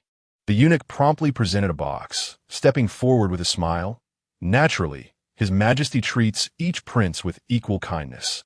As he spoke, the eunuch lowered his voice and confidentially added, "These are the valuable offerings from the western regions. The undying pill and seal dog kidney wine, both exceptional items. The emperor, knowing of your physical discomfort, specially brought them for you to sample." Mo Wenhuan's eyes widened in fascination as he keenly observed the eunuch open the box, his heart already brimming with joy. The tributes from the western regions were indeed of high quality, and the fact that his father chose to bestow them upon him surely indicated great expectations. Yet, the name sounded rather peculiar. After accepting the box, Mo Wenhuan lifted his head and inquired with a smile, "Eunuch, what are the benefits of consuming the undying pill and the wine?" The eunuch's brows knitted in surprise. "Does the prince not know?" Mo Wenhuan shook his head. He was utterly unaware, having never tasted the wine, and he had certainly never heard of the undying pill. The eunuch hesitated, caught between fear and reluctance. To speak plainly would inevitably offend, and while he had long grown accustomed to such matters, the prince could hardly bear it. Mo Wenhuan furrowed his brow and urged, "Speak quickly." Faced with the prince's insistence, the eunuch could only reply, "Your Highness, these two items are specifically designed to enhance male vitality and nourish the kidneys. They are exceedingly beneficial for your health." Upon hearing this, Mo Wenhuan's expression soured instantly. His smile frozen in place, his eyes wide with disbelief. Enhance vitality and nourish the kidneys? Why would Father Emperor bestow such gifts upon me? Do I appear to suffer from any deficiency? The eunuch hesitated and replied, "If it were not for your highness's affliction, the emperor would not have gone to such lengths." Fury ignited within Mo Wenhuan. "You insolent servant! It is you who is impotent." The eunuch lowered his head, a look of sorrow etched upon his face. "Your highness speaks the truth. I have long been rendered incapable of fulfilling the duties expected of a man." Mo Wenhuan gritted his teeth in anger, dismissing the eunuch's condition as irrelevant. Yet a troubling thought crept in. Did the emperor perceive him as inadequate? Just moments ago, he had been filled with joy. Now, the emperor's gifts felt burdensome, like hot coals in his hands, unthrowable yet undesired. Gritting his teeth, he declared, "I am perfectly well. Inform Father Emperor that I require neither enhancement nor nourishment. By the way, why does he believe I am impotent?" The eunuch was taken aback and replied, "Your Highness, this matter has circulated both within and outside the palace. How could the emperor remain unaware?" "What did you say?" Mo Wenhuan's eyes widened in shock, his body swaying dangerously. "How could this affair be known beyond the palace walls?" "It appears that the second prince is the source of this revelation. It was through his subordinates that the news reached the emperor," the eunuch explained with clarity. Mo Wenhuan's gaze turned vacant. How could this be? Had his second brother betrayed him? Chapter 56. Defamation. This is defamation. The eunuch sighed, "Forgive my impertinence, but this is not solely the second prince's doing. Your Highness recently summoned every imperial physician in the palace. How could the emperor remain oblivious? There is nothing that can elude the emperor's perceptive eyes." Mo Wenhuan's eyes widened again. How had his consultations with the physicians become common knowledge? Ah, his second brother was truly adept at ensuring no stone was left unturned. He recalled the earlier words of Prince Yin and the Crown Prince, realizing with a jolt that it was not merely their assumptions. Everyone believed him to be impotent. No wonder the gazes of those in court were so peculiar today. At this thought, Mo Wenhuan wished to vanish into the ground. In a moment of desperation, he grasped the eunuch's arm and exclaimed, "Eunuch, I assure you, I am in excellent health. I am not impotent. These rumors are falsehoods, slander, pure slander." The eunuch frowned, interpreting the prince's denial as a mere inability to accept the truth. He took a step back, bowing respectfully. "Your Highness, I have delivered the items. Please express your gratitude, for I must return to serve the emperor." Mo Wenhuan clenched his teeth, his expression exceedingly grim. He cast a glance at the object in his hand, wishing he could shatter it immediately. However, it was a gift from the emperor, and refusing it was out of the question. Even if it were poisoned wine, he would have to consume it. How much more so for mere aphrodisiac wine? Gritting his teeth in frustration, he muttered, "Please convey my gratitude to Father Emperor for his kindness." The eunuch, relieved, sighed, "If only it had been this way from start." Bowing, he took his leave. Holding the box in his hands, Mo Wenhuan was about to hurl it to the ground when he noticed several pairs of eyes directed his way. He halted his movement and quickly retracted his hand. With his teeth clenched in fury, he growled, "Mo Jingyan, it's all his fault. How dare he slander my reputation?" Recalling the jest Mo Jingyan had made at the Chu Yingluo, his anger surged anew. That sort of jest should never have been spread. Now everyone believed him to be an impotent prince, and today he had utterly lost face. He turned to his trusted aide and demanded, "Where is the second prince? Where is he?" The aide, lowering his head in fear, replying to your Highness, "The second prince seems to have gone to the Ministry of Revenue." Mo Wenhuan flung the aide aside, his face twisted in rage. "Very well. The second brother is so duplicitous. I shall not hold back. I will ensure everyone knows he has a taste for excrement." The aide's eyes widened in shock. "What? The second prince enjoys excrement?" Mo Wenhuan glared at him and commanded, "Remember, spread my words far and wide. Let everyone know, including those rural women and children." The aide's mouth twitched in response, "As you wish." Meanwhile, Mo Jingyan had visited the Ministry of Revenue, where the minister was his ally, obedient to his commands. With just a word, he could halt the fourth princess stipend. Yet, his visit was not about the incapacitated fourth prince, but rather concerning the recent river transport project. Recently, their father had assigned him to oversee the river transport around Su and Hang, a lucrative opportunity indeed. Controlling the river commerce meant holding the very lifeblood of the economy, determining the profits henceforth. Upon exiting the ministry, Mo Jingyan wore a cheerful countenance and high spirits, when suddenly a subordinate rushed in with urgency. "My lord, there is trouble." Mo Jingyan coolly inquired, "What trouble?" The subordinate stammered, I dare not say." "Speak. I assure you, I will not harm you." Mo Jingyan, in good spirits, maintained a pleasant tone. Nothing, even if the sky were to fall, was more important than his fortune.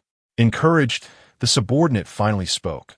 "My lord, the third prince's people are spreading rumors, claiming that you enjoy excrement." At this, Mo Jingyan erupted in fury. "Preposterous! You wretched cur! Bring him here and have him beaten to death." The subordinate, taken aback, quickly knelt in supplication. "My lord, please spare me." With a dismissive wave, Mo Jingyan coldly ordered his removal. Clenching his fists, his teeth grinding in anger, he thought, how outrageous. "Third brother, you dare to spread such slander about me? Just wait." The speed at which the rumors spread was astonishing. Within half a day, they had infiltrated every street and alley, and even children were singing nursery rhymes about it. Opposite the drunken immortal pavilion, a group of mischievous children clasped hands and spun in circles, their innocent voices ringing out repeatedly. Second prince, it's a doggy. Can't eat without the latrine. Eating excrement, dipped in sugar, the prince eats delightfully. Chu Yingluo sat in the elegant chamber above, accompanied by Princess Changning and the seventh prince. Upon hearing the children's song from below, their appetite for the meal was swiftly extinguished, as all amusement seemed to have migrated outside. At that moment, a group of soldiers passed by, prompting the children to scatter in a flash, evading capture effortlessly. Mo Xianfeng observed the scene below, narrowing his eyes as he remarked, "Surely that contingent of soldiers isn't dispatched by my second brother? One wonders whom the second imperial brother has offended to earn such a large pile of disgrace atop his head." Princess Changning, reveling in the spectacle, laughed uproariously. "I never knew my second brother had such a peculiar taste. The next time I see him, I simply must inquire about the flavor of excrement. Ha ha ha." Mo Xianfeng chuckled lightly. "Do you truly believe such nonsense? Why not? Children speak without guile. They're the least likely to lie. I'm certain there is truth to it." Mo Xianfeng shook his head in amusement, unlike Changning, who seemed gullible enough to believe such unfounded rumors. Nevertheless, the thought of the second imperial brother hearing that song surely painted a visage more grotesque than if he had indeed ingested excrement, which was amusing to contemplate. Chu Yingluo lifted her gaze towards the seventh prince and Princess Changning, raising an eyebrow as a glimmer of insight crossed her eyes. "It sounds as though you both harbor no fondness for the second prince." Mo Xianfeng scoffed lightly. "In this palace, aside from fourth brother, there is no one I hold dear. I too, but I also cherish father, the Empress Dowager, and fourth sister-in-law, for they always provide me with delectable treats." Princess Changning chimed in, her eyes curving into crescent moons. Mo Xianfeng let out a derisive chuckle, playfully tapping her forehead. "Glutton, I shall take you to enjoy delicious food. Yet you fail to express any fondness for me?" Princess Changning pouted, rubbing her head in annoyance. "You always hit me. That's why I don't like seventh brother." "Umph." Mo Xianfeng, momentarily at a loss for words, chose to disregard her and turned his attention to Chu Yingluo, fourth sister-in-law. "I have summoned you here in Changning's name for a matter of great urgency, as it is inconvenient to visit the fourth prince's residence. This is a matter concerning life and death, and I earnestly hope you will extend your assistance." Chapter 57. A life-saving grace given the gravity of the situation. Chu Yingluo felt no hesitation and promptly inquired, "What is it?" "Speak, seventh prince." Yet, curiosity nagged at her, whose safety necessitated avoiding the fourth prince's residence and warranted such a visit. Moreover, for the seventh prince to plead for assistance, it must involve someone of considerable significance. Mo Xianfeng's expression brightened as he replied, "You shall know upon meeting her." With that, he turned his gaze to the door, raising an arm to beckon, "Meyer, come in." "Meyer?" Chu Yingluo turned towards the entrance. The door to the elegant chamber swung open, revealing a woman who strode in gracefully. She approached Mo Xianfeng directly, bowing slightly as she addressed him, "Young master."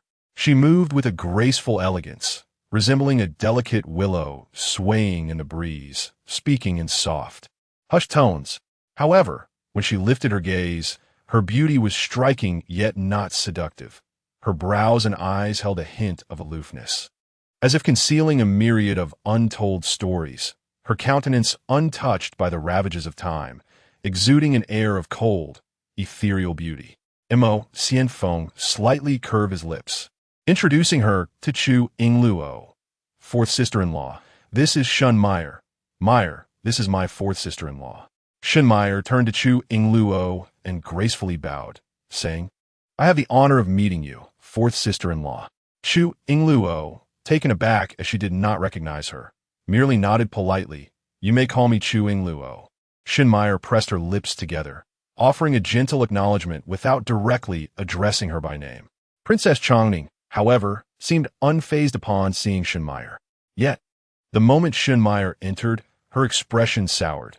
Her cheeks puffed in indignation as she rolled her eyes discreetly, muttering, "Humph, seventh brother, had I known you were bringing her, I wouldn't have come to greet you." Chu Yingluo appeared puzzled, and before she could inquire, Princess Changning grasped her arm, pointing at Mo Xianfeng and Shun Meyer, speaking candidly. Fourth sister-in-law, seventh brother, is hopelessly infatuated with a courtesan. I truly cannot fathom what is appealing about such a woman. Look at him, his soul has been completely ensnared. A courtesan? Chu Yingluo gazed at Shun Meyer with mild astonishment, realizing why the seventh prince had discreetly summoned her here. It was indeed quite intriguing that a prince of such stature would take an interest in a courtesan. Upon hearing this, Mo Xianfeng's lips twitched slightly. His tone tinged with irritation. Chongning, cease your nonsensical chatter. Princess Chongning crossed her arms in defiance, retorting, who is being nonsensical? It is you, seventh brother, who has become a fool, utterly bewitched. Beside them, Shun Meyer remained silent, her head bowed, seemingly hurt by Princess Chongning's words, her expression one of despondency. Observing this, Mo Xianfeng shot a glare at Chongning, urging her to hold her tongue, before turning to Chu Yingluo and stating, fourth sister-in-law, Meyer is not as disgraceful as Chongning claims. Though she hails from a brothel, she is unlike others. She has always maintained her integrity, selling her art but not her body, a virtuous woman at heart. Ultimately, she is a person of unfortunate circumstances, having committed no wrong, merely born into a less fortunate situation. Chu Yingluo fell silent for a moment. Her concern for Shun Meyer's character was minimal, adhering to the adage of refraining from judgment without full knowledge. She cleared her throat and said, earlier, you mentioned needing my assistance. Let us first address her ailment. What affliction does she suffer from? Upon discussing the matter at hand, Mo Xianfeng quickly explained, after redeeming her. I discovered she has been poisoned. If she does not consume the life-prolonging elixir within 7 days, the poison will take her life. 6 days have already passed, leaving only 1 day remaining. I have consulted every doctor available, but to no avail. Hence, I sought your assistance, fourth sister-in-law. Chu Yingluo grasped the gravity of the situation. It turned out Shun Meyer was indeed poisoned. This was a manageable predicament, as she possessed the skills both to heal and to detoxify. Turning to Shun Meyer, she instructed, extend your hand. Allow me to examine you. Shun Meyer complied, slowly kneeling to present her wrist. Chu Yingluo placed her hand upon it to take her pulse, her brow inadvertently furrowing as she did so, eliciting considerable concern from Mo Xianfeng. As Chu Yingluo lowered her hand, he eagerly inquired, how is she? Chu Yingluo furrowed her brow and replied, she has 2 types of toxins in her body. One is paraquat, which is relatively easy to neutralize. She must have already taken the antidote, as a considerable amount of the toxin has been eliminated from her system. Mo Xianfeng's eyes widened in surprise as he nodded and asked, what about the other toxin? Chu Yingluo slowly responded, the other toxin is difficult to name and is not a common poison. Originally, it was a chronic toxin capable of sustaining life for over 5 years. But the addition of paraquat has intensified its effects. Now, the toxin has permeated her vital organs and is rapidly spreading. Mo Xianfeng felt a wave of terror wash over him and, frowning, asked, is there an antidote for this toxin? Shun Meyer anxiously looked at Chu Yingluo as well. Chu Yingluo pondered for a moment before stating, I currently do not possess an antidote, but if you grant me 2 hours, I will need to return and contemplate it, and I may be able to develop a remedy. 2 hours would suffice for her to concoct the antidote in her laboratory. Upon hearing that there was hope for salvation, Mo Xianfeng excitedly exclaimed, thank you so much, fourth sister-in-law. I hope you can swiftly devise a means to save her. If you do, consider it a personal favor, and I will surely repay you in the future. Chu Yingluo smiled and replied, you are too polite, seventh brother. Saving lives is an act of accumulating virtue. No repayment is necessary. Princess Chongning interjected, repayment is essential. Fourth sister-in-law, you must ensure to extract a prize from him later. She looked at Mo Xianfeng, lifting her chin, and declared, you shall cover the expenses for fourth brother and fourth sister-in-law's meals for next month. Mo Xianfeng chuckled, no problem at all. I will cover not just a month, but an entire year's provisions for you all. That is more like it. Princess Chongning huffed, turning to Shun Meyer, consider yourself fortunate. If it weren't for my fourth sister-in-law, you have lost your life. Let's see how you woo my seventh brother. Shenmeier lowered her gaze, maintaining her composure despite the humiliation from Princess Chongning. She turned to Chu Yingluo and expressed her gratitude. "Thank you, fourth sister-in-law, for saving my life. I am eternally grateful." As she spoke, she knelt down, prompting Mo Xianfeng to quickly assist her. Frowning, "Meier, what are you doing? Please get up." However, Shenmeier insisted on remaining on her knees, grasping Mo Xianfeng's sleeve with tearful eyes. "Thank you for your life-saving grace. Thank you, young master. I have no means to repay you." Princess Chongning hastily interjected, "Gratitude is fine, but you need not offer yourself in return." Shenmeier pressed her lips together, falling silent, leaving everyone uncertain of her next words. Chapter 58. No one helped. Chu Yingluo glanced at the mismatched group and stood up, saying, "All right, let us rise. Time is of the essence. I must return. You may express your gratitude once I have developed the antidote." She turned to Mo Xianfeng and instructed, "Seventh brother, send someone to find me in 2 hours for the antidote." Mo Xianfeng replied, "Understood. I will send someone to escort you home." Chu Yingluo intended to decline, but reconsidered, as a carriage would indeed expedite her journey. Once Chu Yingluo departed, Princess Chongning could no longer remain seated, especially with Shenmeier present. She stood up and announced, "I shall take my leave as well." Princess Chongning chased after Chu Yingluo, approaching her to link arms, and said, "Sister-in-law of the fourth prince, do not save her. It would be best if she succumbs to her poison." Chu Yingluo turned her head and smiled at her, asking, "What is wrong?" Princess Chongning pouted, her emotions evident. "I have no fondness for that Shenmeier. Every time I see her, I feel she is merely pretending. Though I am young, I have encountered many such women who seek to ascend the social ladder. She does not strike me as a good person." Chu Yingluo reassured her, "It suffices that your seventh brother likes her. Why fret over it?" Princess Chongning maintained a stern expression. "What if she has ulterior motives? Right now, seventh brother is merely blinded by beauty. Moreover, even if he favors her, our father would never approve of him marrying a courtesan." Chu Yingluo chuckled lightly. She felt indifferent. Even if Shenmeier had ulterior motives, they would likely revolve around wealth. After all, even courtesans can reform. One cannot judge character solely by birth. As long as she commits no wrongs, it matters little. Yet, Princess Chongning's concerns were not without merit. Caution is always prudent. After a moment of contemplation, she squinted and said, "I have a solution that can both cure her poison and keep her in check. If she harbors ill intentions, she will surely suffer the consequences. If her heart is pure, it will cause her no harm." Princess Chongning beamed with joy. "Good, let's proceed as you say." Upon reaching the entrance, Chu Yingluo parted ways with Princess Chongning, who returned to the palace as she climbed into the carriage of the seventh prince, heading towards the fourth prince's residence. In another elegant chamber of the drunken immortal building, Wan Qiu watched as Chu Yingluo's carriage gradually departed before retracting her gaze to report, "Your Majesty, she has left."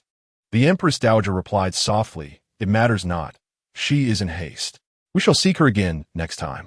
Wan Qiu inquired with confusion, "Your Majesty, if you wish to find Chu Yingluo, why not go directly to the fourth prince's residence instead of relying on chance encounters here?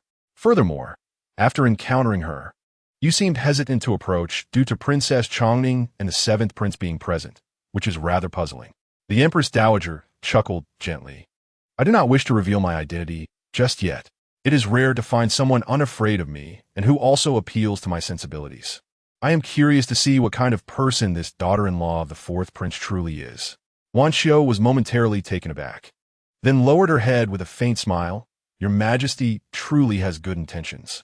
The Empress Dowager withdrew her gaze and suddenly spoke in a cold tone. "By the way, I have heard that the second and third princes have caused trouble again." Wan Qiu replied, "Your Majesty, please do not be angry. The second and third princes are not truly at fault. It was merely a verbal dispute. Rumors are swirling both inside and outside the palace today. It is best that you disregard them to avoid sullying your ears." The Empress Dowager sighed. "Though I do not listen, these rumors persist, and their spread tarnishes the royal reputation. Truly, they are two disappointing individuals, never a moment of peace.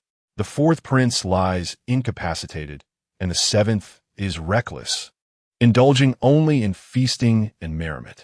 The throne will have no worthy successor. Wan Xiu gently consoled her. Your Majesty, you need not worry excessively. Such concerns can cloud your judgment. Do not forget the Crown Prince. I see him as composed and principled. The Empress Dowager frowned. The Crown Prince is indeed commendable. But alas, that child is quite shrewd, always leaving one perplexed. Wan Xiu slowly lowered her gaze, uncertain of what to say. At this moment, the Empress Dowager suddenly spoke, saying, by the way, have Prince Yin come and meet me. We cannot allow the second and third princes to act recklessly. Wan Xiu, perplexed, questioned, hasn't the Empress Dowager always remained indifferent to their affairs? Why the concern now?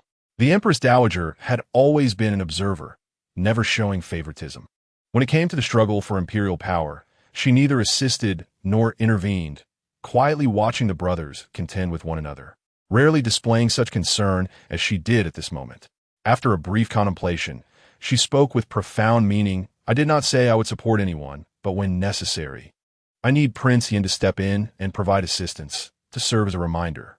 To conquer a task, one must first sharpen the tools. 2 hours later, Chu Yingluo emerged from the space, bearing the prepared antidote, which she handed over to the seventh prince's attendant. She then instructed, remember, this antidote must be taken separately. Consume one after returning, one in the evening, and one more early tomorrow morning to eliminate all toxins from the body. Understood, my lady, the attendant replied. After speaking, he mounted his horse and rode away with the antidote. Chu Yingluo clapped her hands, watching the figure depart, a knowing smile gracing her lips. At that moment, a carriage stopped at the entrance of the third prince's residence, and Mo Wenhuan angrily emerged from it, his face clouded with gloom, hair disheveled, resembling someone who had just had a scuffle, an impression akin to that of two schoolchildren after a brawl. TSK, TSK, Chu Yingluo muttered, observing Mo Wenhuan's unfortunate demeanor, and chose to avoid trouble. However, just as she turned, she was called out by Mo Wenhuan. Chu Yingluo, thinking he was about to create yet another scene. She turned back with a cold gaze, only to find Mo Wenhuan unusually eager, rushing towards her with a smile. Chu Yingluo, you must help me. Chu Yingluo smirked. Help you? Mo Wenhuan nodded fervently, his demeanor obsequious as he implored, yes, you heal my hidden ailment. If you would just clarify that my condition has improved, no one would dare to question my capabilities again. Crossing her arms, Chu Yingluo regarded him with indifference, secretly hoping that everyone would witness his embarrassment. Help you? How utterly laughable. Third prince, have you perhaps forgotten that we are adversaries? Mo Wenhuan's smile froze on his face, his eyes darting about. Oh, what great animosity is there? Even if there were, did we not reconcile yesterday? Besides, I was misled and wronged the fourth prince's consort. Let us set aside our past grievances. That is not possible. Mo Wenhuan faltered, his smile dissipating instantly, his expression shifting dramatically as his brows furrowed. Do you refuse to assist me? Chu Yingluo scoffed. Is the third prince's temperament as erratic as his intellect? You. She raised an eyebrow. If I were to clarify for you, would that not publicly announce that the third prince indeed suffers from a hidden ailment? Mo Wenhuan gritted his teeth, his fingers clenched into fists. If you refuse to help me, how dare you slander me? Upon observing his demeanor, Chu Yingluo raised her eyes and playfully warned, be cautious, the first lady is approaching. Mo Wenhuan, akin to a startled bird, immediately turned to look behind him at the mere mention of the first lady, only to find no trace of Lu Xianxian. It dawned upon him that he had fallen for Chu Yingluo's trick. Despite his simmering anger, he dared not confront her, for the memory of being chastised by Lu Xianxian the previous night lingered. Steeling himself, he proclaimed with unwavering confidence, then you shall announce to the world that this prince has never suffered from any hidden ailment. Chu Yingluo shook her head, replying, that is even less feasible. I am inherently incapable of deceit. The fact remains that the third prince does indeed suffer from hidden malady, and I find myself unable to fabricate a lie for you. However, Mo Wenhuan furrowed his brow, inquiring, however, what? With a light chuckle, Chu Yingluo teased, third prince, you're truly hasty. You have two ladies in your household. Rather than seeking my assistance for clarification, Wouldn't it be more prudent to consult them? Mo Wenhuan pondered this, deciding against approaching Chu Yin, as he had yet to engage with her. As for the First Lady, even if she claimed he was formidable, would the outside world believe her? Clenching his fists in frustration, he gritted his teeth. It is all my second imperial brother's fault. He is utterly despicable, spreading baseless rumors and turning me into a laughingstock throughout the capital. Chu Yingluo chuckled, yet the third prince seems to have retaliated, as now the second prince is also the subject of ridicule in the capital. It seems you are both in the same boat. At this, Mo Wenhuan smirked. He deserves it. I have a long-standing vendetta. If he dares to undermine me, I will ensure he faces the consequences. Chu Yingluo raised an eyebrow, remarking, so your brotherly bond with the second prince is rather tenuous, is it? Bah, where is there any brotherhood between us? He has bullied me relentlessly, always mocking me. My tolerance has merely been a sign of my restraint. Then, looking earnestly at Chu Yingluo, he added in a low voice, by the way, if my second imperial brother seeks your assistance in healing, do not entertain him. He is not a good person. Remember to keep your distance. Chu Yingluo mused. If the second prince is not a good person, does that make you one? The world is full of deceit, and they are all cut from the same cloth. Nevertheless, she found pleasure in venting about the second prince alongside the third prince, laughing disdainfully. Indeed, the second prince has a penchant for absurdity. He is utterly terrifying, and no one wishes to associate with him.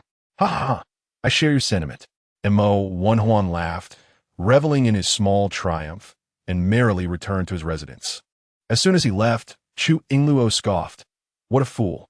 Does he truly believe that the rumors of his impotence originated from the second prince? Yet, she had to admit, the second prince was indeed quite effective. She had merely hinted at the information, and he had spread it throughout the entire capital. It seemed the second prince's proclivity for gossip was undeniable. Meanwhile, Jiang Feng lay atop the roof, revealing only his head, his mouth moving incessantly, reporting to the prince.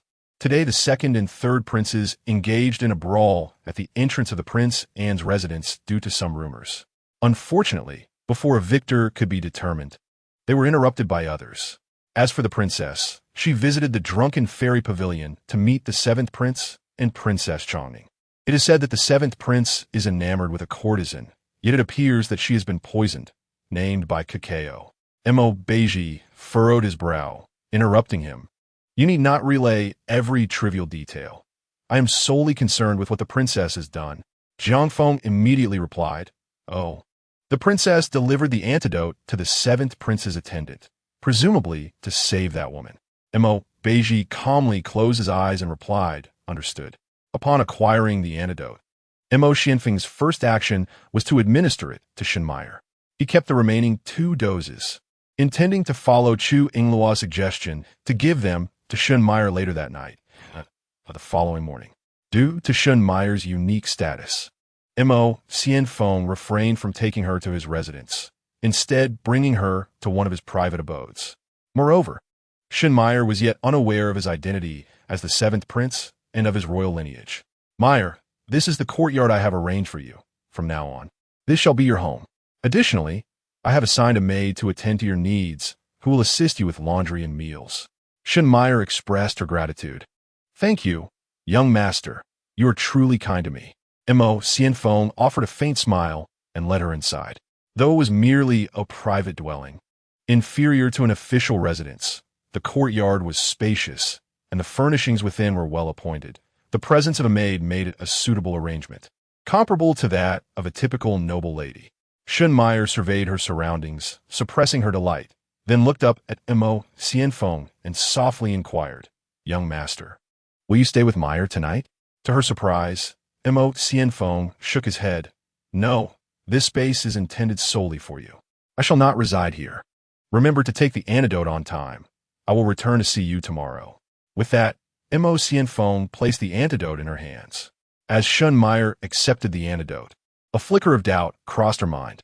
She believed that the young master's kindness, his efforts to redeem her and alleviate her poison, indicated his affection and that he wished to be with her. She could discern that he was of considerable standing, perhaps already married, yet she was willing to accept the role of a concubine. However, it seemed that he had no intention of sharing a bed with her. Could it be that he was concerned for her well-being due to her unresolved affliction? Contemplating this, Schemmeyer smiled gently. Very well, young master. In truth, even if you were to stay, there is no place for you to sleep here. I merely wish to see you one last time tonight, as this antidote may or may not work. Chapter 60. I feel as though I have seen you somewhere before. Mo Xianfeng reassured her. Do not worry. My fourth sister-in-law is exceptionally skilled in medicine. Since she entrusted the antidote to me, she will surely be able to cure your poison. Schemmeyer smiled sweetly in response. Then I shall rest easy. After ensuring that Schemmeyer was settled, Mo Xianfeng took his leave. Schemmeyer gazed upon the opulent yet cozy courtyard, reminiscent of their future home together. She explored the surroundings, her hands caressing various items, and her heart brimmed with joy while holding the antidote. Once her health was restored, she was determined to win over the young master, guaranteeing herself a life of wealth and luxury. From her years of experience, she discerned that this young master was generous, even if he concealed his identity. He was undoubtedly a person of significance. At the fourth prince's residence, Chu Yingluo tended to Mo Beizhi's wounds after the examination and application of medicine. Your Highness, you must remain in bed to recuperate for a while. The surgery has left you with considerable injuries that require time to heal. You should rest for at least half a month before you can use a wheelchair. Can you endure it? Mo Beizhi looked at her, stating, I can endure it. I have managed for 3 years. Half a month is nothing. However, he had never felt stifled before. Now, the absence of her presence made the days seem particularly dull and tedious, each moment stretching painfully. Compared to before, this was indeed a challenge, and he longed to see her at every opportunity. Noticing his unwavering gaze upon her, Chu Yingluo instinctively touched her face. Is there something on my face? Mo Beizhi chuckled softly. No, I merely thought you resembled someone I have seen before. Chu Yingluo was taken aback. Really? If he weren't so earnest, she might think he was attempting to woo her. After all, she had only recently traversed into this realm. How could he have seen her? However, it was conceivable that he had encountered the original owner of her identity. Mo Beizhi's eyes darkened with contemplation. He sensed a resemblance between Chu Yingluo and a little girl from his memories. When he was 12, he fought alongside his royal uncle at the border. On one perilous occasion, he had ventured into enemy territory and, while being pursued, a small girl suddenly appeared, diverting his pursuers. After escaping danger, he sought her out, but to no avail. He had traced his steps to a cliff, where he found a single shoe left behind. The girl might have fallen to her demise. This incident lingered in Mo Beizhi's mind, and he had sent people to search for her, yet she remained lost to him, leaving him in his current predicament. Though Chu Yingluo bore some resemblance to her, she had grown up in the general's household, making it impossible for her to be that little girl. After a long silence, he finally spoke. Perhaps I was mistaken. However, I have met General Chu on several occasions. It is possible I saw you when he had you by his side. Regrettably, he had not noticed her sooner. Otherwise, he might have developed feelings for her much earlier. Chu Yingluo raised an eyebrow. She had never been introduced to the prince by her father. In her memories, she had no recollection of Mo Beizhi. As for his claim of having seen her before, that referred to the original owner of her identity, not her. She tucked him in gently, saying, Your Highness, do not overthink it.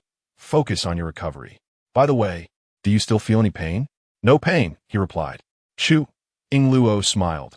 It seems the painkillers are quite effective. I shall prepare some nourishing bone broth for you.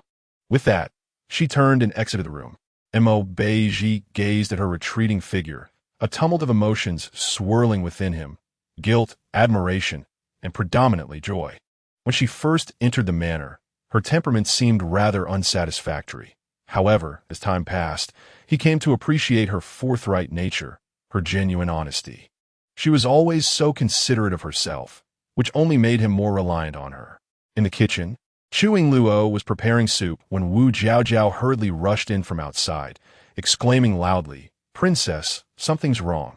On my way back, I encountered an elderly woman by the roadside who is gravely ill. Chu Yingluo lifted her head, inquiring, which elderly woman? Wu Jiaojiao scratched her head. I don't know her. But she looked quite pitiful. Princess, you possess medical knowledge. Could you perhaps assist her? Chu Yingluo furrowed her brow in contemplation for a moment before calling for Chuanhe. Chuanhe, keep an eye on the soup for me. I shall go and take a look. Chuanhe nodded eagerly. Of course, princess. Following Wu Jiaojiao outside the manor, Chu Yingluo asked, Where is she? Wu Jiaojiao pointed ahead. Just over there, princess, follow me. Chu Yingluo nodded and quickly followed her.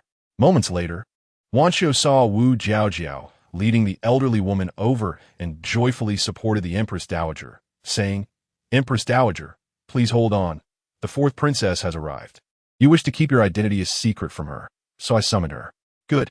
The Empress Dowager lifted her eyelids, catching only a blurred silhouette approaching. She had originally intended to return to the palace, but midway, her headache had struck. Wanqiu had thus brought her to the fourth prince's manor. At this moment, her head was throbbing intensely, and her vision was fading. As Chu Yingluo drew nearer, she recognized the two elderly women. Her memory was sharp, and she quickly identified them as the ones she had encountered on the street that day. What a surprise to see you, she exclaimed. Wanqiu mirrored her surprise. Little girl, is that you? Sister, your savior has arrived. The Empress Dowager, clutching her head, looked at Chu Yingluo and said, Little girl. Chu Yingluo took her into her arms and swiftly replied, Hold your words. I will administer acupuncture. The Empress Dowager nodded gently.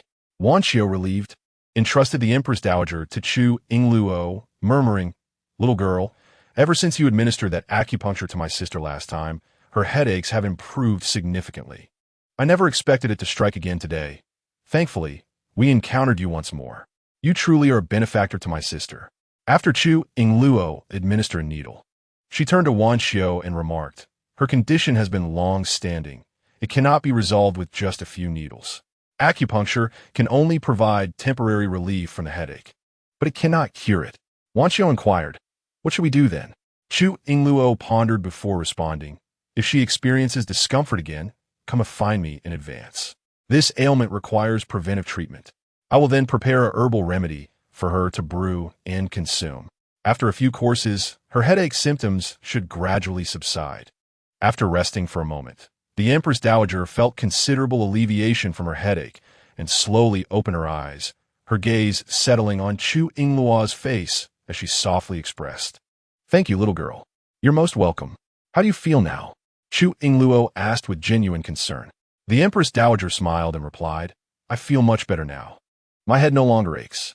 Please follow me. I shall prepare some medicine for the elder, instructed Chu Yingluo, rising from her seat.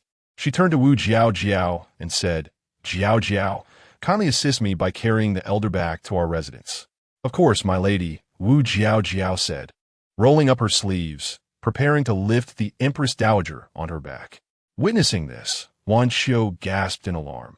After all, the Empress Dowager was of noble stature. She quickly intervened, saying, There is no need, young lady. I can manage. Yet, Wu Jiaojiao insisted on carrying the Empress Dowager, effortlessly hoisting her arms on her shoulders. Standing tall, with a hearty enthusiasm, It's nothing. I am quite strong. Back in the countryside, I could lift an entire cow. The elder is far lighter. Wanqiu's lips twitched. How could this girl compare the Empress Dowager to a cow? Such a display of disrespect. The Empress Dowager chuckled, her eyes signaling Wanqiu to disregard it, for ignorance is no sin. Wu Jiaojiao proceeded to carry the Empress Dowager towards the estate, with Chu Yingluo and Wanqiu closely following. Upon entering the fourth prince's residence, Wanqiu paused and turned to Chu Yingluo, saying, Oh dear lady, is this the prince's mansion? Are we allowed to enter? Indeed, though this is the prince's abode, my husband is merely an uncherished and ineffectual prince, and seldom is anyone here.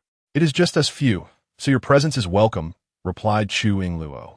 Adhering to the principle of maintaining appearances, Wanqiu curtsied in astonishment. I humbly greet the princess. Chu Yingluo extended her hand to help her rise. There is no need for such formalities. You are here for treatment. Simply regard me as your physician. Wanqiu responded with a smile. Very well. The princess is truly approachable. Once in the courtyard, Chu Yingluo instructed Wu Jiao to seat the Empress Dowager on a stone bench. Please rest here for a while. I shall prepare the herbal medicine. Jiao, pour some tea for the two ladies. The Empress Dowager promptly raised her hand in refusal. No, I am not thirsty. It is quite all right. The preparation will take some time, so do sit comfortably. Although our residence may be quiet, we do have tea available, Chu Yingluo assured. Upon hearing this, the Empress Dowager nodded with a smile, no longer declining. Wu Jiao hurried off to fetch the tea. Once they had left, the Empress Dowager turned to Wan Xiu and asked, "Is the fourth prince's residence always this desolate?" Bending slightly, Wan Xiu replied in a hushed tone, "Yes, your majesty. The servants have all fled. The fourth prince has been neglected, and life has been quite difficult. Since the princess arrived, however, we have gained a few more people, and things have improved." The Empress Dowager furrowed her brow deeply. This Chu Yingluo is quite capable. Indeed, it is a blessing for the fourth prince to have married her. A moment later, Chu Yingluo emerged from her chamber, having prepared the medicine. To her surprise, she found Wu Jiao engaged in a tussle with Wan Xiu, both grappling with fervor. Chu Yingluo's heart sank, and she hurried forward, anxiously inquiring, "What is happening?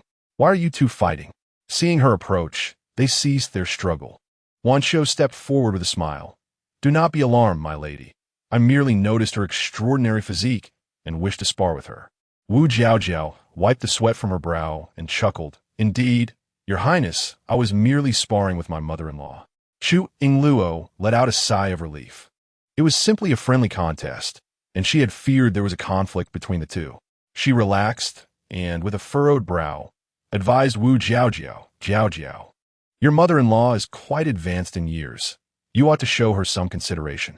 Wu Jiao lowered her head, feeling a bit ashamed. "Your Highness, I have embarrassed myself. I am indeed inadequate. Actually lost to my mother-in-law just now."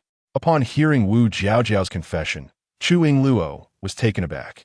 She had not anticipated that this seemingly unremarkable woman possessed such formidable martial skills. Wan Xiu, smiling, remarked, "It matters not. You are still young, and there is ample time ahead. With diligent practice, you will surely surpass me. An old woman like myself, half in the grave, cannot possibly compete with the vigor of youth." Chu Yingluo smiled faintly. "My dear mother-in-law, you are being too modest." The Empress gestured for Wan Xiu to come closer. "Wan Xiu, that will suffice. Do not bully the young lady." "Understood, sister," Wan Xiu replied with a smile as she approached. Chu Yingluo handed the prepared medicine to the Empress and said, "Mother-in-law, please take these herbs back and brew them daily. Once you have finished, come find me. Additionally, I notice your legs are not in good condition, so I added an herb for dispelling wind and dampness to the mix. Consuming them together will not cause any issues." "Ah, thank you," the Empress said with a smile, turning her gaze toward Wan Xiu. Wan Xiu then took out a small pouch and cheerfully said, "Young lady, this is just a small token of appreciation from my sister for your medicine." However, Chu Yingluo waved her hand in refusal. "There is no need for silver. I merely helped out of goodwill." Wan Xiu appeared somewhat surprised. "Young lady, you did not accept my silver last time. How can you refuse again? If this continues, we shall feel embarrassed to seek your assistance in the future." Chu Yingluo explained, "I understand your mother-in-law wishes to express her gratitude, but this is no great matter. After all, I reside in the palace and have means to earn silver. As for you, dear mother-in-law, with age and ailments, you will require funds for many things in the future, so I kindly ask you to keep your silver." After hearing Chu Yingluo's words, Wan Xiu's face displayed a hint of difficulty. At that moment, the Empress chuckled softly and said, "Since the young lady has expressed her wishes, let us not insist further." Acknowledging the Empress's words, Wan Xiu reluctantly put away the pouch. Soon after, the Empress removed a jade bracelet from her wrist and offered it to Chu Yingluo. "Young lady, since you refused the silver, you must accept this bracelet." But Chu Yingluo began to decline, but the Empress interjected, "This trinket is of little value. It is merely an ordinary jade bracelet. Do accept it. If you refuse again, my mother-in-law may truly not visit us anymore." Hearing this, Chu Yingluo hesitated momentarily. Since it was merely a trivial item, she decided to accept it, as it was a token of affection from the elder. She took the bracelet and placed it on her wrist, thanking her mother-in-law. Wan Xiu, witnessing this, was left speechless. The empress had actually given her most cherished bracelet to Chu Yingluo, a treasure of immeasurable worth, unique in the entire world. Chapter 62. A dispute. From the very first encounter, the empress exchanged a knowing glance with Wan Xiu, who promptly assisted her to her feet. Turning to Chu Yingluo, she remarked, "I apologize for the disturbance today. My sister is unwell, so we shall take our leave." Chu Yingluo nodded in response. "Indeed, take care, esteemed ladies. Do remember to return for more medicine once you have finished what you have." After seeing the two ladies off, Chu Yingluo returned to her chamber. Although Beizhi lay in bed, he could faintly hear the commotion outside. He turned to Chu Yingluo and inquired, "Who was it that just came?"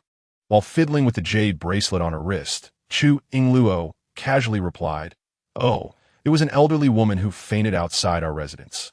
She was unwell and suffered from a headache, so I brought her in, administered a needle, and prepared some medicine for her to take home." As Beizhi listened to her explanation, his gaze inadvertently fell upon her wrist, and his brows furrowed slightly. "What is that on your wrist?" "This." Chu Yingluo smiled, extending her hand to show him the jade bracelet. "The elderly woman gifted it to me, since I did not accept any money. She offered me the bracelet she was wearing. Although it may not be of great value, I find it rather beautiful, don't you think?" Beizhi's eyes remained fixated on the bracelet as he took her hand to examine it closely. Upon noticing the intricate patterns on the piece, his expression shifted to one of surprise. This bracelet. Noticing his unusual demeanor, Chu Yingluo furrowed her brow and asked, "What is wrong with the bracelet?" Beizhi immediately recognized it as the empress's bracelet, a unique piece gifted to her by the late emperor on her birthday. It was said that the empress cherished it dearly, never parting with it for even a moment. Yet now, she had bestowed such a valuable item upon Chu Yingluo. Though he was uncertain of the empress's intentions, it was evident that she held Chu Yingluo in high regard. Regaining his composure, he replied calmly, "It is nothing. I too find the bracelet quite lovely. Since she has given it to you, cherish it well and do not misplace it." Chu Yingluo nodded with a smile. "I understand. Regardless of its current worth, such items will eventually become antiques after a millennium. She would never part with it lightly." The following day, Crown Prince Mo Lingxiao summoned Mo Jingyan and Mo Wenhuan, and the three convened at the Zue Xian building.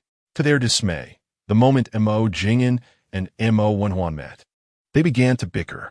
"Crown Prince, why did you summon him? Had I known he would be here, I would not have come," Mo Jingyan exclaimed. Mo Wenhuan scoffed, "I too have no desire to see you. The moment you appear, I feel as though the air is tainted." "You." Mo Jingyan raised his hand as though to strike. "Enough." Mo Lingxiao interjected coldly, interrupting the two. "Your disgraceful antics have reached the ears of father. If you provoke him, none of us will fare well. We are brothers. Why must you resort to such hostility at the first encounter? Let us sit and discuss the matter." With the crown prince's intervention, both men reluctantly settled down. Their gazes locked in a silent standoff before they grudgingly took their seats, separated by Mo Lingxiao. Mo Lingxiao surveyed the two from a distance and stated icily, "Since you are both here, clarify the situation. What exactly transpired?" Mo Jingyan sat sideways, too apathetic to spare a glance at Mo Wenhuan. "Third brother, I must warn you. The Empress's birthday is approaching. We had a solid plan in place. Are you truly intent on turning against me at this moment? I advise you to clarify the rumors surrounding me, and I shall overlook your transgressions." Mo Wenhuan scoffed, gritting his teeth as he retorted, "Clarify what? The entire capital knows I am incapable. Who am I to approach for clarification? How can I convince the citizens of the capital that I am vigorous and robust? A man of 7 encounters in a single night? If you expect me to rectify your reputation, you are sorely mistaken." Mo Jingyan inhaled deeply, suppressing the fury rising in his chest. "Isn't it simple? Spend a night with the most renowned courtesan in Shanlu, and with a bit of silver to grease the wheels. Within 3 days, the entire capital will know of your prowess." Mo Wenhuan's fists clenched in anger. He was acutely aware of the formidable Lu Xianxian ruling over his household. Yet Mo Jingyan had the audacity to suggest he seek out a courtesan, an outright humiliation. Keep your ludicrous ideas to yourself. You sit by the city wall daily, pretending to set an example. It won't be long before the entire capital knows you have no taste for excrement. Mo Wenhuan. Mo Jingyan slammed his hand on the table, rising to shout, "If you continue your nonsense, I swear I will beat you to a pulp. You think I fear you? If you have the guts, come at me. If I cannot defeat fourth brother, do you think I cannot handle you? Mo Wenhuan, you are truly incapable. And though you refuse to acknowledge it, your slander against me is sheer folly." Taken aback, Mo Wenhuan widened his eyes in indignation. "Oh, so you believe I am incapable as well? You are the one who is incapable." As their argument escalated, it seemed they were on the verge of a physical confrontation. Observing this, Mo Lingxiao slammed his hand on the table. "Enough. If anyone lays a hand on the other again, I shall throw them out for all to see what a disgrace you are." At his command, Mo Jingyan and Mo Wenhuan halted their scuffle, both craning their necks to gaze out the window, where the bustling crowd below at Zhe Xianlu was ever present. The crown prince had threatened to cast them out, and he could very well do it. The weight of the crown prince's bloodline once again compelled them to reluctantly release their grip. Mo Lingxiao then inquired, "You mentioned the empress's birthday. What plans do you have in mind?" Taking a deep breath, Mo Jingyan settled back down and addressed Mo Lingxiao. "Your Highness, the original plan between third brother and myself was to embarrass Chu Yingluo on the day of the empress's birthday, using the opportunity to deal with her and fourth brother. However, he shot an irate glare at Mo Wenhuan. But this wretched fellow, ever two-faced, turned around to slander me. Mo Wenhuan, unwilling to back down, countered, "You were the one who started the rumors. Since you have no honor, why should I feel bound by loyalty?" Mo Jingyan retorted angrily, "I have stated countless times, I did not spread those rumors. While I am aware of your shortcomings, I would not provoke you at such a critical juncture." Mo Wenhuan scoffed. Disbelief and disdain etched on his face. "If not you, then who else could it be? Of all the people I know, you're the most like a gossiping woman." Mo Lingxiao interjected coldly, "You intend to embarrass Chu Yingluo?" Mo Jingyan suppressed the words he longed to express, swallowing hard before saying, "Indeed, that girl dares to act so impudently towards me and even bullies my subordinates. I simply cannot tolerate this." Upon hearing this, Mo Lingxiao furrowed his brow tightly and then coldly admonished, "You must not lay a hand on Chu Yingluo." Mo Jingyan, perplexed, inquired why not. Chapter 63. Take care of yourself. Mo Jingyan and Mo Wenhuan leaned closer, their curiosity piqued as they awaited the explanation. Mo Lingxiao's gaze darkened slightly as he regarded the two with a predatory intensity. After a moment, he slowly articulated, "Because the crown princess's illness still requires her treatment. Chu Yingluo cannot come to any harm for the time being." Upon hearing this, Mo Jingyan and Mo Wenhuan returned to their seats, visibly disinterested. "So that's the reason," Mo Jingyan remarked with a faint smile, and then jested, "I thought you had taken a fancy to Chu Yingluo." Mo Lingxiao's expression darkened, and he glared at him ominously. Aware of the crown prince's temperament, Mo Jingyan instinctively touched his nose and said, "Your Highness, please do not take offense. I was merely jesting." Mo Lingxiao abruptly stood, glancing at the two before stating, "I shall take my leave now. You both take care of yourselves." With the crown prince departing so abruptly, the remaining duo was left in a state of dismay. Mo Jingyan pondered aloud. What could have prompted the crown prince to act so strangely today? We hardly said anything to provoke him.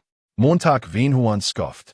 "I shall inform the crown prince that you were speaking ill of him behind his back. You scoundrel." At this, Mo Jingyan's eyes widened in indignation, and he bared his teeth as he shouted, "Mo Wenhuan, our matter is far from resolved. Do not involve the crown prince." As the conversation turned to their own disputes, they found themselves embroiled in yet another argument, one that seemed destined for an indefinite duration.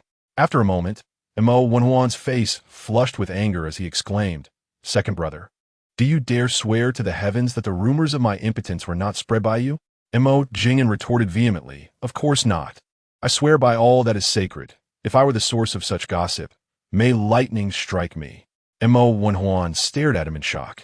Knowing Mo Jing'an to be a man who feared for his life, the gravity of his oath suggested that perhaps this matter was not his doing after all. However, if not you, then who could it be? Suddenly, a realization struck Mo Jing'an like a bolt. I know now, it must be Chu Yingluo. She is the one who revealed your secret to me. Mo Wenhuan's eyes widened in disbelief. Chu Yingluo? Mo Jing'an nodded vigorously. The day I visited the apothecary for Yukamiya, she was the one who mentioned your condition. While I was already aware of your predicament, I did not divulge it to anyone else. At that moment, besides my subordinates, there was no one else present. I know my people well. They would never dare to spread such rumors. So it must be Chu Yingluo. Mo Wenhuan ground his teeth in fury. So it was you, Chu Yingluo. Mo Jing'an looked at him tentatively and suggested, now that the misunderstanding has been cleared, should you not clarify matters on my behalf? Mo Wenhuan narrowed his eyes, suddenly displaying a keen intellect as he smirked. The truth of the matter has yet to be uncovered. I must first inquire of Chu Yingluo. Once the truth is revealed, we shall see. Mo Jing'an inwardly seethed at this foolishness, wishing he could shake sense into him. Would she ever admit to such a thing? Whom do you trust, me or her? Mo Wenhuan huffed. As for what is true and what is false, I shall determine that for myself. Mo Jing'an clenched his fist and inquired, are you no longer a part of the plans for the Empress's birthday? Mo Wenhuan frowned and replied, the Crown Prince has expressly forbidden us from taking action against Chu Yingluo. Do you dare to defy his wishes? Be cautious for your life. With that, Mo Wenhuan swept away, leaving Mo Jing'an seething with anger, glaring at him. That treacherous fool, he thought, was never worthy of collaboration. If collaboration was not on the table, then so be it. He had no desire to work with him anyway. However, a cold smile crept upon Mo Jing'an's face as he contemplated a strategy of using another's blade to strike. Meanwhile, Mo Wenhuan made his way to the fourth prince's residence to confront Chu Yingluo. She was in the courtyard feeding ducks. When she noticed Mo Wenhuan striding toward her with an imposing demeanor, she scattered some feed and turned to him, asking, what troubles you, third prince? Who has angered you this time? Suppressing his fury, Mo Wenhuan cleared his throat and spoke in a measured tone. I have come to inquire about something. Chu Yingluo replied nonchalantly, ask away. After careful consideration, Mo Wenhuan finally voiced, the rumors regarding my impotence have stirred the entire capital. Are you in any way connected to this matter? Chu Yingluo furrowed her brow, a sardonic smile gracing her lips. Do you suspect that I leaked it? Mo Wenhuan quickly shook his head, smiling cautiously. No, that is not my meaning. I merely wish to know if, at any moment, you inadvertently mentioned this to anyone. With a dismissive flick of her sleeve, Chu Yingluo coldly asserted, I did not. Mo Wenhuan was momentarily taken aback. Not her. If she was not the source, then who could it be? If it were indeed his second brother turning the tables, then Mo Jing'an was truly wicked. His intellect seemed insufficient to unravel this mystery. Just as he contemplated pressing further, his gaze fell upon the jade bracelet adorning Chu Yingluo's wrist, his eyes widening in shock as he fixated on it.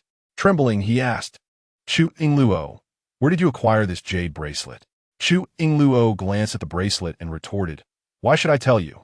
Mo Wenhuan lowered his head, urgency evident in his voice. I was wrong to question you earlier. Please, tell me, where did this bracelet come from?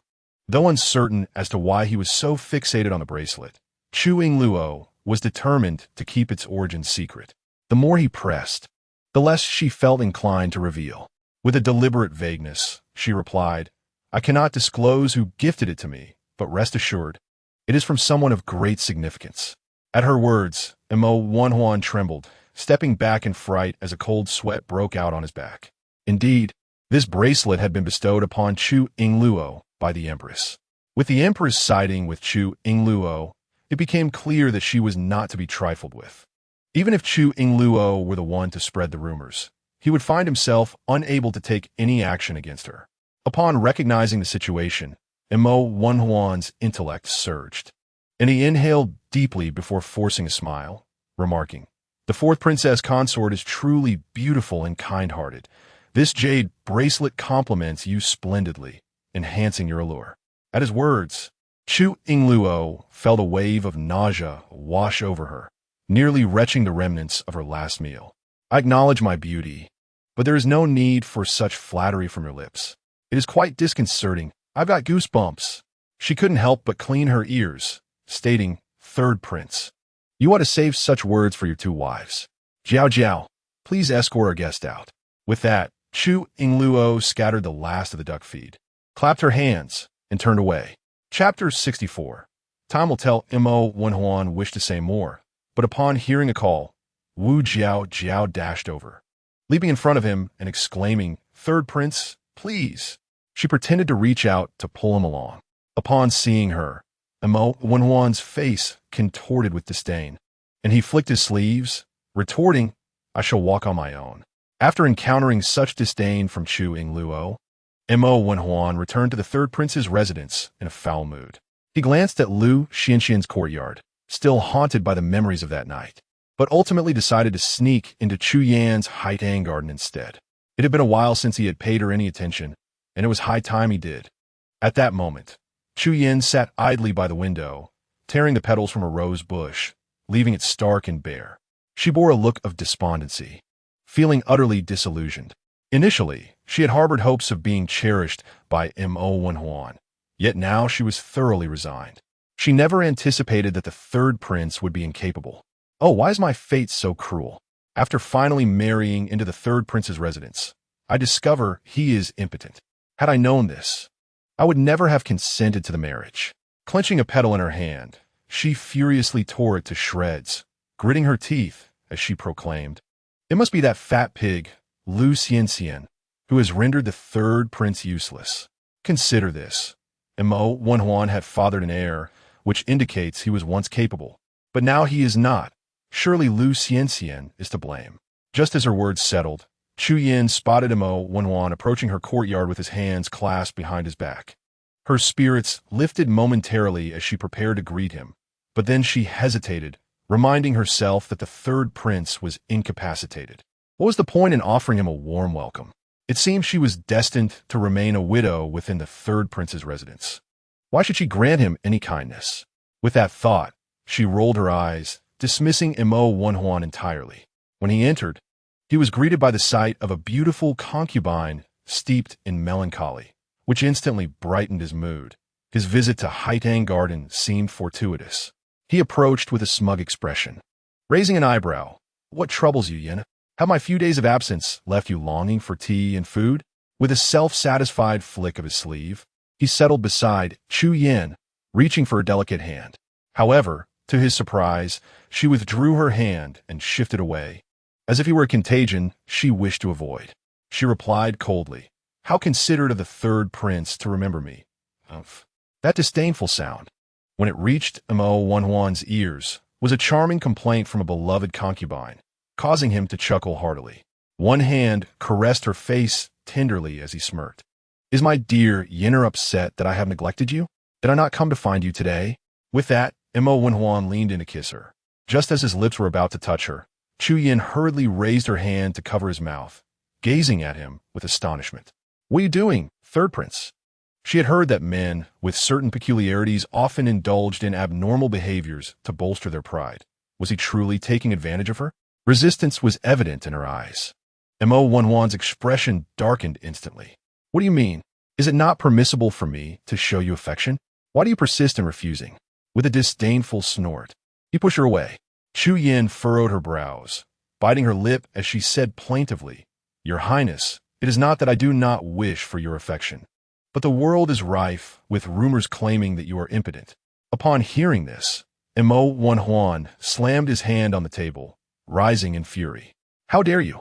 You are my wife. Do you truly believe those slanderous tales about me?" Chu Yin felt utterly wronged, tears brimming in her eyes as she lamented.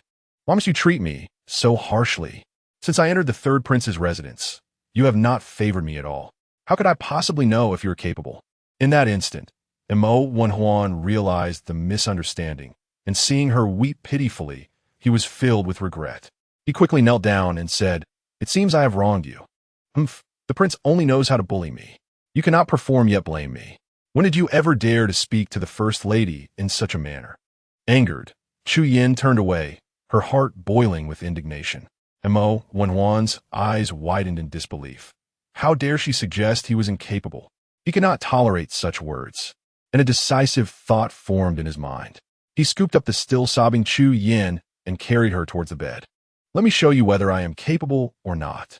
Startled by his sudden action, she exclaimed, Your Highness, you? And Mo Wenhuan, filled with confidence, squinted with satisfaction as he explained, Those rumors are mere fabrications. I am in perfect health, and today I will demonstrate my prowess to you.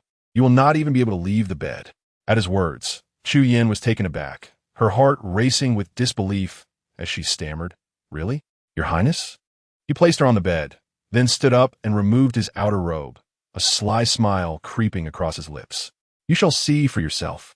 Chu Yin's heart raced with anticipation as she gazed at him eagerly. However, thoughts of the domineering Lu Xianxian filled her with trepidation.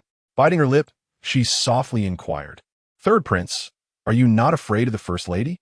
Mo Wenhuan snorted disdainfully. At the moment he resolved to reclaim his masculinity, Lu Xianxian was cast aside from his mind. With an air of arrogance, he lifted his chin and declared, Fear? Not in the least. Today, I shall indulge myself, and no one shall prevent me from cherishing you. Chu Yin felt a wave of relief wash over her, and a radiant smile graced her lips as she playfully wrapped her arm around Mo Wenhuan's neck, pulling him down closer while sweetly calling, Your Highness. The mere sound of her voice sent shivers through him, and he could no longer restrain himself, leaning in for a kiss. Just as Chu Yin was swept away by her emotions, believing she was about to embrace her femininity once more, Mo Wenhuan unexpectedly flipped over, lying still and motionless. Your Highness? Please get up and continue, Chu Yin urged, pushing against him. Yet, no matter how she called out, Mo Wenhuan remained unresponsive, like a lifeless fish, his body rigid and his gaze blankly fixed on the sky. Sensing something amiss, Chu Yin's eyes drifted downwards, and upon realizing the situation, her eyes widened in shock. As round as copper bells. Chapter 65. Those who commit injustice will bring about their own demise in the fourth prince's residence. Chu Yingluo was about to take a midday nap when a cacophony of voices erupted from outside, disturbing her peace. Fourth princess, please come out and see me. Third prince, you cannot enter. The princess is napping. Get out of my way. Mo Wenhuan forcefully pushed aside Wu Jiaojiao and rushed into the courtyard, determined to see Chu Yingluo, disregarding even Wu Jiaojiao's attempts to stop him. Concerned that the commotion might disturb Mo Beizhi, Chu Yingluo rose and opened the door. Upon seeing her, Mo Wenhuan appeared as if he had found a lifeline, hastening toward her with an anxious expression, exclaiming, Fourth princess, fourth princess. Chu Yingluo frowned in displeasure. Did I not just ask the third prince to leave? Why are you back? Mo Wenhuan shot a glance at the obstructive Wu Jiaojiao and commanded, You may leave. Wu Jiaojiao, after catching Chu Yingluo's approving nod, obediently exited. Once they were alone, Mo Wenhuan stepped closer, wiping the sweat from his brow. Fourth princess, please help me. I don't know what happened, but I am unable once again. Chu Yingluo maintained a calm demeanor, seemingly unfazed. With her arms crossed, she languidly replied, Third prince, this is a case of bringing misfortune upon oneself. I warned you to take it easy and not to be so reckless. Yes, Mo Wenhuan said, lowering his tone and clasping his hands in a gesture of supplication. It is entirely my fault. I should not have been so complacent. Fourth princess, please be magnanimous and do not hold it against me. What perplexes me is that you clearly stated my ailment had been cured, yet today it has recurred. Chu Yingluo lazily remarked, Third prince, you have always been deficient in vitality and need proper nourishment and care. I have long advised you to exercise moderation and to rest well at night. Otherwise, your old ailments will inevitably return. Mo Wenhuan furrowed his brow. What do you think would be an appropriate frequency for me? Chu Yingluo sighed and shook her head. Though you are still in your prime, your physical condition has already reached a critical point due to your deficiencies. In my opinion, once a month would be optimal. Critical point? Mo One Huan murmured to himself. At 40, one is not confused. At 50, one knows their destiny. He widened his eyes in disbelief. Are you saying my body is that of a 50-year-old? Chu Yingluo nodded affirmatively. Alas, alas, alas. Mo One Huan's face turned pale, and he nearly stumbled to the ground in shock. How could this be? I'm still young. How have I reached the fateful age? Suddenly struck by a thought, he pounded his chest in frustration, lamenting, I understand now. It is all Lu Xianxian's fault. Her insatiable demands and nightly entanglements have left me utterly drained. I have tried to exercise restraint these days, but he glared at Chu Yingluo, torn between anger and exasperation. Yet you have transformed her into an enchanting beauty, exacerbating my plight. I find myself increasingly unable to resist. Chu Yingluo merely curled her lip in response. Countering, I assisted the lady in her quest for weight loss at her request. I am merely a facilitator. Your inability to control yourself is your own dilemma. Mo One Huan gritted his teeth, feeling a wave of frustration wash over him. However, this was not the moment for assigning blame. He needed to find a remedy for his ailment. With a woeful expression, he implored Chu Yingluo. Chu Yingluo, you must possess a way to cure me, do you not? Chu Yingluo raised her chin, her demeanor icy. I regret to say I am powerless to assist. Jiao Jiao. Show him out. Please do not. Mo One Huan quickly interjected. Faced with her indifference, he felt compelled to kneel before her, his voice trembling as he sobbed. Chu Yingluo, I know you have the means. You are a divine healer. You cured my hidden ailment last time. Name your price. I shall pay whatever you ask. I beseech you, do not abandon me. As he spoke, Mo One Huan produced a banknote of 10,000 taels from his sleeve and presented it to Chu Yingluo. Here are 10,000 taels. If you can heal my condition, I shall provide even more. Chu Yingluo's eyes flickered, and she glanced at the note in his hand, her interest piqued. I did not expect you to be so generous today, Mo One Huan. You are willing to risk it all for your health. Yet do you think 10,000 taels suffices? She averted her gaze, letting out a disdainful laugh. A mere 10,000? For the weight loss I facilitated for the lady. She compensated me with a total of 40,000 taels. Compared to her, you, third prince, are rather miserly. Mo One Huan's eyes widened in disbelief. Lu Xianxian had provided such a sum? Gritting his teeth, he rummaged through his pockets and finally produced 3 more banknotes, determined to offer them all to Chu Yingluo. Here are 40,000 taels. Now, can you treat me? Chu Yingluo regarded the 40,000 taels with a look of derision. Seeing her reaction, Mo One Huan dug deeper into his pockets. But after a prolonged search, he found nothing else. His face fell in despair as he admitted, I truly have no more than 40,000 taels. Perhaps I can make up the difference when my salary arrives next month. Chu Yingluo, the illustrious third prince possesses only such a paltry sum? Who would believe that? Mo One Huan raised his hand to the heavens, swearing, I swear, I truly have nothing left. All my wealth has been entrusted to the lady, who manages it all. What I brought today is the entirety of my private savings. Please, consider my earnestness and agree to treat my ailment. With a raised brow, Chu Yingluo remarked, so, the third prince dares to hide his savings. I shall inform the first lady at once. As she spoke, she made a leave. This left Mo One Huan in a state of panic. He hurriedly caught up and stood in her path, pleading, please don't go, my dear aunt. Is it not enough that I call you my aunt? If you reveal this, I shall have to surrender the last 40,000 taels to her, and neither of us will benefit. With a sidelong glance, Chu Yingluo retorted, what of it? You are so impoverished that you possess only this meager sum, yet you expect me to treat your ailments? You would be better off summoning the first lady to negotiate with me. I am certain she would offer more. Fuming silently, Mo One Huan clenched his teeth. Thinking how avaricious Chu Yingluo was, her greed was insatiable, complaining even about 40,000 taels. Despite his indignation, he dared not confront her, should he provoke her ire. He would be left without any medical assistance. Taking a deep breath, he resignedly stated, very well, I shall return to discuss this with the First Lady and seek her financial support for my treatment. However, another thought struck him. If he divulged this matter to Lu Xianxian, would she truly provide the funds for his treatment? He knew her all too well. Since she had grown slender and beautiful, her demeanor towards him had soured further.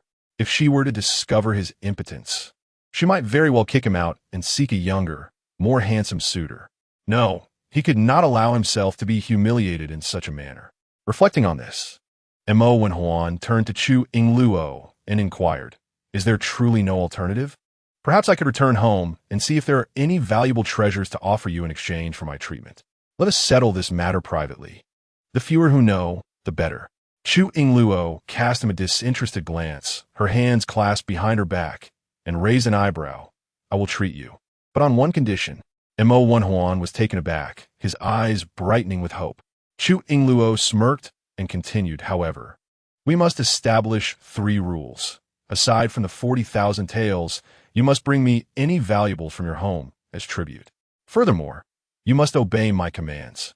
Whatever I ask of you, you shall do. Of course, I would never require anything as extreme as murder or arson, merely trivial tasks. If you disagree, then we shall not proceed." As he absorbed her uncompromising terms, Mo Wenhuan felt a pang of indignation, as if he were selling himself into servitude. Yet, compared to the humiliation of being unable to uphold his dignity and facing scorn from others, this minor sacrifice seemed trivial. This was about his face and honor. He was, after all, a prince. Even in destitution, he could not afford to lose his composure. After much deliberation, he clenched his fists and gritted his teeth, resolutely responding, "Very well." Chu Yingluo raised an eyebrow, a glimmer of triumph flashing in her eyes. Meanwhile, in Haidang courtyard, Chu Yin sat by the window, despondently tearing at a rose, weeping and cursing. "Curse you, Mo Wenhuan. Does he only find joy in Chu Yingluo? What infuriates me is that the 3rd prince, despite his impotence, ran straight to the 4th prince's residence to seek her out. Does he not consider my feelings at all?" Upon witnessing the young servant of the 3rd prince scurrying away with a precious porcelain vase towards the 4th prince's residence, Chu Yin, filled with indignation, cast aside the bouquet of roses she held and overturned the vase in a fit of rage. How utterly unjust! The 3rd prince is impotent. Must she then endure a lifetime of mourning at the 3rd prince's manor? Raising her gaze to the red apricot tree in the courtyard, a surge of resentment bubbled within her, and she clenched her teeth defiantly. "This cannot continue. I shall not resign myself to such a fate." As the number of valuable porcelain artifacts in the room increased, Mo Beizhi widened his eyes in mild astonishment. After a moment of contemplation, he turned to Chu Yingluo and cautioned, "Luer, the 3rd prince's temperament is notoriously capricious. It would be prudent to exercise caution, for he may demand all these possessions back one day." Chu Yingluo smiled slyly, unfazed by his concern. "Rest assured, Your Highness. Word from someone like the 3rd prince can only be half-trusted. My aim in securing his promises is merely to ensure we can utilize him in the future. Our 4th prince's manor holds neither power nor influence. We may yet find his assistance invaluable. As for these prized possessions, once they are in my possession, they shall rightfully belong to me, and he will not reclaim them. Once I store them away, the 3rd prince will not even know where to look." Mo Beizhi was momentarily taken aback, his gaze on Chu Yingluo filled with complexity. After a pause, he inquired, "Luer, are you doing all this for my sake?" Turning to face him, Chu Yingluo blinked innocently. "Why do you say that, Your Highness?" Mo Beizhi averted his gaze and spoke slowly. "Our 4th prince's manor lacks power and influence. Even if I were to rise, we would still face insurmountable challenges. Thus, we must possess not only wealth but also authority to navigate the royal court in the future." Chu Yingluo continued his train of thought, "But the 3rd prince holds little authority in court. At best, he is a mere figurehead. If we seek true power, we must turn to the 2nd prince and the crown prince, and using the 3rd prince as a pawn against them would be most advantageous." With a cunning smile, she added, "It seems we are of one mind, Your Highness. As we are now family, our interests align. My planning for you is also for my own benefit. Am I not correct?" Mo Beizhi elevated his gaze, his eyes fixed intently upon her youthful visage, a peculiar light shimmering within them. After a lengthy silence, he murmured, "Whatever Luer says is indeed correct." He smiled, a sense of contentment washing over him. In his heart, he mused, with a wife like this, what more could one desire? This life is sufficient, devoid of regrets. While organizing the exquisite porcelain, Chu Yingluo noticed a vase adorned with a ribbon and casually removed it. Turning her eyes playfully, she exclaimed, "The queen's birthday is approaching. This ribbon would be perfect for her gift." Observing the mischievous grin on her lips, Beizhi discerned that she had concocted yet another scheme. However, this was of little consequence. Suddenly, his expression shifted and he said, "Luer, Jiangfeng has gathered intelligence indicating that the second prince has acquired several Western women skilled in poison-making. I have a foreboding sense that something untoward may occur during the queen's birthday celebration. Please be cautious." Poison-making? Upon hearing this, Chu Yingluo's eyes suddenly sparkled with excitement. She flicked the red string in her hand and smiled. It would be delightful if something were to happen. Otherwise, this banquet would hold little interest. She was indeed curious to see what poison that Western woman could concoct. Who could possibly surpass her in the art of poison-making? The second prince better take action. She hoped not to be disappointed. Chapter 67. Attending the Empress's longevity banquet a few days later on the day of Empress Li's birthday. The palace specially sent someone to the fourth prince's residence to escort Chu Yingluo to the palace for the Empress's grand banquet.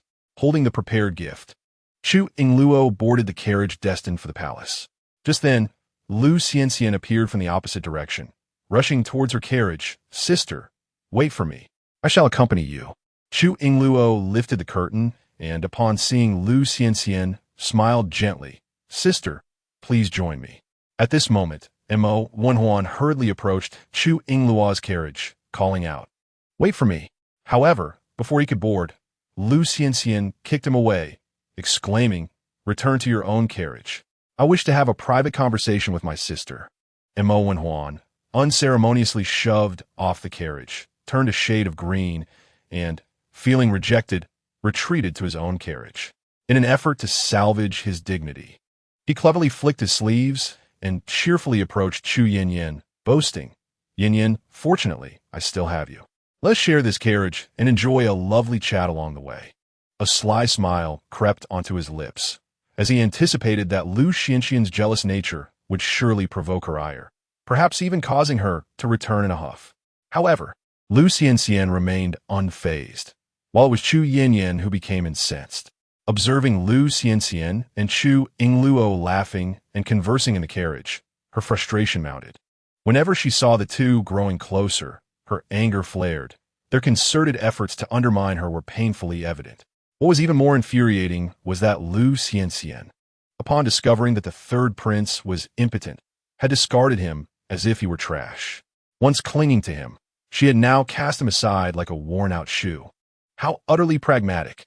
Casting a disdainful glance at the feeble Mo Wenhuan, Chu Yinyin feigned a smile as she linked her arm with his, pretending to be considerate. "Very well. Prince, let us share this carriage," allowing the first lady to keep the fourth princess company. With a cursory glance at Chu Yingluo, she remarked with a haughty scoff, "The fourth princess is indeed pitiable, attending a royal banquet all alone, unlike us who are paired off. Alas, it is all the fourth prince's fault for being bedridden. It is hardly different from being a widow." Meanwhile, Chu Yingluo remained silent, but Lu Xianxian shot a piercing glare at Chu Yinyin, retorting, "What business is it of yours to speak of the fourth princess? How does a mere concubine like you have the audacity to comment? It is a privilege for you to even attend the Empress's birthday banquet. If I hear another word disparaging my sister, you shall remain at the fourth prince's residence and go nowhere." Chu Yinyin's eyes widened in indignation, her chest heaving in fury. How dare Lu Xianxian leap to defend Chu Yingluo? Turning to Mo Wenhuan, she protested, "Prince, I am not some mere concubine."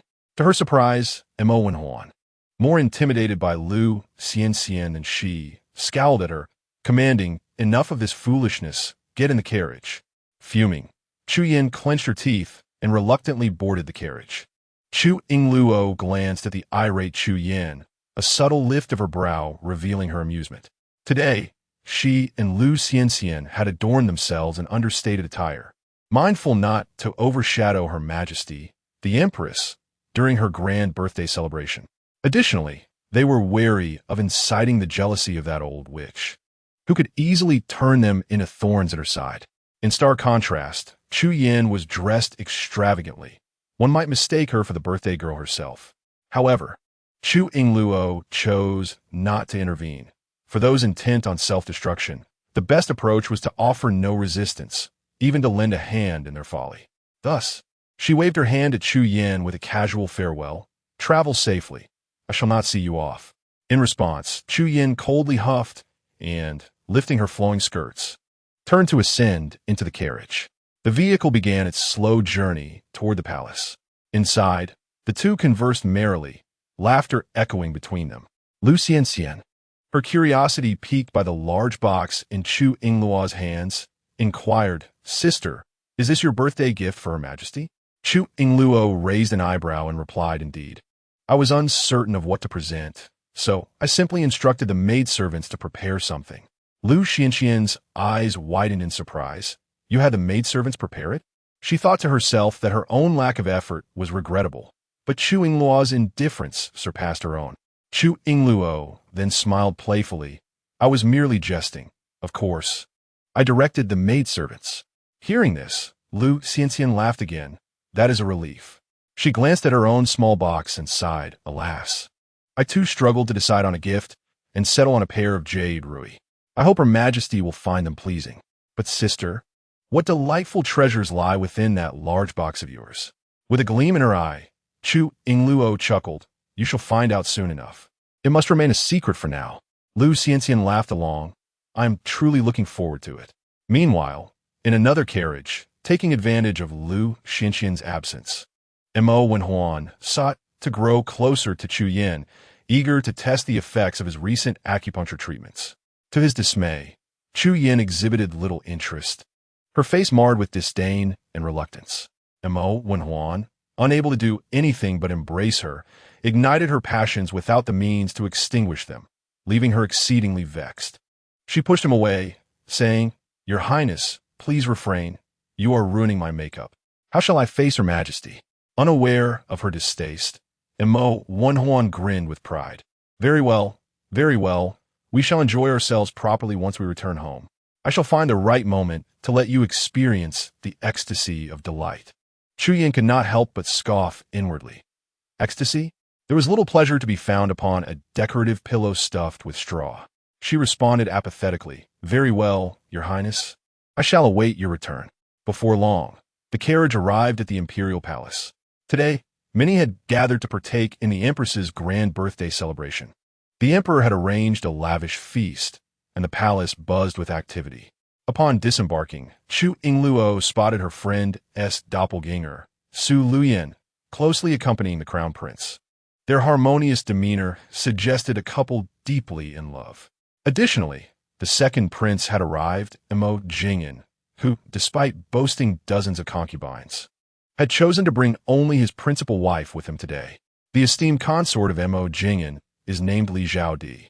While her name may be rather commonplace, her appearance leaves much to be desired, even less appealing than the charming ladies within the second prince's residence.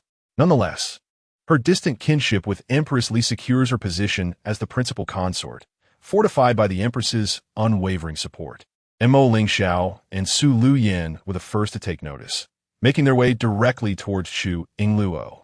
Just as she was about to depart with Lu Xianxian, Su Luyan called out to her, "Fourth prince's consort." Chu Yingluo paused, casually inquiring, "Crown Princess, how is your health faring?" Chapter 68. Aligning alliances. Su Luyan was momentarily taken aback, approaching her softly. "Fourth prince's consort, I've been meaning to express my gratitude. Thanks to your medicinal formula, my recovery has been remarkably swift. Although I still experience some coughing, it has improved significantly.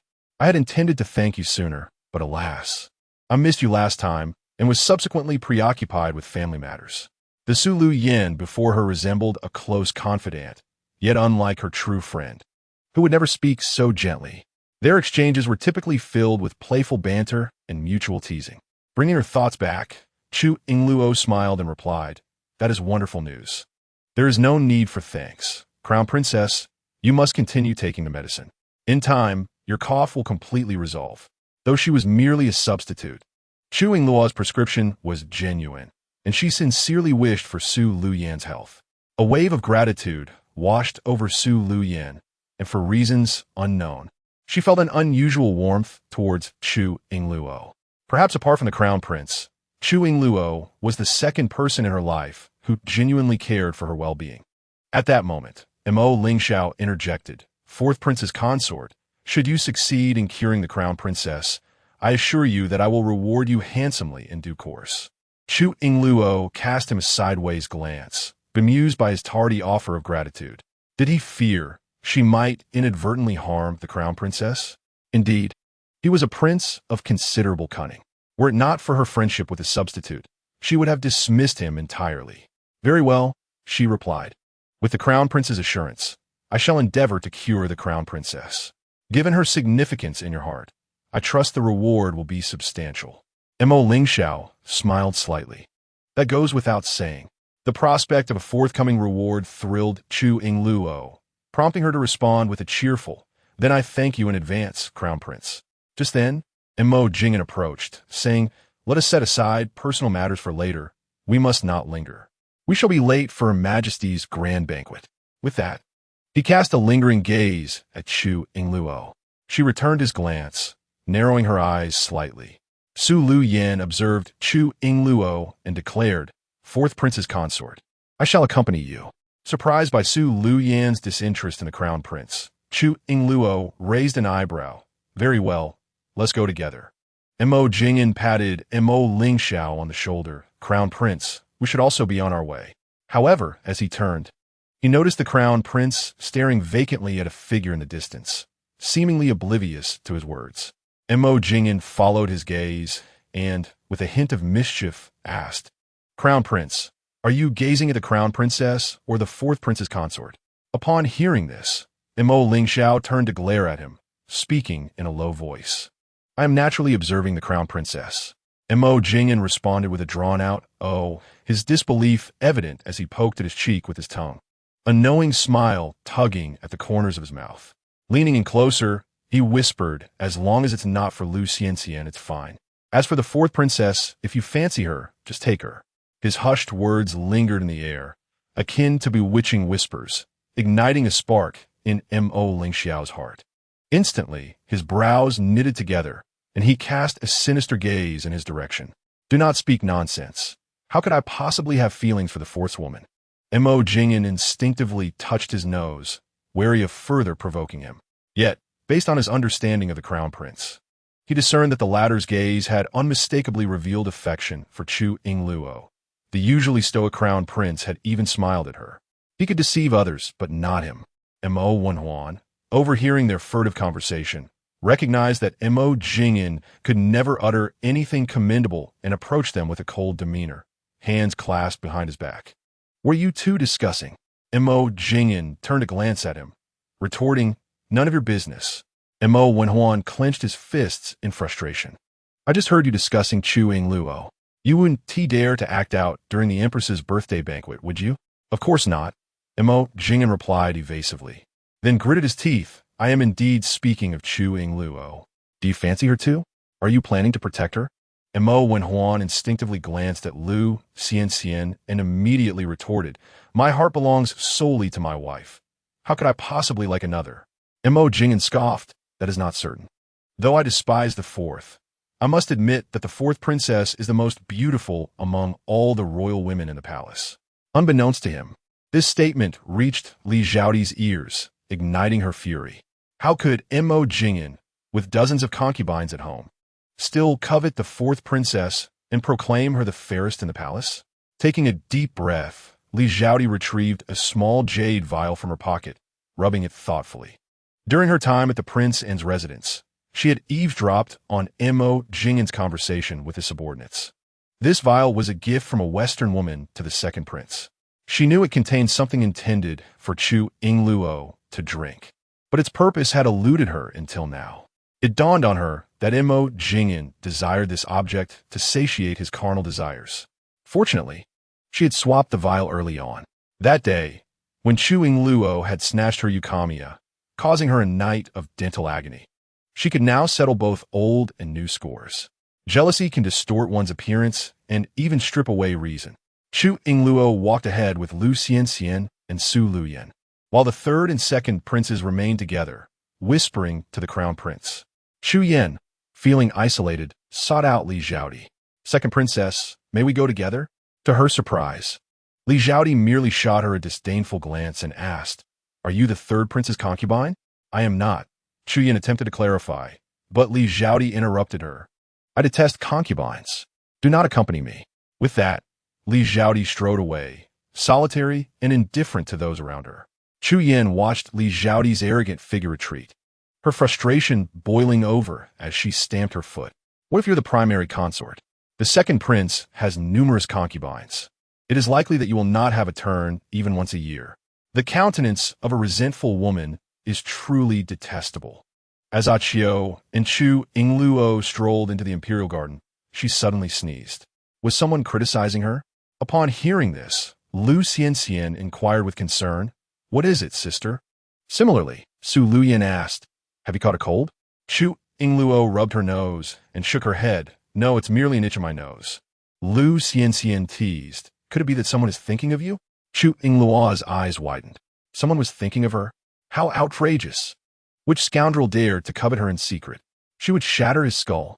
Upon hearing this, Lu Xianxian paused for a moment before laughing. "Sister is truly amusing. It must be the fourth prince who is thinking of you. Or could it be anyone else?" Chu Yingluo touched her nose, her dark eyes darting.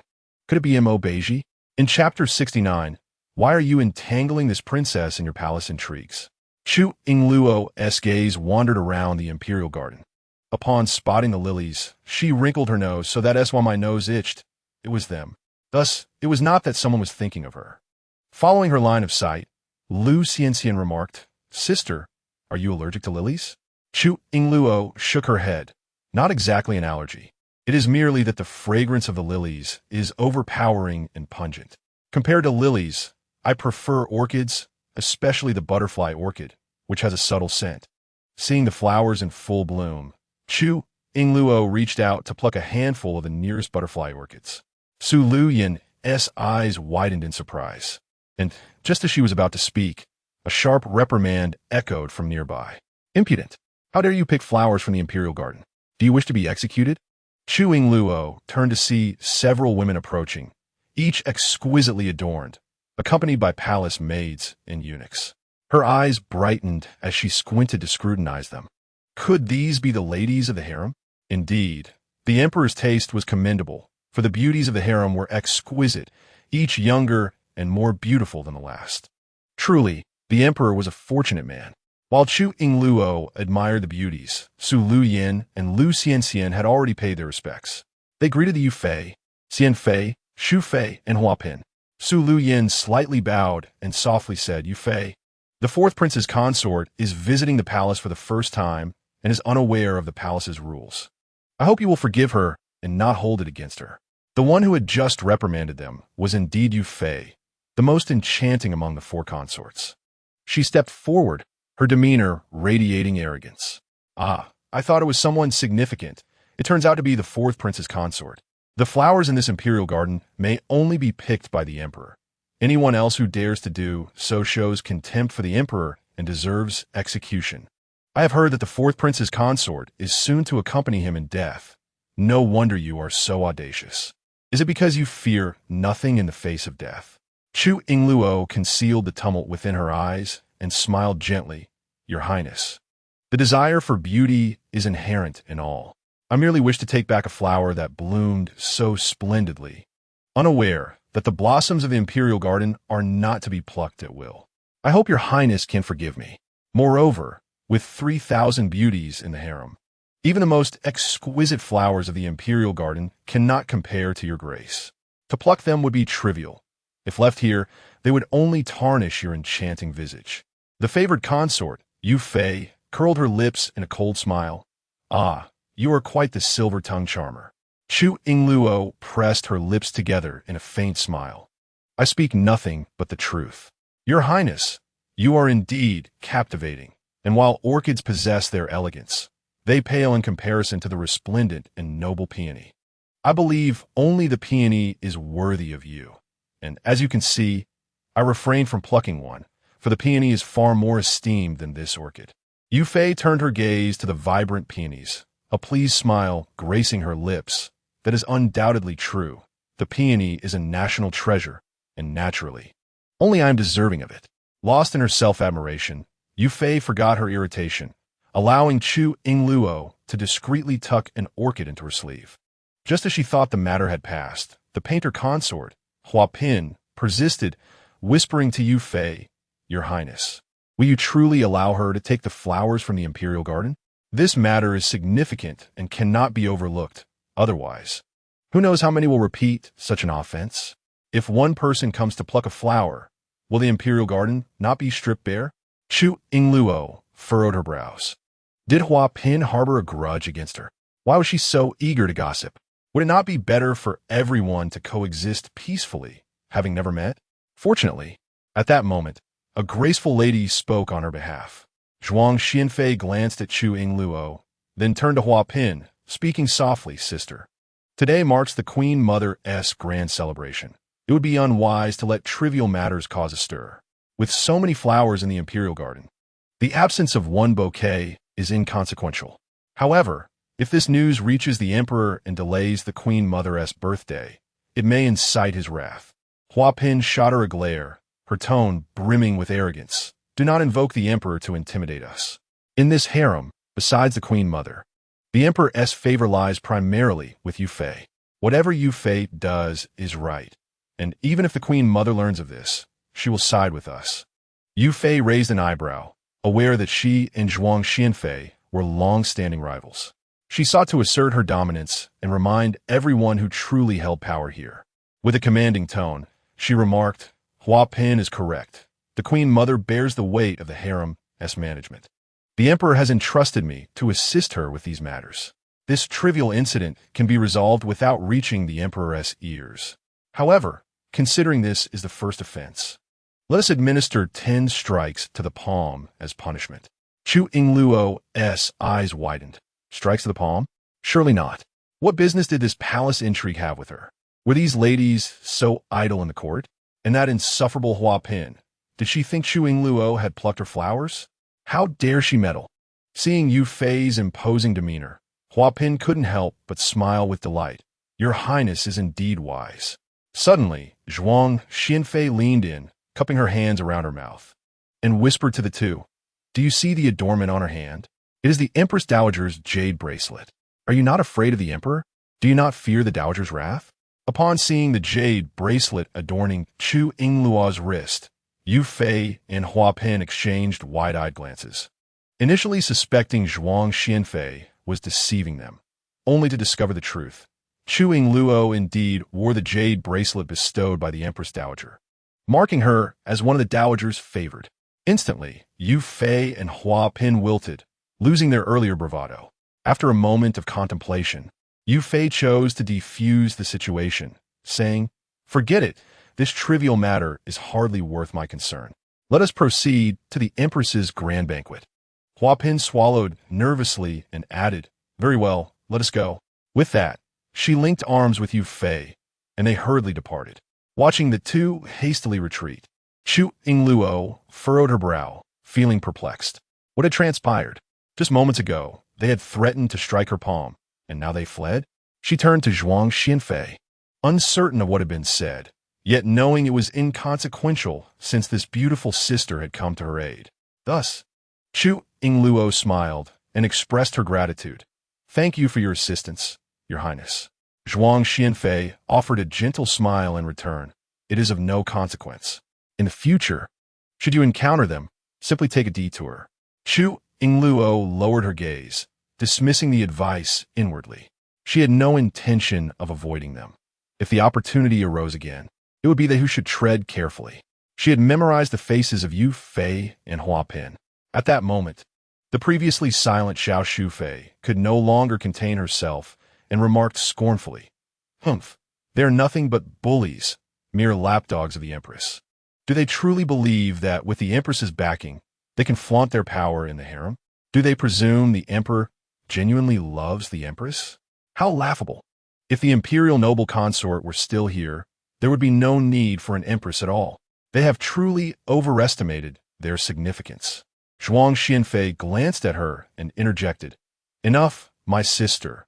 Lower your voice. We must not attract unwanted attention." Xiao Shufei retorted with disdain, "What is there to fear?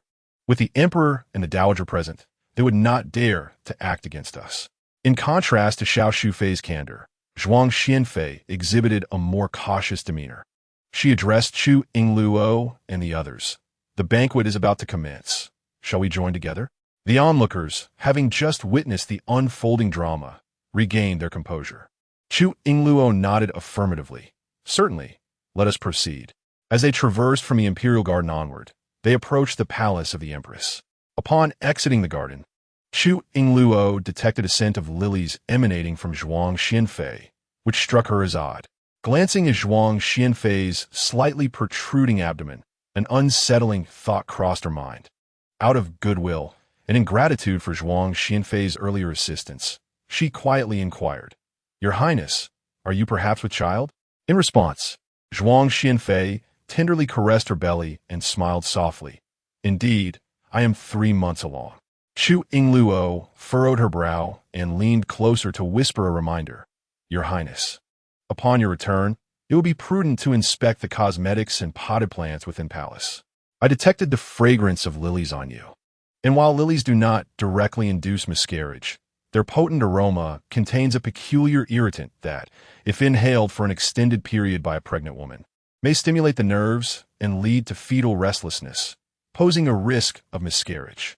Zhuang Xianfei's eyes widened in shock at Chu Yingluo's words. A chill coursing through her as she recalled the box of fragrant powder she had used that day. Her palms began to sweat at the thought. Indeed, yesterday, Ru Fei had gifted her a box of scented powder, claiming it was a special offering from the Empress for the occasion of her birthday, and she had accepted it without hesitation. The aroma was strong, and if what you say is true, Xiao Shufei covered her mouth in disbelief. "Goodness, how malicious they are to wish harm upon the heir within your womb." "Sister, what shall we do now?" Chu Yingluo comforted her. "Do not worry, Your Highness, for the situation is not dire at present. If the fragrance becomes overwhelming at the banquet, you may excuse yourself on the grounds of feeling unwell and leave early. Upon your return, it is imperative that the scented powder be discarded." Zhuang Xianfei nodded, still feeling uneasy. "I understand." However, Xiao Shufei was seething with anger. Unable to contain herself, "Sister, you must inform His Majesty at the banquet and seek his intervention." Zhuang Xianfei furrowed her brow. Responding thoughtfully, a mere box of scented powder may not suffice to take action against them. Moreover, the Empress has bestowed this upon all, not solely upon me, and I could easily claim ignorance.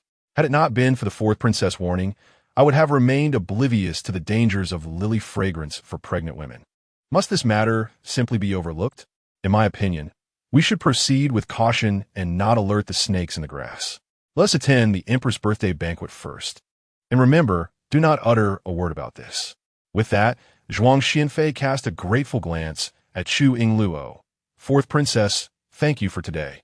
Chu Yingluo smiled slightly. "You are welcome." As they spoke, the group arrived at the banquet. The event was grand and solemn, with elaborate etiquette in place. The Emperor's golden dragon banquet table was flanked by head tables, with the Empress, concubines, and princes seated according to rank and status, waiting for the Emperor to take his seat before others could follow. Chu Yingluo found herself seated at the far end of the western banquet table, alone due to the absence of the 4th prince. Suddenly, Princess Chongning rushed over and nestled herself beside her, followed closely by the 7th prince, Mo Xianfeng. The atmosphere brightened instantly. Princess Chongning beamed upon seeing Chu Yingluo. Her cheeks flushed. "4th sister-in-law, I knew you would come. I only attended this dreary banquet because I knew you were here. Otherwise, I would have never come." Raising an eyebrow, Chu Yingluo replied, "How could one miss the Empress' grand birthday celebration?" Princess Chongning nodded, munching on a piece of almond cake. Of course, with the Empress Dowager advocating for me, I could easily choose not to attend. Look, even the Empress Dowager couldn't be bothered to come. Chu Yingluo surveyed the surroundings, and indeed did not see the Empress Dowager's figure. Only the Empress Dowager would dare to disregard the queen. Her gaze then fell upon the Emperor and Empress Li. The Emperor, adorned in his dragon robe, appeared dignified, while Empress Li exuded an air of grace and maternal authority, embodying the essence of a mother to the nation. However, despite her impeccable facade, her deliberate demeanor betrayed her arrogance and selfishness, as if she regarded no one with respect. As the banquet commenced, all attendees presented their birthday gifts to the queen, which included an array of gold, silver, jewels, and jade. Empress Li beamed with delight upon receiving items she favored.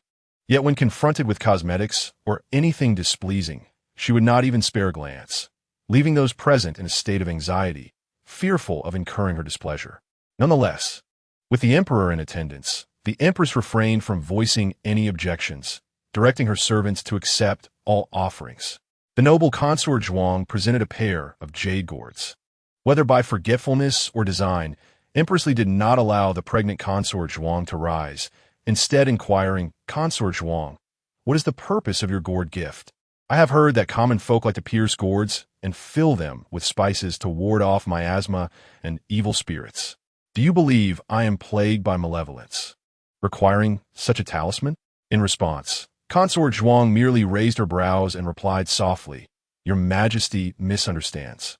The gourd, pronounced similarly to Fuin Lu, symbolizes good fortune and longevity, signifying blessings and auspiciousness. Additionally, I have personally inscribed the Heart Sutra upon the gourd, hoping it brings you divine favor." Empress Li cast a dismissive glance, feigning appreciation. "Consort Zhuang, you are thoughtful." At that moment, the emperor's gaze settled on Consort Zhuang's hand, narrowing his eyes in concern. "Consort, what has happened to your finger?" Upon hearing this, Consort Zhuang instinctively withdrew her hand before responding, "Your Majesty, it is nothing of concern. It is merely my clumsiness while engraving the Heart Sutra that led to this minor injury." The emperor furrowed his brow. "You are indeed considerate, consort. It is rare to see such dedication for the queen's birthday, but you must prioritize your health. Do not strain yourself over trifles. You are with child. Please rise and speak." "Trifle?" Empress Li's expression soured at his words. Her birthday was a singular event each year, a matter of great significance. How could the emperor dismiss it so lightly? Consequently, her gaze toward Consort Zhuang grew increasingly irritable. Once Consort Zhuang stood, she expressed her gratitude. "Thank you for your kindness. Your Majesty, I have been quite fatigued due to my pregnancy and feel unwell. I wish to return and rest." The emperor promptly replied, "If you are unwell, do return to your chambers. Attendants, escort the consort back to the palace and summon the physician to attend to her injury." "Yes, Your Majesty." Consort Zhuang bowed to both the emperor and the queen before departing. As she left, she discreetly glanced at Chu Yingluo, a subtle smile gracing her lips. Seeing Consort Zhuang's departure, Chu Yingluo sighed in relief, realizing that remaining might invite unforeseen complications. Soon, it was her turn to present gifts. Chu Yingluo picked up her box and approached the emperor and empress. Empress Li gazed at Chu Yingluo, her eyes widening slightly. For while others presented small boxes or ornamental trinkets, only Chu Yingluo held a grand, meticulously wrapped parcel, leaving one to wonder what treasures lay within. Chu Yingluo bowed respectfully, addressing the emperor and the empress.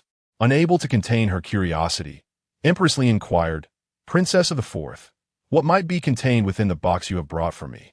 With a playful smile, Chu Yingluo replied, "Today marks your Majesty's birthday. It is only fitting that you unveil to surprise yourself." She then handed the box to a eunuch, who gingerly cradled it as he made his way to the empress. The emperor, unable to suppress his intrigue, leaned closer, urging, "Open it for my eyes to behold." Empress Li furrowed her brow and commanded the eunuch beside her, "Hasten, open it." The eunuch complied, carefully unveiling the gift. As Empress Li leaned in, her eyes widened in horror upon discerning the contents, and she let out a piercing scream. collapsing into the emperor's embrace. The chief eunuch quickly shouted, "Protect the emperor, quickly!" Panic ensued among the assembly, and the palace guards unsheathed their swords, apprehensive about what had startled the empress so. Chu Yingluo stood in a state of confusion, bewildered by the commotion. The emperor, gathering his courage, stole a glance and was momentarily taken aback, his furrowed brow slowly easing. "Wait!" The guards, who had drawn their swords, retreated. Empress Li turned her head, still irate, and shouted, "You audacious Chu Yingluo, what is your intent in presenting such a frightful gift at my birthday celebration?" Chu Yingluo blinked innocently, bewildered by the accusation. How could this empress be jesting? In all sincerity, she had reluctantly parted with a delightful duck from her household to present it to Empress Li, not intending to frighten her at all. Indeed, the box contained a charming plump duck, adorned with a lovely bow around its neck, appearing utterly adorable. Though the emperor was not frightened, his brow knit tightly as he consoled the empress. He turned to Chu Yingluo, speaking sternly. "Chu Yingluo, the empress has always harbored a fear of poultry, such as chickens and ducks. To present a duck as a birthday gift is indeed a malicious act on your part." Still in disbelief, Chu Yingluo came to understand the emperor's words. It appeared that Empress Li was afraid of ducks, a rarity indeed. Some individuals naturally harbor a fear of feathered creatures, known as ornithophobia, while fear of chickens and ducks is classified as poultryphobia. Beside them, Mo Jingyan's eyes widened in astonishment upon hearing this revelation. He had not anticipated that even before he could act, Chu Yingluo had already provoked the emperor's ire. Such delightful mischief was unexpected. With a sense of glee, he raised a cup of wine and settled in to enjoy the unfolding drama. Seizing the moment, Li Zhaodi discreetly retrieved a small jade vial from her pocket, casting a furtive glance toward Chu Yingluo's cup, her eyes gleaming with malice. Princess Chongming could not help but laugh, exclaiming, "Ha ha ha, the empress is actually afraid of ducks." Mo Xianfeng swiftly covered her mouth, lowering his voice to say, "Shu, donotist." It is common knowledge that the empress harbors a fear of chickens and ducks, thus wherever Her Majesty is present, such dishes are absent. We should rather concern ourselves with the fourth prince's wife. The empress herself might not take kindly to her. After pondering for a moment, Chu Yingluo said, "Your Majesty, I beseech your forgiveness. I was unaware of the empress's fear of ducks. I apologize for disturbing Her Majesty. However, my offering of ducks stems from unavoidable circumstances." Empress Li's face turned ashen, trembling from her fear. "What possible justification could you have? You are intentionally trying to frighten me and deserve punishment." The emperor, however, appeared perplexed and curiously inquired, "Chu Yingluo, what reason could you possibly have that is beyond your control?" Chu Yingluo lowered her head, letting out a soft sigh before responding. "Your Majesty, I wish to present the empress with treasures of gold, silver, and precious gems, just like others do. Alas, the fourth prince's residence is impoverished. The Ministry of Revenue has halted the prince's stipend, and he has been bedridden for so long. The fourth prince's household is utterly destitute, and aside from ducks, we have nothing of worth to offer." With a pitiful expression, Chu Yingluo raised her gaze to Empress Li and continued, "Do you know the origin of these ducks, Your Majesty?" Empress Li's demeanor was stern. "From where did they come?" With a smile tinged with tears, Chu Yingluo replied, "Your Majesty, your kind heart bestowed me with 100 taels of silver last time, which I have utilized until now. The ducks were purchased with the silver you graciously provided. They have since grown plump, and I have always held gratitude in my heart for you. Thus, on this day of your birthday, I specially brought them to pay my respects, only to discover that you do not favor them." As she spoke, Chu Yingluo let out a few sobs, her voice trembling with emotion. Upon hearing this, Empress Li found herself at a loss for words. The emperor, too, fell silent, his expression complex. "You mentioned that the Ministry of Revenue has seized the fourth prince's funds. When did this occur?" At this, Mo Jingyan, who had been enjoying the spectacle, suddenly felt a jolt of anxiety, his smile freezing in place. Chu Yingluo continued, "I heard from the maids in the residence that the fourth prince has not received any funds from the ministry for many years, relying solely on rice soup to survive." The emperor's countenance shifted slightly. Although he had issued an edict to depose the fourth prince, he had never permitted the ministry to treat him harshly. The stipend had been issued annually. Where had the money gone? Empress Li sensed the gravity of the situation and was about to admonish Chu Yingluo when the emperor interjected. I was unaware of this matter. Chu Yingluo, I will send someone to investigate thoroughly. If this is indeed the case, I shall provide an explanation to the fourth prince's residence. Chu Yingluo wiped away the non-existent tears and gratefully replied, Thank you, Your Majesty. Upon hearing that the emperor would investigate the ministry's affairs, Mo Jingyan became increasingly anxious, his legs trembling uncontrollably. Why they brought up the issue of the fourth prince's stipend? If this matter were to be exposed, it would spell disaster. He cast a glance at Chu Yingluo, noticing the smile on her face, and clenched his fists tightly, cursing under his breath. It was evident that she had done this on purpose. The emperor glanced at the vacant seat beside Chu Yingluo, which originally belonged to Beizhi, and a barely noticeable frown creased his brow. After a moment, he spoke slowly. Chu Yingluo, your act of sending ducks today is indeed understandable. I shall not pursue the matter further. The empress is kind-hearted, so let us consider this incident closed. Upon hearing this, Empress Li silently ground her teeth in frustration, astonished that Chu Yingluo's words had swayed the emperor's decision. She had underestimated her. Yet, with the emperor having spoken, what could she say? With her anger simmering without an outlet, she forced a smile and replied, Your Majesty is correct. Since Chu Yingluo's actions are excusable, we shall let it be. Furthermore, my previous assistance to the fourth prince's residence was not intended to conceal anything from Your Majesty. It was merely.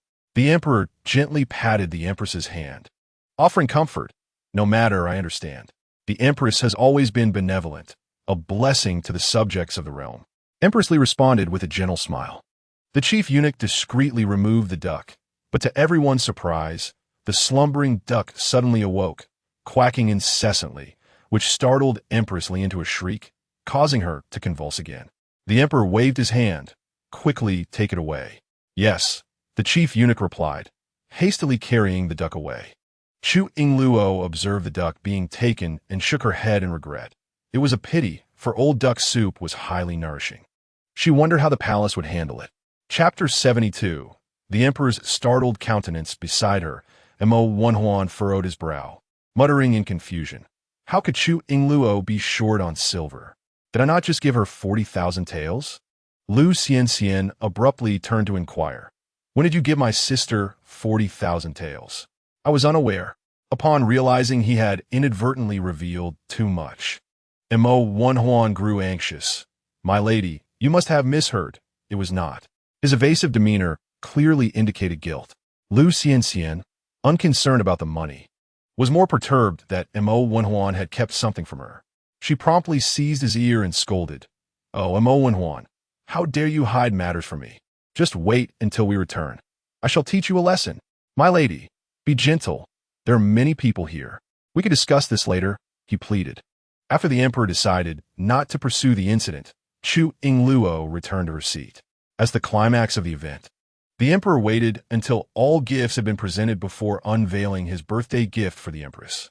The chief eunuch announced the items one by one: 90 taels of gold, 900 taels of silver, 108 bolts of fine silk, and an array of exquisite treasures beyond count. The eunuchs below, carrying various items, lined up to present them, rendering the onlookers nearly speechless. The other concubines looked on with envy and jealousy. Empress Li, who had been shaken earlier, finally regained her composure, though she still felt a twinge of dissatisfaction regarding the emperor's leniency towards Chu Yingluo. In contrast, Chu Yingluo appeared at ease. She picked up a cup of wine and was about to drink when she caught a whiff and suddenly sensed something amiss. Slightly turning, she asked Princess Chongning in a hushed tone, Princess, did anyone come here after I left? Princess Chongning pondered for a moment, scratching her head. Oh, I was just engrossed in the performance. Beside her, Mo Xianfeng remarked, Sister-in-law, the second princess consort came over to toast us just now. What's the matter? Chu Yingluo slightly raised an eyebrow and then shook her head. It's nothing. She held her wine cup and turned to glance at Li Zhaodi in the distance. Along with her companion, Mo Jingyan, narrowing her eyes discreetly. Hee, is she about to take action? Her dark eyes flickered, and she leaned closer to Chongming's ear, whispering a few words. Upon hearing this, Princess Chongming's eyes brightened, and she nodded emphatically. All right, leave it to me. After saying this, Chu Yingluo poured the wine from her cup into another glass and handed it to Princess Chongming. Meanwhile, the emperor's entourage had completed their duties, and a new group of dancers took the stage, gracefully moving to the music. The atmosphere instantly became harmonious. Following Chu Yingluo's instructions, Princess Chongming delivered the wine and hurried back. Sister-in-law, I've given the wine to the second princess consort. Did she drink it? Princess Chongming nodded. Yes. I saw her drink it with my own eyes. Chu Yingluo smiled faintly, taking a delicate sip of her new drink. That's good. On the other side, Li Zhaodi was anxiously waiting, her eyes darting towards Chu Yingluo, eager to see when she would strike. However, after waiting for a while, she noticed that Chu Yingluo remained completely unperturbed. How strange. She clearly watched Chu Yingluo drink the wine. So why hasn't anything happened? She glanced at Mo Jing'an, intending to ask him whether the contents of that little jade bottle were effective. Just then, Mo Jing'an hastily drank down a cup of wine and declared, I have matters to attend to. I must leave. If father and mother inquire, just say that I am unwell. Li Zhaodi immediately furrowed her brow and retorted, Mo Jing'an, you're not going to find your concubine, are you? It's one thing to mingle with those women daily, but today is the Empress's grand banquet. Are you really going to abandon me here to seek pleasure with those seductive creatures? Mo Jing'an's expression darkened as he replied quietly, Stop talking nonsense. I have important business to attend to. The emperor had already dispatched someone to investigate the Ministry of Revenue's affairs, and he needed to ensure that the officials prepared false evidence before the emperor arrived, distancing himself from the matter. However, Li Zhaodi was relentless, gripping Mo Jing'an's sleeve. What important business could you possibly have? All year round, you're either chasing after this enchantress or that vixen, cavorting with different women. Mo Jing'an, growing impatient, growled in a low voice. Let go. If you don't let me go, I warn you, you're not going anywhere today. You must stay here with me. If you dare to leave, I'll make sure to deal with your favorite concubine when I return. If Mo Jing'an abandoned her, where'd she put her face as the second princess consort? She had long had enough of his flirtations and would not allow him to act recklessly this time. Mo Jing'an, gritting his teeth in anger, hissed, You dare? Li Zhaodi defiantly replied, Just see if I dare. Mo Jing'an, weary of her entanglement, found her unusually obstinate today. With a forceful motion, he shook Li Zhaodi off and turned to leave. Li Zhaodi was pushed to the ground, and just as she was about to rise and pursue him, an unusual sensation surged within her, a sudden wave of warmth rising fiercely inside. Ignoring her body's disquiet, she gazed at Mo Jing'an's indifferent silhouette and shouted in anger, Your Highness, do not leave. To her surprise, her reprimand transformed into a flirtatious tone, akin to that of a coy temptress. Biting her lip, panic flickered in her eyes, but it was too late. The surrounding onlookers turned their attention towards her. Even the emperor and empress noticed the fallen Li Zhaodi. The emperor, bewildered, inquired, What has happened? As Li Zhaodi looked at the emperor, his visage suddenly appeared 20 years younger, transforming him into a handsome young man, stirring her emotions and causing the wave of warmth to intensify, overwhelming her senses. Unable to restrain herself, she began to shed her garments, calling out, Your Majesty. The emperor was taken aback. Chapter 73. A breach of etiquette before the emperor. Mo Jing'an, frightened, turned back and hurriedly helped Li Zhaodi to her feet, exclaiming, Why are you lying on the ground in such disarray? Get up. Yet. Li Zhaodi remained fixated on the emperor, her voice laced with longing. Your Majesty, I desire you. At these words, Mo Jing'an felt his heart race in terror. Upon realizing her outburst, Li Zhaodi quickly covered her mouth, horrified at her own indiscreet declaration. However, she was utterly unable to control herself the moment she beheld the emperor. An impulsive urge to rush towards him overwhelmed her. Her garments fell further askew, shocking the concubines present, who looked on in disbelief. They could not fathom Li Zhaodi's audacity to openly entice the emperor, coveting his favor, something even they, in the imperial harem, would never dare to do. The emperor's expression darkened at the grand banquet, as if he were on the verge of furious wrath. He commanded sternly, "Princein, what is the meaning of this? Why has Li Zhaodi committed such a breach of etiquette before me?" In a moment of desperation, Mo Jingyan quickly covered Li Zhaodi's mouth and addressed the emperor, saying, "Father, Zhaodi has had too much to drink and is not herself. I implore you to forgive her. I shall take her away at once."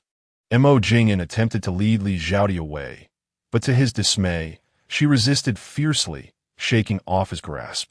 With ardent eyes, she gazed at the emperor and uttered nonsensical words. "Your Majesty, do not indulge in temptresses. If you must play, why not stay and play with me?" Saying this, Li Zhaodi tore at her clothing, preparing to leap onto the emperor, her ferocity akin to that of a ravenous beast, causing the emperor to break into a cold sweat. Luckily, Mo Jingyan firmly held onto Li Zhaodi, covering her mouth with one hand while securing her body with the other. "Your Majesty, The commotion stirred by Li Zhaodi's reckless words created chaos at the banquet. The concubines, already pale with shock, wondered whom Li Zhaodi was alluding to with her insinuation. Consort Xiao, known for her straightforwardness, remarked, "Your Majesty, although the second princess consort is inebriated, one cannot dismiss the possibility that she speaks the truth under the influence of alcohol. This is utterly inappropriate." The emperor, secretly sweating, pondered to himself, "Could it be that intoxication leads to such unrestrained utterances? Surely, my grace remains undiminished. Even the second princess consort has harbored feelings for me for quite some time. Thus, seizing this opportunity, truth shall be spoken inebriated." However, this notion only flitted through my mind. In public, the emperor must maintain his due dignity. In the next instant, I unleashed a cold reprimand. "Princein, how do you typically discipline Li Zhaodi? As a princess consort, her behavior is reckless, her words unrestrained, devoid of shame, entirely improper." Mo Jingyan, terrified, dragged Li Zhaodi to her knees. "Forgive me, father, Zhaodi is not usually like this. Today, she was simply overwhelmed with joy for Mother's birthday and drank a bit too much. I beseech you, father and mother, forgive her." Mo Jingyan cast a glance at Empress Li, hoping she would intercede on his behalf. Empress Li, equally incensed, wore a face of frustration. She longed to deliver a severe reprimand to the oblivious Li Zhaodi, but, considering the Li family's reputation, could only stifle her indignation. Had it been anyone else, she would have ordered them dragged away for punishment, yet Li Zhaodi was of her own kin. She turned to the emperor and urged, "Your Majesty, Li Zhaodi must have simply overindulged. Let Princein take her away to sober up, and we shall discuss the rest later." Though the emperor was furious, he recognized the immediate necessity of removing Li Zhaodi to prevent a more significant incident. Thus, he replied coolly, "Today is the Empress's birthday. We shall heed her wishes." Empress Li exhaled in relief and glared at Mo Jingyan. "Princein, do hurry and take her away." "As you command," he replied promptly, swiftly rising and forcefully dragging Li Zhaodi away. As they departed, she writhed wildly, babbling incoherently, which incited Mo Jingyan to strike her at the nape of her neck, rendering her unconscious. Chu Yingluo observed their retreating figures, a faint smile gracing her lips as she took a sip of her wine. Princess Chongning, her heart still racing, quietly inquired, "Sister-in-law, was there something in that wine?" Chu Yingluo arched an eyebrow at Princess Chongning. "Quite clever of you, though I merely returned the favor in kind." Princess Chongning, shaking her arm, pressed, "Sister-in-law, please tell me what was in that wine." Chu Yingluo narrowed her eyes slightly. Women from the western regions are known for their expertise in aphrodisiacs, and she surmised that the wine certainly contained such a potion, albeit one imbued with a curse specifically targeting the emperor. Otherwise, Li Zhaodi would not have gone mad solely for him. With this thought, Chu Yingluo leaned in and quietly conveyed this information to Princess Chongning. Upon hearing it, Princess Chongning's eyes widened in fury. "The second princess consort is truly vile. Attempting to humiliate you before father. Despicable, utterly despicable. Thankfully, sister-in-law, you saw through it.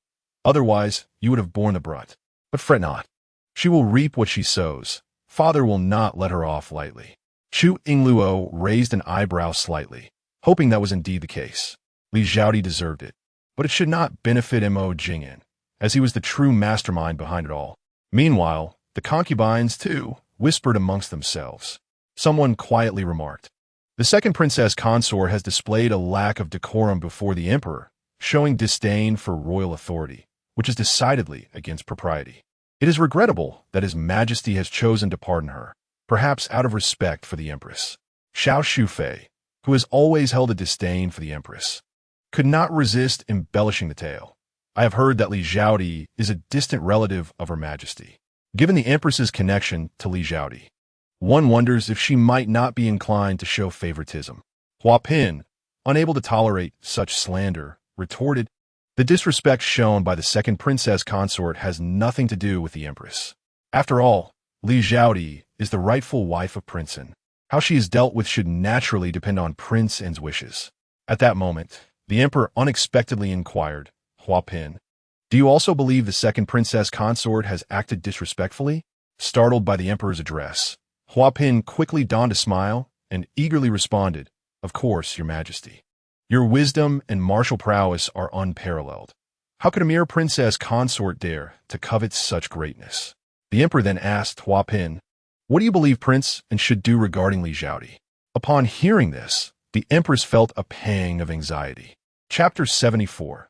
Deposing her, as the principal wife Hua Pin, sensing the tension, glanced at the empress and, noticing her displeasure, cautiously spoke, "Your Majesty, I do not presume to offer judgment. However, I believe that one matter should be kept separate from another. Regardless of Li Xiaodi's disrespect, it does not concern Her Majesty, which is why I spoke on her behalf." The emperor nodded slowly and replied, "Indeed, it does not concern the empress. However, the empress has always been just and impartial, without favoritism. Surely, she must have a more appropriate course of action in mind." At this, the empress's expression darkened severely. She shot a piercing glance at Hua Pin before turning to the emperor with a gentle smile, saying, "Xiaodi has indeed overstepped this time. How to handle it is at Your Majesty's discretion. I shall have no objections." The emperor, satisfied, nodded and commanded, "Li Xiaodi's conduct today has been unbecoming and has brought disgrace upon Prince N and the royal family. Therefore, notify Prince N to depose Li Xiaodi from her position as principal wife and reduce her to concubine. Furthermore, let her reflect in solitude, reciting the Heart Sutra, purifying her mind and desires, and she is not to enter the palace to see me without summons." Upon hearing this, the empress trembled, her complexion paling as she collapsed onto the phoenix chair. With this decree, Li Xiaodi's fate was sealed. A nearby eunuch, having received the order, replied, "I shall inform Prince N at once." The emperor waved his hand, "Go." The empress gripped the armrests of her chair tightly, taking a deep breath to steady herself. Meanwhile, the banquet continued. Princess Chongning joyfully raised her wine cup, exclaiming, "Wonderful! Li Xiaodi has received her comeuppance. She truly deserves it. Sister-in-law of the fourth prince. Let's toast to this." Chu Yingluo smiled in agreement. "Cheers." At that moment, not far away, Chu Yan's gaze darkened. While all eyes of the banquet were on the empress and Li Xiaodi, she had focused solely on Chu Yingluo. Seeing her and Princess Chongning laughing together, she felt an unsettling suspicion that Chu Yingluo was somehow involved in Li Xiaodi's predicament. Moreover, she had witnessed Princess Chongning offering a cup of wine to Li Xiaodi, perhaps at Chu Yingluo's instigation. Chu Yin contemplated whether she should report this matter to the emperor and the empress. Suddenly, Empress Li turned her gaze towards Lady Hua and remarked, "Lady Hua, the brocade you wear today is truly splendid, vibrant in color and exquisite in pattern." Upon hearing this, Lady Hua beamed with delight, responding, "Thank you for your gracious compliment, Your Majesty. This brocade was bestowed upon me by His Majesty, and I cherish it dearly. However, the magnolia flowers adorning this garment were embroidered by my own hand." Empress Li lowered her eyes, speaking slowly. "I recall that the late imperial concubine favored magnolia flowers above all else, insisting that each of her garments be adorned with them. At these words, the expression on the emperor's face darkened abruptly. Lady Hua was taken aback. Did the empress imply that she sought to emulate the late imperial concubine? Just as Lady Hua was about to clarify that this was not her intention, the emperor's voice thundered. Lady Hua, is it your birthday today, given your ostentatious attire? Startled, Lady Hua trembled and hastily knelt before the emperor, exclaiming, Your Majesty, I beg for your mercy. I had no knowledge that this attire. Empress Li coldly interrupted, then swiftly remove it. Lady Hua, anxious and flustered, replied, Yes, I shall change immediately. With that, she hurried away. Seeing her dismissed, Empress Li finally exhaled a sigh of relief. Having endured so much pent-up frustration today, she needed to vent her anger on someone to restore her composure. That Lady Hua had spoken too much and deserved her reprimand. Witnessing Lady Hua's departure, Chu Yan's heart sank. She glanced at her own vibrant attire, her legs trembling involuntarily. Thankfully, she had remained silent. Surely the emperor and empress would not notice her, would they? Just when Chu Yan thought she had escaped unscathed, Empress Li turned her ire towards her. Who are you? Chu Yan hesitantly lifted her head to find Empress Li's gaze fixed upon her, pointing a finger in her direction. Her face a mask of inquiry. Empress Li's expression remained frosty as she continued. Indeed, I am speaking to you. You appear unfamiliar. I have not seen you before. Chu Yan bit her lip, rendered speechless by anxiety. At that moment, Lu Xianxian interjected, Your Majesty, she is the side consort of the third prince, Chu Yan. Mo Wenwan nodded vigorously, affirming, Yes, yes, indeed. Anger surged within Chu Yan as she tightened her grasp on her beautiful skirt. She was not merely a side consort. Empress Li narrowed her eyes. Oh, so it is you. Chu Yan paused, momentarily believing the empress had recognized her. However, in the next instant, Empress Li appraised her critically and remarked, So, you are the side consort of the third prince? Your appearance is quite pleasing. I must say, it certainly brings him honor. Chu Yan's lips twitched as she pondered whether the empress was indeed complimenting her. She smiled and replied, Your Majesty, I am aware that today is your birthday, and I dressed up specially to honor you. As soon as she uttered those words, the empress's countenance grew a shade colder. Chu Yan shivered, uncertain of what she had said wrong. Empress Li cast a glance at the jeweled hairpin atop Chu Yan's head and remarked, What a pity. That glass hairpin you wear is utterly unappealing, clashing terribly with your vibrant attire. What say you, Your Majesty? Empress Li inquired of the emperor. The emperor, lost in thought, showed no inclination to offer his opinion, tersely stating, It is indeed ugly. Chu Yan bit her lip in grievance. The Empress Li coldly commanded, Get out of my sight. I do not wish to see the hairpin atop your head. Chu Yan was taken aback, and as she glanced around, the disdain and mockery in the eyes of those surrounding her became evident. Stifling her tears, she covered her head and fled in embarrassment. Once Chu Yan departed, Empress Li exhaled sharply, her gaze seething as it roamed, seemingly in search of another outlet for her frustration. The onlookers were filled with trepidation, fearful of attracting the empress's ire. At that moment, a eunuch hurried over, clearly agitated as he knelt before the empress, drenched in sweat. Your Majesty, something terrible has occurred. Chapter 75. Sudden epidemic. Empress Li, already in a foul mood, snapped at the flustered eunuch. How dare you? The emperor and I are perfectly well seated here. What disaster could possibly befall us? The eunuch, terrified, prostrated himself, his tongue stumbling over his words. Your Majesty, it is the emperor. The emperor interrupted coldly. Speak clearly. Yes, the eunuch replied, raising his head with trepidation. Your Majesty, it is grave news. An epidemic has erupted within the palace. A maidservant attending Consort Xian has succumbed to it. What? An epidemic? The emperor's expression turned grave. The gathered concubines turned pale at the mention of those words, and the lively festivities abruptly ceased, the atmosphere thick with tension. Even Empress Li was taken aback, her complexion paling. How could such a calamity occur within the palace? The emperor, anxious, inquired, and what Consort Xian? How is she faring? The eunuch responded, Your Majesty, the epidemic is fierce. The palace of Consort Xian has been sealed off, but she is currently unharmed, and the dragon heir is also safe. The emperor furrowed his brow, commanding sternly, "Quickly summon the imperial physician. It is imperative to safeguard both Consort Xian and her unborn child."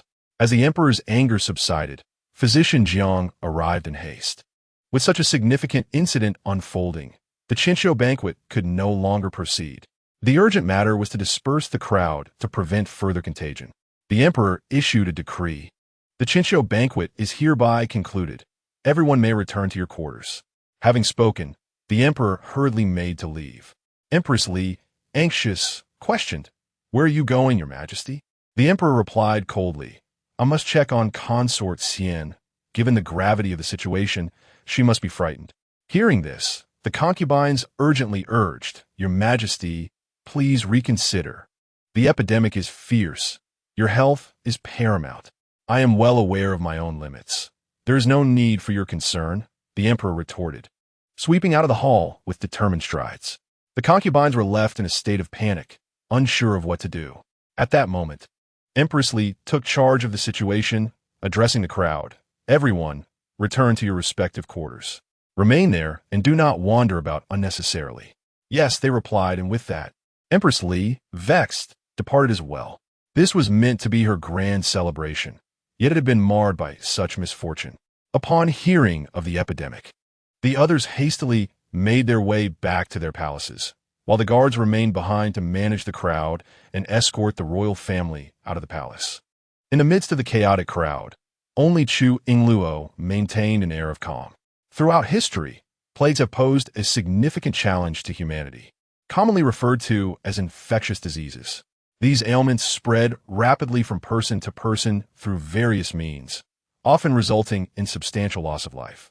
The sudden onset of this epidemic appeared formidable. However, with numerous imperial physicians in the palace, it was not her concern to fret over. Beside her, Princess Chongning pouted in distress, lamenting, "Why must there be such a detestable plague? It seems I cannot leave the palace, nor can I enjoy delectable meals with fourth prince's wife. Woe is me."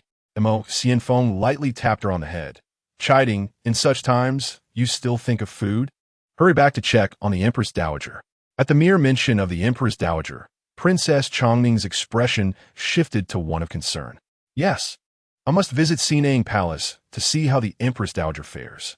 Fourth prince's wife, you should return as well. Do take care of yourself. Once this plague has passed, I shall seek you out." Chu Yingluo smiled gently and nodded, "Go back quickly. Do not worry about me. Focus on caring for yourself and the Empress Dowager." After Princess Chongning and the seventh prince departed, Chu Yingluo made her way home. Su Luyan had intended to speak with Chu Yingluo, but found no opportunity. And with the outbreak of the plague in the palace creating a tense atmosphere, she hurriedly boarded her carriage to retreat to the East Palace for safety. Meanwhile, Mo and Huan, not having seen Chu Yen, inquired of his attendants, "Where is Chu Yen?" The attendants shook their heads, "We do not know. The second madam ran off on her own and forbade us from following." Lu Xianxian, exasperated, scolded, "Mo Wenhuan, will you not come aboard? If you remain here any longer, you might as well stay and wait for that vixen." Startled, Mo Wenhuan quickly clarified, "Madam, you misunderstand. I'm not here waiting for her. She offended the Empress at the banquet today, and I must seek her out to settle the matter." Lu Xianxian scoffed, "Then stay and settle it slowly. If you both contract the plague, you might as well perish together, a pair of ill-fated lovebirds." Upon hearing the mention of the plague, Mo Wenhuan grew anxious.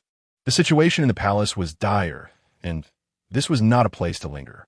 He hastily disregarded Chu Yan and boarded the carriage. After all, she might have already returned. After fleeing the banquet in disgrace, Chu Yan felt a mix of anger and injustice. She ran aimlessly through the palace, even scolding the attendants accompanying her until they dispersed. As she ran, she suddenly found herself lost in the vast imperial grounds, enveloped in darkness. Seeking refuge, she hid behind an artificial hill and wept bitterly. During this period, she had endured too many grievances, having been neglected at the third prince's residence and now humiliated before the royal assembly. Her future seemed bleak, for as long as Lu Xianxian remained, she would never find peace. In her sorrowful lament, she was unaware that a man was approaching her slowly. "My dear lady, your tears are so heart-wrenching they could melt my very soul." Upon hearing the frivolous voice, Chu Yan's sobs ceased abruptly, and she lifted her head, alert and wary. Who? Who speaks?" In the next moment, a handsome young gentleman approached her, bending down to present the glass bead hairpin she had discarded. "Here, I have come to return this." Chu Ying glanced at the hairpin she had thrown away, her irritation evident as she replied, "I do not want it." The young man raised an eyebrow and smiled gently. "Why do you refuse it?" The Empress herself claimed it was hideously ugly. Remembering the Empress's words, Chu Yin felt a wave of sorrow wash over her, threatening tears. The young man immediately squatted down, a tender softness gracing his features as he said, "I find it quite beautiful, especially when worn upon your head. It is simply exquisite." With that, he adorned her hair with a glass bead pin. Upon hearing the compliment that she looked beautiful, Chu Yan's cheeks flushed crimson. Unable to resist, she lifted her gaze to scrutinize the young man before her. Upon closer inspection, she realized he was youthful and strikingly handsome, his appearance rivaling that of Mo Wenhuan, particularly with his robust physique, which seemed even more formidable than Mo Wenhuan's. Chapter 76. The Third Prince's Indifference, Yet Someone Else Will Cherish You for the First Time. Chu Yin felt a stir of emotions within her. However, fully aware of her status, she quickly distanced herself, saying, "I must take my leave. If the third prince cannot find me, he will surely become anxious." To her surprise, the young man grasped her delicate wrist, stating, "If the third prince truly held you in his heart, he would have sought you out long ago." This remark pierced Chu Yan's heart. Indeed, if the third prince cared for her, he would not have allowed her to wander lost and weeping in the dark mountains alone. Ultimately, Mo Wenhuan's heart did not harbor her. As these thoughts consumed her, tears brimmed anew in Chu Yan's eyes, her pent-up grievances seeking an outlet. In that moment of vulnerability, she found herself confiding in a stranger. "As the daughter of General Chu, I am to marry the third prince, yet wear the title of a secondary consort. Overshadowed by Lu Xianxian. It is already a tremendous injustice. And to think the third prince does not love me at all. He shows no concern for my well-being. When the Empress reprimands me, he does not even speak on my behalf." As she spoke, the young man suddenly reached out to gently wipe away her tears, saying, "My dear, do not despair. If the third prince does not love you, there are others who will cherish you." Chu Yin was momentarily taken aback, gazing up at him in astonishment, overwhelmed by the unexpected tenderness from a stranger, which left her flustered. Just as their eyes met, a sudden commotion erupted in the palace as news of an outbreak of plague spread, accompanied by the hurried footsteps of eunuchs nearby. Chu Yin gasped in shock. The young man tightened his grip on her hand, saying, "This is bad. The palace is experiencing an outbreak. Do not be troubled, come with me." Chu Yin paused for a mere few seconds, not even inquiring about his identity. As if entranced, she allowed herself to be led away. At the fourth prince's residence, upon returning, Chu Yingluo instructed Wu Dakue and Wu Jiaojiao to burn some mugwort for protection, and then prepared a packet of herbs for Chunha to brew and serve each person a bowl to prevent the plague. After giving her orders, Chu Yingluo proceeded to Mo Beizhi's room, opening the windows to let in fresh air. Mo Beizhi, noticing her early return, let out a barely perceptible sigh of relief, as if grateful for her safe return, before calmly stating, "I have heard that there is an outbreak in the palace." Chu Yingluo gazed at him in astonishment, then jested, "Your Highness, you seldom leave your abode, yet your news travels remarkably fast." Mo Beizhi slightly pursed his lips and explained, "It was Jiang Feng and Filiu who gathered this information." Chu Yingluo raised an eyebrow, surprised that Jiang Feng and Filiu possessed such prowess, managing to uncover palace secrets. She turned to Mo Beizhi and inquired, "So, you are aware of what transpired in the palace today?" "To some extent," Mo Beizhi replied nonchalantly. "I heard that my father has stripped Li Zhaodi of her title as the primary consort and has confined her to her quarters. A pity that this punishment remains rather lenient." Mo Beizhi scoffed. Had he been in charge, he would have dealt with Li Zhaodi, as well as the mastermind behind her schemes, Mo Jingyan, with far less mercy. Chu Yingluo, undisturbed, approached and seated herself beside him, smiling as she remarked, "It matters not. She has fallen victim to the seductive arts of the Western regions. Only the emperor possesses the means to alleviate this poison.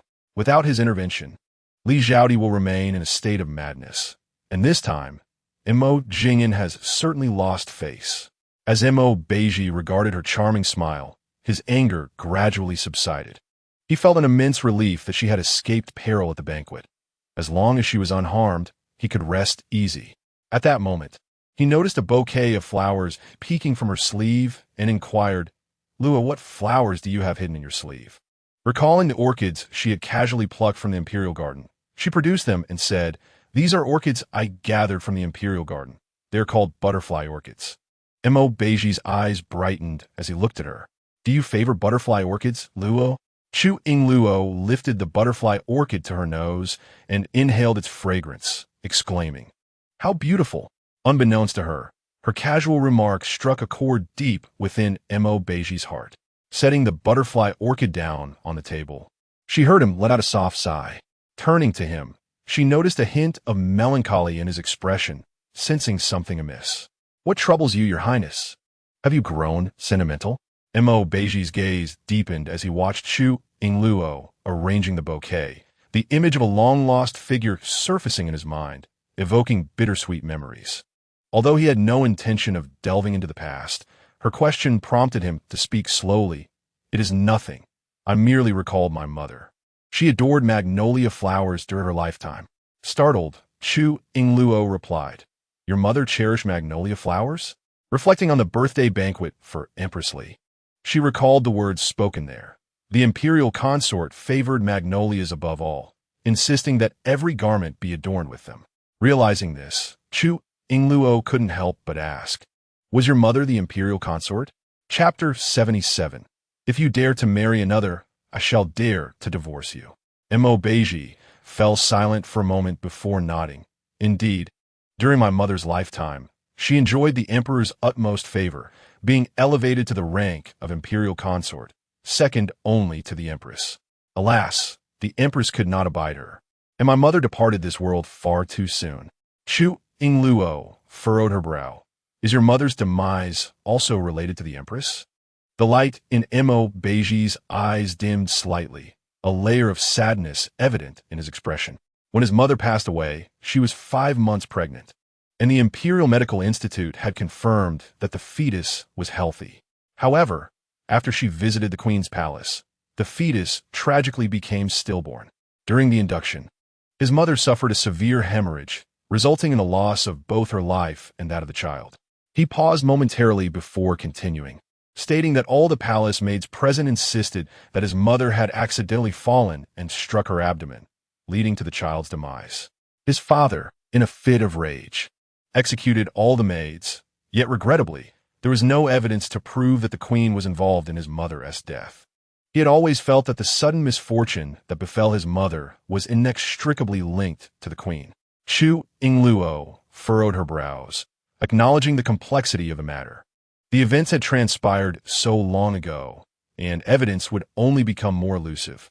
Nevertheless, she assured him, "Rest assured, the heavens are always watching, and evildoers will inevitably face retribution."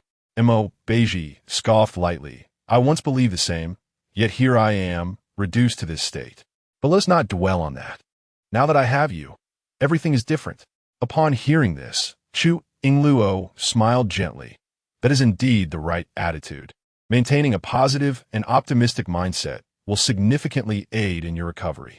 By the way, what kind of person was your mother?" His deep-set eyes shimmered with emotion as he spoke of her. "My mother was pure of heart, generous, and kind. Her lack of scheming made it difficult for her to survive in the harem. It was only after my paralysis that I grasped this truth. Living in the royal family necessitates patience and the ability to conceal one's brilliance. Even my 7th brother, who appears carefree and unpretentious, does so merely for the sake of survival. In the royal court, such a demeanor is essential." Chu Yingluo narrowed her eyes slightly, recalling the 7th prince, Mo Xianfeng. who seemed to indulge in revelry with Princess Chongning, his presence seemingly insignificant compared to the crown prince and others. He neither competed for power nor desired authority. It seemed he was the one who truly understood the essence of existence. As he continued, Beizhi remarked, "Besides her fondness for magnolias, my mother loved lively gatherings. She was the only consort permitted by my father to raise ducks in the palace. Her nature was free-spirited and carefree, as if she were not meant to live in the confines of royal life. She often expressed that she did not crave wealth or power, and if there were a next life, she would prefer to choose a husband and live a pastoral life, together for eternity, hand in hand until old age." As he spoke, Beizhi's gaze settled on Chu Yingluo, and to this day, he fully comprehended his mother-esque sentiments. Upon encountering someone one truly cherishes, the desire to share that bond with anyone else fades. It is an aspiration to traverse life together with that singular person. Unaware of the affectionate glimmer in Beizhi's eyes, Chu Yingluo's thoughts wandered, and she suddenly brightened, exclaiming, "Wow, I never expected your mother to hold such progressive views." Beizhi raised an eyebrow slightly. "Progressive?" With a smile, Chu Yingluo replied, "What I mean is that your mother and I share similar ideals. We both believe that a man should only marry one woman in his lifetime. While being an emperor may seem appealing, being the emperor's woman is not as desirable." Bei curled the corners of his mouth slightly and suddenly broke into a smile. "I share the same sentiment as Luo'er. Yes, Yu. There will only ever be one consort in my life." Chu Yingluo was taken aback for a moment, murmuring softly, "Who knows if we might part ways in the future?" Bei's smile faltered abruptly. "What? Ha ha. Never mind, I almost forgot. This isn't the 21st century where one can simply part ways over a disagreement." After sharing a laugh, Chu Yingluo's expression turned serious as she clenched her small fist in warning. "You can only have me as your consort. If you dare to marry another and put a green hat on my head, I will not only divorce you, but also give you a good beating. I can heal you, but I can also break your 3 legs." Bei's brow twitched, realizing she was joking yet infused with a strong sense of jealousy and threat. Suddenly, his mood brightened, for this indicated she held feelings for him. With this thought, his smile deepened. "Very well, if I ever wrong you, Luo, I will willingly break my own 3 legs without you having to lift a finger." At the Inwang residence, after Jing'an brought back Li Zhaodi, the unconscious woman gradually regained consciousness. To his surprise, upon waking, Li Zhaodi began calling out for the emperor, frantically searching the room for him, completely unclothed and resembling a madwoman in heat. Furthermore, Jing'an discovered a small jade vial on her person and immediately grasped the situation. This foolish woman. Not only had she stolen his jade vial, but also acted on her own accord, intending to frame Chu Yingluo, only to end up harming herself. Noticing the predicament, Jing'an quickly summoned a woman from the western regions to detoxify Li Zhaodi. However, the woman knelt on the ground, distressed, and said, "My lord, the poison within the princess is incurable." "Incurable?" Jing'an retorted angrily. "How can the poison you created be without an antidote?" The woman explained. The vial of liquid the princess consumed contained not only an aphrodisiac, but also a special type of goo poison. The aphrodisiac can be easily resolved with mere intercourse with any man, but the goo poison can only be cured through the emperor himself. The emperor himself? Jing'an laughed heartily for a moment, but then his expression darkened, his tone filled with rage. "You must be dreaming," the woman continued, trembling with fear, moreover. "Even if it were resolved, it would be of no use. The princess would still desire to be with the emperor every day, as her heart would belong solely to him. This is the most potent love goo, and only the emperor can resolve it." Upon hearing this, Jing'an took 2 steps back, inhaling deeply to steady his racing heart. Luckily, he did not harbor deep feelings for Li Zhaodi. Otherwise, he would truly be driven to madness. Jing'an waved his sleeve and angrily scolded the woman from the western regions. "Get out of here, you useless thing." Before leaving, the woman said, "My lord, the aphrodisiac in the princess's system must be resolved before tonight. Otherwise, she will perish. I implore you." Jing'an glared at her fiercely, causing her to flee in haste. Watching her retreating figure, he pounded his fist on the table in frustration. What a useless person. Only capable of crafting poisons without knowing how to cure them. What is even more despicable is that tonight he must compromise his own dignity to administer an aphrodisiac to Li Zhaodi. Although her demise would not pose a significant issue, she is, after all, affiliated with the Empress. Should the Empress inquire about her, he cannot possibly present a corpse as an explanation. Moreover, Li Zhaodi is his woman. Allowing another man to take his place would be tantamount to adorning himself with a green hat of infidelity. After much contemplation, Mo Jing'an realized he had no choice but to intervene personally. However, Li Zhaodi's heart was entirely devoted to the emperor. In a moment of desperation, Mo Jing'an decided to disguise himself as the emperor, dismissing all servants and entering the room alone to confront Li Zhaodi. "Zhaodi, I have arrived," he declared. Chapter 78. Your sensitivity is heart-wrenching. Upon hearing the emperor's voice, Li Zhaodi rushed towards him, but upon seeing the emperor's beard, she couldn't help but frown. "Your Majesty, how have you aged and grown less attractive? You were far more handsome at the banquet." Mo Jing'an's heart sank. Shortly thereafter, he heard Li Zhaodi continue. "But it matters not. Regardless of how you appear, I will always love you." With that, she lunged toward him. Mo Jing'an closed his eyes, becoming increasingly engrossed in the moment when he was suddenly disturbed by her incessant cries of "Your Majesty." The repetition vexed him, as if he were wearing a large green hat placed there by the emperor himself. In a fit of rage, he pushed Li Zhaodi away. "Your Majesty, come back," Li Zhaodi pleaded, climbing back onto him, still eager to continue. However, Mo Jing'an had lost all interest and, in his frustration, kicked her away once more. "You are truly a wanton harlot. It seems you would settle for anyone."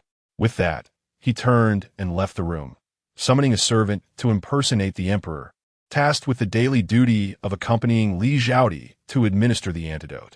As for Li Zhaodi, she was already rendered useless, as long as she retained her worthless life. That sufficed. Before long, the room echoed once again with Li Zhaodi's lascivious cries. The following morning, the palace sent someone to announce that the emperor requested the second prince to enter the palace. Mo Jing'an felt a wave of foreboding wash over him. An outbreak of plague had erupted within the palace, and at such a critical juncture, the emperor summoned him, likely due to matters concerning the Ministry of Revenue. Despite having instructed the ministry to maintain a consistent narrative, claiming that monthly stipends were being allocated to the fourth princess residence, his father had always entrusted the management of the ministry to him. Consequently, should any issues arise, he would undoubtedly be called to account. To mitigate any potential fallout, he needed to extricate himself from the situation. To distance himself, he required a scapegoat, and after much deliberation, he concluded that Mo Wenhuan would be the ideal candidate. With this thought in mind, Mo Jing'an instructed his subordinate to send a message to the third prince's residence. He then boarded a carriage bound for the palace. Meanwhile, chaos reigned at the third prince's residence. Mo Wenhuan had initially assumed that Chu Yin had returned home ahead of him, but upon arriving, he discovered that she had not returned at all. The following day, Chu Yin stealthily slipped back into the residence. She had intended to quietly return to Haitang Courtyard, but upon entering, she found Mo Wenhuan lying on her bed, and as soon as he saw her, he opened his eyes. Their gazes locked, and Chu Yin instinctively sensed trouble. Indeed, the next moment, Mo Wenhuan sat up, his expression dark as he questioned her. "Were you last night? Having not returned at all?" Chu Yin was startled, her heart cursing the wretched Mo Wenhuan. He never stayed overnight at Haitang Courtyard. Yet after just one night of her absence, he showed up. She forced a smile, feigning calmness, and asked, "Third prince, what brings you here?"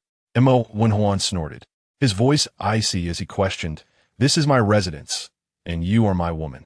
Why should I not be here? Now, tell me, where did you go last night? The servants searched the palace for you, and you were neither there nor did you return." Chu Yan's teeth chattered with anxiety as her eyes darted. She lied. "I returned to the general's residence to find my mother." Mo Wenhuan furrowed his brows. The general's residence? To preempt further inquiries from Mo Wenhuan, Chu Yin decided to take the initiative, clenching her teeth and shouting angrily, "Your Highness, at yesterday's banquet, I was humiliated by the Empress, and everyone laughed at me. Why did you not speak up for me? Do you not care for me at all? Mo Wenhuan's eyes widened in astonishment. Yet, Chu Yin grew more impassioned, even bursting into tears. Your Highness, I regard you as my husband. My heart and soul are filled with thoughts of you. Yet, you neglect me, leaving me utterly disappointed. I cried all night out of sorrow, feeling wronged and alone, with no one to confide in but my mother. And upon my return, you question me instead. How dare you hold me accountable? It is you who has caused my heartache. Mo Wenhuan felt a pang in his heart. Her tears disoriented him, and his intelligence seemed to falter. He hurriedly stepped forward to embrace her, soothingly saying, all right, it is all my fault for causing you distress. Today I realize how deeply you love me. With that in mind, I will not blame you.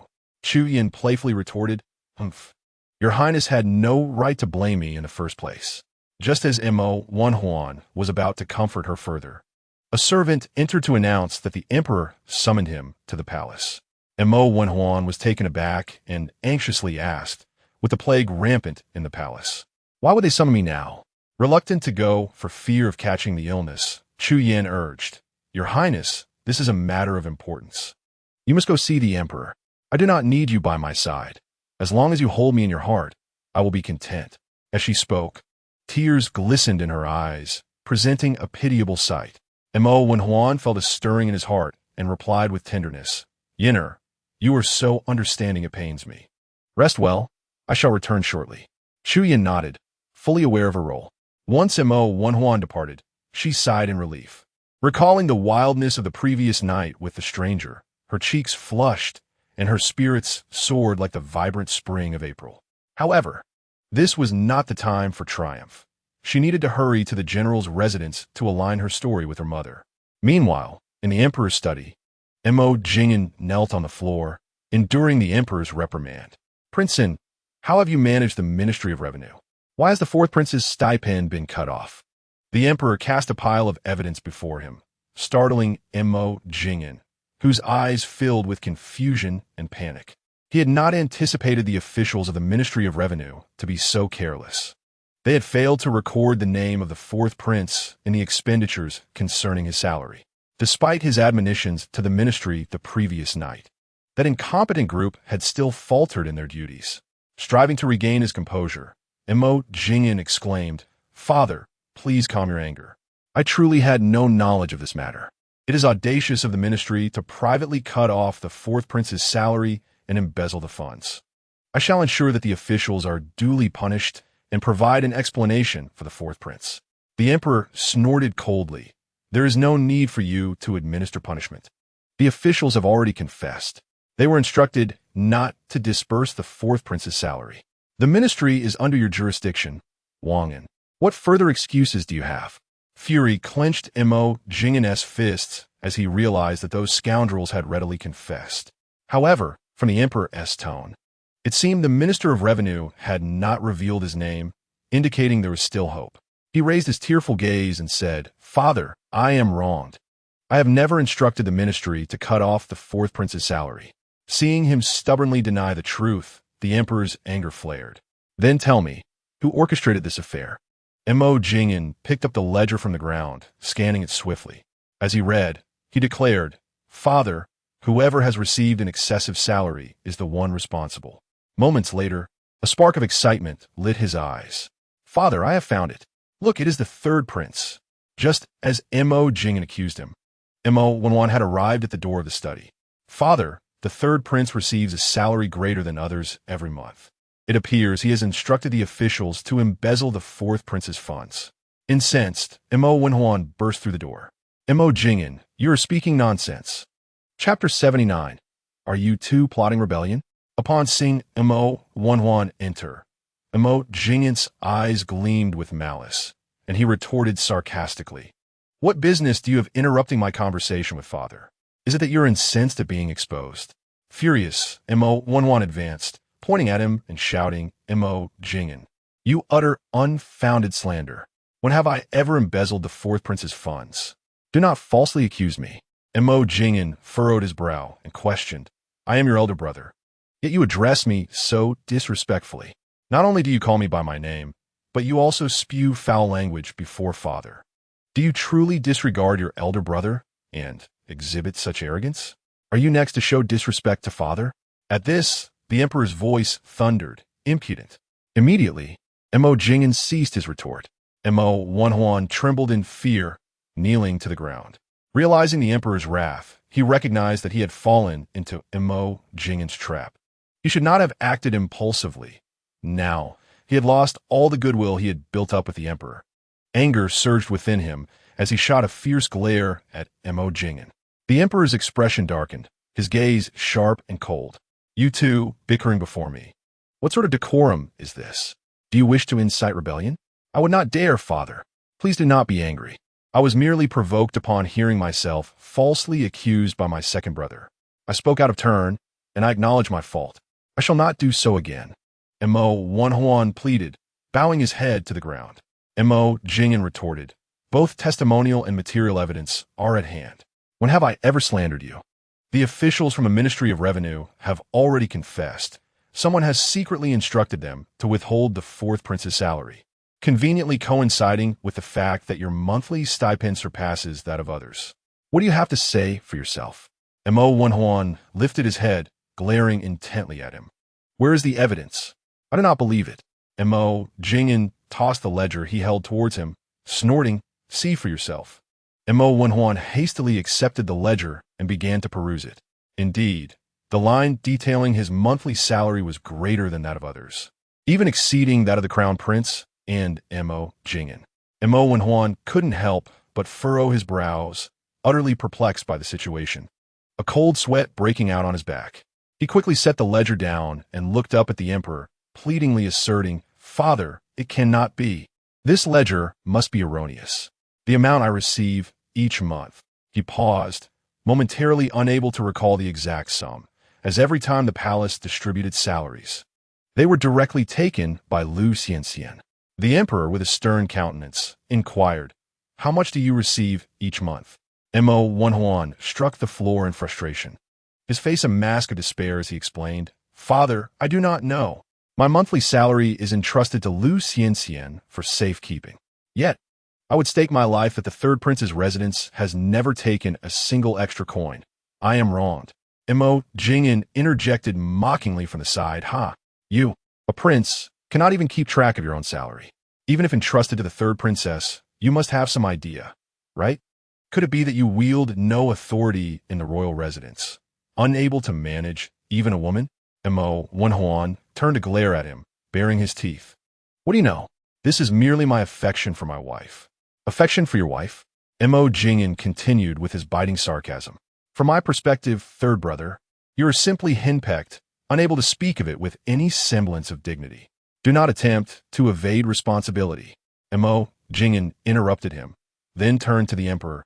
Speaking respectfully, Father, my third brother's attempts to shirk responsibility are likely a ploy to obscure the truth. In my view, the fourth prince's salary has been embezzled by him. I have not. Mo Wenhuan exclaimed, his eyes wide with urgency. Father, please see clearly. It must be that second brother has embezzled the funds, seeking to frame me. Mo Jing'an narrowed his eyes. Frame you? If you had not committed the act, how could there be a record? The evidence is laid bare. You dare to argue? You truly are unyielding until the bitter end. Mo Wenhuan retorted angrily. The Ministry of Revenue is filled with your people. All these records are dictated by you. Mo Jing'an scoffed. The realm belongs to Father, and the Ministry of Revenue is likewise under Father's authority. I merely act as his overseer. Moreover, there is the Chancellor supervising the 6 ministries. It is hardly within my purview. Do not spout nonsense, third brother. Mo Wenhuan gritted his teeth. Perhaps you bribed the Minister of Revenue. Mo Jing'an laughed derisively, utterly groundless. Third brother, before you accuse, you had best produce some evidence. Mo Wenhuan, unable to counter him, clenched his fists in frustration. Regardless, I did not do it, and you shall not frame me. Silence. The emperor's sharp rebuke cut through their quarrel, and both men immediately fell silent, retracting their necks in fear. The emperor's gaze swept back and forth between them, his anger surging, wishing he could kick both of these unworthy sons out of his sight. Once the emperor's fury had subsided, he spoke in a deep voice, Both of you claim this matter does not concern you, yet Prince Huan seems oblivious to the amount of stipend he receives monthly. However, the account books record everything clearly, and it appears that Prince Huan's suspicion is indeed more substantial. Upon hearing this, Mo Wenhuan felt a surge of panic within him and quickly protested in a hushed tone. "Father, I am truly wronged. I have been unaware of this matter from beginning to end." In contrast, a flicker of smugness crossed Mo Jingin's eyes. At that moment, Mo Wenhuan, with a clever turn of thought, cautiously suggested, "Father, why not summon Lu Xianxian and inquire with her?" Mo Jingin immediately retorted, "Lu Xianxian is your ally. Who knows if you both are in collusion? That is impossible. I possess no wealth and regard money as inconsequential. Lu Xianxian is the eldest princess of the Jing kingdom. How could she possibly embezzle even a small amount from the fourth prince?" The emperor pressed his fingers against his temples and then commanded those nearby, "Go, summon Lu Xianxian." Mo Jingin suddenly fell silent, feeling a surge of indignation yet daring not to voice it. Not long after, Lu Xianxian was brought into the palace by the emperor's attendants.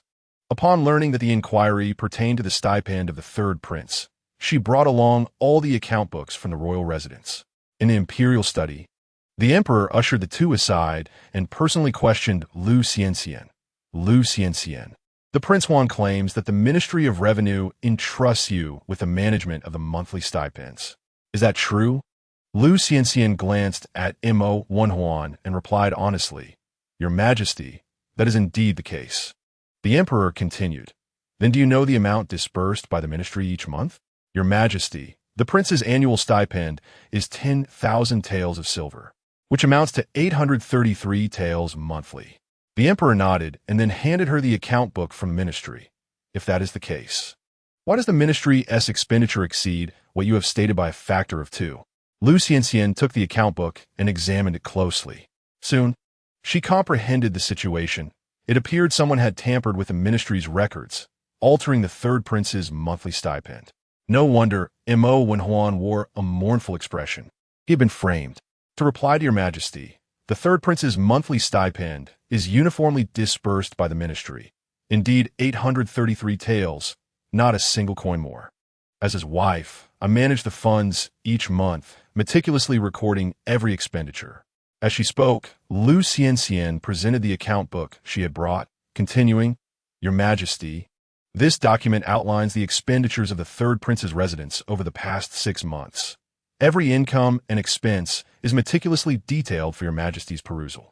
The emperor took the account book and began to leaf through it. Lu Xianxian added, "Each month, apart from expenses for sustenance and maintenance of the estate, as well as the monthly allowances for servants and maids, we also allocate 200 taels of silver for charitable deeds." Startled, the emperor lifted his gaze. "The third prince engages in charitable works?" Lu Xianxian nodded. Glancing at Mo Wenhuan's wide eyes, she replied, "Indeed, as the prince's wife, I ensure that he performs acts of kindness, primarily distributing rice and grains to the impoverished in dilapidated areas, as well as repairing roads and bridges." Upon hearing this, the emperor could not help but regard Mo Wenhuan with newfound respect. "Prince Huan, why did you not inform me of these matters sooner?" Suddenly praised, Mo Wenhuan joyfully replied, "Thank you, Father Emperor, for your commendation. The reason I differ from you, Father, is because, as the ancients have said, the benevolent fear nothing, the compassionate seek no self-interest, and aiding others brings joy without expectation of reward. I have never sought repayment, so why should I speak of it with you?" Mo Jingin's face twitched, feeling as though he had swallowed a fly. In the next moment, the emperor furrowed his brow and scrutinized the accounts, inquiring, "How is it that the expenses of the third prince's residence exceeded the income last month?" Lu Xianxian continued, "Your Majesty, the third prince's expenditures are considerable, and there are times when they do not balance. I often draw from my dowry to assist with household expenses, which I consider a charitable act alongside the third prince. This is my personal treasury, and I keep meticulous records of every expenditure." The grand eunuch beside them immediately began examining the accounts in Lu Xianxian's hands. After a moment, the emperor asked, "What did you find?" The grand eunuch replied, "Your Majesty, the third princess consort speaks the truth. She contributes several hundred taels of silver each month for household support, including gifts for Her Majesty the Empress on her birthday, all from her dowry. Upon hearing this, the emperor promptly closed the ledger, realizing there was no need for further scrutiny, as he now understood that Lu Xianxian supplemented the third princess' expenses from her dowry and engaged in charitable acts each month. After a moment's contemplation, the emperor said, "Very well, Lu Xianxian, this matter does not concern you. You may return." The emperor intended for Lu Xianxian to leave, but unexpectedly, her gaze fell upon the accounts of the Ministry of Revenue, and she did not move. "Wait, Your Majesty." The emperor, surprised, asked, "What is it?" A flicker of astonishment passed through Lu Xianxian's eyes as she presented the ministry's accounts to the emperor, saying, "Your Majesty, please take a look." She then extended her finger towards him, revealing it smeared with a dark ink. The emperor furrowed his brow. Lu Xianxian quickly explained, "Your Majesty, just now, my finger grazed the text in the accounts, and I found that the ink smudges easily, particularly in the column for the third prince. I believe someone has recently tampered with the records to falsely accuse him. Furthermore, Your Majesty, observe how the added words are crammed between the lines. It is evident that someone has forcibly inserted them." Upon hearing this, the emperor also touched the text with his fingertip and, indeed, found that the writing smudged easily. Montag Yingan es complexion document. Meanwhile, Mo Wenhuan's eyes brightened with excitement. "Is that so? Let me see." He hurriedly attempted the same, and, as Lu Xianxian had claimed, the characters smudged as if hastily written overnight. "Father, indeed someone has framed me. Look, the ink truly blurs." The emperor cast him a cold glare, retorting, "I am not blind." "Fool!" The three of them stared at the accounts for a long time and saw nothing amiss. Yet Lu Xianxian arrived and immediately detected the irregularity. "How dare you gloat?" The emperor's expression grew colder at this thought. Yet, Mo Wenhuan remained oblivious to the situation, grinning foolishly. "Father, my innocence has been vindicated. Do you now believe in me?" The emperor did not respond to his words, but instead cast a cold glance at Mo Jing'an. At this juncture, the emperor had already surmised the identity of the instigator. Under the weight of the emperor's icy gaze, Mo Jing'an trembled, his eyes brimming with panic. However, the emperor soon averted his gaze, addressing Mo Wenhuan and Lu Xianxian. "You may return. The rest of the matter shall be decided by me." "Thank you, Father." Mo Wenhuan and Lu Xianxian expressed their gratitude with deep bows before turning to leave the imperial study. Before departing, Mo Wenhuan shot a venomous glare at Mo Jing'an, followed by a smug smile. Mo Jing'an, preoccupied with his own troubles, chose to ignore him. The emperor motioned for everyone else to leave, leaving only himself and Mo Jing'an in the room, which was oppressively silent. Just as Mo Jing'an was about to speak, the emperor's voice thundered, "Kneel before me." With a thud, Mo Jing'an dropped to his knees, feigning terror. "Father, your son does not comprehend what has angered you." With a resounding crack, the emperor hurled the ledger in his hand at Mo Jing'an's face, the impact reddening his cheeks, and the pages scattered across the floor. Mo Jing'an's eyes widened in shock as he struggled to mask the turmoil within him. The emperor glared at him, rebuking. "At this point, do you still wish to argue? You have colluded with the Ministry of Revenue, embezzled the fourth prince's salary, and even fabricated false evidence in an attempt to frame the third prince. Princein, do you not recognize your crimes?" Mo Jing'an recoiled, gripped by fear, yet he held his spine erect. "Father, your son has not the emperor," infuriated by his obstinacy, bellowed. "You commit wrongs yet refuse to confess, truly believing I have grown senile and easily deceived?" With that, the emperor drew his sword and swung it down towards Mo Jing'an's head. Mo Jing'an's heart nearly ceased as terror gripped him. After a moment, he realized his head remained intact. The emperor had merely severed his golden crown, a few strands of hair cascading to the ground. The emperor pointed the sword at him, shouting fiercely, "You wretched fool! Even as death looms, you still refuse to admit your guilt?" Mo Jing'an, paralyzed by anxiety, trembled, hardly daring to breathe. Yet, in a bid to preserve his life, he resolved to cling stubbornly to his denial. "Your son speaks not a word of falsehood. Please believe me. father.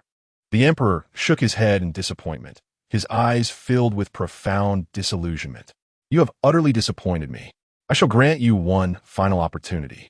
Kneeling, Mo Jing'an remained motionless, nervously swallowing. He feared that if he were to confess, his life would be forfeit. Thus, he dared not admit to his misdeeds.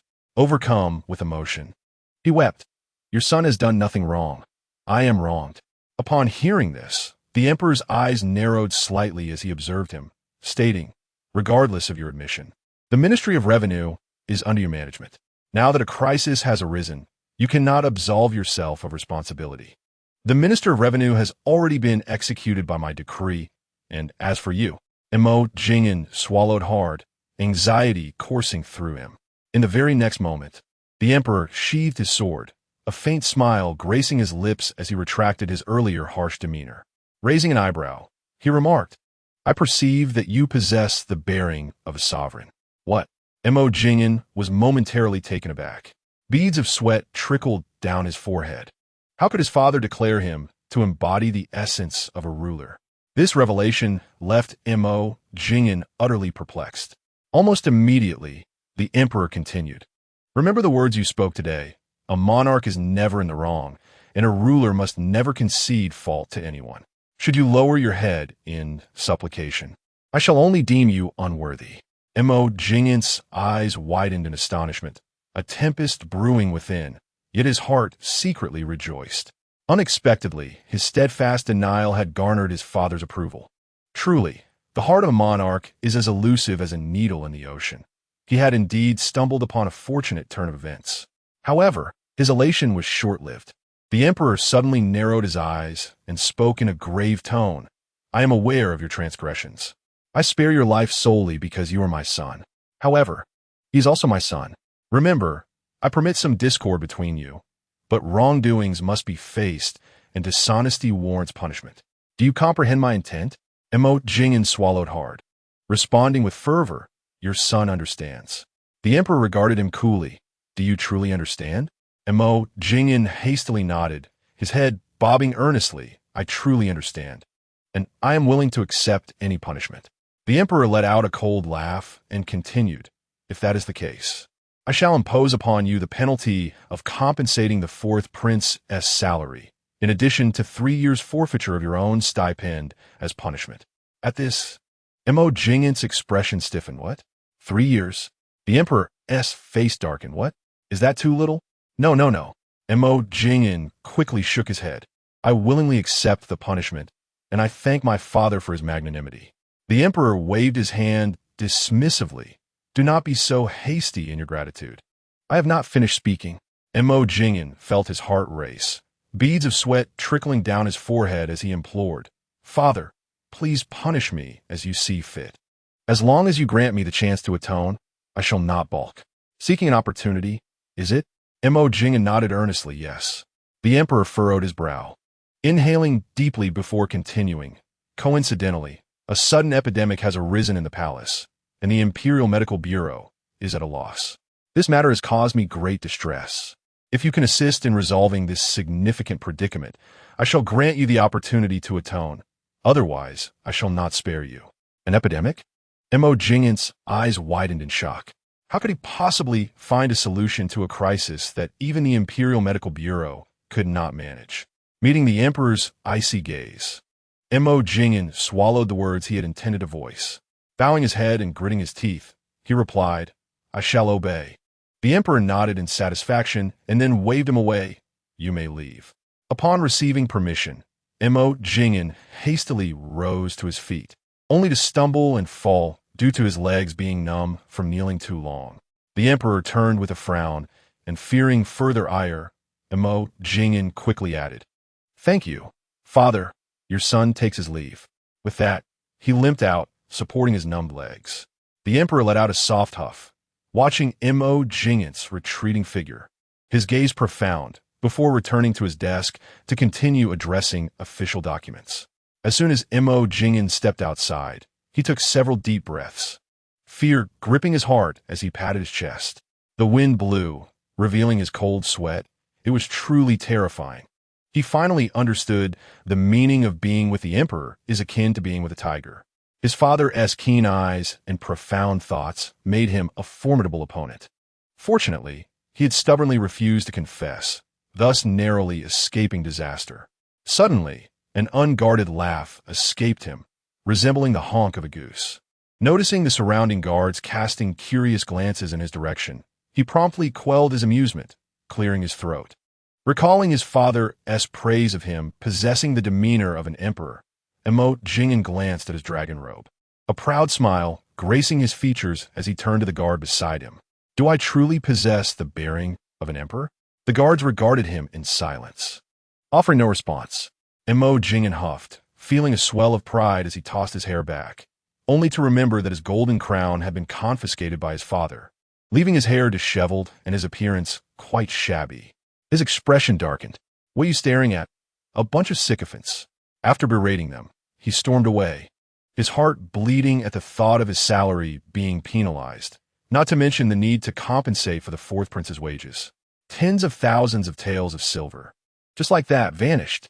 The more he pondered, the angrier he became, raking his fingers through his hair in frustration. I would rather feed it to the dogs than hand it over to that cripple. In Chapter 82, Am I Suffering from Heart Disease? At the fourth prince's residence, Chu Yingluo was suddenly taken aback by the arrival of 30,000 taels of silver delivered by a servant. Her eyes widened in shock, and she smiled broadly. Wow, so much money. I must be about to strike it rich. However, her smile quickly faded as she furrowed her brows, eyeing the servant warily. Who are you? Why are you suddenly delivering silver? I don't believe in such good fortune falling from the sky. Speak, what is your motive? The servant stammered. Fourth princess. This silver is sent by the second prince. The second prince? Chu Yingluo narrowed her eyes, scrutinizing him closely. Are you one of his people? The servant nodded. Why did the second prince suddenly send silver to the fourth prince's residence? She inquired. The servant shook his head vigorously. I'm unaware. But the second prince only mentioned that it was the emperor's command. He instructed me to deliver the silver, nothing more. Chu Yingluo pondered counting the silver, quickly realizing that it was in response to Jingyan cutting off the prince's salary. The fact that Jingyan could send the silver in full indicated the emperor's intention. A cold smirk escaped her lips. I already know without you saying. Go back and inform the second prince that I have received the silver. However, the man lacks any sincerity. He should have delivered it himself and offered an apology to the fourth prince. Should the emperor inquire later, I would then be able to assert that the second prince genuinely repented. The servant, feeling embarrassed, acknowledged her words and fled in a hurry. Just then, Wenhuan happened to pass by and observed Jingyan's entourage delivering silver to the fourth prince's residence. He approached, exclaiming, I knew it. That shameless second prince has greedily seized the fourth prince's silver for himself and even attempted to frame me. He is nothing but a black-hearted scoundrel, utterly despicable. So much silver. That scoundrel is truly greedy. Wenhuan ran his hand over the glistening silver, salivating with desire. Chu Yingluo gripped the vessel containing the silver tightly. Dodging Wenhuan's clumsy hand, and a subtle smile crept onto her lips. You say the second prince has wronged you? As soon as Wenhuan recalled the false accusations made by Jingyan, his teeth clenched in frustration. He vented his anger and recounted the events that transpired in the imperial study to Chu Yingluo. I never expected him to be such a person. From this day forth, I shall not coexist with him. Chu Yingluo nodded in agreement, lamenting, in truth, he is indeed wicked. He is not merely a black-hearted radish. He is akin to a winter melon leaking water, putrid yogurt, a wolf's heart, and a dog's lungs, utterly devoid of conscience. Wenhuan concurred, indeed. I curse him with sores on his back and pus from his navel. Chu Yingluo raised an eyebrow, her lips curling into a smile. Is it not simple to make him suffer? I have a method. Wenhuan's eyes sparkled with curiosity. What is your plan? Chu Yingluo beckoned him closer, her expression innocent and harmless. Come here, I shall tell you. Wenhuan eagerly leaned in. Simply pour this into his bathing tub, Chu Yingluo said, pulling out a small jade vial from her sleeve and handing it to Wenhuan. He understand? Mo Wonhuan clutched the vial tightly, grinning with delight. Excellent. He dares to wrong me. I shall avenge myself and ensure he suffers.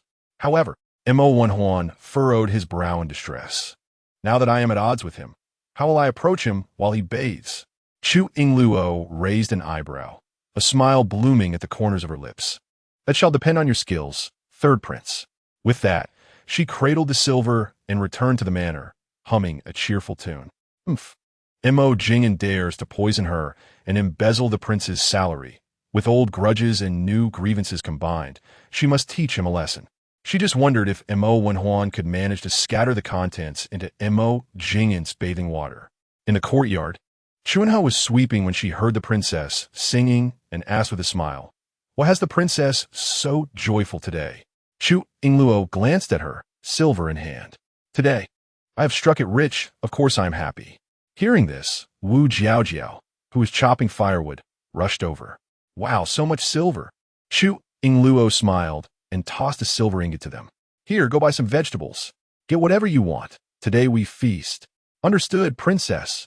Wu Jiaojiao and Chuanha took the silver and happily dashed off to procure the ingredients.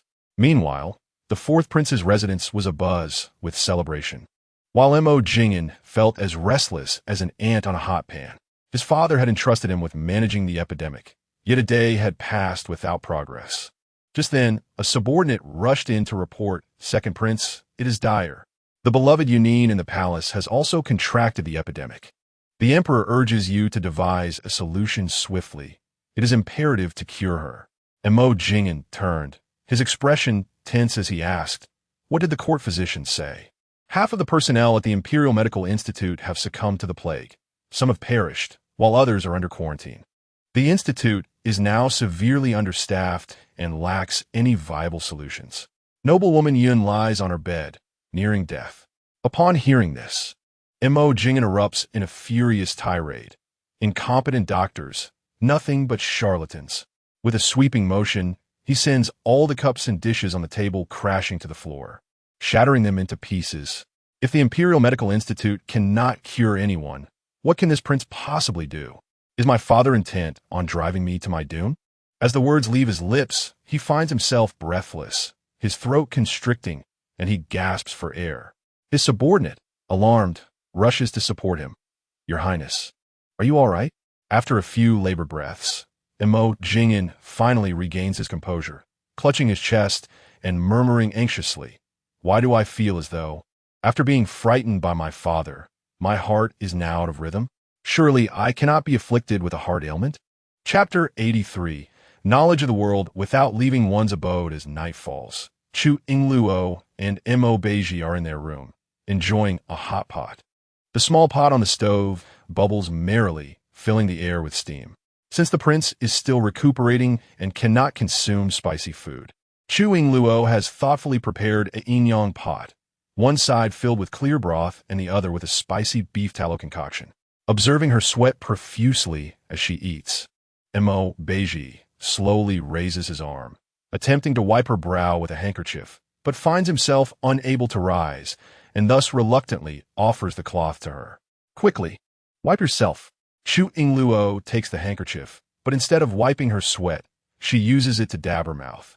Mo Beizhi, noticing the red oil on the cloth, winces slightly. Chu Yingluo, however, beams and exclaims, "Ah, this is delightful.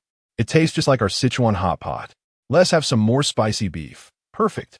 Mo Beizhi furrows his brow, pondering her words. Though somewhat perplexed, he cannot help but smile at her evident enjoyment. Suddenly, a noise comes from above. Chu Yingluo immediately becomes alert. "Who goes there?" "It is I, Jiang Feng," comes a quiet reply as he lifts a small tile. As the tile is removed, an enticing aroma wafts through, causing Jiang Feng's stomach to grumble audibly, his eyes involuntarily drawn to the small pot. Mo Beizhi gazes at him, inquiring, "What is it?" Jiang Feng hastily averts his gaze and replies, "Your Highness, the Emperor has entrusted the plague matter to the second prince. I have just returned from the Prince of N's residence and heard that the second prince is scouring for doctors, even summoning itinerant healers from the countryside. posting notices that anyone who can cure the plague will be rewarded with 100 taels of gold. Chu Yingluo raises an eyebrow. 100 taels of gold? It seems Mo Jingyan is truly at a loss, resorting to such measures. But will this approach be effective? Jiang Feng responds. Currently, a throng of people are flocking to the Prince of An's residence, trampling the threshold, each claiming to be a miraculous healer. A laugh escapes Chu Yingluo. This is a splendid idea. The second prince will have his hands full now. Beizhi narrows his eyes slightly, snorting softly. He is courting disaster. Among that crowd are bound to be quacks. If one of them causes trouble within the palace, he will bear the consequences. Jiang Feng, you and Filiu continue to keep watch. Do not concern yourselves with anything else. Yes, your highness. With that, the figure on the rooftop falls silent. Jiang Feng's eyes darted towards the bubbling pot, and he swallowed hard, inquiring, Your highness, what delectable dish are you enjoying? It smells divine. Chu Yingluo lifted her gaze and beckoned him with her chopsticks. Jiang Feng, would you care to join us for hot pot? Eagerly, Jiang Feng nodded, about to agree, when he met the icy gaze of the prince. Instantly, he changed his response. No, I was merely asking. I have a multitude of matters to attend to. I shall take my leave. Chu Yingluo waved her chopsticks dismissively, not insisting. Very well, then, tend to your affairs. It is a pity, though, as this spicy beef is truly exquisite. Jiang Feng, eyeing the hot pot with longing, smacked his lips regretfully before closing the lid. With a few soft, rustling sounds, the figure on the roof vanished like a specter of the night, swift and agile. As Chu Yingluo savored the beef, she could not help but exclaim, Your Highness, with Jiang Feng and Fei Lu around, you truly need not step outside to be informed of the world's affairs. Beizhi turned his gaze, observing her slight smile. The matters of the world were trivial, for what truly mattered was that he wished to remain by her side each night, watching her relish hot pot. In the Anwang mansion, Mo Jingyan surveyed the crowd of eager faces, questioning, Do you all possess a remedy for the epidemic? In unison, they shouted, Yes, yes, absolutely. Mo Jingyan furrowed his brows, skeptically asking, Even the court physicians are at a loss. How can you claim to have a solution? Your Highness, I have a time-honored prescription that cures all ailments. Please allow me to try, one man implored. Your Highness, I too have a remedy. This is the sacred water from our Time Yao village. A single sip not only cures all diseases but invigorates one for the next day, strong enough to fell a bull, another chimed in. Step aside, another pushed forward, declaring, Your Highness, I am a descendant of the legendary healer Hua Tua. My family has been renowned for generations, and I possess ancestral medical texts. Get lost. I too am a descendant of BNK, another retorted, bowing respectfully. Your Highness, please allow the descendant of BNK to demonstrate. I too have remedies. Let me try. A crowd clamored, each vying for the prince's attention, some even resorting to blows, their desperation causing blood to flow as they fought for a chance to speak. Fuming, Mo Jingyan clenched his fists, drawing his sword, and bellowed, If any of you dare deceive me, I will have your heads. At his words, the courtyard fell silent. The voices hushed, and the fighting ceased. Mo Jingyan snorted in frustration. Turning to his trusted aide, he quietly inquired, Xiao Lu, do you believe any of their claims hold truth? Xiao Lu pondered for a moment and hesitantly suggested, Your Highness, I lack medical knowledge. Perhaps we should summon the court physicians to assess their claims. This would help us identify any frauds among them. Mo Jingyan contemplated this for a moment. It was indeed a viable approach. Quickly go. Yes. Xiao Lu hurried off to the Imperial Medical Institute. Montauk Chingan inhaled deeply, casting a cold gaze upon the individuals below him. He declared, The one from Time Yao village, bring forth your divine water for this prince to examine. And you, who claim to be a descendant of Hua Ta, as well as you, the descendant of BNK, come forth at once. Chapter 84. This scene was even more intense than when you initially selected your consorts. Upon hearing his command, the three individuals hurriedly approached. Mo Jingyan focused intently on the water pouch held by one of them. Is this what you refer to as divine water? Indeed, Your Highness, the man replied, opening the pouch's lid and presenting it with a flourish, smiling as he said, Your Highness, it is still warm. Warm, you say? Yes, Your Highness. This divine water was collected just before my arrival, and I heated it specifically, for its efficacy increases tenfold when warmed. Mo Jingyan regarded him with skepticism. You are not attempting to deceive this prince with mere boiled water, are you? The man hastily shook his head. I would not dare, Your Highness. If you would trust me, I assure you we of Tai Miao village have grown up drinking this well water, this divine water, and we have never fallen ill. Mo Jingyan interrupted coldly. You just claimed that this divine water can cure all ailments? Indeed, Your Highness. Mo Jingyan pondered for a moment before inquiring, can it also detoxify? Of course, Your Highness. It can cure all ailments. Thus it can also neutralize a myriad of toxins. A smile crept onto Mo Jingyan's lips as he commanded his subordinates. Bring Li Xiaodi here. Since she has been poisoned, let her be the first to test it. Then, he turned his attention to the other two individuals. How do you both prove your lineage as descendants of Hua, Tuo, and Bianke?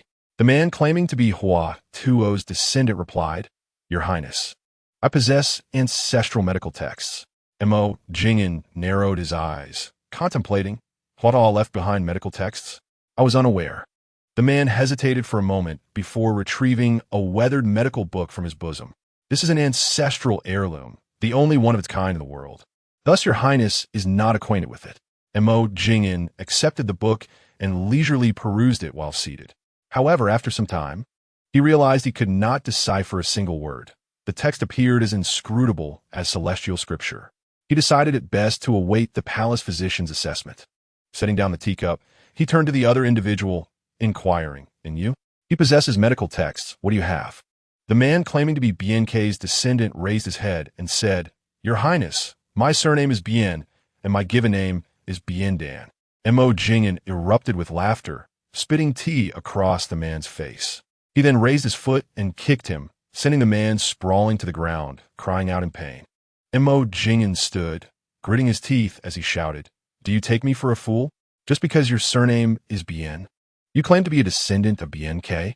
The man scrambled to his feet. Your Highness, I speak nothing but the truth. I am indeed a descendant of Bien Quebec. As for my name, it was bestowed by my parents. My father named me Bien Dan to signify that I must shoulder great responsibilities and carry forth my ancestral medical skills. Seeing the conviction in his words, Mo Jingyan hesitated, beginning to doubt the veracity of his claims. If true, he might be missing out on a miraculous healer. With this thought, Mo Jingyan's demeanor softened slightly as he said, You may rise. Bien Dan eagerly stood up. Thank you, Your Highness. Before long, the servants brought Li Xiaodi into the chamber. Li Xiaodi, whether under the influence of a love potion or having been indulged by a man, underwent a remarkable transformation. Dressed in a flamboyant pink gown and adorned with thick layers of rouge and powder, she walked with an exaggerated sway reminiscent of a courtesan, exuding an air of seduction. Despite her ostentatious appearance, Mo Jingyan could hardly spare her a glance. The thought of her having consorted with another man filled him with revulsion. As she approached Mo Jingyan, she halted and coldly inquired, What do you want? Hurry up. I must return to accompany the emperor. Mo Jingyan regarded her with an expression of disdain, then shifted his gaze and instructed the attendant, Administer this divine water to her. Divine water? Li Xiaodi was momentarily taken aback, glancing at the steaming liquid before her, and firmly refused, I will not drink it. That is not your choice. Mo Jingyan signaled to the servants. Two attendants swiftly approached, one on each side, restraining her, while another seized the water pouch and grasped Li Xiaodi's head. In a panic, she began to scream, No, I won't drink it. Emperor, help me. Amid her frantic struggles, the servants forced the liquid down her throat. After consuming a full pot, Li Xiaodi's mouth was scalded, leaving her speechless with pain. Nevertheless, she continued to act like a madwoman, weeping and mumbling incoherently about the emperor, showing no signs of improvement. Mo Jingyan glared coldly at the attendant who had administered the water, demanding, She has consumed your divine water. Why has the poison not been alleviated? The attendant, visibly shaken, bowed his head and replied, My lord, I did not claim that this divine water could cure madness. Mo Jingyan slammed his hand on the table in frustration, exclaiming, "Did you not just assert that it could cure all ailments and counteract all poisons?" The attendant, now trembling, fell to his knees, pleading, "My lord, I did not deceive you. Perhaps you should wait until morning. She may recover by then." Fuming, Mo Jing'an clutched his chest, taking a deep breath. "Very well. I shall wait until tomorrow morning. If she is not well by then, I will have your head." The attendant's face blanched at the threat. "Take him away and confine him," Mo Jing'an commanded with a wave of his hand. 2 guards seized the attendant and dragged him away as he protested loudly, "My lord, please." Along with the still screaming Li Zhaodi, he was taken out. Mo Jing'an rubbed his temples in irritation when a familiar voice called from a distance. "Second brother, what is happening here? I arrived to hear you speak of killing someone. How terrifying." Mo Wenhuan turned to survey the scene, unable to suppress a chuckle. "Goodness, this spectacle is even more intense than when you selected your consorts." Upon seeing Mo Wenhuan's unexpected arrival, Mo Jing'an frowned in displeasure. "What brings you here?"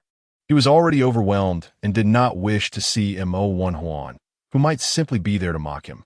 "I did not come alone," Mo Wenhuan replied with a huff, stepping aside. Mo Jing'an looked up and saw Prince Yin had also arrived. He immediately smiled and greeted him respectfully. "Uncle, what brings you here?" Unexpectedly, Prince Yin cast a fleeting glance at him, disdainfully remarking, "Prince Yin, you have greatly disappointed your royal uncle." Mo Jing'an was momentarily taken aback. "Royal uncle, what do you mean by that?" Though Prince Yin held no substantial power, he was the biological son of the Empress Dowager, bestowing upon him a lofty status within the palace. Thus, Mo Jing'an and others typically accorded him a modicum of respect. Apart from the emperor, he harbored the greatest trepidation towards Prince Yin. Just as Prince Yin was about to speak, one of Mo Jing'an's trusted aides arrived, announcing, "My lord, Physician Jiang is here." Mo Jing'an glanced at them and instructed Xiao Lu, "Take Physician Jiang to interrogate the individuals in the courtyard. I have matters to discuss with my royal uncle." Having said this, Mo Jing'an turned to Prince Yin with a smile. "Royal uncle, please, after you." Prince Yin flicked his sleeve and entered the room, closely followed by Mo Wenhuan. Mo Jing'an positioned himself before the latter. "Mo Wenhuan, did you summon our royal uncle?" Naturally, Mo Wenhuan would not confess to bringing the royal uncle, and merely huffed, "The royal uncle came from the Empress Dowager. I merely encountered him on my way back. I must remind you, your schemes against the 4th prince and the slanders against me are far from forgotten. Are you implying that you brought the royal uncle here to settle scores with me?" Mo Jing'an glared at him in jealousy, utterly disbelieving Mo Wenhuan's words. It was evident that Prince Yin was brought here by Mo Wenhuan, who must have been harboring some ulterior motives. At this moment, burdened with the pressing matters of the epidemic, Mo Wenhuan's arrival with the royal uncle felt like an unwelcome complication. Mo Wenhuan raised an eyebrow and grinned. "Rest assured, today the royal uncle is not here to settle scores, but rather to present you with something beneficial." Chapter 85. The matter of procreation is of great importance. Mo Jing'an felt perplexed. Mo Wenhuan's remarks were utterly nonsensical, given that the royal uncle expressed disappointment in him. How could he possibly be delivering something advantageous? Could it be that the royal uncle was truly not here to confront him? With a heart full of doubts, Mo Jing'an stepped into the room. There sat Prince Yin, solemnly fixed on him from the chair. Mo Jing'an, feeling uneasy, tugged at the corners of his mouth. "Royal uncle, if you have something to say, please do so directly." Unexpectedly, Prince Yin sighed deeply, speaking earnestly. "Prince Yin, there are 3 forms of filial piety, with the lack of heirs being the gravest. Being of royal blood, the act of procreation is traditionally regarded as a monumental affair, even a matter of utmost significance. Are you aware of this?" Mo Jing'an was taken aback, unable to comprehend the sudden turn of conversation. After a moment, he smiled. "Of course I am aware. However, royal uncle, I do have children. I have a 5-year-old young heir and 2 little princesses. Wherefore comes the accusation of having no heirs?" Prince Yin replied with a grave tone, "Yet I have heard that you possess dozens of concubines and have only 3 children. This seems rather insufficient. Your father had already fathered more than 10 by the time he was your age." As he spoke, profound disappointment shimmered in Prince Yan's eyes. Your father was preoccupied with state affairs, leaving him no time for other matters. However, as your royal uncle, I must concern myself with your vital duty of siring heirs. I ask you, Prince Yin, could it be that you are akin to Prince Huan in that regard? Otherwise, how could you have so many concubines, yet only 3 children? Upon hearing this, Mo Wenhuan could not help but clench his fists, suppressing his emotions. Mo Jingin's lips twitched slightly as he quickly clarified, Your Highness, you misunderstand. The reason I have few children is that I have given them contraceptive potions. Although I have many concubines, I believe not every woman is worthy of bearing my offspring. The Prince of Yin nodded, I see. In that case, that is splendid news. You can rest assured, Your Highness. Mo Jingyin secretly wiped his brow. A faint smile appearing on his lips. You need not worry, Your Highness. However, in the next moment, the Prince of Yin continued, coincidentally, I have selected 2 suitable young ladies for you. That day at the banquet, Li Zhaodi was disrespectful before the emperor and was stripped of her position as the primary consort. As you currently lack a primary consort, I have brought them for you today. What? Mo Jingyin's eyes widened in astonishment. As he spoke, the Prince of Yin gestured to his attendants. Let them enter. Moments later, 2 young ladies gracefully walked in. Mo Jingyin's facial muscles involuntarily twitched. Your Highness, what is this? It turned out that the Prince of Yin truly intended to present him with a gift, albeit an unexpected one, women. At this moment, he covertly glanced at Mo Wenhuan, who raised an eyebrow, the amusement in his eyes cryptic. The Prince of Yin, visibly pleased, remarked, These 2 are both daughters of noble families in the capital. One is the daughter of the Minister of Personnel, and the other is the daughter of a Hamlin scholar. Both are strikingly beautiful and, in terms of status and appearance, are quite suitable for bearing your children. The 2 ladies gracefully bowed, introducing themselves, this humble servant, Yi Lingyun. This humble servant, Meng Wan, pays respects to the second prince. Mo Jingyin stared at the 2 young ladies, his expression frozen, his mind a whirlwind of confusion, utterly perplexed by the prince's intentions. Noticing his unusual demeanor, the Prince of Yin suddenly frowned and inquired, What is it? Do you find the ladies I have chosen unappealing? Mo Jingyin regained his composure and quickly shook his head. No, not at all, Your Highness. I am very pleased. It's just that my mind is currently preoccupied with the plague, and I lack the heart to take a consort. Had this been in the past, I would have been quite delighted to receive beautiful women from you.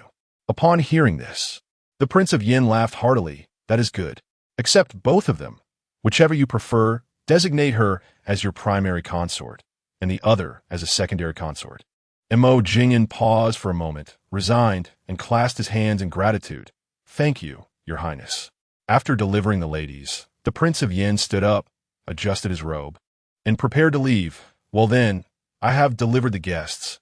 It is time for me to take my leave. Your Highness, please take care. Mo Jingyin hurriedly stepped forward to see him off. Upon reaching the door, the Prince of Yin glanced at the people in the courtyard, patted Mo Jingyin on the shoulder, and added with earnestness, Prince Yin, while addressing the plague, do not forget the important matter of having children. Mo Jingyin felt a weight on his shoulders, but smiled. I understand, Your Highness.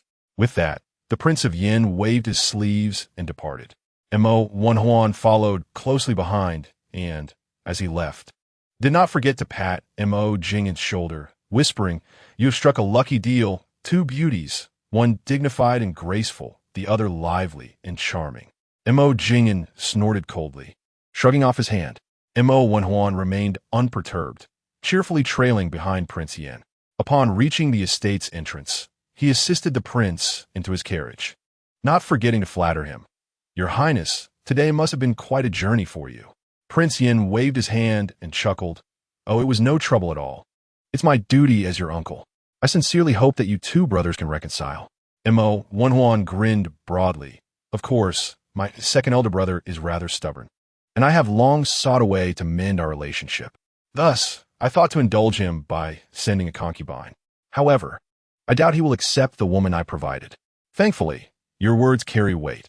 I truly appreciate your assistance today. Prince Yin gestured dismissively. All right, you should return home now. Certainly, Your Highness, travel safely. Mo Wenhuan beamed, bidding farewell until the carriage was out of sight. He then stretched his sore jaw and exhaled. This endeavor has consumed quite a bit of my energy. With that, a cunning smile flickered in his eyes. Meanwhile, within the estate, Mo Jingyan regarded the two women sent by his uncle with a furrowed brow. I have important matters to attend to tonight. You both may return to your chambers to rest. Yu Lingyun, composed and attentive, curtsied and said, My lord, please take care of your health and do not overexert yourself. I shall take my leave. However, Mengwan was somewhat mischievous. Once Yu Lingyun departed, she approached Mo Jingyan, standing on tiptoe to whisper sultrily in his ear, My lord, I shall await you tonight. Do remember to come. I will prepare your bathwater. Mo Jingyan cast her a sidelong glance, catching her flirtatious wink before she playfully scampered away. He couldn't help but smile, finding this little imp quite to his liking. Mo Jingyan brushed his excited lips and strode into the courtyard, his tone noticeably lighter. Dr. Jiang. How goes it? Chapter 86. Quack, you incompetent quack. Dr. Jiang turned around, glancing at the individuals in the western courtyard, and produced 2 medicinal herbs from his hands. Expressing his difficulty, Prince Sin, those people possess no medical knowledge whatsoever. I just inquired, and they couldn't even distinguish between the most basic white cardamom and nutmeg. Upon hearing this, Mo Jingyan's anger surged, his fists clenched tightly, joints cracking audibly as he barked, Xiao Lu, drag those who dare to deceive me away and execute them. A chorus of pleas for mercy erupted from the crowd below. My lord, please spare us. At that moment, those still queuing for Dr. Zhang's examination trembled in fear. With a few already slipping away unnoticed, yet a handful of brave souls remained, including some genuine folk doctors knowledgeable in medicine. Observing the effectiveness of this approach, Mo Jingyan turned to Dr. Jiang, declaring, Dr. Jiang, I appreciate your hard work tonight. It is imperative that you filter out those truly skilled in medicine. Tomorrow morning, they shall accompany me to the palace to treat the epidemic. Xiao Lu, stay with Dr. Jiang and ensure this matter is handled properly. Yes, my lord. After concluding his explanations, Mo Jingyan felt an overwhelming urge to leave the place. The mere thought of the alluring little enchantress who had just teased him stirred an uncontrollable restlessness within him. Before departing, Mo Jingyan glanced down at the white cardamom and nutmeg in the hands of Physician Jiang. He picked up 2 seeds, scrutinizing them intently, and after a moment of contemplation, furrowed his brow and inquired, Physician Jiang, could it be that the problem you presented is too perplexing? Even I cannot discern it. Physician Jiang's expression momentarily faltered, and beads of sweat formed on his forehead. Mo Jingyan awkwardly chuckled, tossed the 2 seeds aside, and advised, Physician Jiang, you are knowledgeable. Remember to inquire thoroughly. Wiping his brow, Physician Jiang replied, I shall obey your command. Thus, Physician Jiang diligently questioned throughout the night, while Mo Jingyan reveled in merriment within Mengwan's chamber. The following morning, a series of blood-curdling screams resembling that of a slaughtered pig erupted from Mengwan's room. Instantly, the entire Prince An's residence was thrown into disarray. Mo Jingyan gazed at his reflection in the mirror, astonished, and exclaimed, What is happening? Why do I have such an abundance of sores on my body? My face. Physician Jiang. Hearing his distress, Physician Jiang rushed in, prepared to report the findings from the previous night, only to be met with the shocking sight of Mo Jingyan covered in sores, some oozing pus, which caused him to drop to the floor in terror. Your Highness.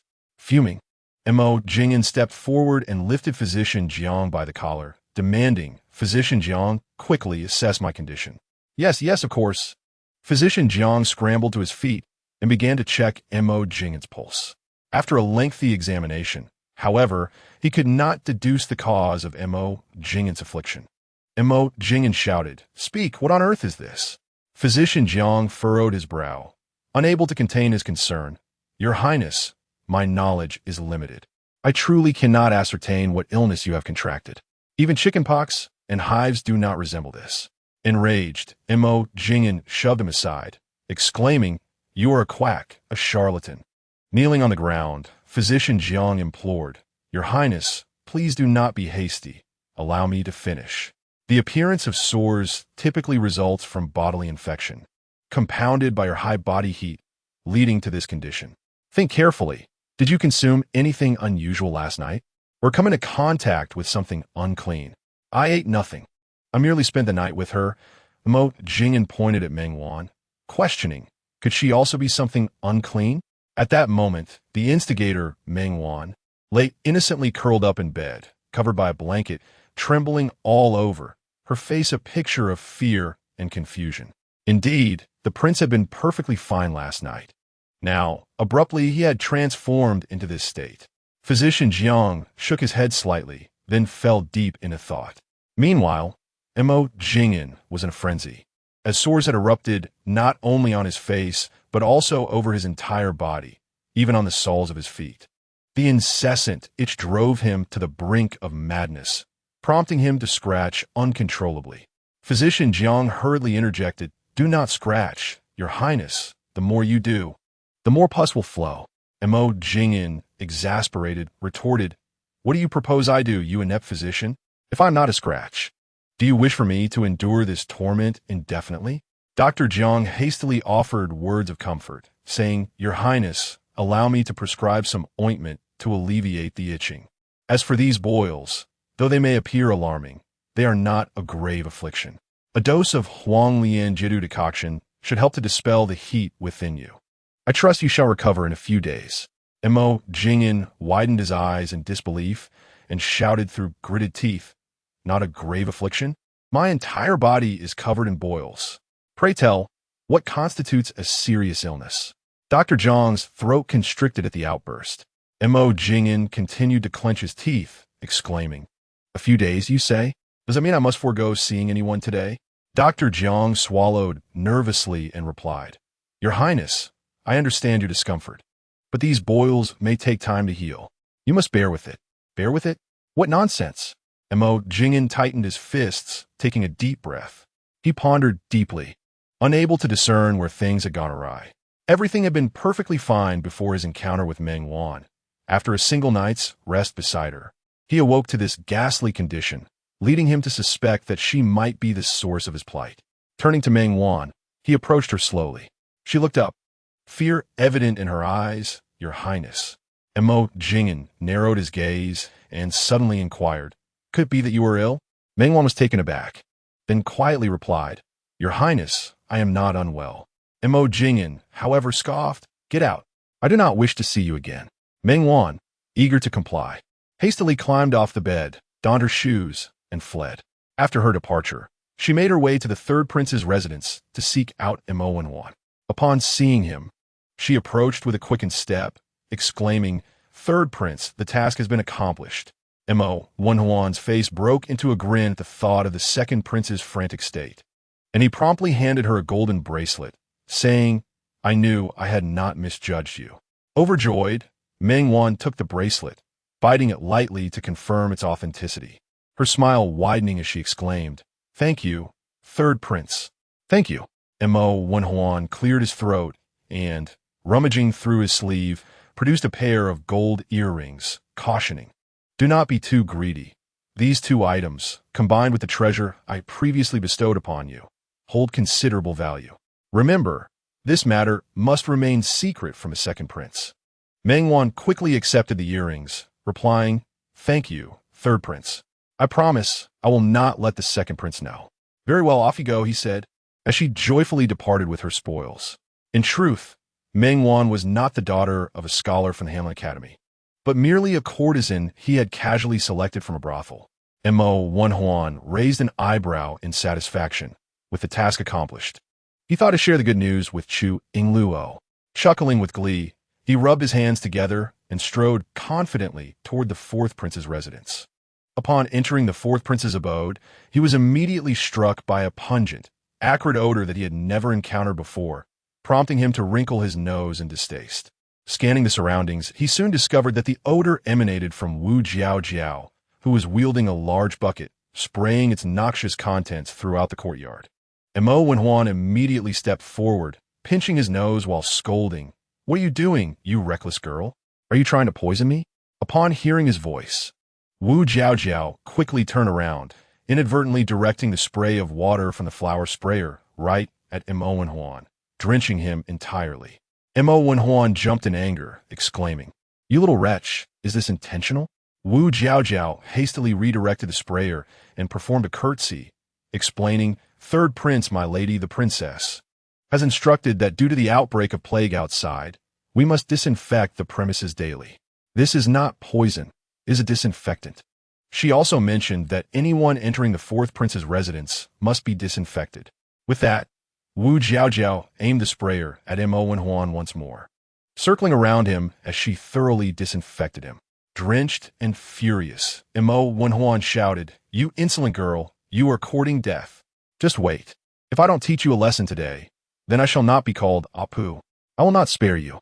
As he rolled up his sleeves, preparing to seize Wu Jiaojiao, Chu Yingluo suddenly emerged from the door. Stretching lazily and yawning, she remarked, "It was I who instructed her to spray you."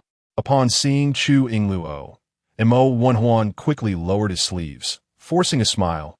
"Ah, since it was your command, I shall let this matter slide. Carry on with your spraying." Wu Jiaojiao, having been pushed aside by Mo Wenhuan, huffed and walked off with her bucket.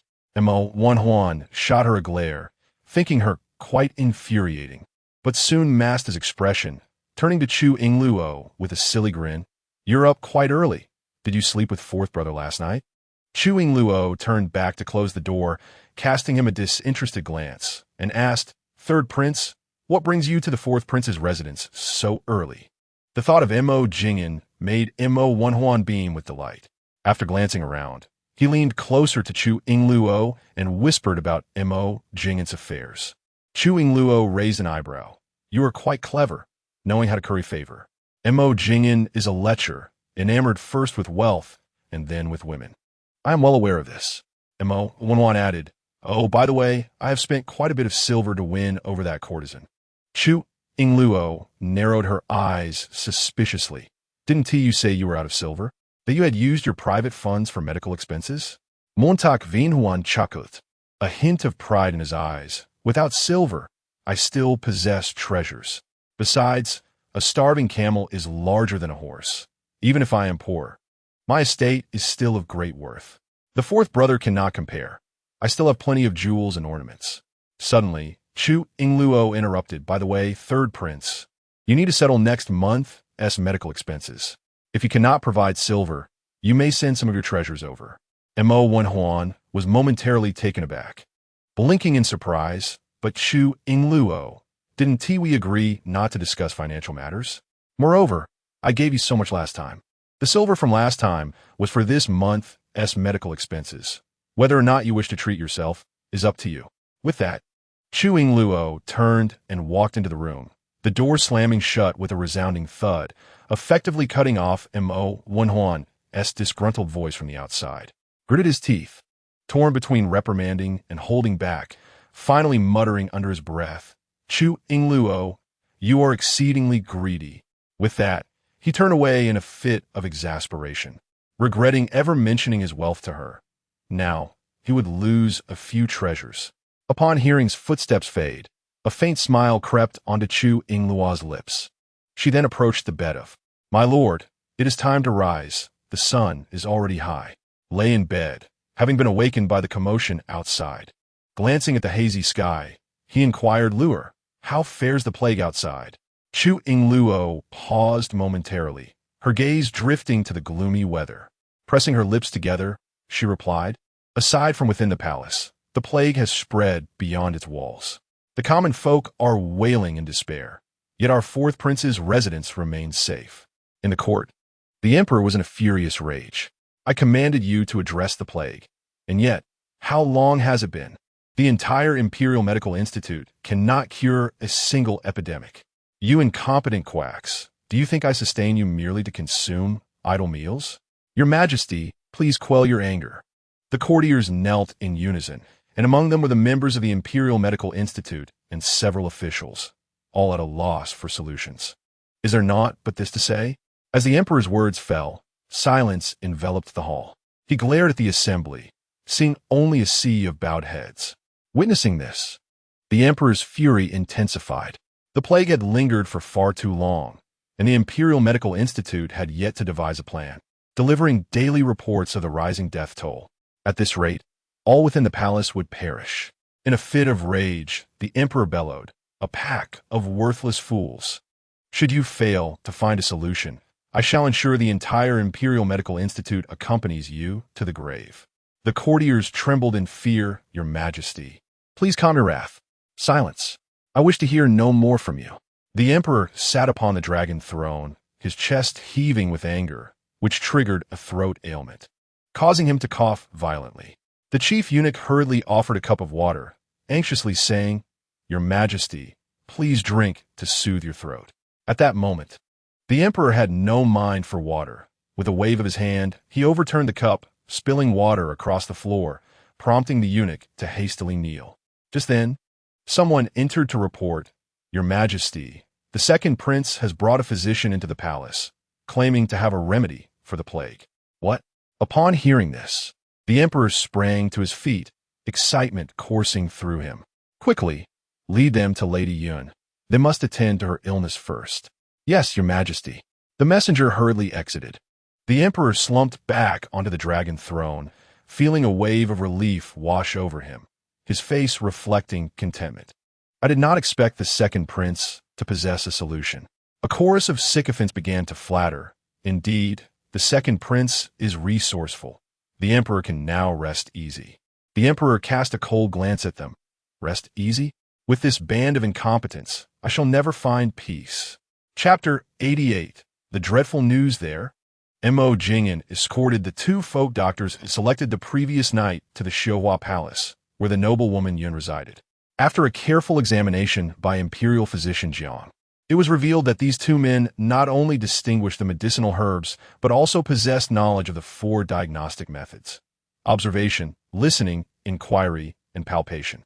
Both asserted with unwavering confidence that they could cure the epidemic, which prompted their admission into the palace. One was named Hu Kai, while the other was known as Biandan.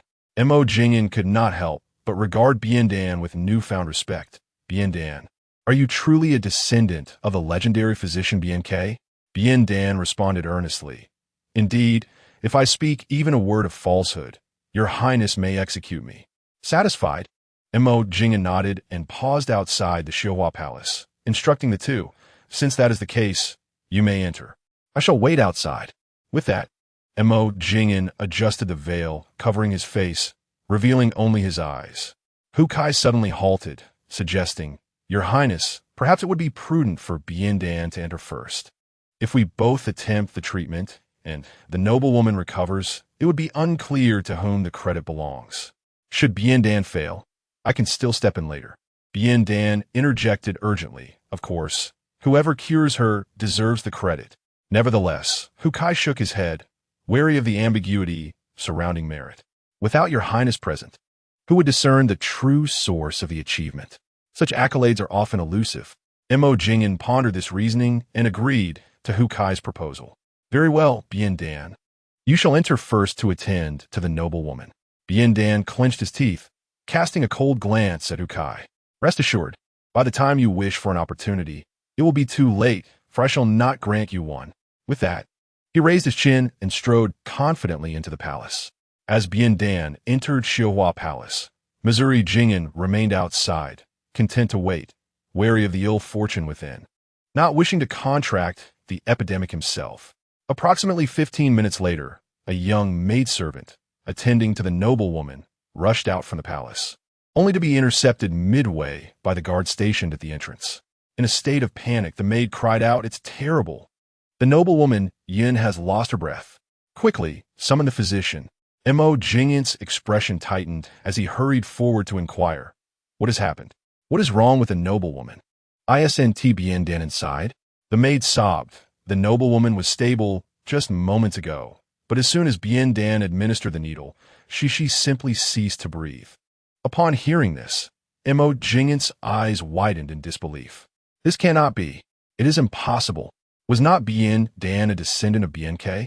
Just then, Biandan stumbled out from the noblewoman's chamber, disheveled, exclaiming, "Second prince, it was not my fault." The noblewoman was already failing. The moment I approached her, she perished. Stunned and aghast, Mo Jingyan nearly lost his footing, caught off guard by the sudden and dreadful news. "Quickly stop him. The guards at the entrance immediately restrained Bien Dan, while one turned to report to the emperor. The bearer of the burden shouted loudly, "Release me, second prince. You must believe me. I did not cause the death of Lady Yun." The young maid turned her head, weeping as she scolded, "It was you. You were the one who caused Lady Yun's demise." Upon hearing this, Mo Jingyan glared at the bearer with a ferocity that could slay. For even though he suspected the bearer was connected to Lady Yun's death, he could never admit it. After all, the bearer was brought by him. To acknowledge this would imply to the emperor that he had misjudged character. Nearby, Hukai patted his chest in relief, thankful he had not entered earlier. Otherwise, he would have found himself in a precarious position. He turned to Mo Jingyan and suggested, "Your Highness, perhaps it would be best to have someone else treat her. I assure you, I could remedy the situation." Mo Jingyan cast a skeptical glance his way. Meanwhile, in the Taya Hall, the emperor had just caught his breath. Upon learning that the physician brought by Mo Jingyan had caused Lady Yun's death, he was instantly filled with wrath. "Go, summon Princeton to me." Shortly thereafter, the chief eunuch rushed to Shihua Palace with news. "Second Prince, His Majesty requests your presence at the Taya Hall." Mo Jingyan was taken aback. The emperor must have learned of Lady Yun's passing. What was he to do now? However, as the emperor called for him, he had no choice but to comply. Gritting his teeth, he hastily made his way to the Taiha Hall. Just as he departed, the chief eunuch commanded, "Bring this bearer of burdens down and execute him." Upon hearing this, the bearer turned pale with fear and cried out for mercy. "No, second prince. Save me, please." The second prince was too preoccupied to lend an ear. "You charlatan, you have caused Lady Yun's death, and the emperor will not spare your life." The bearer was dragged away, his cries of despair echoing until suddenly his voice fell silent. In the Taya Hall, Mo Jingyan entered, his body swathed like a dumpling. The emperor did not recognize him at first and coldly inquired, "Who are you? Where is Princeton?" Mo Jingyan promptly bowed and responded, "Father, it is I, your son." "Princeton?" The emperor looked at him in astonishment before reprimanding. "Why are you so heavily wrapped? Are you ashamed to face me after causing Lady Yun's death?" Mo Jingyan shook his head. "No, father.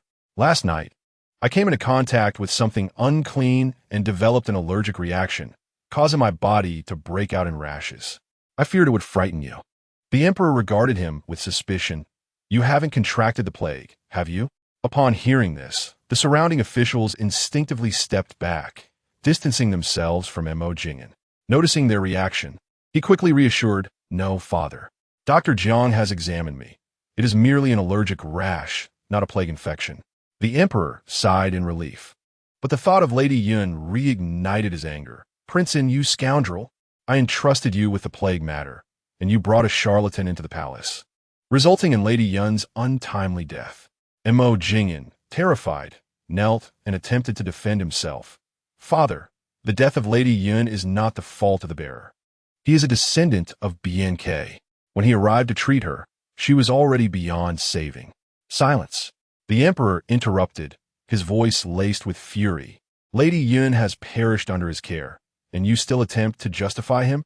If he were truly a descendant of BNK, would he be reduced to this? He spoke in utter nonsense, deceiving and misleading. Do you not possess any intellect to believe such absurdities? I dare say your wits are inferior to that of a mere Pole." Mo Jingyan's throat constricted, biting his lip tightly. "Father, grant me one more opportunity. The Pole's medical skills are lacking, but I have also brought along Hukai. Yes, he claims he possesses a method to cure the plague." The emperor inhaled deeply, casting a cold gaze upon him.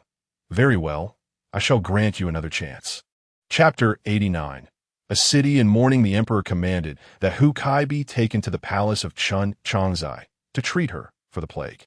Mo Jingyan contemplated suggesting that they find a random palace made for Hukai to experiment on, but upon seeing the emperor's grim countenance, he dared not voice it. Silently praying that Hukai indeed possessed some skill to save Chun Chongzai. At that moment, the emperor snorted disdainfully, fixing him with a piercing stare. "Should this Hukai cause any further mishaps, I shall not spare you." Mo Jingyan recoiled in shock, trembling as he replied, "It will not happen. Father, please trust me once more." After speaking, He discreetly wiped the perspiration from his palms. Once again, they waited for over 2/4 of an hour. However, dreadful news arrived once more. The guards rushed into the Taiha Hall, collapsing to the ground as they reported, "Your Majesty, it is dire news. Chun Changzai has perished. That Ukai has caused her death." Upon hearing this, Mo Jingyan turned his head, his pupils constricting in disbelief as he questioned, "How could this be?" The emperor was momentarily stunned, then sank into the dragon throne, his fury erupting in the next breath. "Go! Execute Hukai! Put him to death!" "Yes," the guards replied, turning to flee. Seeing this, Mo Jingyan was stricken with terror, his complexion pale as he stammered, "Father, it cannot be! You wretched fool!" The emperor seized a teacup and hurled it at Mo Jingyan's head, exclaiming, "What kind of people have you brought? They have killed 2 of my consorts in an instant. Are you attempting to annihilate my harem?" The teacup struck Mo Jingyan squarely on the forehead, blood cascading down his face. He knelt on the ground, desperately shaking his head, fearfully uttering, "I dare not. I dare not." The emperor berated him. "Ah, you dare not? You are merely foolish. Such a mindless creature. How could I have placed such trust in you? You insisted they could cure the plague, and I thought you had truly found capable individuals." The loss of Chun Changzai did not trouble him as much as the affection he held for the noble Yun. The more he contemplated, the angrier he became, and he clenched his fists, commanding, "Proclaim my decree. The Pole has caused the death of Yun. Annihilate his entire clan, extinguish his 9 generations." Mo Jingyan bowed his head, trembling legs and twitching lips, fully aware that he had provoked the emperor's wrath. At this moment, he did not dare utter a plea for mercy, especially since both the Pole and Hu Kai deserved punishment. Even he had been deceived. Nevertheless, the emperor's fury remained unabated. He gazed at Mo Jingyan, his voice cold and low. "Princein, these are the individuals you brought forth. They have caused the demise of both Yun and Chun Changzai, and you cannot evade culpability. However, considering your lack of intent, I shall spare you the death penalty. Yet, you cannot escape the consequences of your actions. Your repeated errors show no sign of remorse. And thus I have decided to strip you of your title and command you to return and deeply reflect upon your wrongdoings."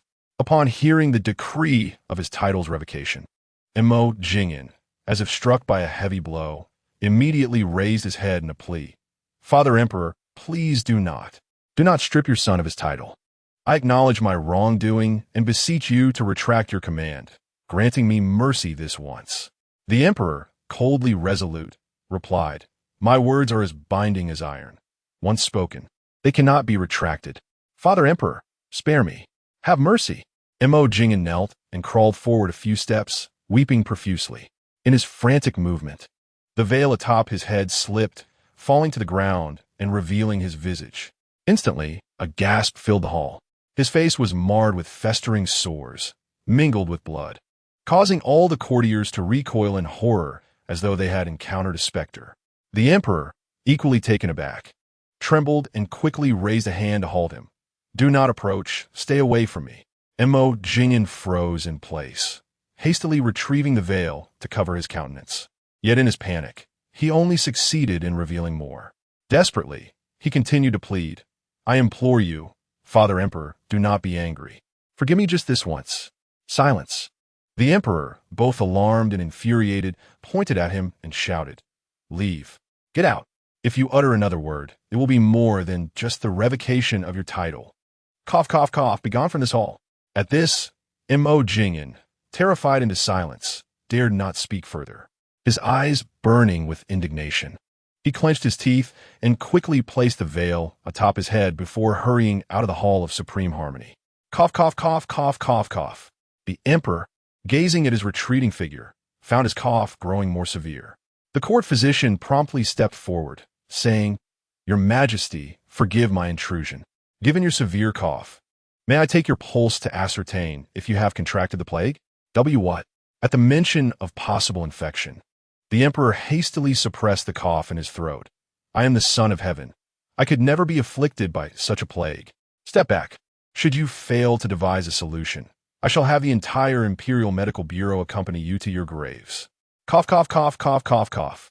Within the palace, there was an air of trepidation, while outside, the city echoed with lamentations. From the highest nobility to the common folk, many were succumbing to the affliction. It spread, becoming increasingly fierce. The streets resembled a scene from hell itself. Wu Jiao was laden with supplies, a basket on her back, 2 large bundles on her shoulders, and 2 hefty bags in her hands. She hastened to Chu Yingluo's side. "Princess, I have gathered a month's worth of provisions. We must return to the estate swiftly. The streets are terrifying with corpses strewn about. The once vibrant marketplace now lay desolate, with most residents cowering indoors, afraid to venture out. Even the usually bustling Zui Xianlu had closed its doors. It took several attempts at different houses before they managed to procure these necessities." Chu Yingluo surveyed her surroundings, a frown etching her brow as she remarked, "Do you think hiding within the 4th prince's residence ensures safety? Although it may be a secure haven now, the plague is likely to spread. Given the current state of affairs, 1 in every 10 individuals is infected. Those with frail constitutions perish swiftly, while the stronger merely linger in suffering. If this continues, it will inevitably lead to calamity." At that moment, a woman's hoarse cries suddenly pierced the quietude of the street. "Doctor, please open the door. Save my daughter. She is on the brink of death. Please, I beg you." Chu Yingluo halted her steps and turned to see a woman kneeling at the entrance of a clinic, cradling her 3-year-old daughter, desperately pounding on the door. Inside, the doctor remained resolutely behind the closed door, impatiently calling out, "Just leave. It's not that I refuse to treat her.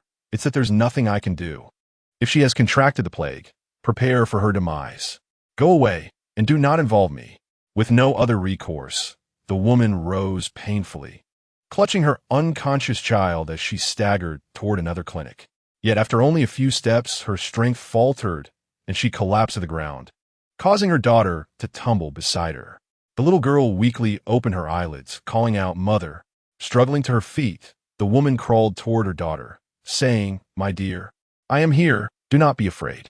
Suddenly, the little girl's eyes rolled back, and she convulsed violently, frothing at the mouth and vomiting uncontrollably. The woman cried out in terror, "My dear, my precious child."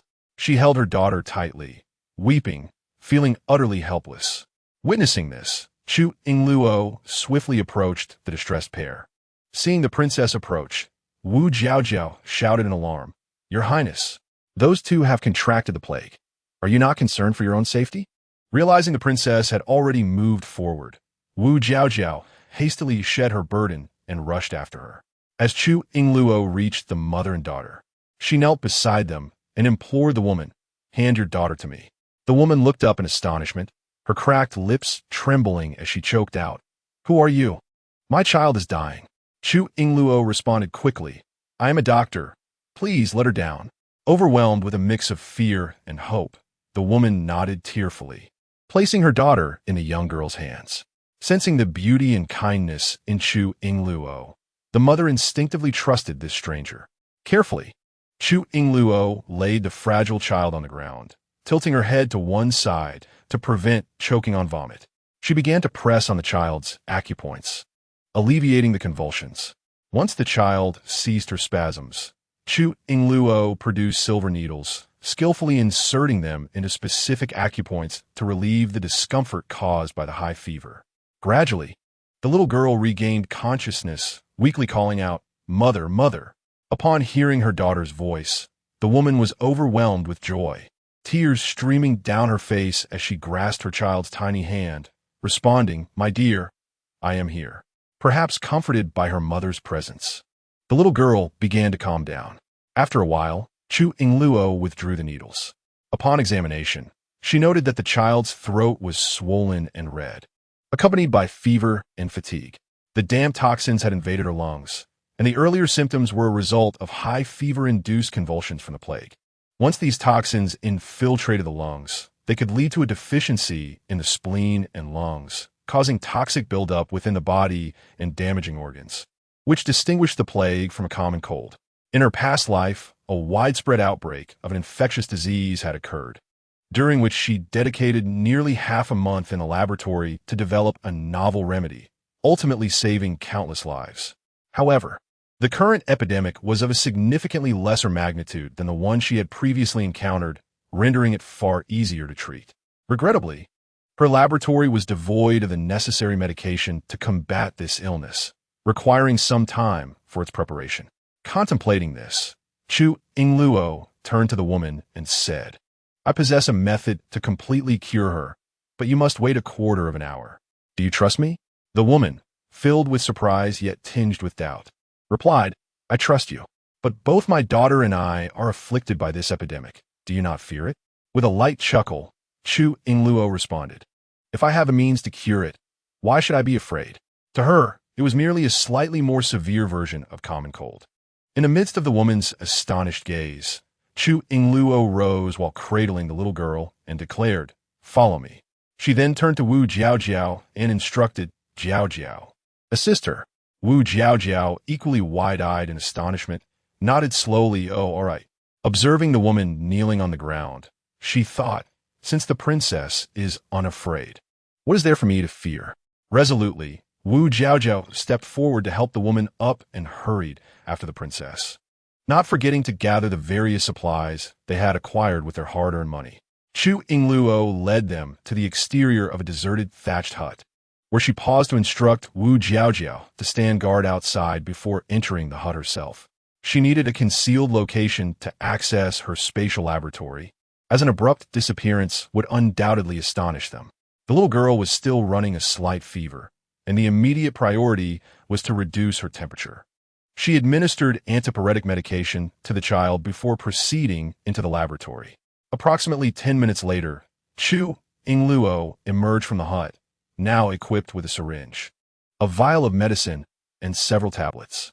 Wu Jiaojiao, observing the peculiar items in the princess's possession, was perplexed, as she distinctly remembered the princess entering empty-handed. The woman, too, was astonished but refrained from inquiring, swallowing the white tablet that Chu Yingluo had provided. After administering an injection to both mother and daughter, Chu Yingluo reassured them, "Your daughter is now safe. In about an hour, once the fever subsides, your ailments will be completely resolved." The woman stared wide-eyed in disbelief, momentarily a loss for words, merely gazing at Chu Yingluo. She then lifted her daughter, exclaiming, "Yoer, how do you feel?" The little girl slowly opened her eyes at her mother's call. Though still somewhat weak, she appeared considerably better than before. Chu Yingluo sighed with relief and said to Wu Jiaojiao, "Let us return." After scanning the inside of the thatched hut and finding nothing amiss, Wu Jiaojiao promptly shouldered the bags and followed the princess. Upon witnessing Chu Yingluo's departure, the woman hurriedly knelt on the ground with her daughter, bowing deeply. "Thank you, young lady, for saving my daughter. I am eternally grateful to you, my benefactor." Chu Yingluo turned back, offered a gentle smile, and waved her hand as she continued on her way. Wu Jiaojiao, carrying a bundle, followed closely behind, expressing her concern. "Princess, I just touched that woman. I might have contracted the plague too. Perhaps you should give me an injection as well?" Chu Yingluo continued walking, responding indifferently. "We'll discuss it once you show symptoms." Startled, Wu Jiaojiao stammered, "Maybe we should do it beforehand. What if she succumbs?" Chu Yingluo glanced at her foolish expression, raising an eyebrow, and replied, "Do not worry. Your health is robust. Even if you were to contract it, you would not perish immediately." Wu Jiaojiao frowned, looking distressed. "Princess." Suddenly, a vivid image of Zhang Fei weeping crossed Chu Yingluo's mind, sending a shiver down her spine. "All right, you wish for an injection? I shall administer one when we return." Wu Jiaojiao chuckled happily and bounced along beside her. In an unexpected twist, the casual act of saving a passerby reached the emperor's ears by the following day. A messenger rushed to the Taya Hall, reporting, "Your Majesty, there is splendid news. It is rumored that a woman infected with the plague was miraculously cured by a divine doctor." Upon hearing this, the emperor's expression brightened with joy. "What? Is this true?" The ministers in attendance were left utterly astounded. The court erupted into chaos, each voice rising in astonishment. "How can this be? Who is this divine doctor capable of curing the plague? We must know her identity." The messenger responded, "I am unaware, but it is said that this divine doctor is beautiful and kind-hearted, a living bodhisattva, yet no one knows her name. Upon hearing this, the officials from the Imperial Medical Bureau exchanged skeptical glances, muttering amongst themselves, "Impossible, impossible. Our imperial physicians are the most skilled in the realm. No one could surpass them. Surely, this person is a charlatan. Indeed, it must be those unruly commoners exaggerating." The emperor, with keen hearing, grew furious at their insolence and thundered, "You incompetent quacks! You are no better than common village doctors. Why do you stand idly by? Go forth and find this divine doctor at once. I demand her to be brought before me." Chapter 91. The Search for the Divine Doctor in the Anwang Mansion, Mo Jing'an. Upon receiving the report of a divine doctor capable of curing the plague, was instantly filled with anxiety. Is this person truly real? Indeed, there are confirmed cases of plague being cured by this divine doctor. Hearing this, Mo Jing'an's excitement surged. Quickly, we must find this divine doctor before my father does. I must redeem myself. Yes, my lord. Xiao Lu turned to leave. Wait. Mo Jing'an called him back, adding urgently, no matter the cost, bring the divine doctor to me. I wish to take her as my mentor, and it would be ideal to acquire the formula for the plague remedy. Remember, this matter is of utmost importance. It must be done swiftly. Understood, my lord. Xiao Lu dashed out, eager to uncover the whereabouts of the divine doctor. Meanwhile, Mo Jing'an paced anxiously within the room, his heart a mix of excitement and apprehension. The emperor has stripped him of his title, presenting him with his sole opportunity for redemption. If he can locate someone before the emperor does, he may once again earn his father's trust and favor. How splendid! Mo Jing'an clapped his hands in excitement, unable to contain his jovial laughter. Ha ha ha! This is wonderful. There is hope now. Meanwhile, Chu Yingluo remained blissfully unaware that the palace was in a frenzy searching for her, as she leisurely prepared lamb soup in her residence. The enticing aroma wafted throughout the courtyard, causing Wu Jiaojiao to drool uncontrollably. Wu Dakue, tidying up the clutter, playfully tapped Wu Jiaojiao's head with a book, his tone a blend of exasperation and amusement.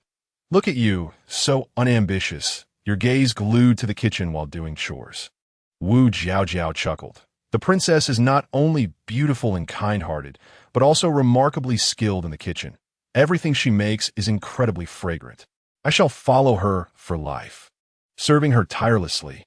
Furthermore, the princess always shared half of her delicious creations with the servants, treating them well, which endeared her to everyone and fostered a deep loyalty among them. After a while, Chu Yingluo emerged from the kitchen with steaming lamb soup, saying as she walked, "You all can share the leftover from the pot.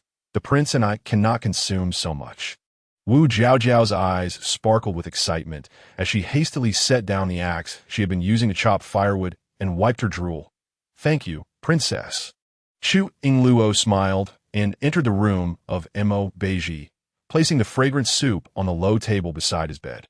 Mo Beizhi, reclining on the bed, inquired upon catching the rich aroma, "What is that delightful scent?" After setting the lamb soup down, Chu Yingluo replied, "Your Highness, as autumn approaches, the weather grows increasingly chilly. Drinking lamb soup will warm you up. It is also nourishing for the body, warming and fortifying the stomach." Mo Beizhi turned his head to glance at the two large bowls of creamy lamb soup, glistening and topped with scallions and cilantro. One adorned with a layer of chili oil, which looked utterly appetizing. However, the bowl without chili was intended for him. No wonder Wu Jiaojiao had been so distracted in the courtyard. He too had found it hard to concentrate since tasting the food that Chu Yingluo had prepared with her own hands. Chu Yingluo gently helped him sit up, placing a cushion behind him for support, and then served him a small bowl of lamb soup, saying the soup is best enjoyed hot. "Here, let me feed you." Mo Beizhi's eyes flickered slightly before he replied, "I can do it myself." Although he cherished the sensation of being fed by her, his hands were now capable of movement. He couldn't bear to trouble her further, feeling like a burden. Besides, he could sit up now, no longer needing to lie down. Noticing his insistence, Chu Yingluo relinquished the bowl into his hands, cautioning, "Be careful, it's hot, take your time."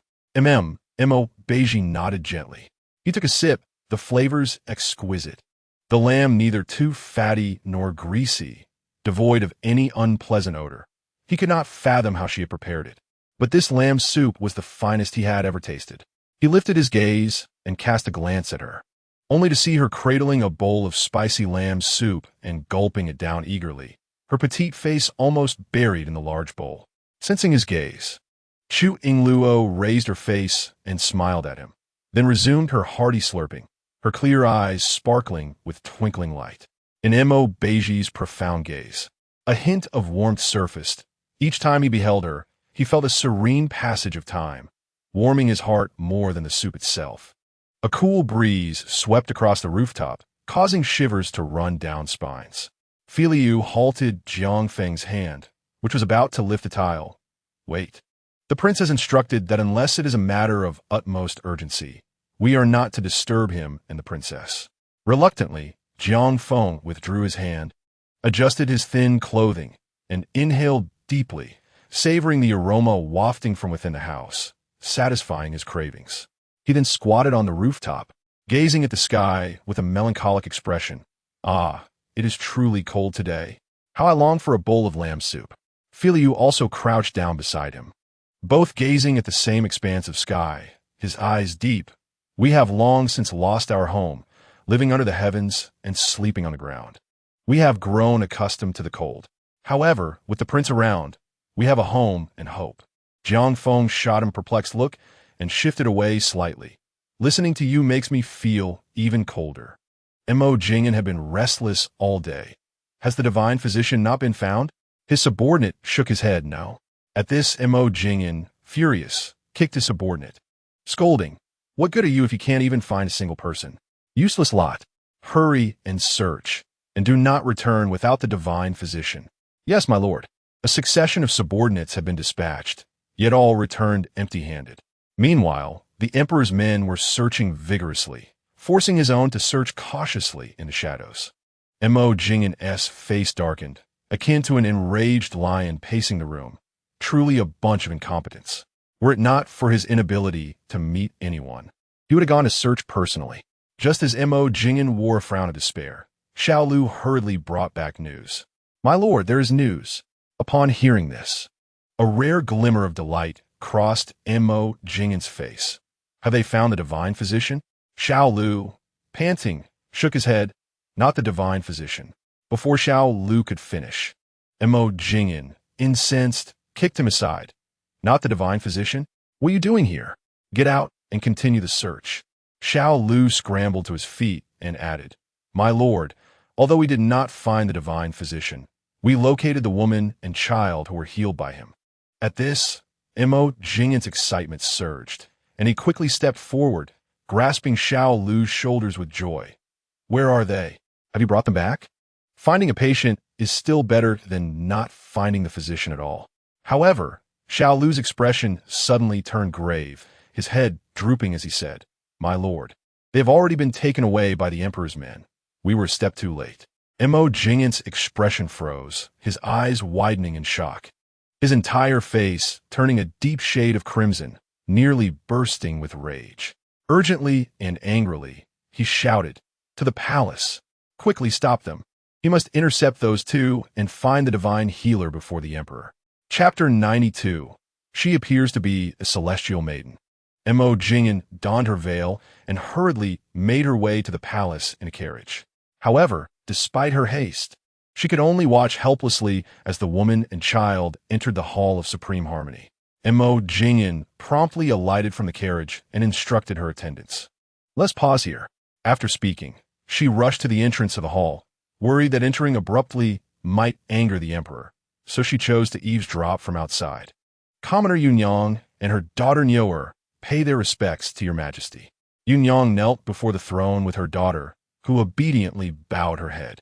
The emperor gazed at them with excitement and said kindly, "Rise. I have heard that you and your daughter were afflicted by the plague and were cured by a folk healer. Is this true?" Yunyang took Nyoer's hand and stood, responding respectfully, "Yes, your majesty." The emperor cleared his throat, and his expression suddenly turned grave. He spoke in a deep voice. "You must answer truthfully to my inquiries. This is the imperial court.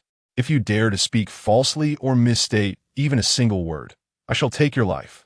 Yang shuddered and quickly replied, "What I say is the absolute truth, not a word of falsehood. My daughter and I were indeed stricken by the plague, lying on the roadside in dire condition. It was the divine healer who saved us, allowing us to retain our lives." The emperor inquired further, "And who is this divine healer?" Yang responded, "The healer departed after curing us, so I do not know her surname or given name." The emperor frowned. "Surely you must remember what she looks like?" Yang lifted her head and smiled. "I recall her well. The young lady is beautiful and kind-hearted. A stunning beauty whose like I have never seen before. She appears as if she has descended from the heavens, resembling a celestial maiden." Celestial maiden? The court ministers exchanged incredulous glances, finding her words quite absurd. One of the ministers stepped forward and said, "Where in this world can one find a celestial maiden? If you dare deceive the emperor, it is a crime of treason that warrants execution."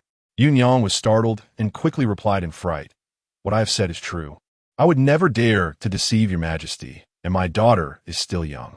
I would never toy with our lives." The minister pressed on, "But could there be someone directing you from behind?" Yang shook her head vehemently. "No, absolutely no one has instructed me." The minister scoffed, "That is indeed curious. If what you say is entirely true, how can you not identify the healer? How are we to trust you?" Then, the head of the Imperial Medical Bureau stepped forward and inquired, "Yang, you claim that this healer cured your plague affliction. Pray, tell us, what method did she use?" Yang reminisced about the events of that day, recounting how the esteemed physician had kept the common woman waiting for a quarter of an hour. Upon emerging, the physician offered her a small white pill and produced a white syringe, administering an injection. Although the needle caused a momentary sting, the discomfort swiftly dissipated. Subsequently, the woman followed the physician's instructions and waited for an hour, ultimately achieving complete recovery. All sensations of unease vanished, leaving her invigorated and utterly comfortable. The Grand Medical Officer inquired, "What kind of needle was it?" Yang gestured as she described, "It was this long, this thick. Absurd." The Grand Medical Officer hastily interrupted her account, his face flushing with embarrassment as he reflected on the implications of her words, indignantly retorting, "In the presence of the emperor, you speak such nonsense. Your claims are unheard of. In my opinion, they are mere fabrications of this Yang, utterly untrustworthy." Yang urgently replied, "What I say is the truth. The syringe was filled with a white liquid, and once injected, it healed me."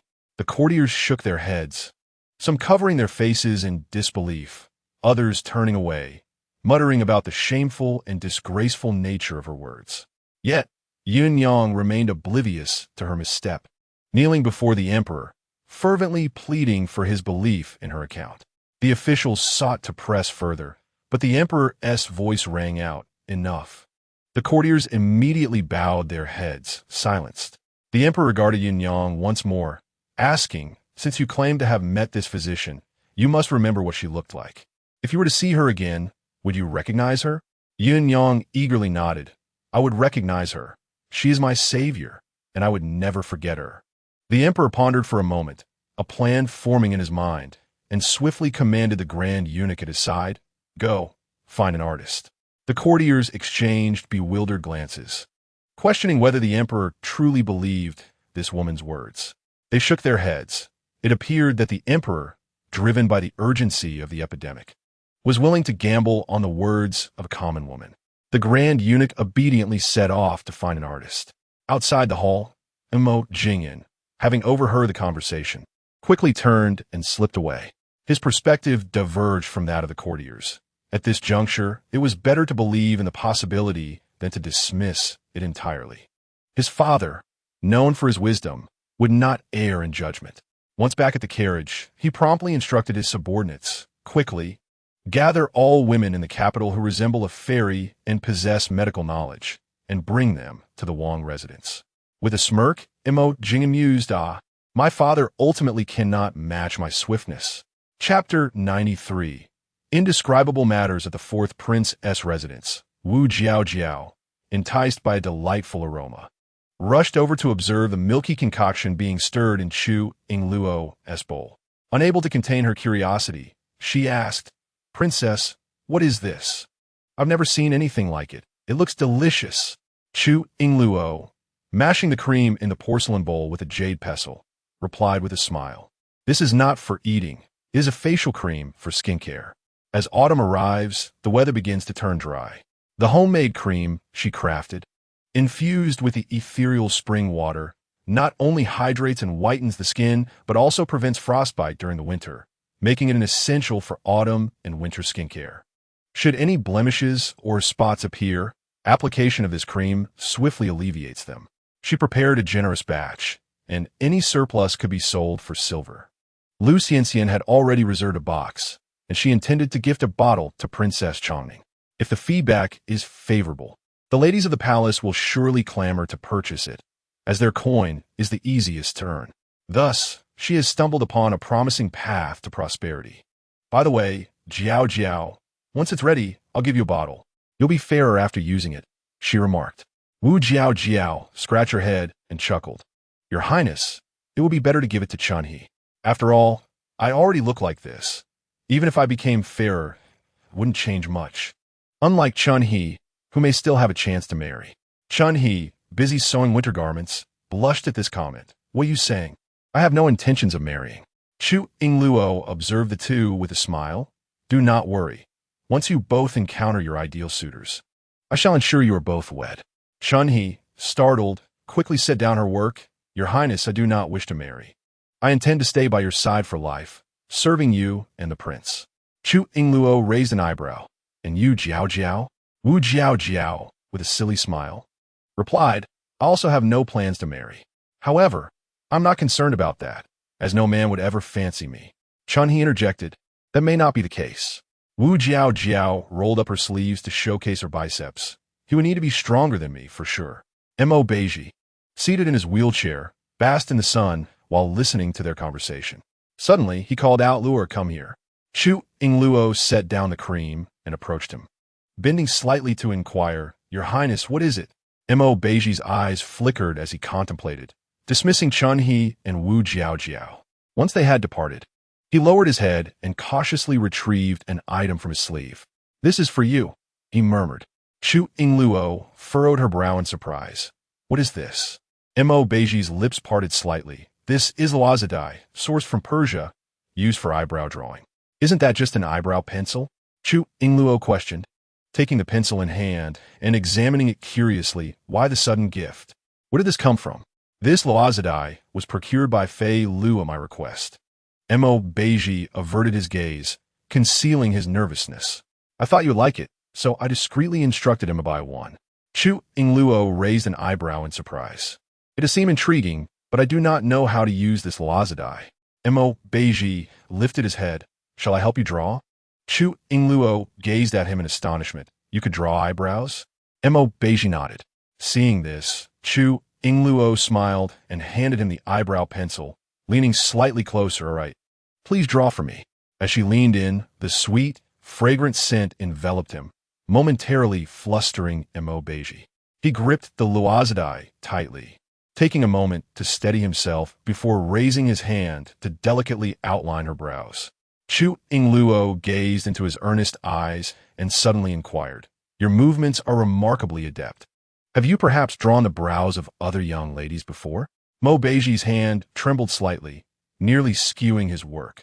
He hurriedly clarified, No, this is my first time drawing the brows of a young lady. You are the only one. I observed my mother doing it several times and learned from her. Chu Yingluo flashed a smile, proud of his skill.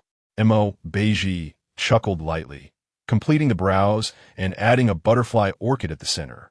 Her eyes, already large and captivating, framed by swan-like dark brows that gracefully arched like a delicate crescent moon, now sparkled with the addition of the orchid, making her appear even more enchanting and playful. After finishing, Beizhi found himself entranced, gazing at her, lost in reverie. When Wanhuan entered, he merely caught sight of Chu Yingluo's silhouette, entirely concealing the fourth prince.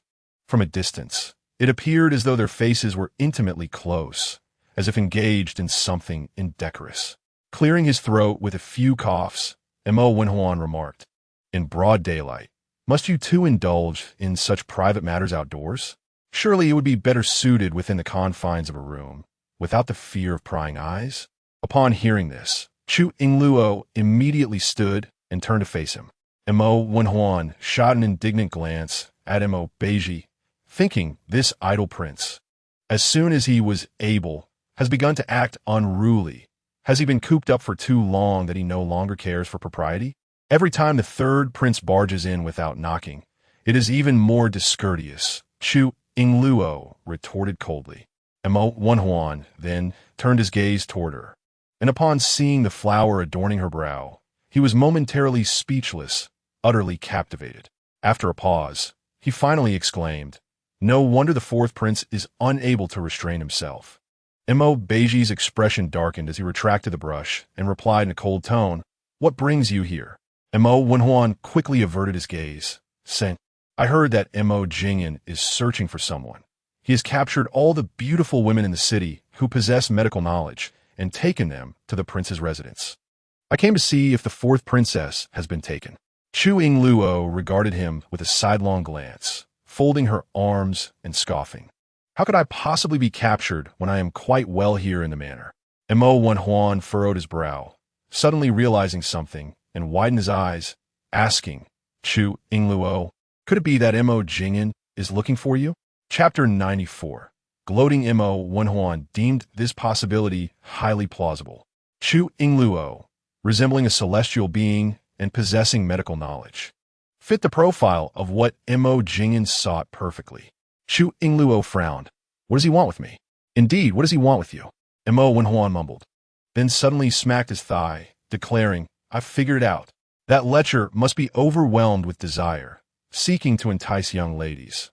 Otherwise, why else would he be scouring the city for beautiful celestial beings? How outrageous!" Mo Jingyan conducts his selection of consorts with even greater ostentation than our father's imperial selection. I must ensure he receives a proper reprimand. Chu Yingluo twitched her lips, chuckling dryly. "In that case, you should hasten to report this to the emperor, lest the second prince truly lays his hands on those young girls." Upon hearing this, Mo Wenhuan quickly waved his hand and laughed. "What second prince? He is no longer a second prince. The emperor has stripped him of his title. He is now merely an ordinary prince, not only devoid of a title, but also afflicted